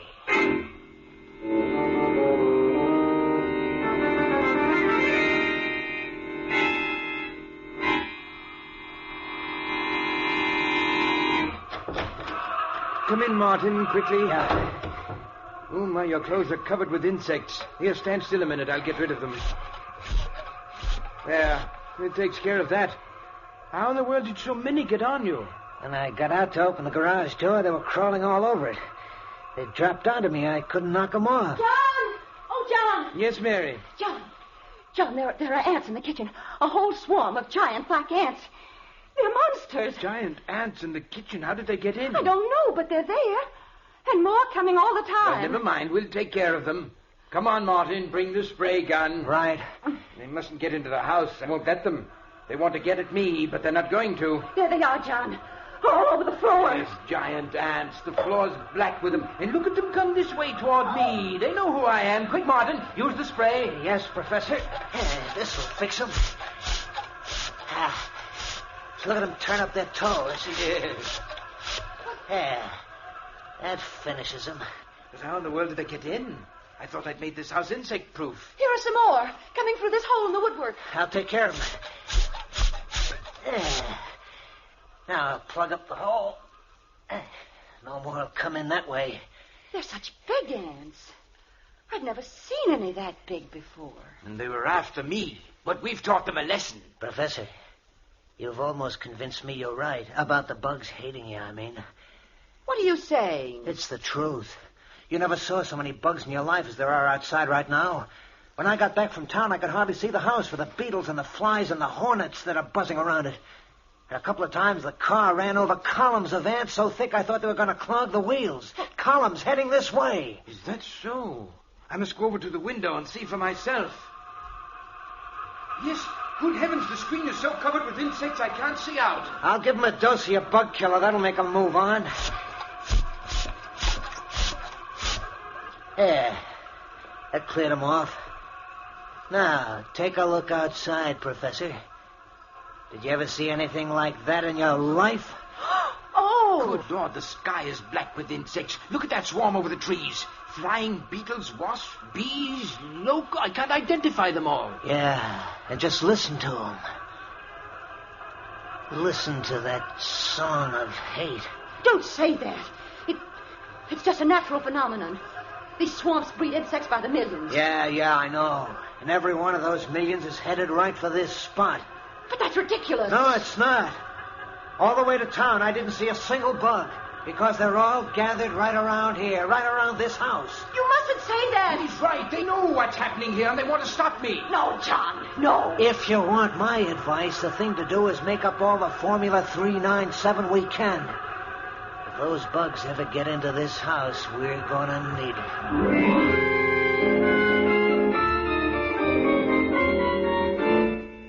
As the day wore on, the clouds of insects surrounding the old mansion in the swamps grew steadily bigger.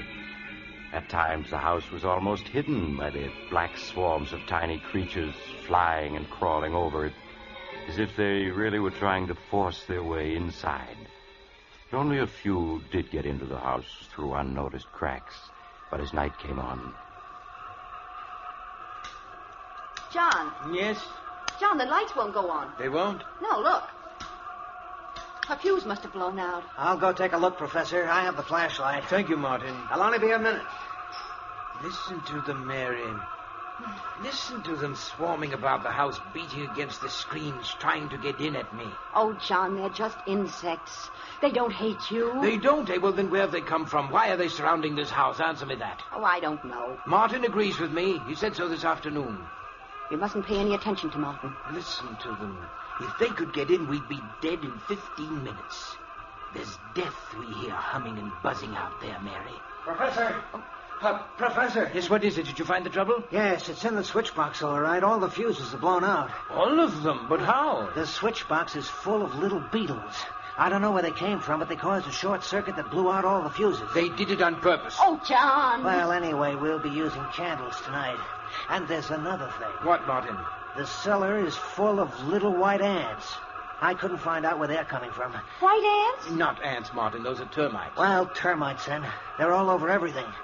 Termites? They can eat their way through wood. They can eat holes that the other insects can enter through. Yeah. That's right, isn't it? Martin, come on. Get 2 insect sprays. We've got to get down there and destroy them before they destroy us.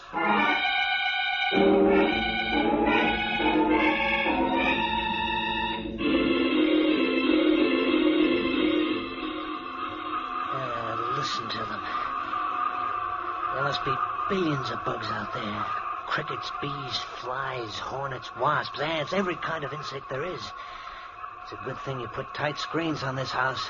John! What is it, Mary? I thought I felt the house shake then. Ah, don't let your imagination get you. I didn't feel anything. No. You must keep control of your nerves. I suppose I imagined it then. Oh, John, it's almost midnight. Are they ever going to go away? Maybe not. If the professor's right and they're after him, they'll just hang around until we starve to death. Or until they get in and finish us off. Oh, Martin, stop it. Martin is right.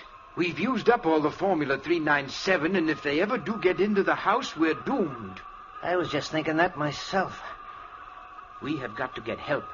Go out of the house? Yes. Oh, no, John. Not all of us. But maybe if I were to take the car and make a dash for town, they might follow me. John, that's madness. In the sedan, with all the windows shut, they couldn't get at me, and in town I could get help. Yeah, you could. I could make up more Formula 397 at Conway's drugstore, and he and Dr. Guernsey can come back with me. And if we used a big pumper spray, we could destroy every insect that's outside. No, you mustn't try it. It sounds like a good idea to me. I'd go, only I couldn't mix the formula. No, John, you mustn't go out. Yes, I'm going to do it. If those ants ever get at the car, they'd cut the tires to shreds, and then we would be at their mercy. I've got to go for help while I can. Then let's all go. We can all get in the car. It'd be safer to stay here. This house will hold them off for a good while yet. I think the professor's scheme is the best. All right, Martin. Now, I'll get ready. And then you come downstairs and help me with the garage doors. And you're going to have to open and shut them awfully fast when I take the car out.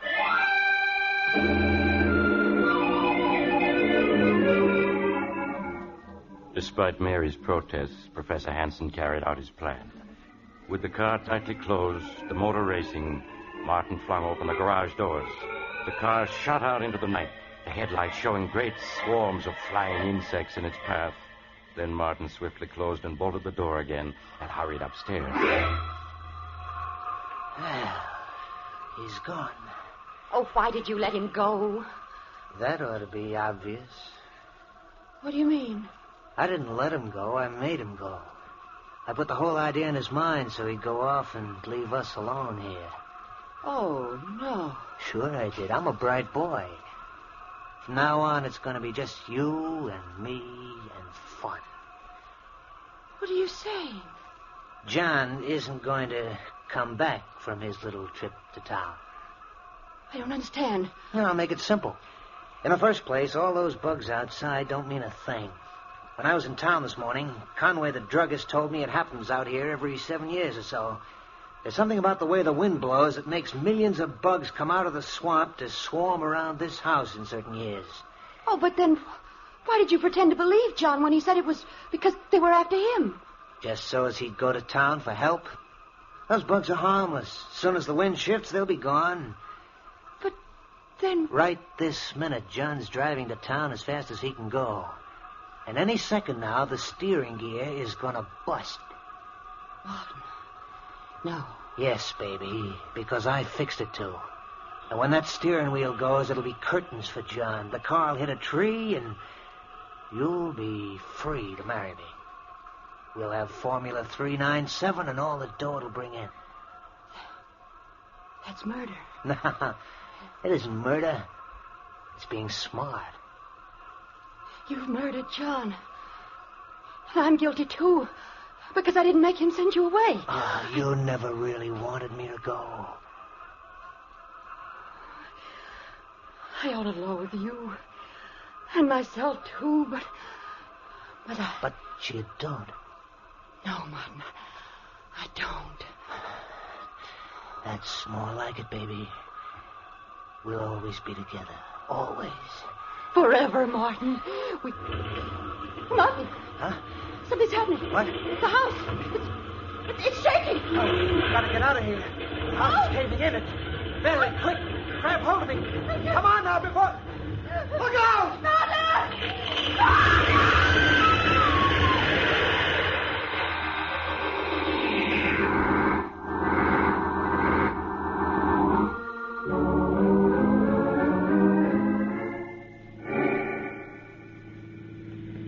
Mr. Conway, can't you drive faster? We must get back to the house. I'm driving as fast as I can, Professor. Professor, you must control yourself.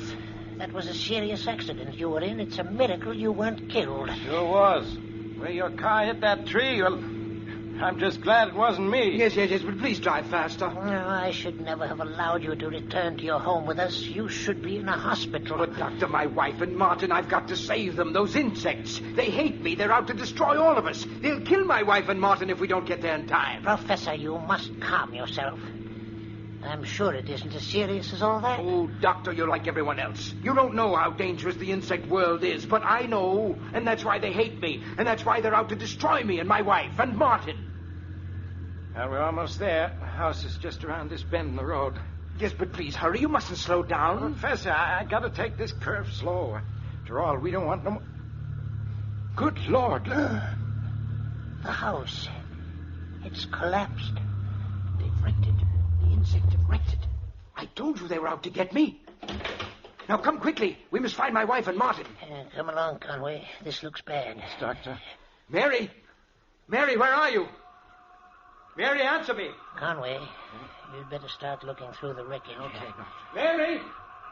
Mary, where are you? Oh, Lord, I've never seen so many bugs in all my life. If we only had more of my Formula 397, we could kill all of them. All of them. But they won't get the better of me. They won't. Oh, Professor, what are you doing?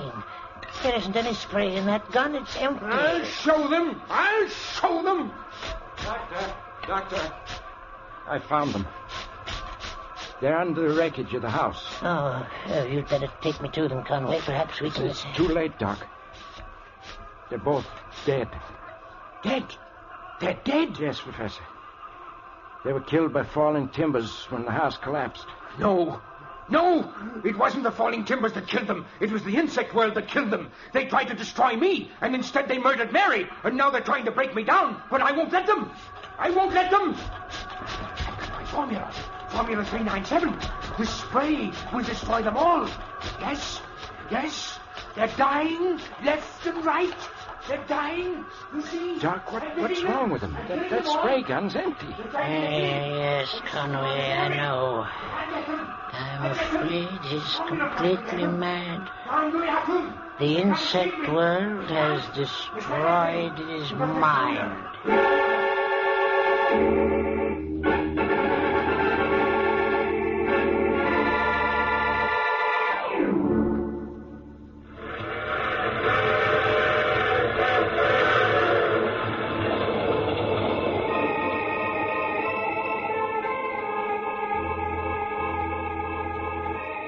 This is the mysterious traveler again.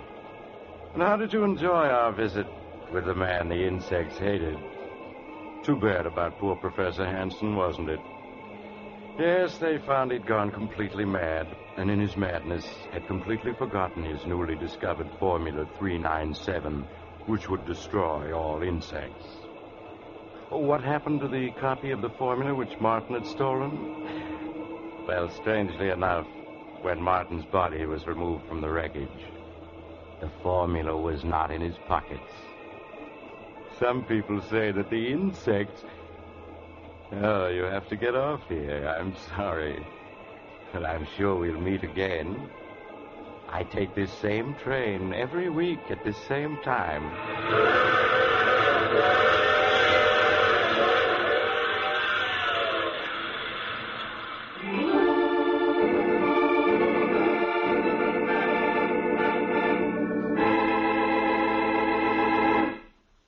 You have just heard The Mysterious Traveler, a series of dramas of the strange and terrifying. In today's story, the cast included Maurice Tarplin, Eric Dressler, Helen Shields, and Robert Dryden. Original music was played by Gene Perazzo. The Mysterious Traveler is written, produced, and directed by Bob Arthur and David Kogan.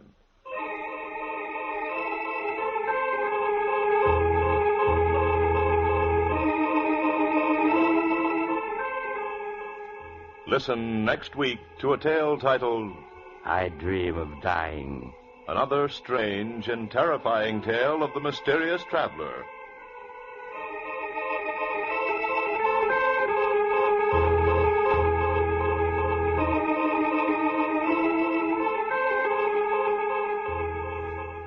The Mysterious Traveler has come to you from our New York studios. Carl Caruso speaking. This is the Mutual Broadcasting System.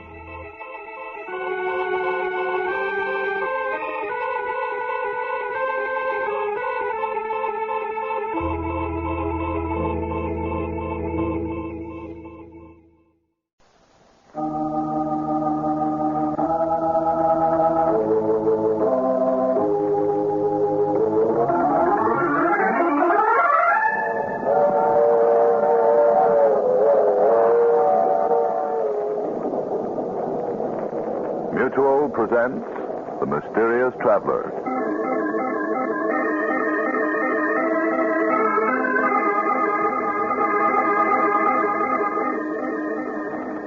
This is The Mysterious Traveler, inviting you to join me on another journey into the realm of the strange and terrifying. I hope you will enjoy the trip, that it will thrill you a little and chill you a little.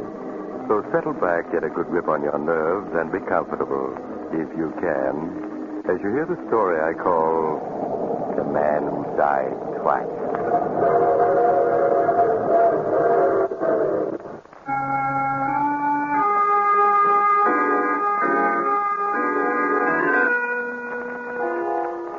Tonight, we're going to delve into a murder most strange.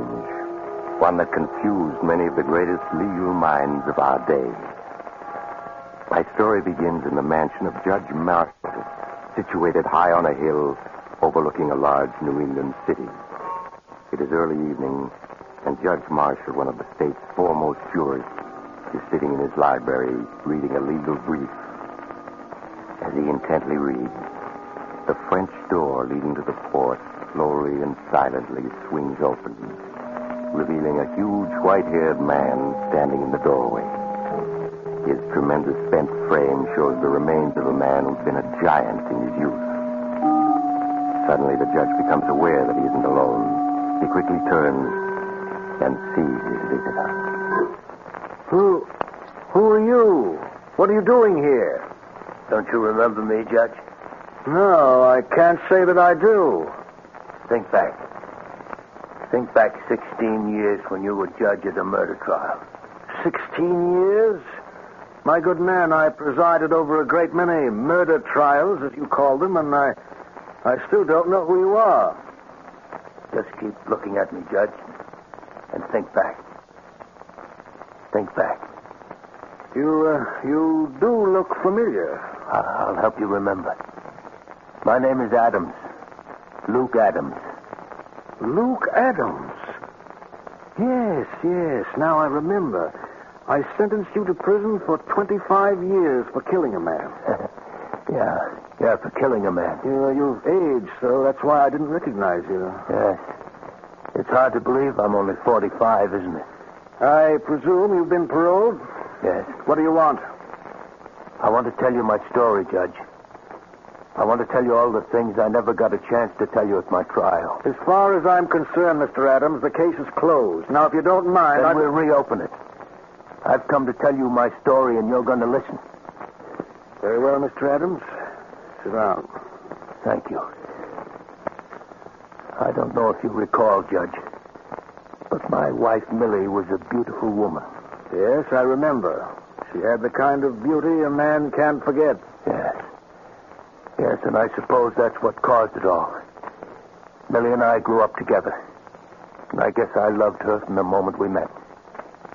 The only reason she married me was because of the money I'd inherited. And when I lost it in 29, things were never the same again between us. She hated living in a small village, trying to stretch $1 into $2. Sometimes I think her smiling at other men was her way of getting revenge on me for the way we had to live. The angrier I got, the more she flirted, till she almost drove me out of my mind. Things went on like that, day after day, month after month.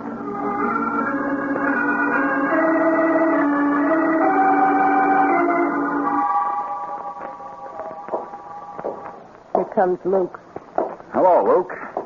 Getting home from work a bit early today, huh? Yeah. Your missus and I were just talking about how hot it is. Yeah. You must have found it fierce, breaking stone in the quarry in this heat. Uh-huh. Well, I've got to be going. See you again. What was he hanging around for? He just happened to be going past. Stopped to say hello. Is there anything wrong in that? It's funny. Every time I see you talking to someone, it's always a man. How come I never see you talking to women? Because all the women in this village are a bunch of cats. They hate me because I'm beautiful and they're not. All right. But I'm warning you, I don't want to see Chuck, Riker, or any other men hanging around here. If I do, there's going to be trouble.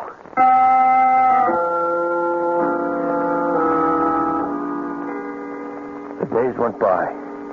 Millie hardly spoke to me. Nothing I said or did seemed to please her. And yet, just knowing she'd be there when I got home was enough for me. And one day I come home from work. She wasn't alone. Oh, hello, Luke. Home early, aren't you? What's he doing here? Chuck was going past, stopped in to say hello. Just like that, huh? I thought I told you not to let this happen again. If Chuck wants to call on me, why shouldn't he? Right, Chuck? Sure. After all, Luke, there's no use being old-fashioned. We've all known each other since we were kids. What harm is there in an old friend dropping in and... Why are you looking at me like that? There's lipstick on your cheek.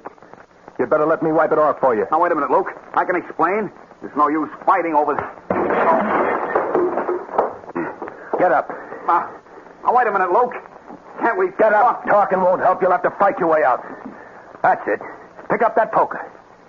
Come on, come on. What are you waiting for? Okay, you asked for it. You're going to get it. No. This'll learn you. No. Not to hang around other men's wives. Before I'm through with you, no woman will want to look at you. Luke, stop it. He's out on his feet. Stop it. How does he look to you now, Millie?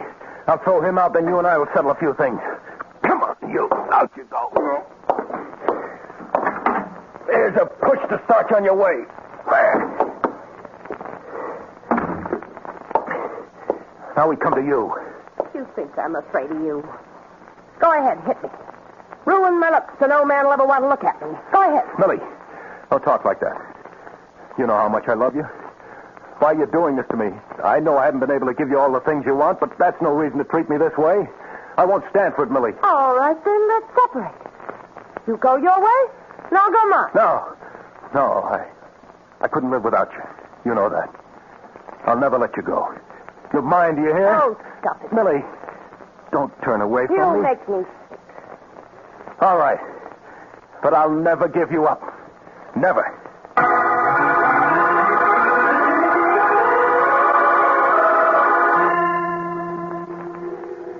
Millie just stood there looking at me, contempt in her eyes. I knew we were through, and yet I couldn't give her up. I clung to the small hope that something would happen that would change her, make her feel toward me as I felt about her. Long, lonely weeks went by. I knew that Millie and I had been the scandal of the village ever since the day I'd beaten Chuck Riker. At the quarry, the men whispered to each other when they thought I wasn't looking. And I could only give vent to my rage by smashing rocks into 1,000 small pieces. Then, one day in the autumn, an opportunity came. An opportunity to escape the villages and their gossip. Millie, where are you? Here. What is it? Millie, you've always wanted to get away from the village. Now we have a chance. How? Well, I met Mr. Anderson this morning. You remember him. He's an old friend of my father's. What about it? Well, he owns a small farm which he's willing to sell for only $300 down. You mean you want to buy it? Yeah. Just think of it, Millie. A place of our own, 20 miles out in the country, away from the village and the gossip. Do you really think I'd move to a farm? Cut myself off from everything? Well, it's what you need, Millie. A home of your own, a place to work and build. You'd love it, Millie. I know you would. You mean you would? Don't think I don't know what's going on in that head of yours. You want to cut me off from everybody, take me someplace where you can keep an eye on me day and night. Well, I'm not having any part of it. But, Millie, you said yourself you're not happy here. Yes, but I don't want a farm. I want to live in a city. I want to have everything that other women have. But we can't go to the city. There's no work to be had. We're living in a depression. Are we? Well, if you can't give me what I want, there are plenty of other men who can. They'd better not try. I'm warning you, Millie, I'll kill any man who tries to take you away from me.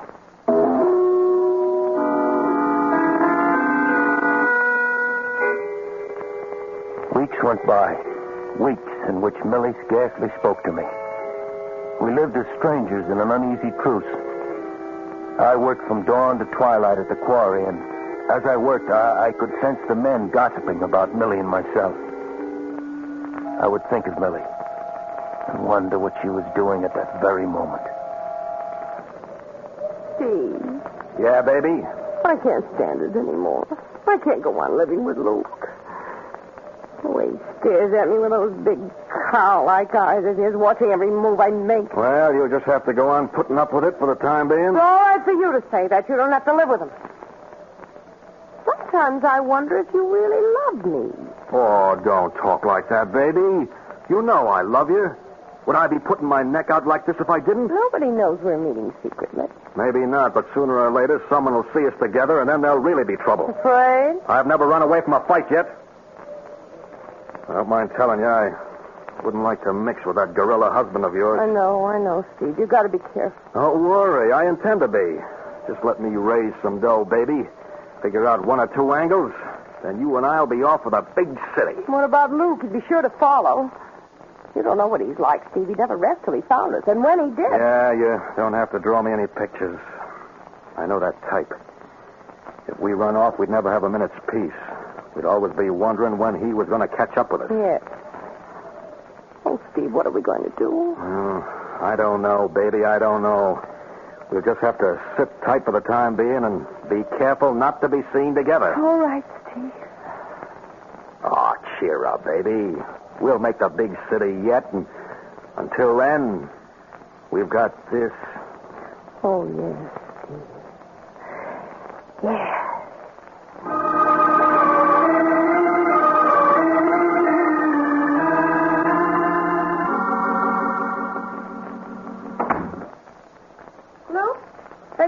Yeah, Millie. You want me? Yes. I've moved all your things up to the attic. I want you to sleep there from now on. Why? Because you keep me awake half the night with your tossing and turning, and you talk in your sleep. I talk in my sleep? What do I say? You keep yelling my names if I was murdering you or something. Oh, Millie. You'll be all right in the attic. Yes, Millie. Millie, can I talk to you for a minute? What is it? I saw Mr. Anderson again today.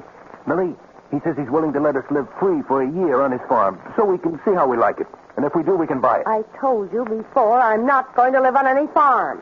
But, Millie, why can't we just try it? It won't cost us anything. If we don't like it, we can give it up. No, I tell you, I won't let myself be trapped like that.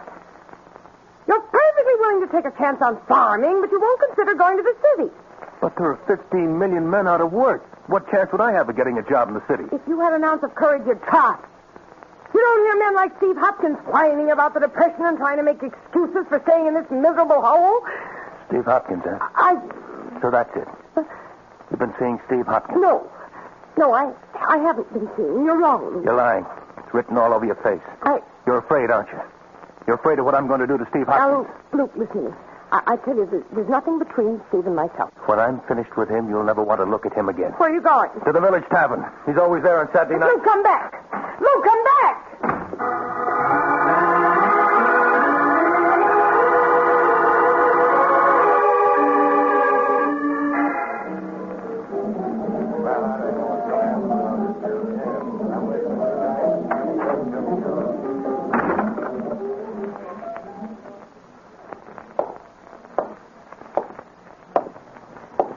Hopkins, I want to talk to you.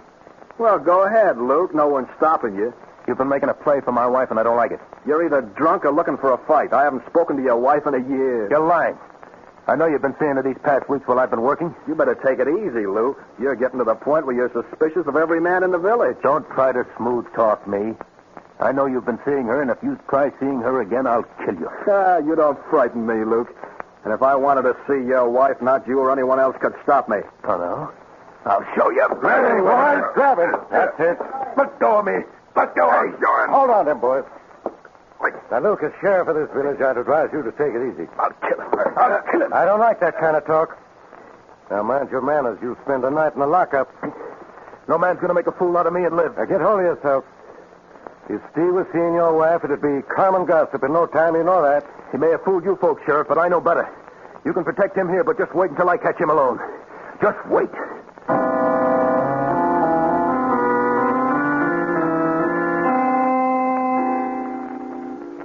When I got home that night from the tavern, Millie was in her room, her door locked. I went up to the attic and tried to sleep, but I couldn't. I kept seeing Steve Hopkins' face, the way he had smiled at me in the tavern. He might have fooled the others, but I knew. And he knew that I did. Hours later, I managed to fall asleep. I dreamt that I was alone with Steve and we were fighting. He kept hitting me, but I couldn't feel his punches. All I could feel was my fist smashing again and again into his laughing face. I woke to hear church bells ringing. It was Sunday morning. All that day, except for meals, Millie avoided me. After supper, she went to her room, and I went down to my workshop in the cellar. The next morning, when I arrived at the quarry, the men were standing around in small groups, talking to each other. They stopped when they saw me. Then from one of the groups, I saw Sheriff Roden coming towards me. Luke, I want to talk to you. What about? A number of things. Is your sledgehammer? Why, sure. That's my initials on the handle. Why is it all wrapped up in paper? I'll ask the questions, Luke. Where were you last night around 11 o'clock? 11 o'clock? In my workshop in the basement. Why? Anybody with you? Well, no, I was alone. Luke, you're under arrest. Under arrest? What for? For the murder of Steve Hopkins. For the murder of Steve Hopkins? Yes. His body was found in his cabin an hour ago. He'd been brutally beaten to death last night around 11. With this sledgehammer. It was found at the scene of the crime. You mean you think I did it? It sure looks that way. Let's go, Luke. No. No, I won't. I didn't kill Steve Hopkins. You'll get your chance to prove you didn't. Now, let's go. No. I didn't do it. I tell you, I'm innocent. Grab him, man. Let go of me. That's it. Come on. Hold him while I get these caps on him. I didn't do it. I tell you, I didn't do it.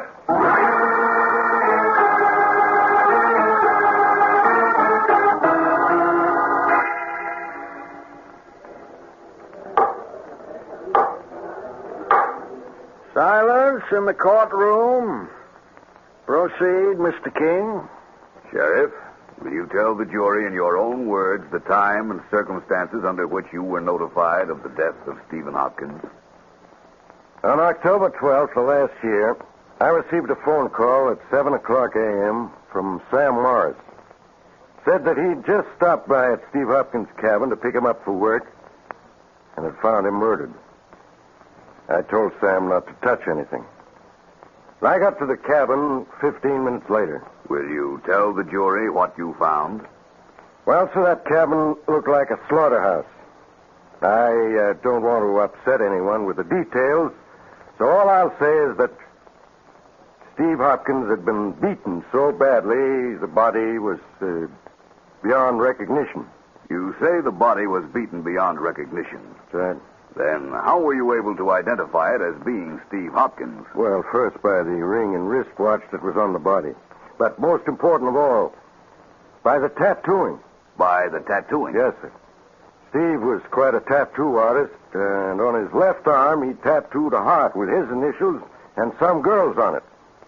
I reckon just about everyone in this courtroom saw that tattoo on his arm at one time or another. And although the body was beyond recognition, the tattoo was clearly identifiable. Yes, sir. No question about that. Sheriff, when had you last seen the deceased? Saturday night, October 10th, at the Village Tavern. Did anything unusual take place at the tavern that night? Yes. Luke Adams came into the tavern around 9 o'clock. He accused Steve Hopkins of hanging around Mrs. Adams, threatened to kill him. Sheriff, can you remember Luke Adams' exact words when he made that threat? Well, his last words before he left the tavern were, "Just wait till I catch him alone. Just wait." I see. Now, Sheriff, when you arrived at the scene of the crime, did you find the death weapon? Yes, sir. Steve Hopkins had been beaten to death with a sledgehammer. I found it in the cabin, covered with blood. Was there any identification on the sledgehammer? Yes, sir. On the handle were carved the initials, L.A.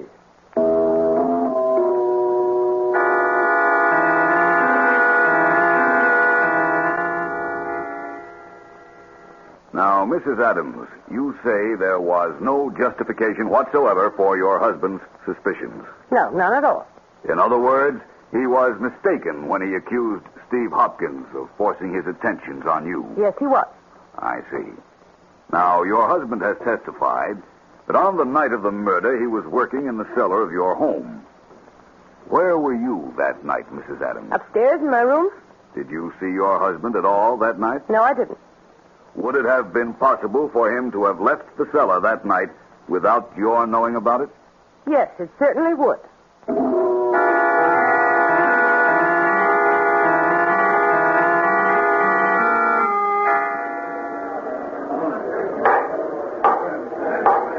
Silence in the courtroom.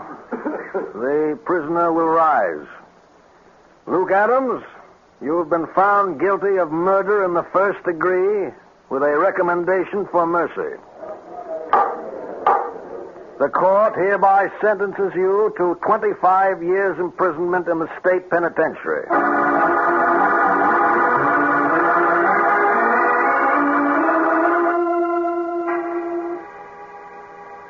25 years imprisonment. Yes, Judge, that was your sentence. The towering iron gates of the penitentiary closed behind me. And I no longer had a name, only a number. A year after I was in prison, I was informed that Millie had divorced me and disappeared. With that, my last tie with the outside world was gone. Years passed. World-shaking events took place and scarce reached the prison workshop, where I spent long days repairing shoes. Then one day I was notified by the warden that I'd been paroled. I was free. The gates of the penitentiary opened, and once again I joined the living. I came to the city, a stranger, and found employment in a shoe repair store. Day after day, I stood by the store window repairing shoes, watching the hurrying crowds. Then late one afternoon, I saw a woman pass.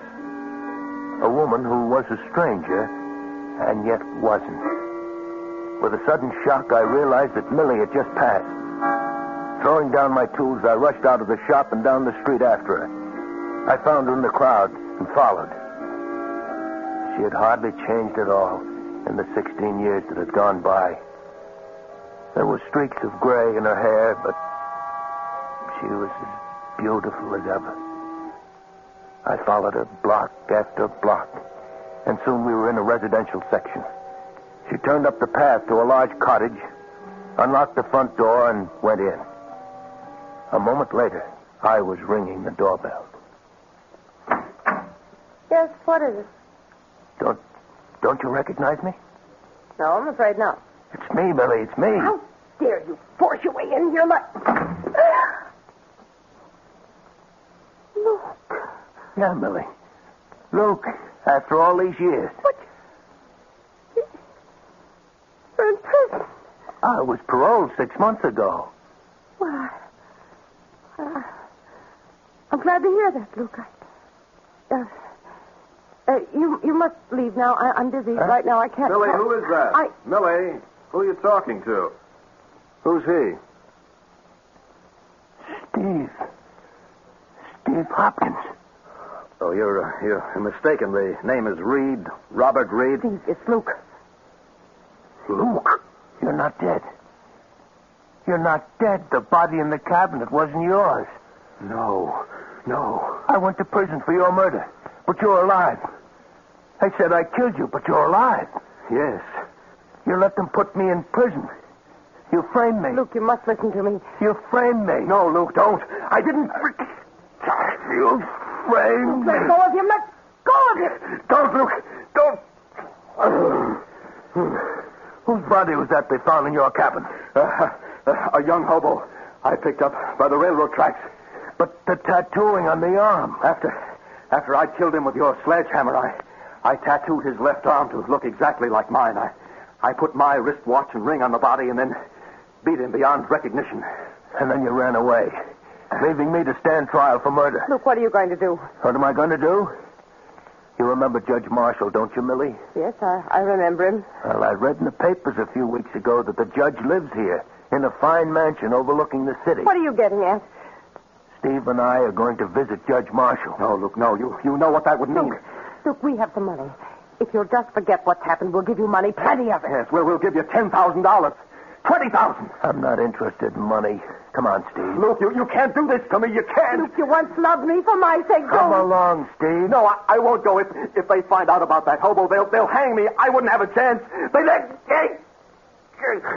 You'll come, Steve, one way or another, understand?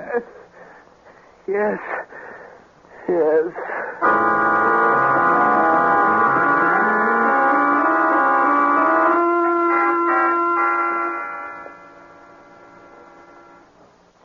Yes, Judge. He didn't want to come here, but in the end, he came. Incredible. Simply incredible. The man is a monster to have done what he did. Where is this man, Steve Hopkins, now? He's out on the porch, Judge. Bring him in, Mr. Adams. I want to see that man. All right, Judge.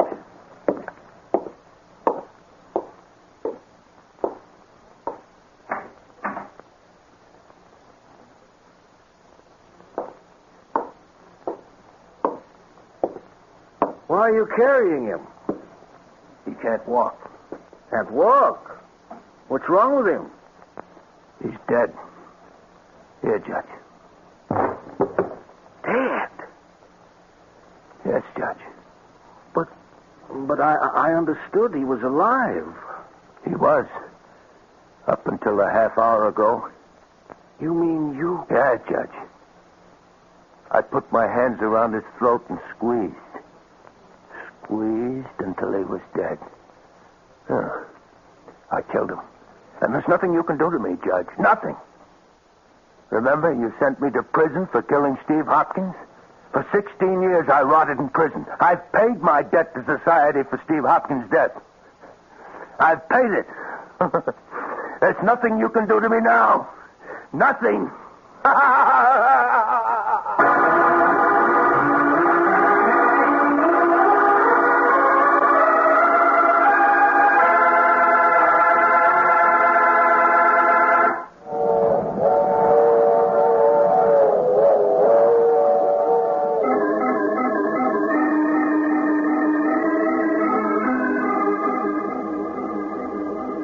This is the mysterious traveler again. Did you enjoy our little trip? What happened to Luke Adams? Well, his case became one of the most celebrated controversies of the day. Some legal minds claimed he couldn't be sent to prison again. He'd already been punished.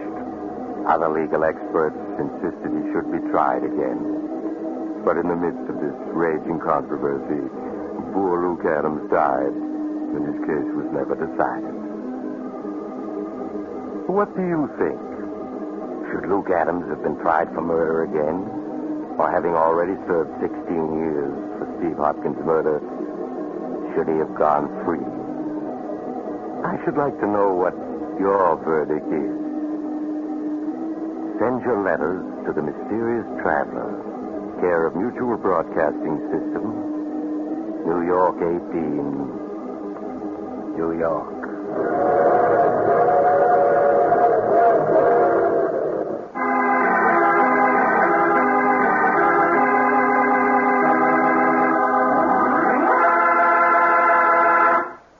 You have just heard The Mysterious Traveler, a series of dramas of the strange and terrifying.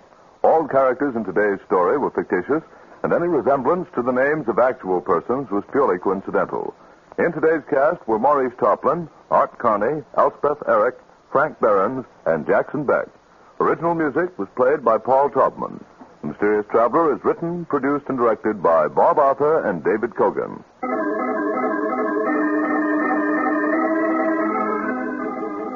Listen next week to a tale titled The Ivory Elephant. Another strange and suspenseful tale of the Mysterious Traveler.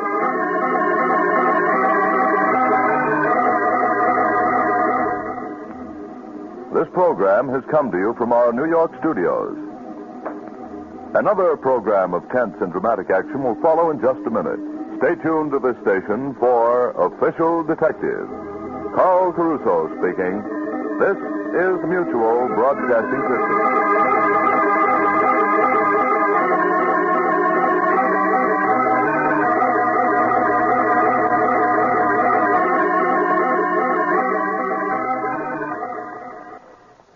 Well, fellow travelers, our long journey through the shadows has finally come to an end.